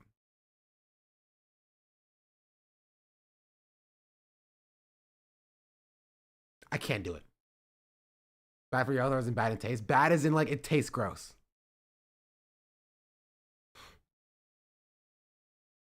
Zero Sugar has some good ones. I haven't tried any Zero Sugar ones. This is bait, right? No, I'm being entirely serious. It's not good. It's disgusting. It's disgusting. It's unbearably gross. I've tried. And by I've tried, I mean I've accidentally been given a diet soda when I asked for a regular soda. Black says she's my African princess. LP loves life _ just subscribed. Diet I drink sucks. caffeine-free diet ginger ale. Does ginger ale normally have caffeine in it?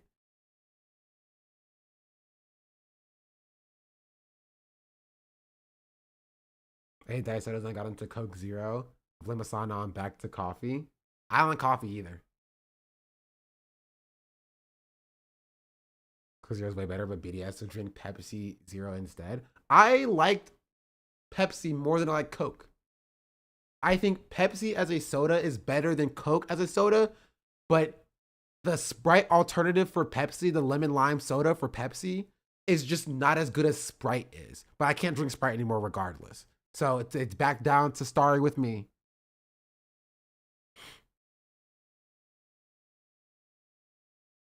So I drink Pepsi, and Pepsi Cherry Max is nice. Also, I find it funny how long it took for E to find a BDS, this new BDS talking point. Like, I would have expected something like this mentioned in 2024. Like, cane sugar Coke is top tier. 7-Up is so much worse, but I'm stuck with it. Sprite, all of colas, root beer. Root beer's not bad. Root beer's not bad. We need to bring back Sierra Mist. I agree. Bring back Sierra Mist.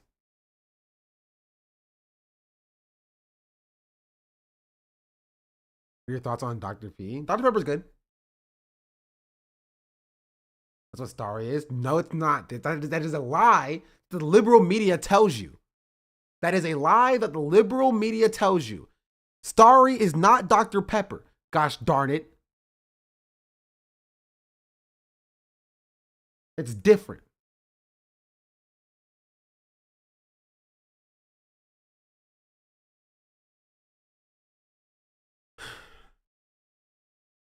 $20 gifted subs. Thank you for the 100. Okay, towards a specific brand. Thank you for the 5 gifted subs. Oh, there's more. Thank you for the 5 gifted. Thank you for the 5 gifted. Thank you for the 20 gifted subs. Thank you for the 5 gifted. Thank you for the 7 gifted. Thank you for the 10 gifted subs. Thank you for the 20 gifted. Thank you for the 100 gifted subs. For the 100 gifted subs. Thank you for the 20 community gifted subs. Honestly, this does a great job of showing the fact that I need more gifted subs.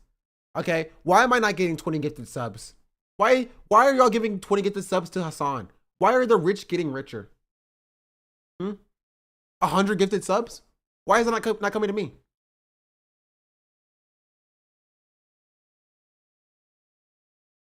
Broke? Yeah. Ha. You're all broke. You're all broke. Apparently, Hasan gets all the Oilers, and I get all the broke boys. That's it. Go get that Henny. Agusted RS, thank you for the 10 gifted subs. Thank you. I'll take that. Yo, Anonymous, thank you for the 20 gifted subs. Oh my goodness. Ray of Sunshine, thank you for the 5 gifted subs. Peebo Kids, thank you for the 5 gifted subs. LP Love Life, thank you for the 3-month resubscription. Much appreciated. Some fans are fake socialists. Yeah. My fans are the real proletariat. That's it. Hasan gets the fake socialists, I get the proletariats.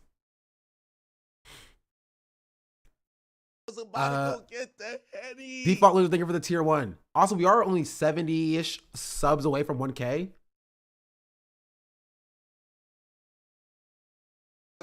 Ow. I'm subscribed to so many on Twitch right now. I'll get you next time. I don't organize it. I want to support everyone, but I'm not a rich man. You're just going to have to watch the ads when they come. Just give me your Prime at least.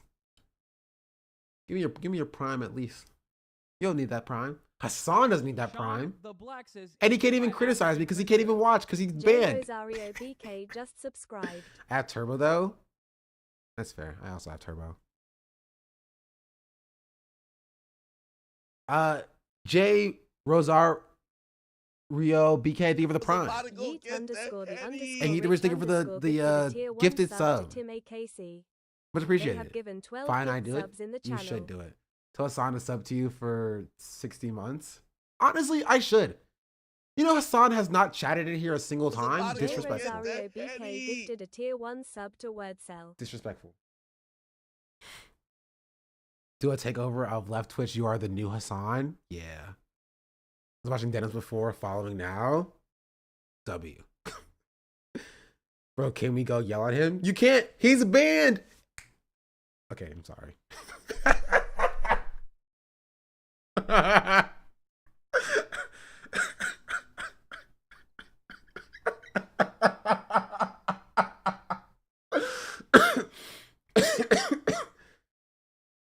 Ugh, that's so funny. J Rosario BK, thank you for the gifted sub. Much appreciated. He wrote on Hasan, not dabbing on his downfall. Honestly, there is a non-zero chance that he's watching right now. He's lurked in here before. I know that Hasan has lurked in here before, and I know that Maya has lurked in here before as well. Those are the 2 confirms that I've gotten for people who are lurkers. Who else lurks? I don't know, actually.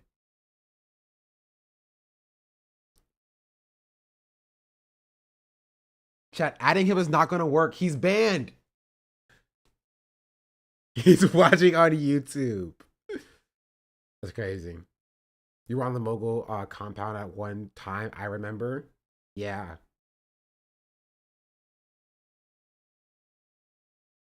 I see your alt is crazy. Does this even exist? It does exist. Created in 2015. Honestly, this actually might be Hasan's alt. Who knows?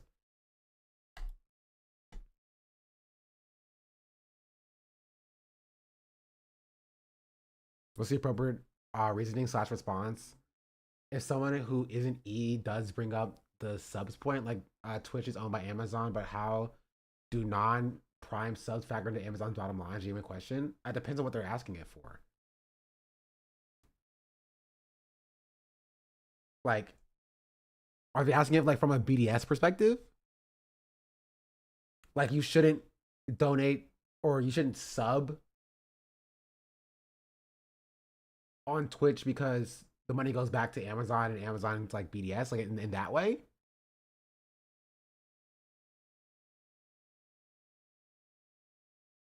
And from a BDS perspective? Well, first of all, from a BDS perspective, it's not a boycott target. Right? It's a pressure target, so it wouldn't even matter. Like BDS is not asking you to boycott Amazon. Right? You could order things off of Amazon. And if you're going to boycott Amazon, you should do it from the perspective of like its worker, in delivery driver perspective, not from like a BDS perspective. But BDS is about like a targeted boycott towards what the BDS National Committee has stated is its targeted boycott targets.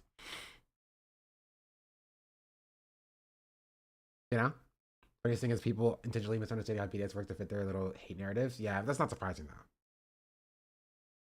It's currently the best location for its stream. It's hard to avoid at the moment. Yeah. Using Prime subs costs Amazon money, assuming the Prime account would be active either way.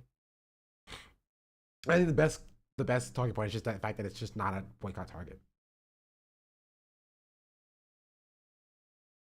Unfortunately, boycotting Amazon is like boycotting your local energy provider. I mean, even then, I think Amazon is more wide-reaching than your local energy provider is. Theoretically, you could move to a different provider, to a different situation, like a different, grid. But like, you're not escaping Amazon. I'm being real.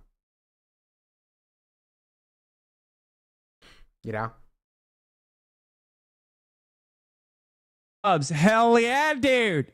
Hell yeah. Have conviction.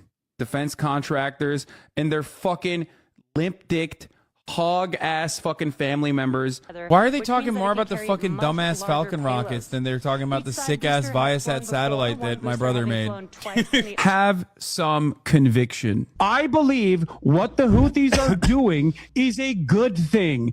10 toes fucking down. He just kept asking me over and over again, like Hamas, Houthis, all this shit, trying to be like, oh, do you support them? Do you like them? Like, what do you think about them? 10 toes fucking down. I'm not going to go beyond it. I'm not going to go beyond just like reiterating. Wait, I can figure out who you are.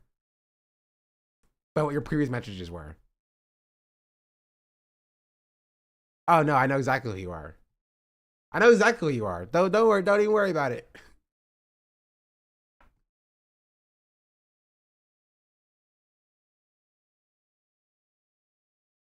We're about to round up all these STEM homies in the US and ride out. Over and over again. I'm on the side of civil. I actually agree with, and I'm not shy about saying those. Okay. Also, chat, can somebody do a little bit of research and figure out where Ethan got this from? No shot he made this himself, right? He probably stole it from his Reddit. 10 toes fucking down. Have some conviction. Okay? Have conviction. Thanks, Ethan Klein. I actually agree with, and I'm not shy. He's working on a second nuke he's releasing soon. Oh, you think this is from the second nuke?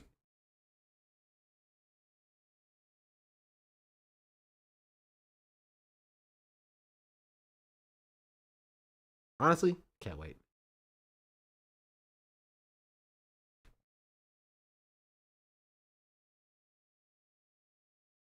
I still can't believe I'm banned here. Go back? No, I'm not. No. This is why I don't like opening up my Instagram. I'm not introducing you to my friends, chat.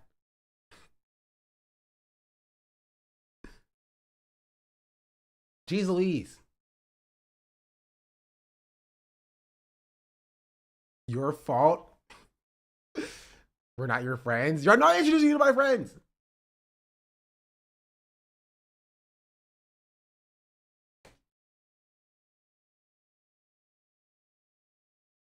He's most likely he's trying to nuking Hasan's family, like metaphorically. Everybody, let's go ahead and answer direct questions to the Trump administration while trying to re-enter the country. Is he stupid? Does he want Hasan to get locked up? What is his goal here? Yes. Yes, that's what he wants. He wants Hasan to get locked up. He's like, oh, you want to be logically consistent, but you are not trying to get thrown in jail by the Border Patrol. Why are you not getting thrown in jail by the Border Patrol? Right? You said you support the Houthis 10 toes down. You must say you're offering them material support so you get thrown in jail because I want you to be thrown in jail. Like, that's it. That's it.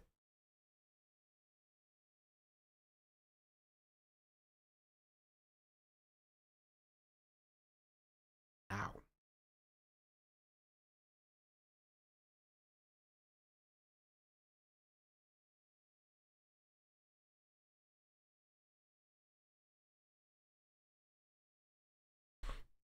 Is that it? Please tell me that's it. There's no more, right? Okay. Okay, that's it. That's it. There's no more stories. We've topped out. We've topped out. For now, no. No, that's it. That's it. We're done. Even 5 minutes. They want him deplatformed. If that doesn't happen, then they want him arrested. I'm sure he also happy if one of his deranged friends tried to assault or worse to Hasan. I don't think he's thought that far about it. I think he just wants. I think he's just kind of like, you know, floundering at this point.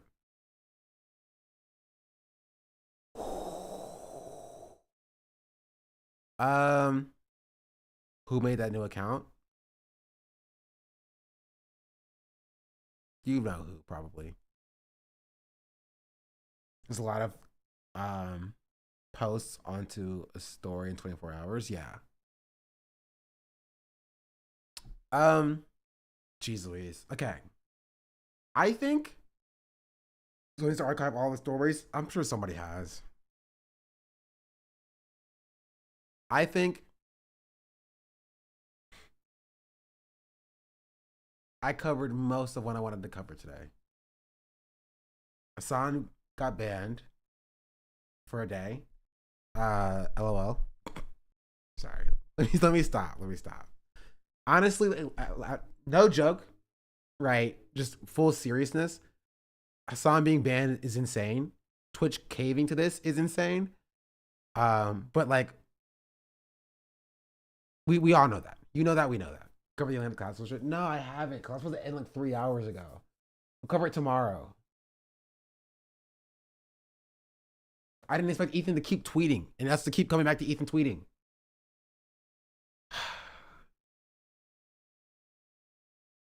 He deserves a day off. Getting banned really is the only way he knows how to take a break.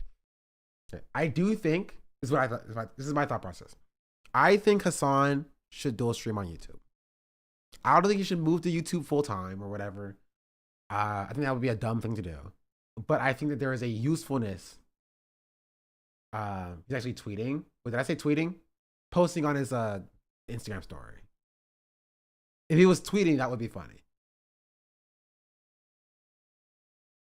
YouTube chat is to ask, which why I don't think he should have it on. I think he should turn off YouTube chat and just stream to both Twitch and YouTube. I think there's a usefulness there. Calls everything tweeting. I do call everything tweeting, actually. I miss Twitter, okay? What can I say? Elon Musk ruined it. I was verified. Issue with copyright on YouTube, though? No. YouTube does not clap you in the middle of the VOD automatically for copyright. I don't know if there's a manual check that happens, but from me streaming on YouTube for the past 5 months, I've never had a VOD shut down due to copyright. It would just be after the stream was over, the VOD would be turned off. Jason tweet on his band. Yeah, we looked at Jason's tweet. Oh, there's another one. Jason also did get banned, which is kind of funny.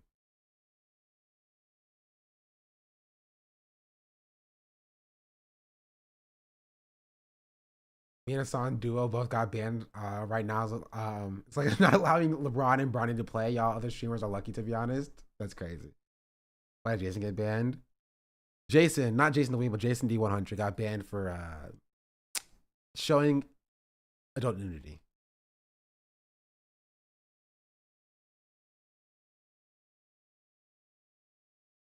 Seen people restart YouTube streams because of music. Nope, never had that issue.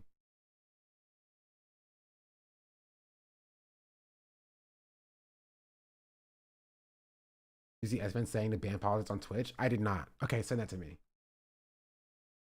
Is Hasan gonna be banned from drink calling this year? No, he's only banned for a day. Hasan said he was considering dual streaming in the Discord. Bro, he's listening to me, bro. He's listening to me.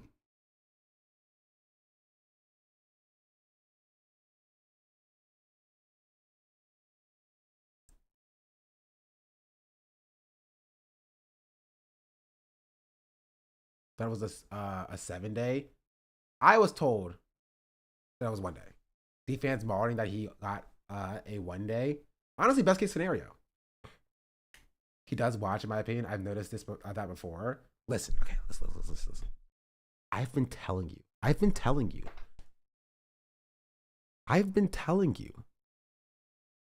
Hasan watches me in the morning at some point, and then we'll like either talk about the things that I've talked about or take my talking points and say exactly what I've said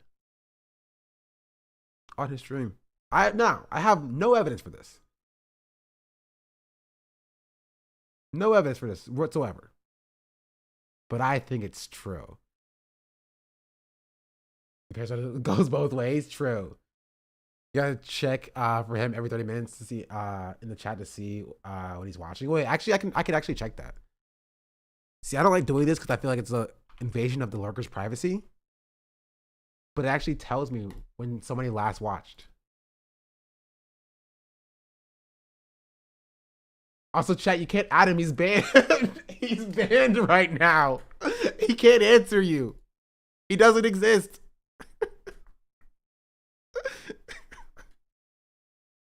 Wait, I can't check this either. He's banned. Maybe. Okay, let me check. Let me check. It should still show up. All right.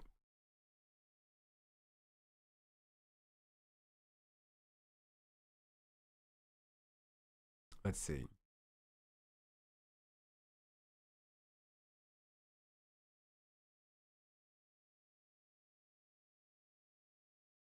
No, actually, he's not here. He's not in the list at all.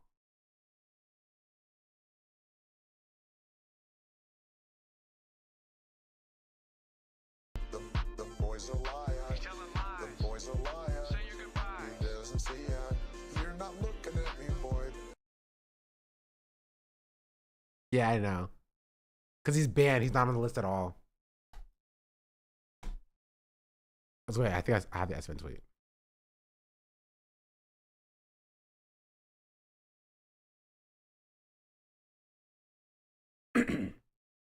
They should just ban politics off Twitch. I'm not exactly sure where they should decide the line. Should be on what is versus isn't politics, which is why I would like to nominate myself as the Grand Marshal of Twitch, who would go with the, you know, what you're doing method and never explain myself and ignore people bitching on about taking sides. I'll also accept the title of Supreme Leader, and regardless will only respond to any corresponding addresses me as such as their eminence. True. Sure, I support it. Got to take it back what I said. WS-Fan, yeah. I mean, that's my mutual right there. So, like, he got me. S-Fan, you got me, right? You got me. You're gonna let me slide. All right, you're gonna take off all those other people. He got me. S-Fan got me. If nobody else got me, S-Fan got me.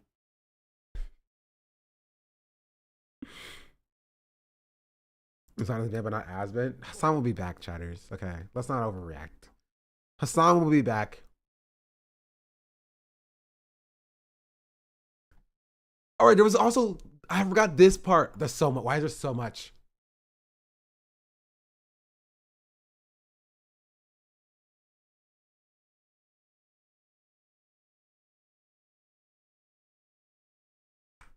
Trying to be vice eminence, you know it. We just took a week off. True. Ethan is posting my tweets. My text with Tom Ward, by the way, after Ethan began threatening me via Tom. It's interesting that Ethan cut off the rest of that message where I confirmed I reached out to Reddit on behalf of Ethan and I have no issues with Ethan. I have zero reason to do any of it, and I appreciate these people chilling out.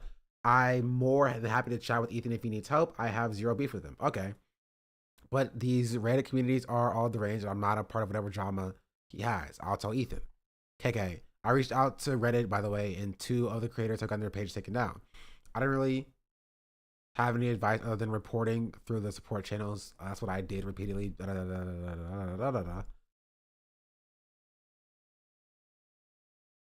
Say what you will, but I went out of my way to be generous to Ethan, completely private, by the way, zero benefit to gain. I helped him simply because I was willing to give him the benefit of the doubt, and because I try to extend kindness and help anyone who reaches out in needs. Is this a new tweet?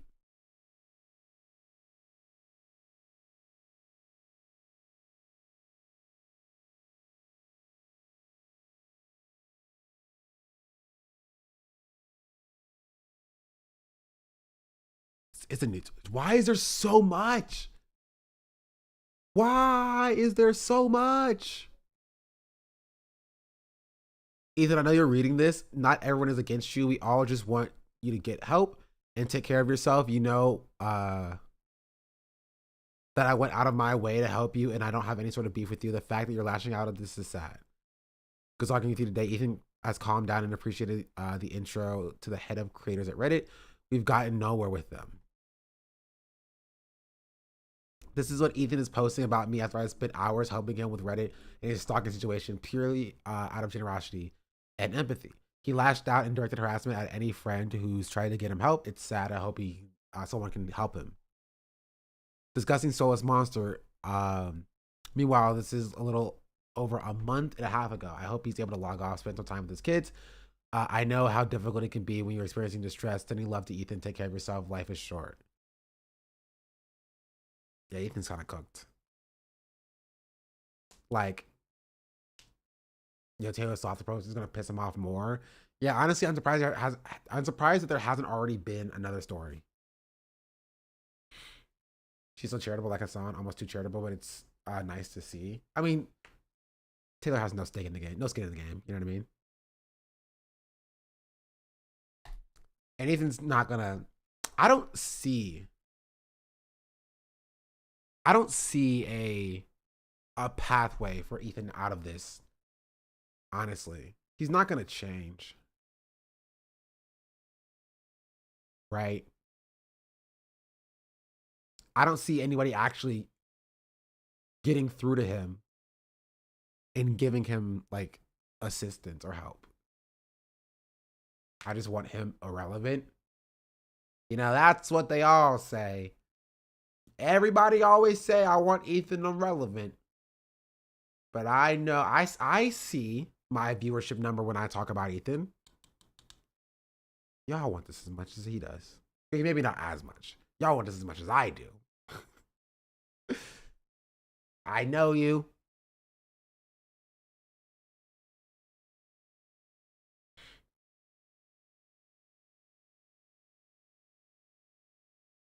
He was relevant to me before he started playing defense for Israel. True. I don't back down either. That's different. That's crazy. That's crazy. Oh, Java Slop, not just Java Slop tied to genocide. That's true. I feel that. My soul.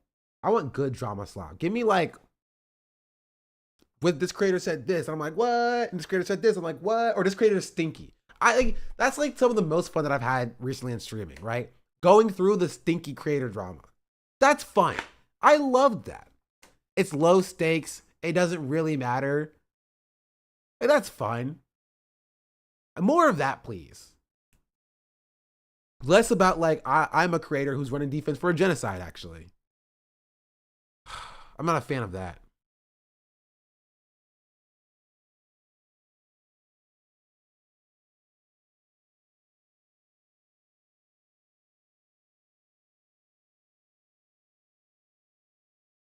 When's your next Baldur's Gate 3 run, sir? Whenever I hit 30K. Get me to 30K and we'll talk about it. Wait, how many viewers am I at now?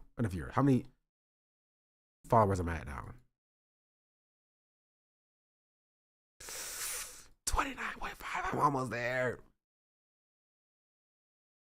Thank you for your advice on dual streaming. I'm definitely taking it. That's so funny. Prove that you're Hasan. Hasan's best alt account.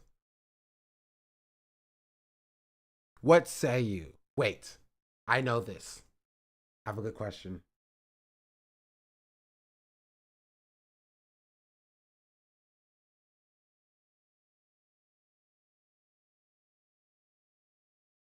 I don't have a good question. Wait, perfect question. If you were iDubbbz and there was 20 different swords to choose from on Hasan's desk, what sword would you choose? I'm sorry. Okay.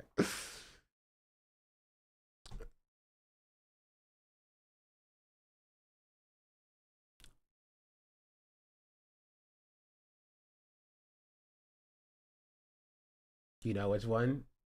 Okay, that's Hasan. I knew it.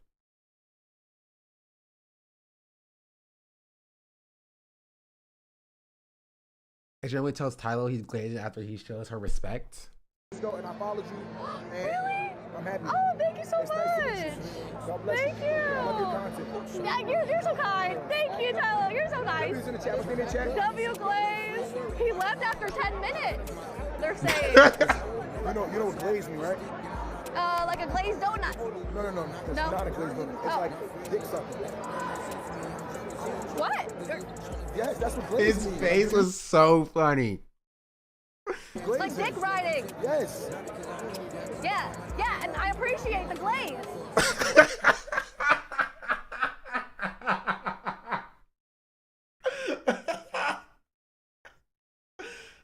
That co-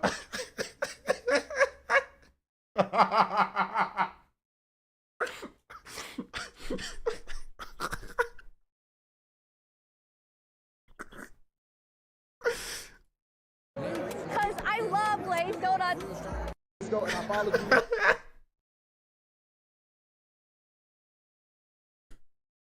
Really? I'm happy. Oh, thank you so It's nice to meet much. you. God bless Thank you. I love your you. content. Yeah, you're so kind. Thank you, Tyler. You're so nice. Who's in the chat? What's in the chat? W Glaze. He left after 10 minutes. They're saying. You know what glazed me, right? Right, it's like at this moment he's like, wait, maybe she doesn't know. Maybe he's like, maybe she doesn't know. I want to explain it to her, right? Maybe she doesn't know. Maybe she doesn't know. They're saying. You know what glazed me, right? Like a glazed donut. No. It's No? not a glazed donut. It's Oh. like dick sucking. What? Yes, that's what glazed me. Like you It's glazed like dick it. riding. Yes. Yeah, and I appreciate the glaze. Because I love glazed donuts.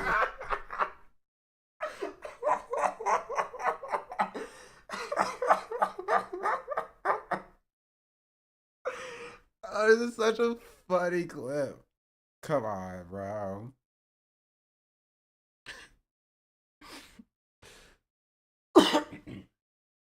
This is a funny interaction that would have happened in the past. Yeah. Like I'm telling you, there is such a good there's great content, right? To be had when you get a bunch of different creators together. Right? But it won't happen if you have the same voices. You feel me? The same people at the same events over and over and over and over and over again. You need new people to come in and new people to interact with different groups of people. That's where you get the content from. You know?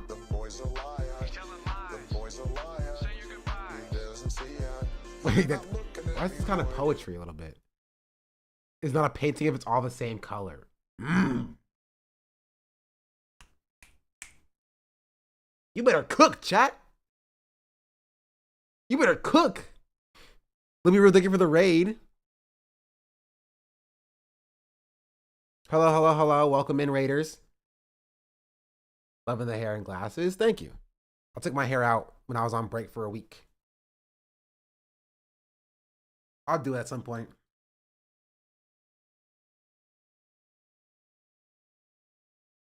Free Palestine indeed, chatter. Welcome back. Thank you. Your hair looks sick. Thank you. I appreciate it. All right, chat. I have a real question. This are my finger coils. Probably my finger coils. How long does it take to get done? Like this? Like the big hair? Either this coil, this. Really? Keep this for a month? Keep this for a month? I could do that. It's very rockstar. I can see that. The maintenance on this would be crazy though. Like how you had it before. Those are my coils. Good for a change. That's fair. It is a change. Do you do it yourself? Yes. Yes, I do. And nobody else has touched my hair. Well, to be fair, my mom has cornrowed it. And I've had a couple people twist it and twist it, but I do pretty much all of it myself.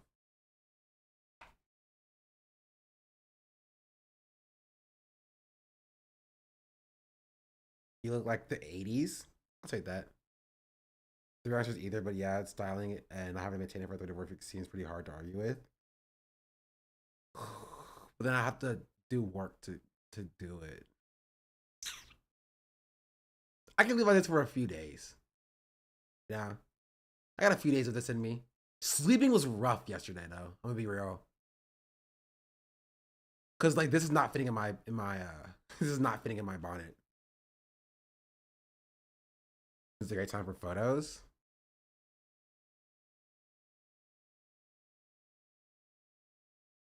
Put it in loose twist, but then I have to deal with that. Hair looks sick. My fro can't do that for some reason. Is it long? Definitely Tinder hairstyle. Well, it's great to know, but I'm on Tinder anymore. Get the hair out of locks. I you know, I have to wash them. They had to be washed. They're still sectioned, so like, you see this this section. It's like they're all rubber banded. But yeah.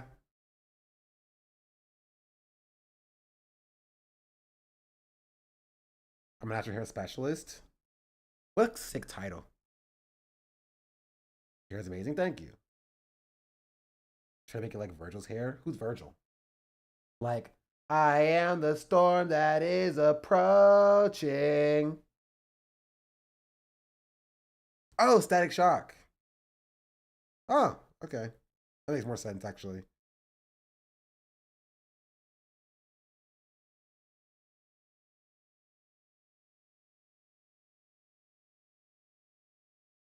Anyway, sorry.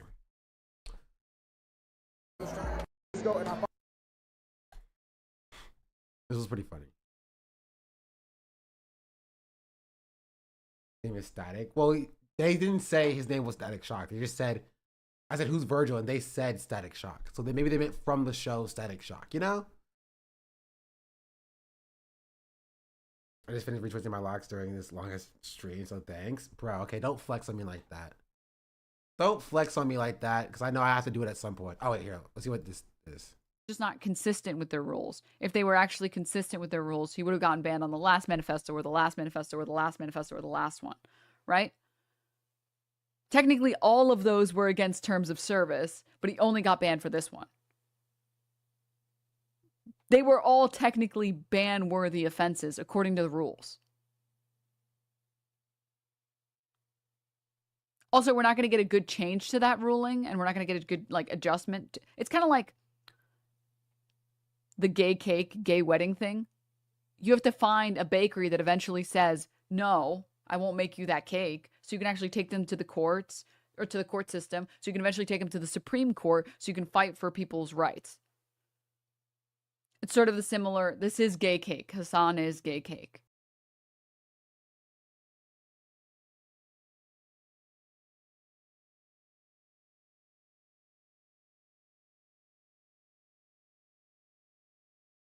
My mind is not large enough to understand the depths of that analogy. But I'm just gonna go with it. She's not wrong. Hasan is gay cake. I've been saying this. Respect. Hasan was gay cake before the ban. Before the ban is crazy. What does it mean? The numbers. That was more like, that was more Bruce Wayne. Okay, we talked about this. We talked about Taylor Lorenz. We covered this. We covered Streamer University. And what I'll say to end the Streamer University topic is I'll say this. I think for everybody who puts events on, be more open to having a more diverse crowd.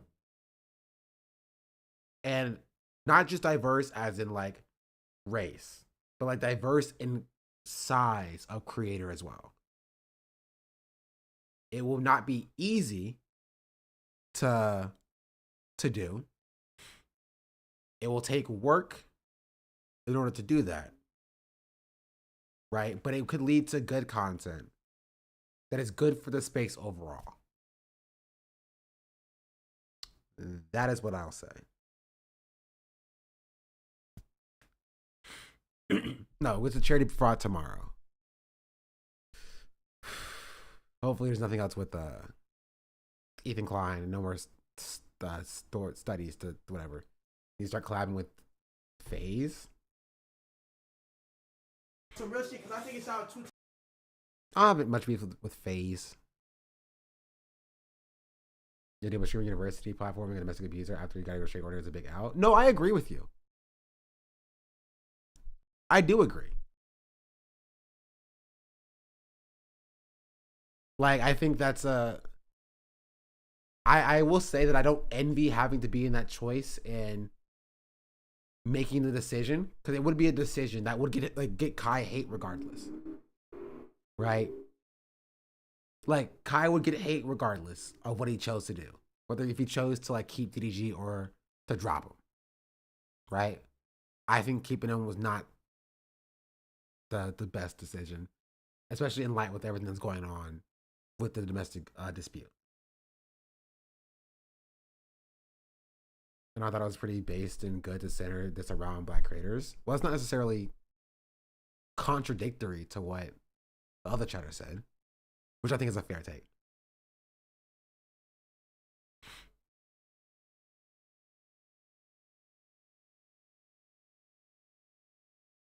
That's the musty guy, right? You can't let me chill. No, it's not the musty guy. The musty guy is somewhere else. University got a global emote too. They got a category, a Twitch category.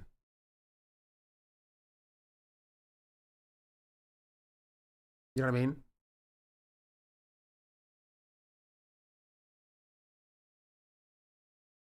Like,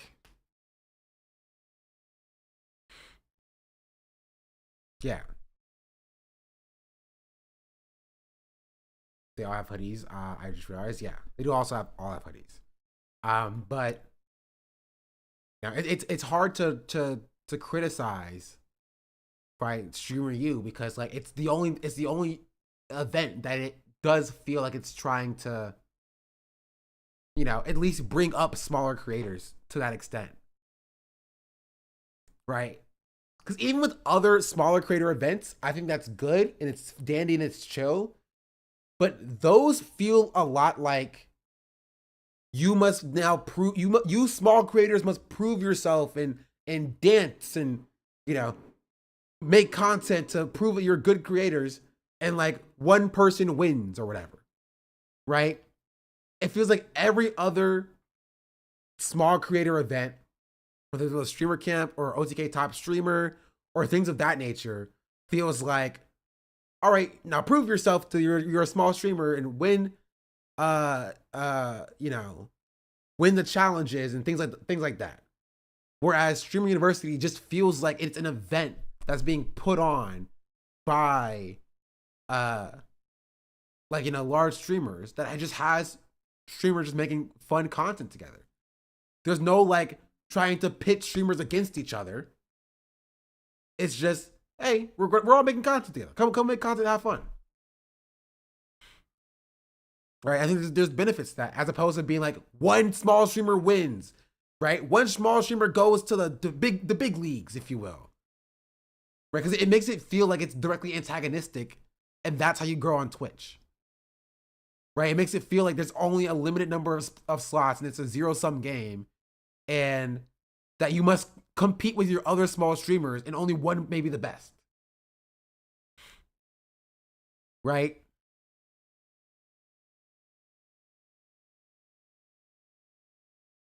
You know what I mean? Like, I'm slightly curious. And actually, before that, let's see this.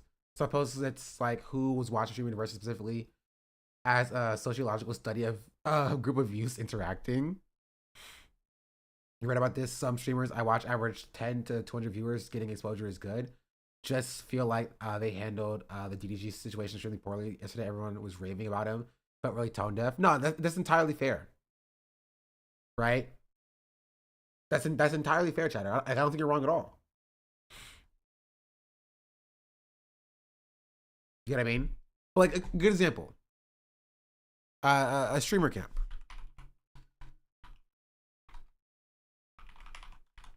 Just 'cause I'm curious.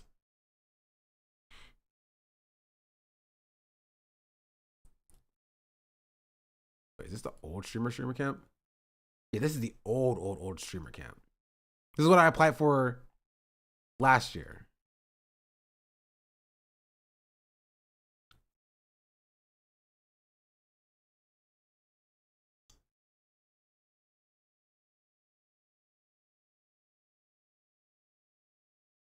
And just because I'm curious, I'm curious about where these streamers are. Like, are they collabing with each other still? Like, is it like, what has come of this?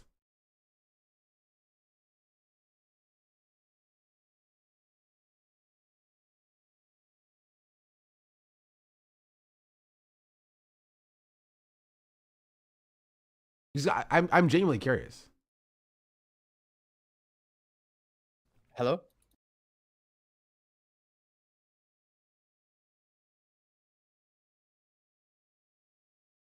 Does this person stream?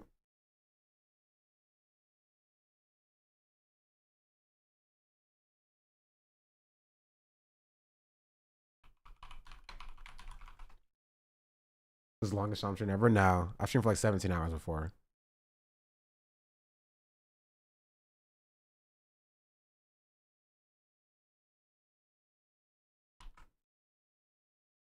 Get a schedule. I mean, 7 months ago.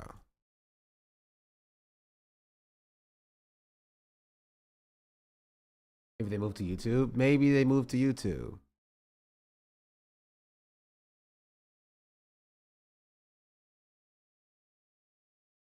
Have you ever... Actually, they're not actually unsuccessful on YouTube.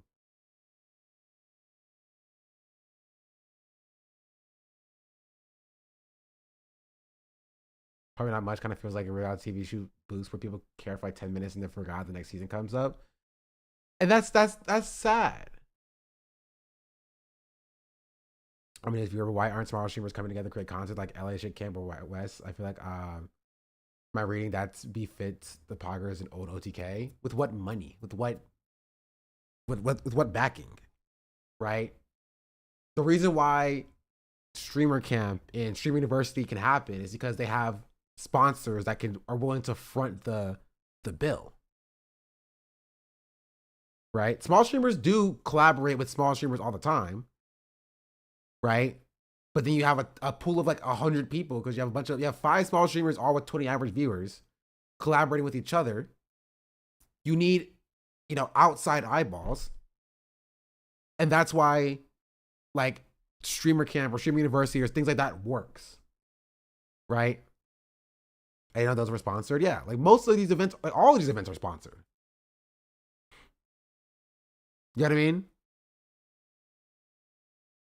Like, all of these events are sponsored. And so the point why, and then maybe I'm wrong in like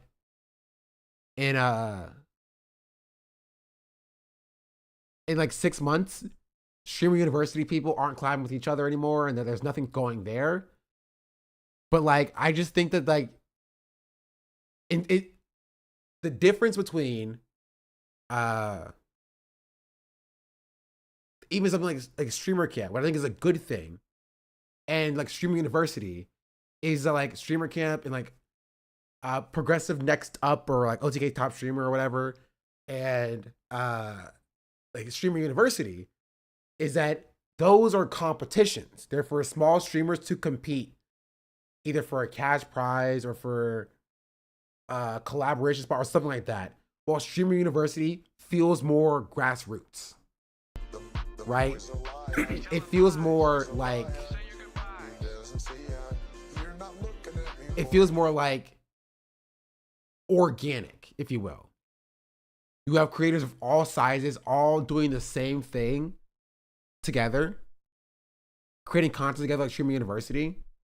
It feels like it has more staying power for more consistent content growth, as opposed to like, win some money as a small streamer by competing against other small streamers. You feel me? I think the camp is a good idea if they have teams going for points or whatever. I mean, they did have teams for Streamer Camp. Right, and yeah, one team that won. So, Hasan Refugee, I'm new here. What's up? Hello, John Save America. Competition feels like it slides into Squid Games very fast. Also, it's also a kind of way just for AMP and other content orgs to like gauge interest and sign of people they like. Yeah, potentially, or collab with them and things of that nature. Which again, they may do. I'm not going to speak for like the people who hosted Streamer Camp. They may collab with these people. I don't know. Right? I don't know. I'm thinking and I'm hoping that there could be more stuff that I see from like Streamer Camp or Streamer University that hits. You're a collab, which like, to be fair, not necessarily bad for anyone who gets to go, like opportunity. I do like.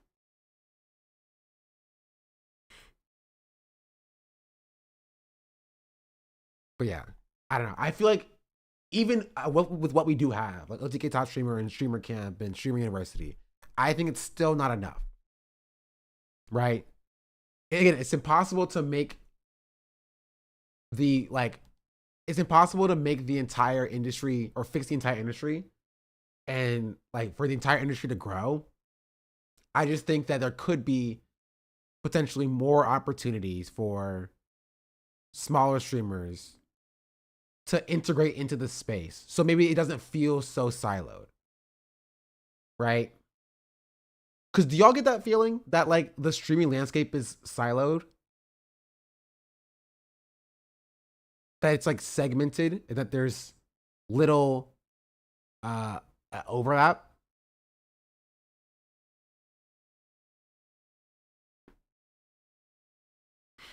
Like, which is very clicky. Yeah. And so, I'll say I remember r/place. Algorithm kind of goes against the new voices, which is why the people who are currently like occupying the top spot need to do the work to kind of like bring in those new voices.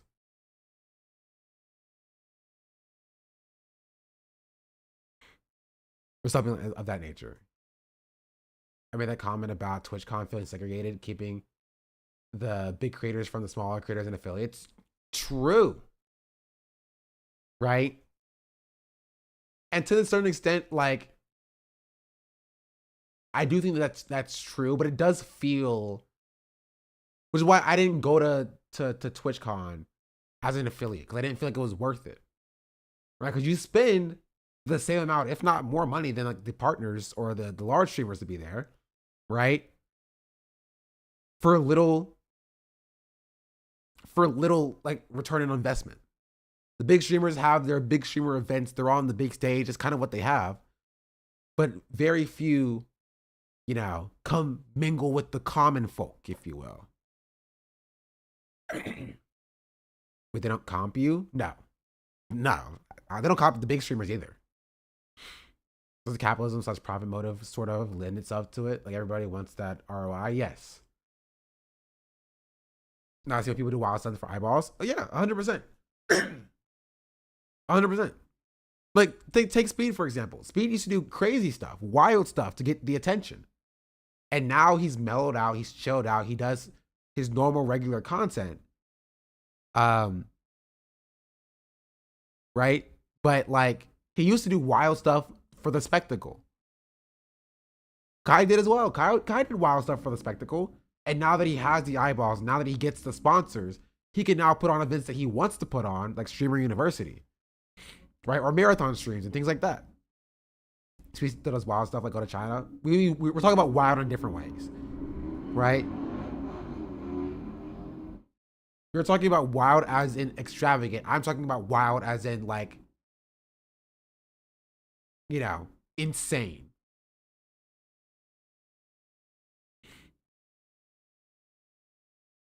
Yeah, I don't know what's going on with that. But that's my take. That's my take. I don't know how you fix the industry. I don't know if it's going to fix itself. Streamer University is good, but not perfect. There are things that can be better. And I hope people take what Kai is doing and looks to integrate that into, like, it's kind of the perfect example. Like, we looked at the Ludwig video, right? Ludwig talking about his drama. Right, we watched it before talking about Streamer University. Now that we learn a little bit more about what Streamer University is, let's look about what Streamer University is about.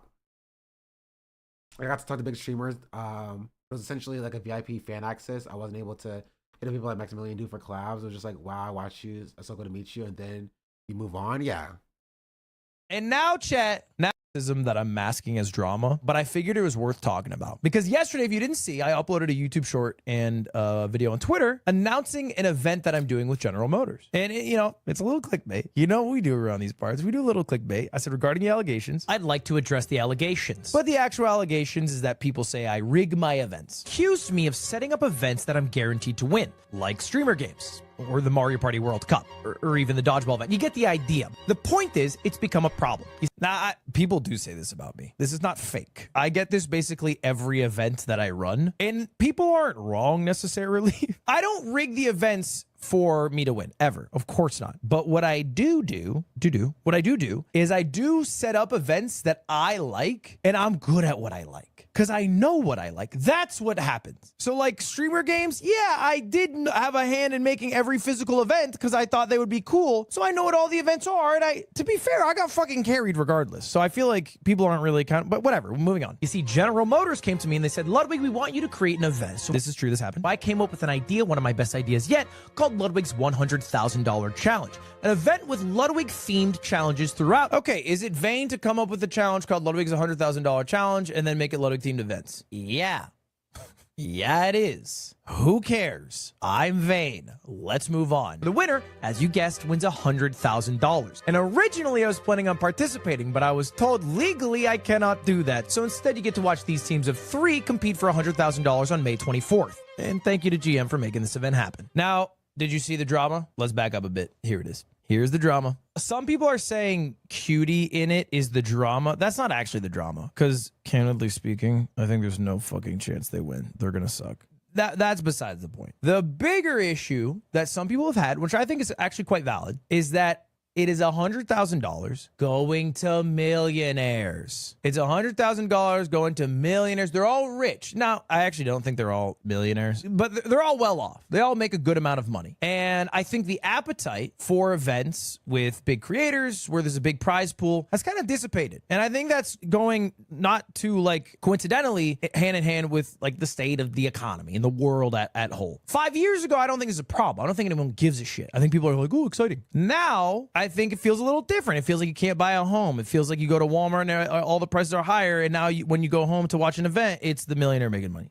I think some people feel this way. I don't think this is a majority of people, but I do think a lot of people feel this way. And I think it's a fair way to feel. I actually don't think that's a necessarily a bad thought. I do want to address some of the counterpoints. I think some people are making points like, well, you should invite small creators who could use the money more. I actually don't think that's a solution per se. I don't think it's a good solution at least. Because you have to understand, what is the goal of the event? General Motors wants viewership. They want a lot of people to know about this event. All these teams are going to stream their POV. It is not a win for General Motors if I am picking streamers who have smaller channels, because then the event is just going to necessarily be smaller. Like, that's kind of, you understand my point, right? Ludwig is not incorrect in his analysis here, right? General Motors is sponsoring the event. They want large viewership. Therefore, having more higher viewership streamers means more eyes on the sponsor, therefore means sponsor more happy. Right? The issue is at that point, what are we doing? You know what I mean? At that point, what are we doing? What like, are we making ads for companies, and like that's what like events are? And if that's the case, that's fine to a certain extent. Like, it's fine as in like that's what it is. You feel me?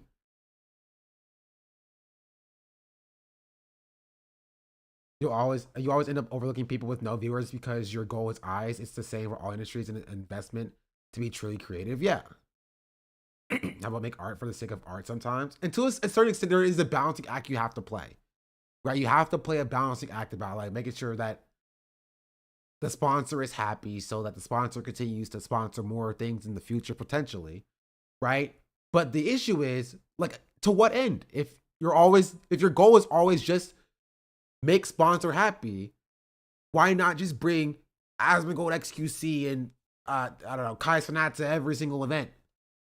That would make sponsors happy. People love Asmongold XQC and Kai Cenat or whatever. Right? There'll be a lot of eyeballs on it.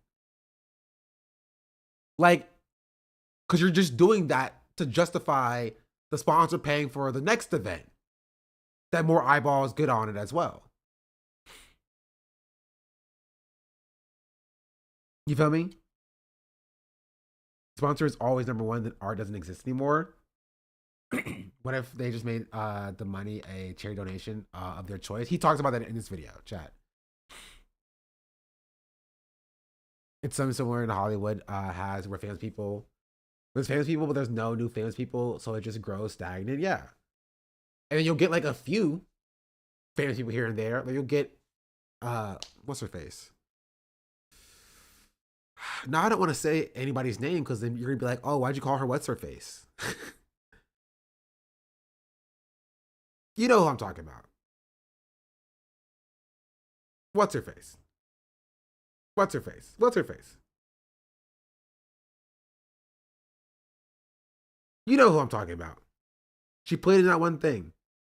Not Chaperone's not an actress. Embrace your white women blindness.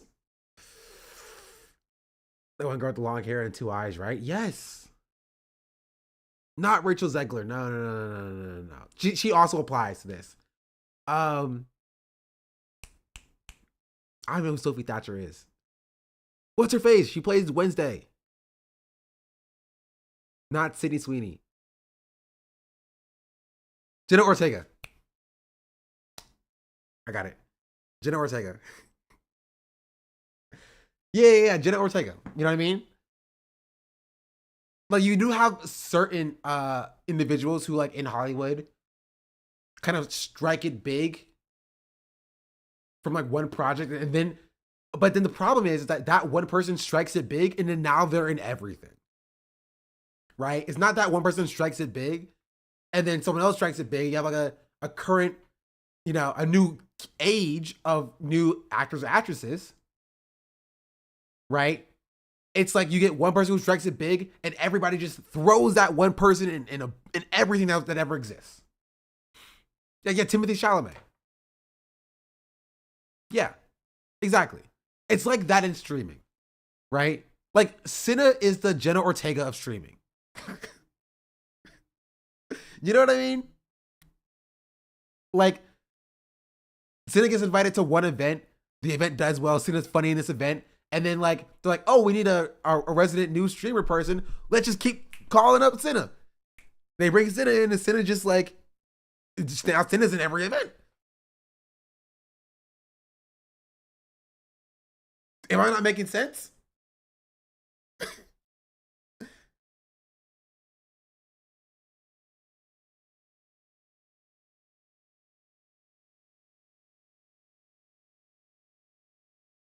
Like it's not a dig at Cinna,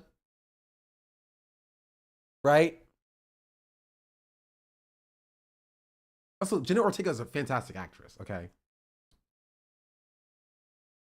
I bet it's disrespectful, but I'm not sure. No, this is not a dig at Jenna Ortega or at Cinna, right? But the idea is that there's never a like, there's never an avenue of like growth for new voices in the space. It's just like, oh, we have somebody that we didn't usually have here. Well, now let's invite them to every event. You feel me? Something like that,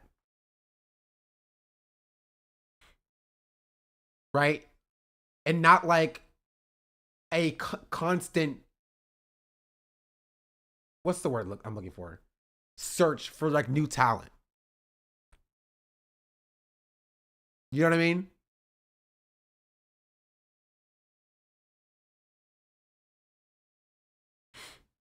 That's the point. I think at some point even Pokimane filled that role. I'm not saying it's worse, by the way. It could be maybe just as fun. Less people are just going to know about it because there are more people who are fans of Michael Reeves' Lily Petru and Disguised Toast than if I were to pick 3 comparably funny but smaller creators. So that wouldn't really be a solution. I could. Right, and so I forgot what point I was making. But the point is that Ludwig is not wrong. He's not incorrect with his analysis that like smaller streamers would bring less eyeballs than larger streamers. I live like a capitalist every single day, Shank. I live as a capitalist. Right. Okay? I live what I believe. But Party just if we subscribed. understand this, Oh my god, he's still going. right? If we understand this is the case, and we also acknowledge that there is a difficulty or a frustration with smaller streamers with these events being catered only towards larger streamers. If we never address this, then people are always going to be, you know, frustrated, and this critique is going to continue. Right? They admit that they are afraid to take on risk on new creators, especially who don't have large audiences. They were afraid to include Kai and stuff, and even while he was blowing up. Yeah, exactly. You need a mix, otherwise you just retread content if it's the same faces. But that's what he's describing here, right? And that's the point that I'm you know, bringing up, what I'm talking about. And that is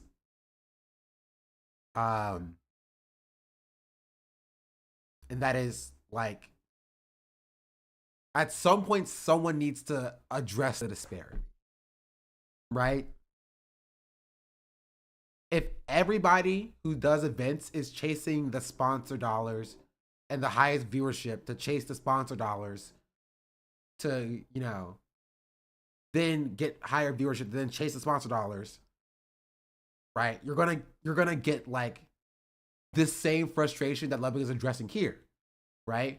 Which is also the same frustration, funnily enough, that Ludwig also addressed last year around this time as well.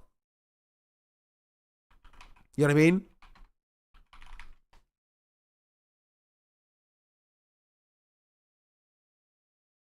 It's literally titled the same thing. It's literally titled exactly the same thing, essentially. Let's talk about the drama. Addressing the drama. This is a year ago. Honestly, a bit. And then they said, that's good to hear. More dudes. I think it'll be a fucking killer event. And this was the graphic that I attached along with the trailer that showed some of the creators who are going to be involved. You know, people like Point Crow, Moist Critical, Alfred, people you might recognize as speedrunning or speedrunning adjacent creators.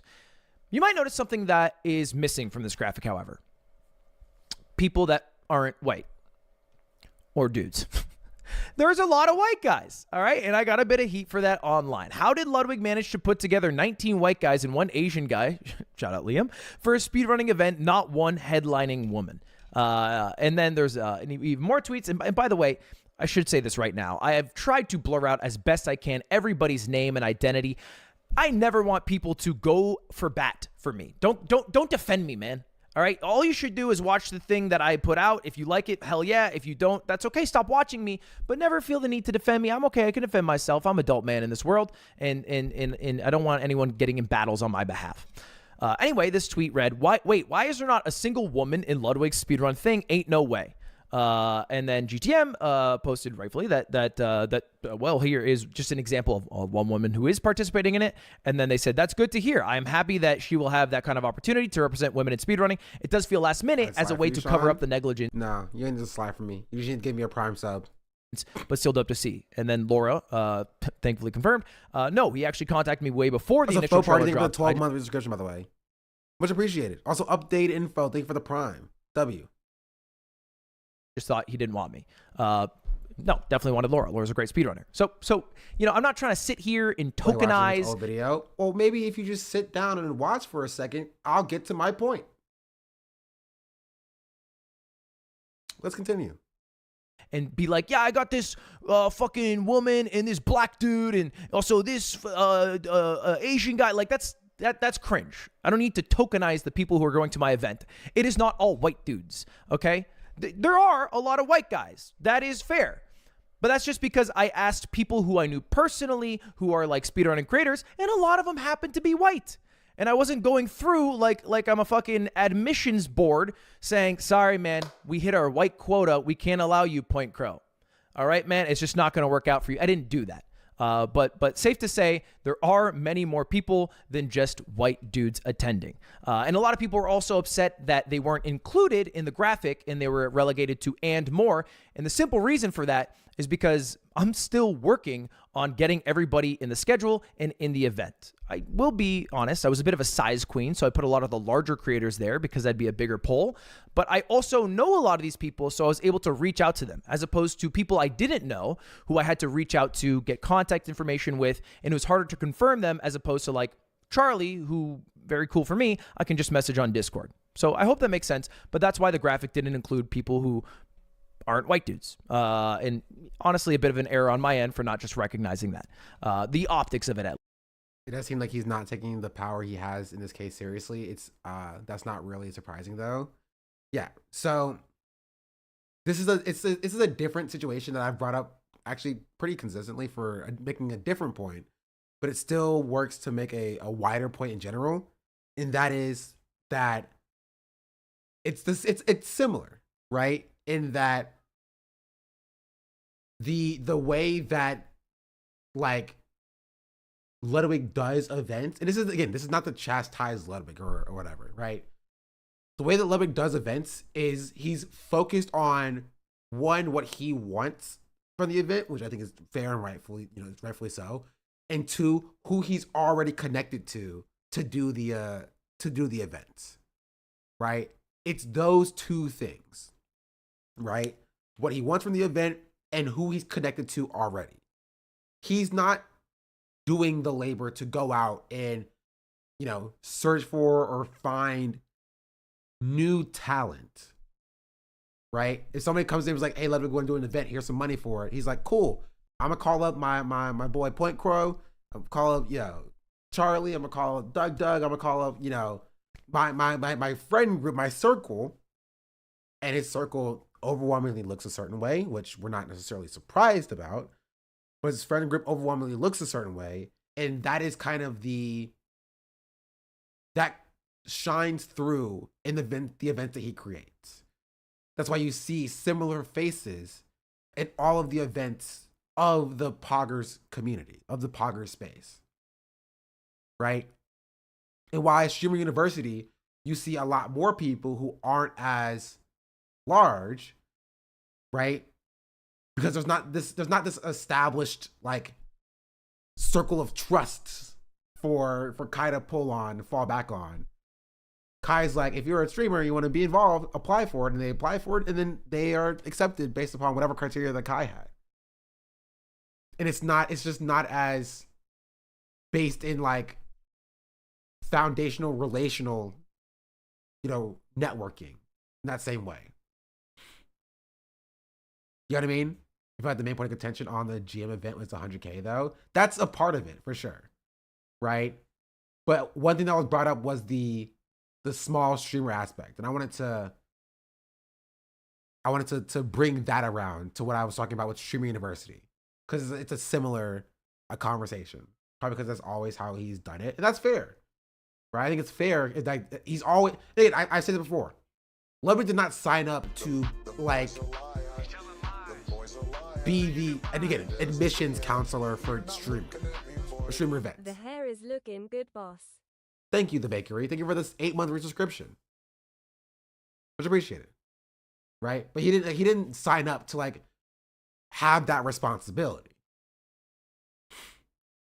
You feel me? But there has to be when you look at the fact that Ludwig gets criticized for this very similar thing pretty often, you have to like think about why.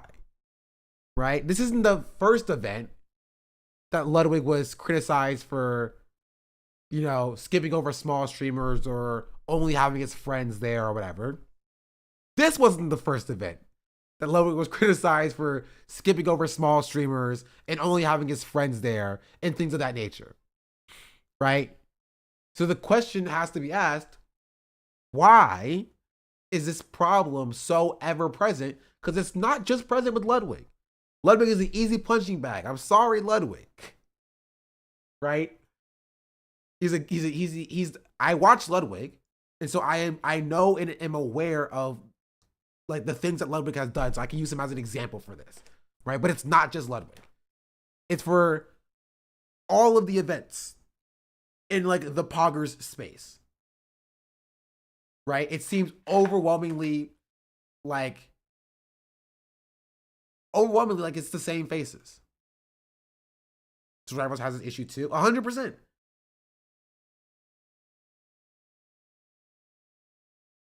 Sponsors pay him to bring big streamer audiences together. That's not true. Sponsors pay him to bring eyes to that sponsored, product or whatever. How he does so is up to him. Right? And using the big audiences is a cheat code, right? It's easy mode. Oh, I know big streamers. I can just get big streamers. Big streamers means big eyeballs, which means sponsor happy. Right? But that's how you get this critique that people are levying here. But there's nothing that stipulates that Ludwig must like only have big streamers at these events. There's some balancing act that you have to engage in. But it's a lot easier to just be like, oh, I get people with big number next to their name, right? They bring viewership, they bring eyeballs, sponsor happy.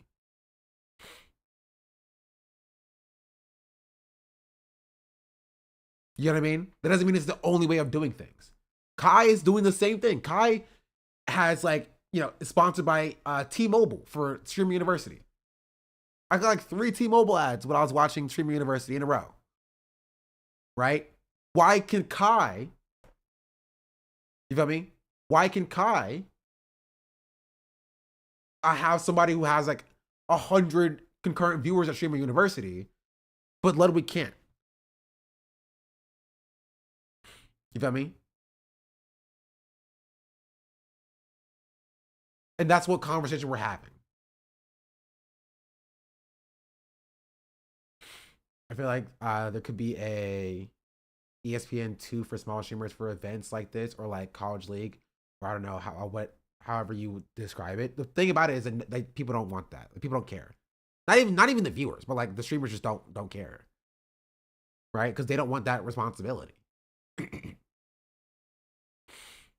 critique is big streamer equals big number versus small streamer equals promoting the industry.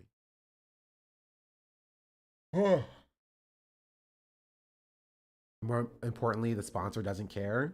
The sponsor doesn't care as in like, the sponsor doesn't care how it's done.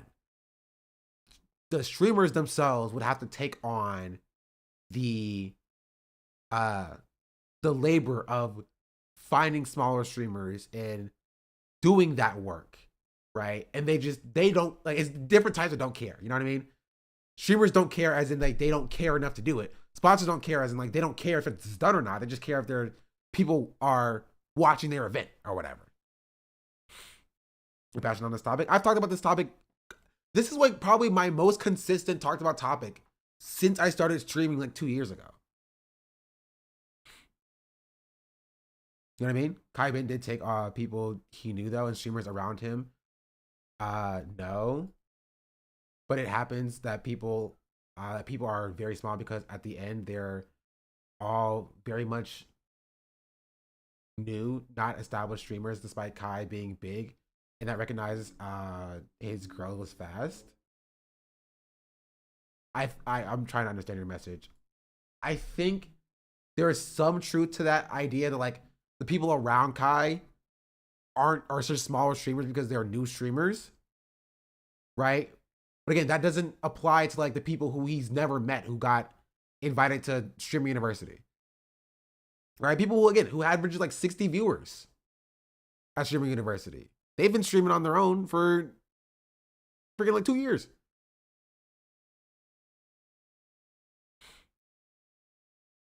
We talk about this topic every 4 to 6 months. I mean, because it's ever present thing that just is never fixed. You know what I mean? It seems, it kind of seems like there should be an agency for Twitch streamers that could connect all these people. No, that wouldn't fix the issue. Because small streamers aren't going to be in an agency. That's not a thing.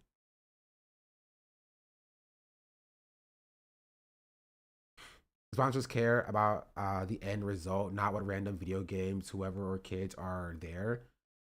They aren't in the world of streaming. They don't care. Yeah, they care about like the event, right? They care about which is why they come to Ludwig in the first place, right? They go to Ludwig and they give Ludwig the money because they see Ludwig's metrics. They're like, okay, we're at least going to get what Ludwig's metrics are. And that's what they're banking their budget off of, right? They're not expecting Ludwig to go get Pokimane to bring an extra 10,000 concurrent viewers and to snag Hasan to get an extra 20,000 concurrent viewers or whatever. They're expecting Ludwig to bring Ludwig numbers. And whatever he does to put eyes on whatever they're doing, that's what the focus is. Essentially. Right? I think it's more, and this is what I'll say. I think the justification that these people have a larger number, therefore it will make the sponsors more happy, genuinely, I think that's cope. I think it's true, but I think it's a cope reason. I think the real reason is just that it's easy. That's my take. I think that the reason why this event, right, had these names on it was because it's easy. Ludwig didn't have to do any extra heavy lifting to worry about talent. He's like, okay, talent stuff, got that. Easy. I'll call up a few of my friends. We'll get that solved. Let's focus on the actual event itself. It's easy. It's easy. It's something he doesn't have to worry about. He has robust connections from being in the industry. This is an hour of talent seeking. Yeah. He has robust connection from being in the industry. He doesn't have to worry about that. And so he sets that to a side and focuses on other things. Right? Is that the best way of doing things? Probably not. Probably not. You feel me? Even if you do the extra heavy lifting, that could still get you yelled at. Yeah, it will. Most reliable though? I'm sure it would be. I'm sure it is the most reliable. People that he knows directly, right? But again, it opens him up to criticism for like this whole he doesn't care about small streamers things. You don't think about the behind the scenes that led us pitching the possibility of big streamers in the stream? Well, that's not the story that he told. What he described was that General Motors approached him and was like, we want you to put on an event. And he said, okay. Not that he went out and he sourced an event. He was pitching, we can get all of these big streamers or whatever. That could be the case. I don't know. Right? I don't know if that's, you know, we won't know. You know? It's definitely code because sponsors would not pay an amount in hopes that they'll reach a metric with the help of excess streamers. The budget definitely comes from its average metric for streams, plus maybe 5% excess. So small streamers could definitely have been used potentially, because you're gonna have reject some people, and those people are going to be upset and disappointed. Yeah, and that's just going to happen, right? I mean, they did choose many people they know, but in the end, it isn't a bad thing. It's up to being, it ends up being based because many people are very small streamers, so it's well done. I think there's a difference between, like, because one of the things Stream University did is it still gave an opportunity to people that they didn't know, right? Regardless of them also picking people that, you know, Kai did know. You feel me?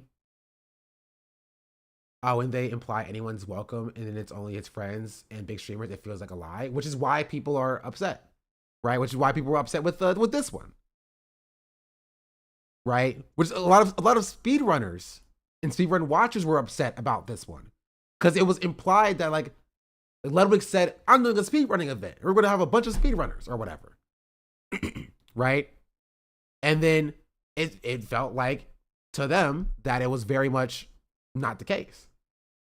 And that's why Ludwig got a lot of hate. Something like you feel like these big streamers have responsibility to bring up smaller streamers. What I'm saying is that the audience feels as though these big streamers have a responsibility to bring up smaller streamers. That's the point that I'm making. That's why these people keep getting in so much trouble, or not trouble, or there's so much hate surrounding these events, because that's what the audience feels. And those are the people who are watching this content. Right? Like for the Fast 50 event, the speedrunning event, right? The audience, the culture, the space, the industry felt as though that this event should have been involving all speedrunners of a bunch of different, you know, genders and races and marginalizations and things of that nature. And that was not echoed in the event itself. And that's why Ludwig was getting hate.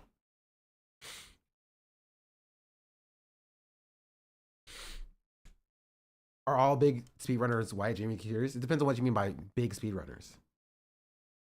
For this event, people were mad because like there were people who weren't considered speedrunners in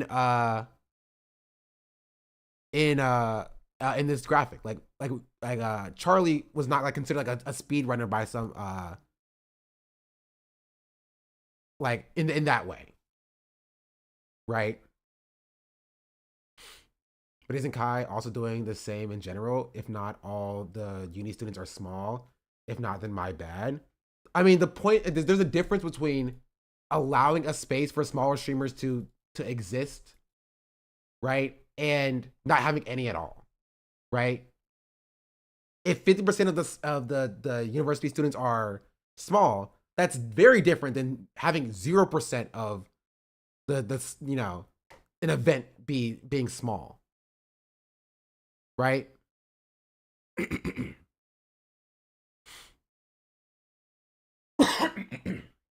Things of that nature. You know what I mean?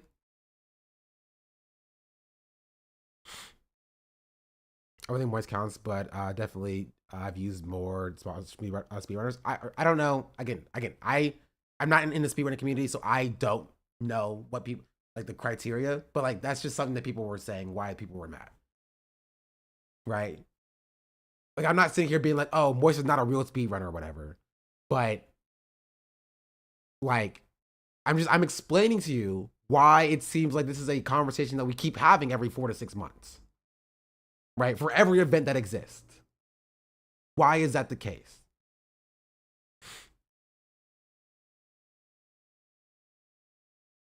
Jeez Louise. Twitch should do something. I mean, Twitch is also a part of the problem with Twitch rivals being overwhelmingly skewed as well. You know? There's definitely an argument to be made that Ludwig or anyone else could assemble 50% of a large streamers and some small creators to the same successful result. Yeah. That's why I'm okay with choosing people you know if they're very small streamers. I mean, it depends. Right? It depends, right? Because there are two issues, and there's picking large streamers and only picking people you know. And for Ludwig, those issues overlap, right? Only picking people you know could also be a bad thing if it's marketed as anybody can join type beat. And only picking large streamers is also can be seen as a bad thing if people have an idea that maybe they can be selected for such things in the first place, or if they just don't want to see large streamers be the only people at events or something like that, right? It just really depends. Right. The point is, generally, the point is that there are always going to be people who are upset and angry for whatever reason, right? Number one. Number two is that there are ways that we can, as an industry, look for making the large streamer upper echelon of the streaming landscape more representative and more diverse for events, for collabs, for all of these things. But that comes with acknowledging that one, there is a disparity in the first place, and two, that there's a responsibility on the industry themselves, right? The streamers themselves to correct that disparity. You know what I mean? Like what Ludwig said here, and that also kind of applies to this as well, is that he always says that I reach out to people that I know, that I have connections with, because it's easy for me to do so. And I can easily confirm them. And the question may be asked is that, why does the demographic that Ludwig knows look the way that it does? Why are the people that Ludwig can confirm easily, that he has direct connections to, right, look the way that it does? And maybe that, right, maybe that comes back around and informs why people are upset in the first place. You look very nice today, thank you. Which is also why it's kind of funny for people to get mad at Streaming University for being like, oh, he only picked black people so far or whatever for the students, when like, where's this beef for like other events as well?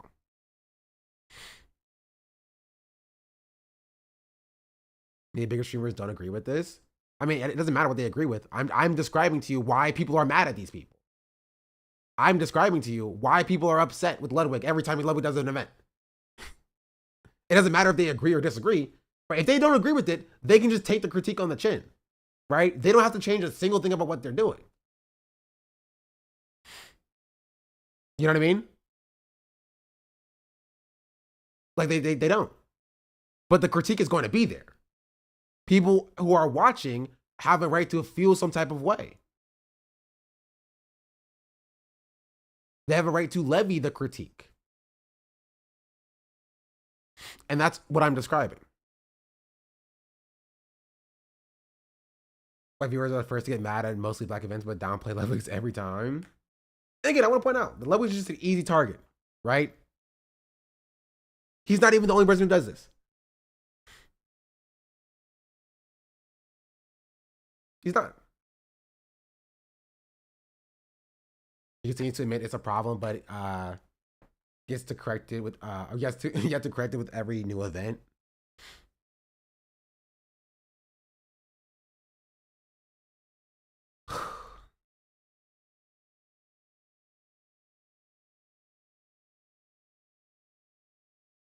He's messed with Ludwig, even though his puff is terrible. Not sure why they respond at all, to be honest. I don't know. Sorry, I was talked about earlier. I just got here, but is there really no way to mix in big or small streamers for these events, like have a familiar faces with and also new blood? No, there is a way. No, and again, the point was that Streamer University demonstrates that there is a way, right? I did also sell Streamer University drama, and I'm just like, I love drama. But it's about the level of depth and your personality, and like, what are you adding to the conversation? Are you just creating more noise, or are you actually giving people something that's helpful? I think that's kind of like where I know this is going to be kind of like maybe a controversial example, but like Fresh and Fit, right? Like Fresh and Fit when they originally started. Okay, I'm curious about the drama, but I don't know what they're talking about. Call in. If he wanted to change, he would have big streamers as team captains and the rest of the team as smaller streamers. Yeah, again, but the point is that he kind of just doesn't want to do that. You know what I mean? Like he kind of just doesn't want to do it. Be Ludwig's first black friend. That's crazy. I think over a certain size, you kind of need help with social media. I mean, that won't help you again if you just don't want to do it.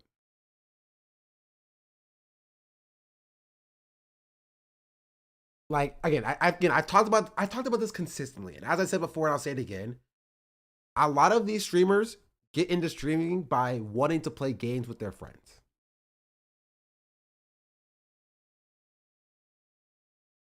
You know, they are like, I'm streaming, I'm playing games with my friends, and they fell into a lot of success during COVID, and they don't want the responsibility of you know, fixing the disparity in the streaming landscape. And honestly, it shouldn't be their responsibility. You feel me? Like Twitch should take a handle on making sure that there's more representation in the streaming landscape, that Twitch rivals includes smaller streamers. That there are more ways for smaller streamers to put their content out and get eyeballs on their content and fix discoverability on the platform. This should be on Twitch, right? It should not be on Ludwig to fix this disparity, right? But when they are put in the position to fix a disparity, when they are given the avenues to make change, and people feel that those changes not being made, then they're going to be criticized for it. I think honestly, people are looking too much into Streamer University. Kyle took a chance on something, which I think is rare for him. It seems to have worked in mixing these random streamers. There's no need for some 2-hour essay on it. I think they're just doing it.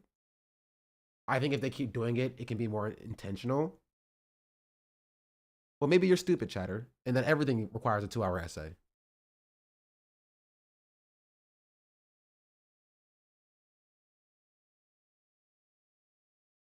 I feel like this is why smaller creators feel like the only way to be seen is to become friends with established people. No one is really making a space for them to be hyped up, especially Twitch themselves. Yes. Yeah. Also, the space is just oversaturated. It just is. There's just too many streamers.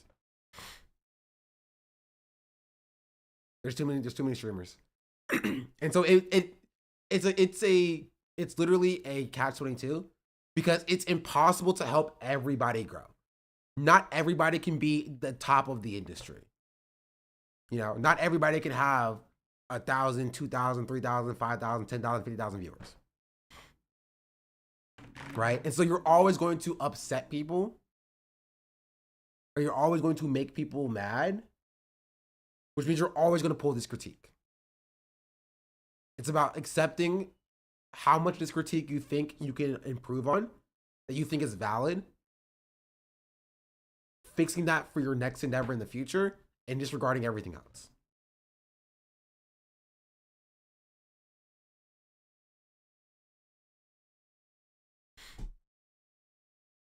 There's a happy medium between expecting some rich 20-year-old to be the beacon of morality and change and still criticizing them and holding them accountable.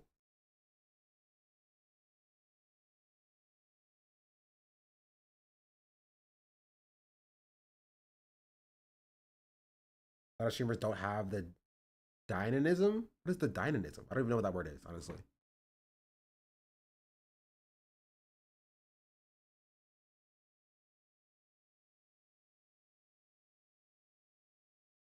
COVID oversaturated the streaming space. It'll balance out. No, it won't. No, it won't. Every industry is oversaturated. Dynamoism? Oh. Well, then I think you're wrong. This idea that smaller streamers are smaller because, I guess Emily is very funny, she made that clip. No, you're wrong, chatter. You're wrong. You think, if you think streaming is a meritocracy, I'm sorry, you're stupid. You're dumb. It's streaming is not a meritocracy. Large streamers are not large streamers because they are more entertaining than the smaller streamers are. Streaming is a completely luck-based game. It's the lottery. It's full lottery. It's about your video or your content, your clip got in the right space at the right time in front of the right people's eyes. That they then take a chance on you. Extra Emily would not be where Extra Emily is if, you know, OTK didn't take a chance on her and bring her in, right? To allow her to do what she does. A lot of these streamers who are at the top of the industry would not be where they are if another streamer didn't put them on. Nobody ever makes it based upon their own wow factor. They're all put on by somebody else.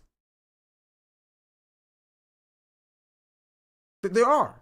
Even the people we're talking about now with the podcast community were put on by like Austin. Austin put them on.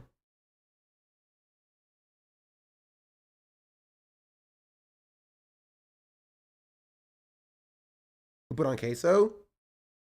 TikTok.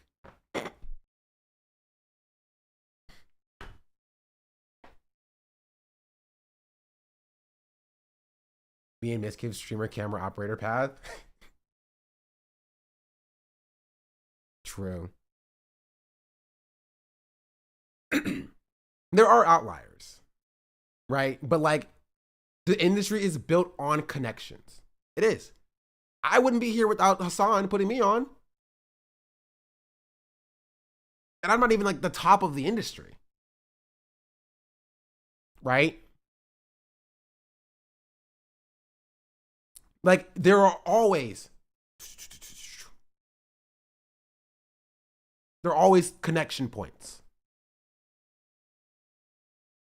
Like, XQC gets more average viewers than Extra Emily does. Like, are we gonna sit here and act like XQC is like a more entertaining content creator than Extra Emily? Like, streaming is not a meritocracy. Streaming is not about how entertaining you are. There are thousands of small content creators who are more entertaining than like any of the people on the top. I'm gonna be real. There are people who have 500 viewers who do more entertaining content than people who have 50,000. Like, this is just the case. It's about getting your content and getting your personality out and in front of people. That's the hardest part. And that's what these events do, which is what the critique is. Right? The critique is that they're not, that's just that XQC's content appeals to more people. No, you cannot. You're wrong. You're incorrect. You're incorrect.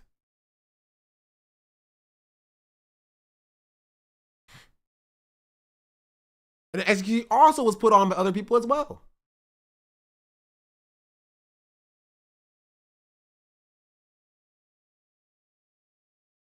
How do you think anybody grows on the platform if the people who are at the top are just at the top because they're the best? There will be no space for anybody else ever, anywhere. Kai would never exist in the first place because XQC was already at the top. But it's almost like getting in front of people and showing your content to people, right? And striking out lucky because you're more entertaining. That helps, obviously. Then propels you to be the top of the industry. But it's required to get eyes on your content. You can be the most entertaining person ever to ever exist. You can be the funniest person to ever live.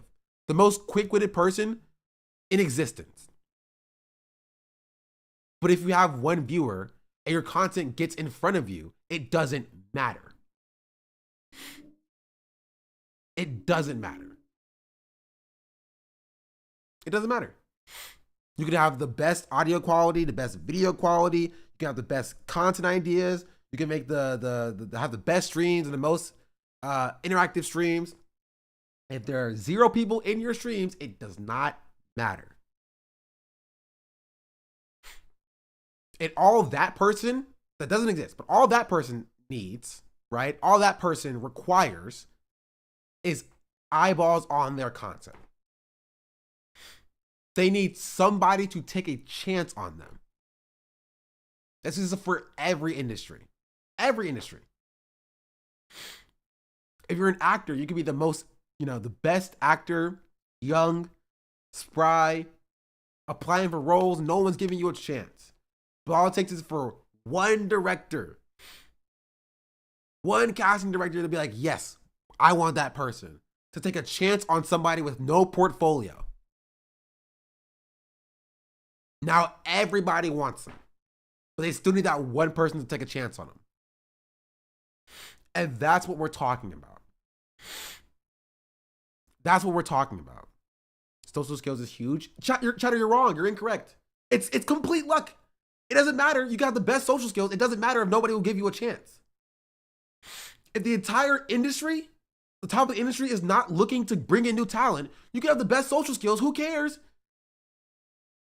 Nobody cares about you. They still have to bring you in. They still have to accept you in. They still have to let you in. They need that. That's required. Somebody at the top has to be like, all right, you're good. You're chill. You know what I mean? And to put you on. And that's what I'm saying is necessary. That's what these people are being criticized for, is that there's no door opening. There's not. That will never happen if, again, the events are all your friends.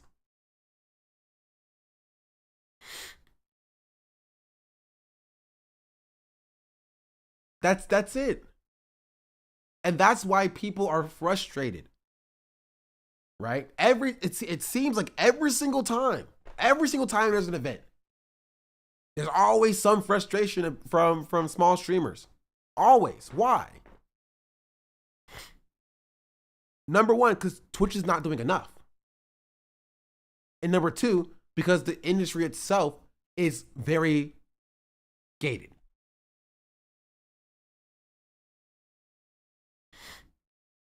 It's gated. It's closed off. It's the cool kids club and you're not in it. So good luck.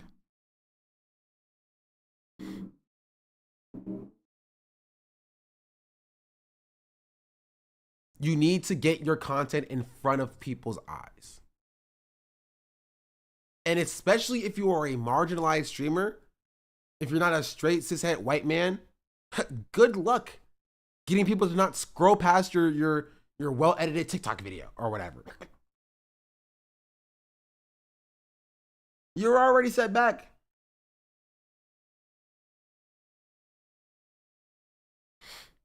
Even Dan Clancy came in with that open energy for growth for creators and then proceeded to do collabs with every streamer you know. People see Kai as government who gives people handouts, but it should be Twitch giving handouts. Yeah.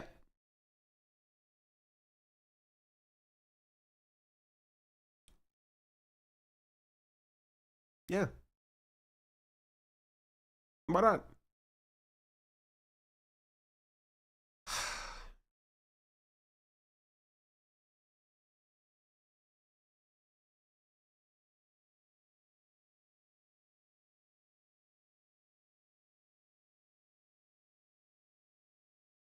I just came in. Why are they all white? You know, you're asking the same questions everybody else was asking. Meritocracy. That's right, chatter. Meritocracy. That's why.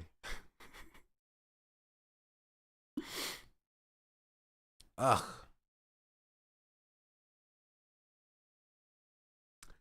Anyway. I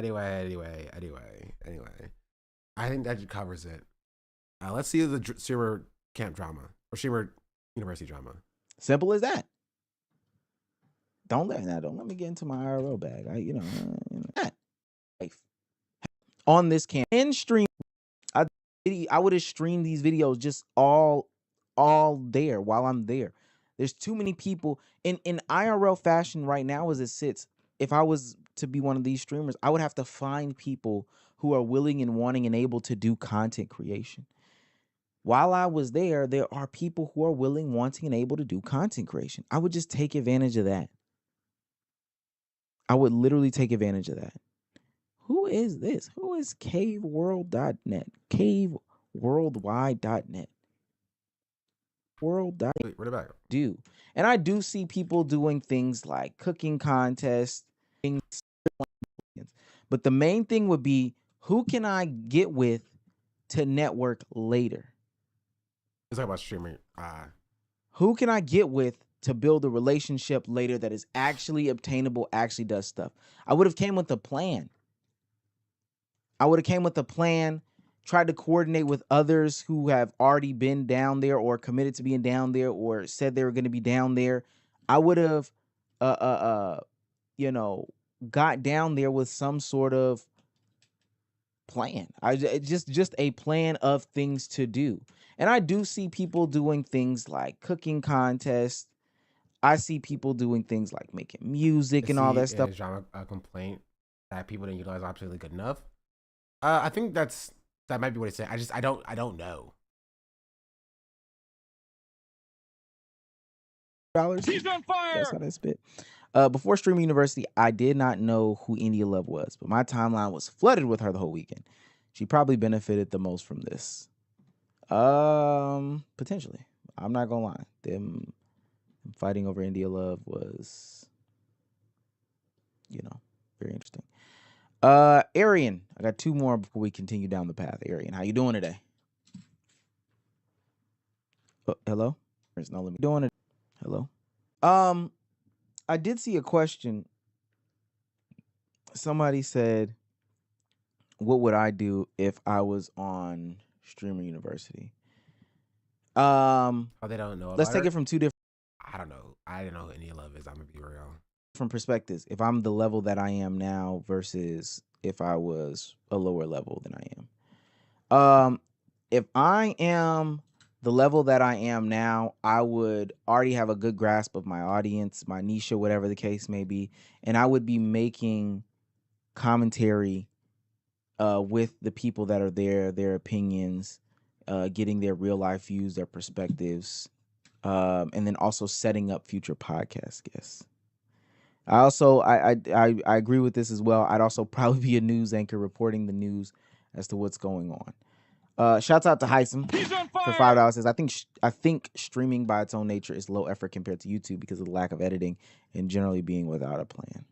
I agree with that. We watched this before. No? Yes, we have watched this before. Yeah. I would be doing something that fits already what I do, and that was something that I thought was going to happen with Streamer University. Is that people were going to be trying to conform to what's going on.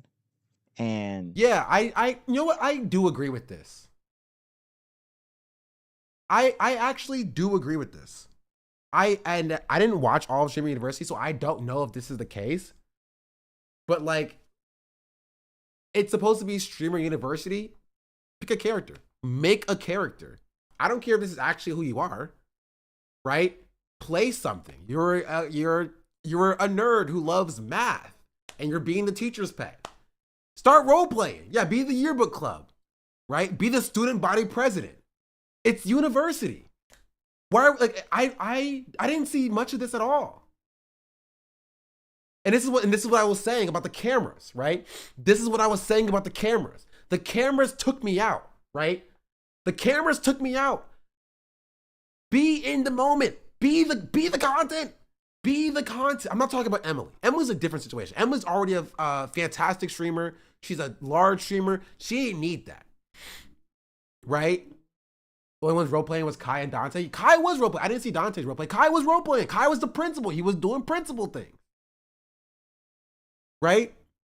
But like, if you are a small streamer, if you are averaging 100 viewers while you're there, make yourself memorable. Make yourself memorable.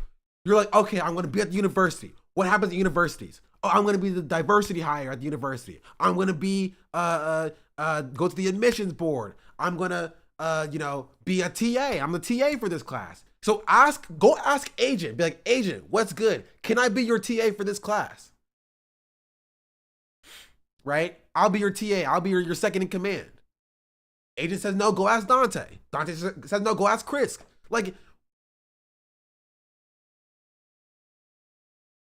we didn't see a single freshman nerd archetype. That's what I'm saying. Be the RA. Be the hall monitor. Make a character. Play into what this is. It's the university. You were given a prompt. You were literally you were given a prompt. You were provided a prompt, right? They were provided a prompt and given a setting, and I didn't see anything crazy. There were a couple people doing stuff like that. Send me them. I want to see them. You think Kai was hyped with the event? I don't know. I'm not Kai. What was the prompt? You're at university. You're at university. Like, I saw Kai's intro where he was introducing himself to each student as the professor, giving them their schedules or whatever. Like, Kai was playing the principal. That was his role. He was doing that. He was expelling people, like that sort of stuff. Right? And you don't have that sort of power as a student, but like you have agency. You are your own streamer. You are the content. You have agency. Do something to make yourself different. Oh wait, they're actually talking about that now. Who can eternity? There's so many things that people literally would have been an RA, been fire. I'm the RA. I am the wouldn't have been. So it's a hall monitor, but low key they might have been on something. Hall monitor POV, bro. Are they copying me? Costume or whatever the case may be, and just been the mascot. I could have been the knights or whatever. It wouldn't have made sense. I would have just aligned with it. That's some stuff that would have been put on. Be the janitor. Be the RA. Be the streamer universe. Was there a streamer university RA? If there was somebody running around saying I'm the RA, I am the streaming universe. There it is, right there. There it is. RA. Is there somebody that was a streamer university RA that would have been fire? That would have been fire. The whole weekend they would have been an RA.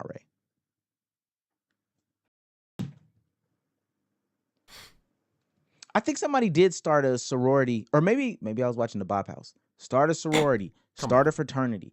There's so many things that people could have did, but they sat there. You think people would have brainstormed this stuff? It feels like they had no plan, just went to stream the chaos, and that's the problem. That's the problem. That's the problem. That's the problem.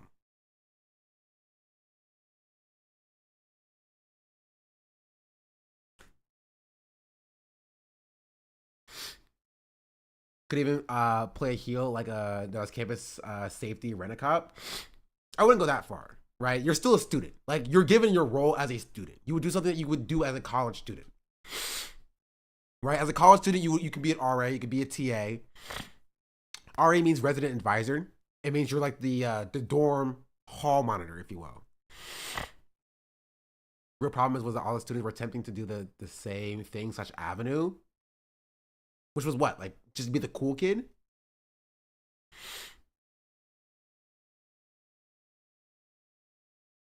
Shirtless guitar guy, always on the quad? Exactly.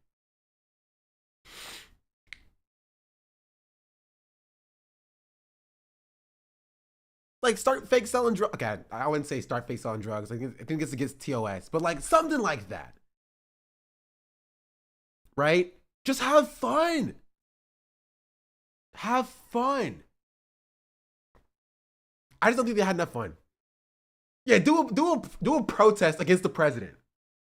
Do a protest against Kaisa, not the president. You know what I mean? Like something like that. Start playing spike ball on the lawn. Have them pick from a hat and be assigned a role. No, not even that. Like they're streamers. They're supposed to be able to make their own content, right? They're supposed to be able to make their own content. They're supposed to be able to do stuff like that. The possible shenanigans passed up. I know. And code switch to fit in with the white kids. I think it maybe because it was the first time. Like rap in the study room. Do an all-nighter to study for a class. You know what I mean? Why not? One real criticism, which I think is from a failure point of the whole event, it was some streamers got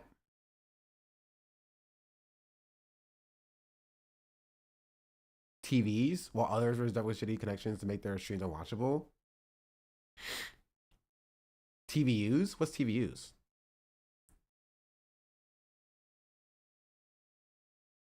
Yeah, set up a change my mind table. TVs is a professional backpack. Oh, I think streamers didn't they bring their own stuff?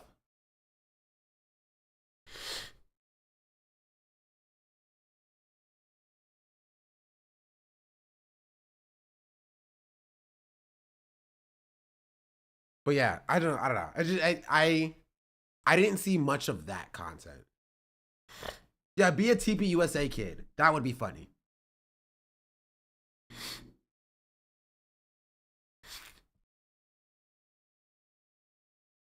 That would be funny.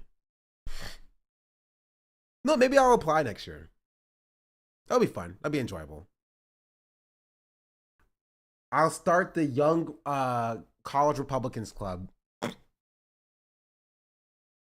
Some did, but the TVs will collect all the bandwidth it can from the towers to keep your connection up.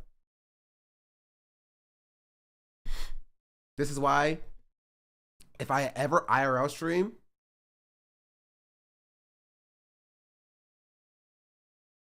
I don't know what I'm going to say. Wi-Fi. I'm not going to start a Black Israelites Club. Debate Society, school newspaper.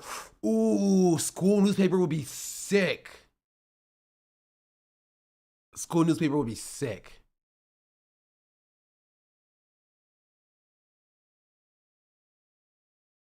Definitely some prohibitive aspects of a small streamers in situations choose setups that aren't being supplied. Wait, did everybody have a setup? Or did you have to bring your own full setup? Because in some clips I saw, people had like desktops and 2 monitors. Did they bring that for themselves? Or were they provided that?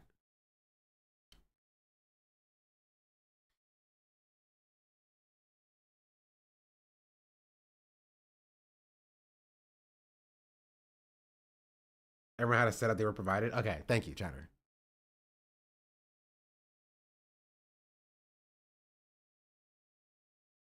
That man. I don't know what they did there for infrastructure. I'm sure more haphazard IRL collab stuff, you're on your own. Which is why I think it should have been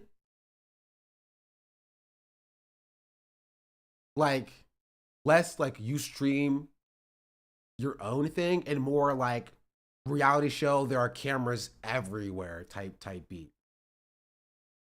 Right, there were some cameras in like the auditoriums and some classrooms had like standardized cameras for those things, but like more like these are like hub areas. Like this is like the library, so these few tables are on camera, and this is like, you know, this is the quad, and this camera, there's a camera set up here for that specific area.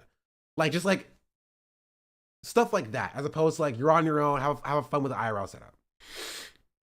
Do you think he'll try it again with more suitable set of streamers? He'll have learned a lot from this, I'm sure. I don't know. I'm not Kai.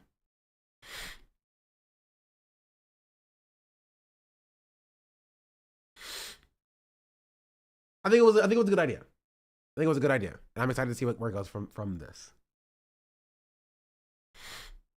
This is success, but some up in a comment really dropped the ball with the opportunity. Again, I don't know. Well, time will tell. See if they got anything from this. I think it's like Kai provided the opportunity. If they fail from here, it's not on him.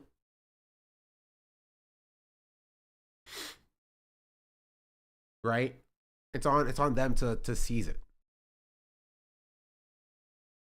You have a tissue? I have a tissue. It's not working. This is why I'm gonna. I've been talking too long anyway. It's 11 hours. I'm gonna end stream. Any final thoughts?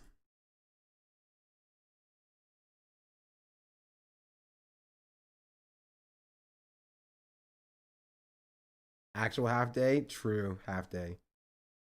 Streamer University's case model for the Panopticon? True. Give me the streamer Panopticon. I would pay money for that.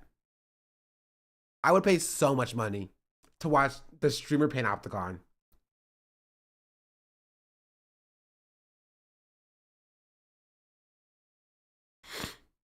You know, also there's only one Panopticon in the world, and it's a retired prison. It's no longer a prison because it's against human rights or whatever they said. Who we watch? Oh, also, I am now DMing Dungeons and Dragons again, by the way, for my friend group. Now I just need someone to DM for me and my so I can be a player.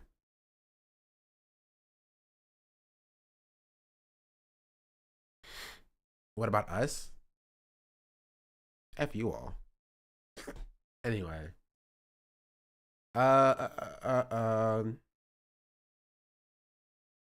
Wait, Ludwig is talking about the drama right now.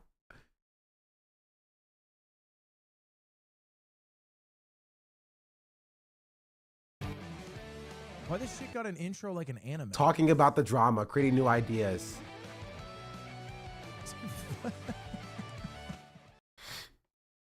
Are you a kind or mischievous DM? Mischievous, always.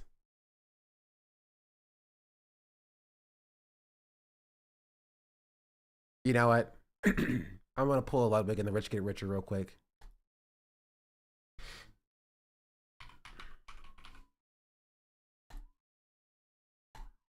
All right, chat. Wait, I have more viewers than Ludwig. No, I did for a second. He had 867 viewers, and I had 1,000. For a second, I had more viewers than Ludwig did. Let it be known. Let it be known. For the long stream, I'm gonna go play some Baldur's Gate and then sleep. I was supposed to do my hair today, but chat apparently likes my hair.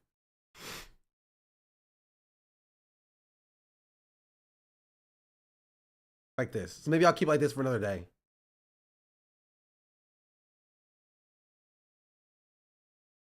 You're groovy.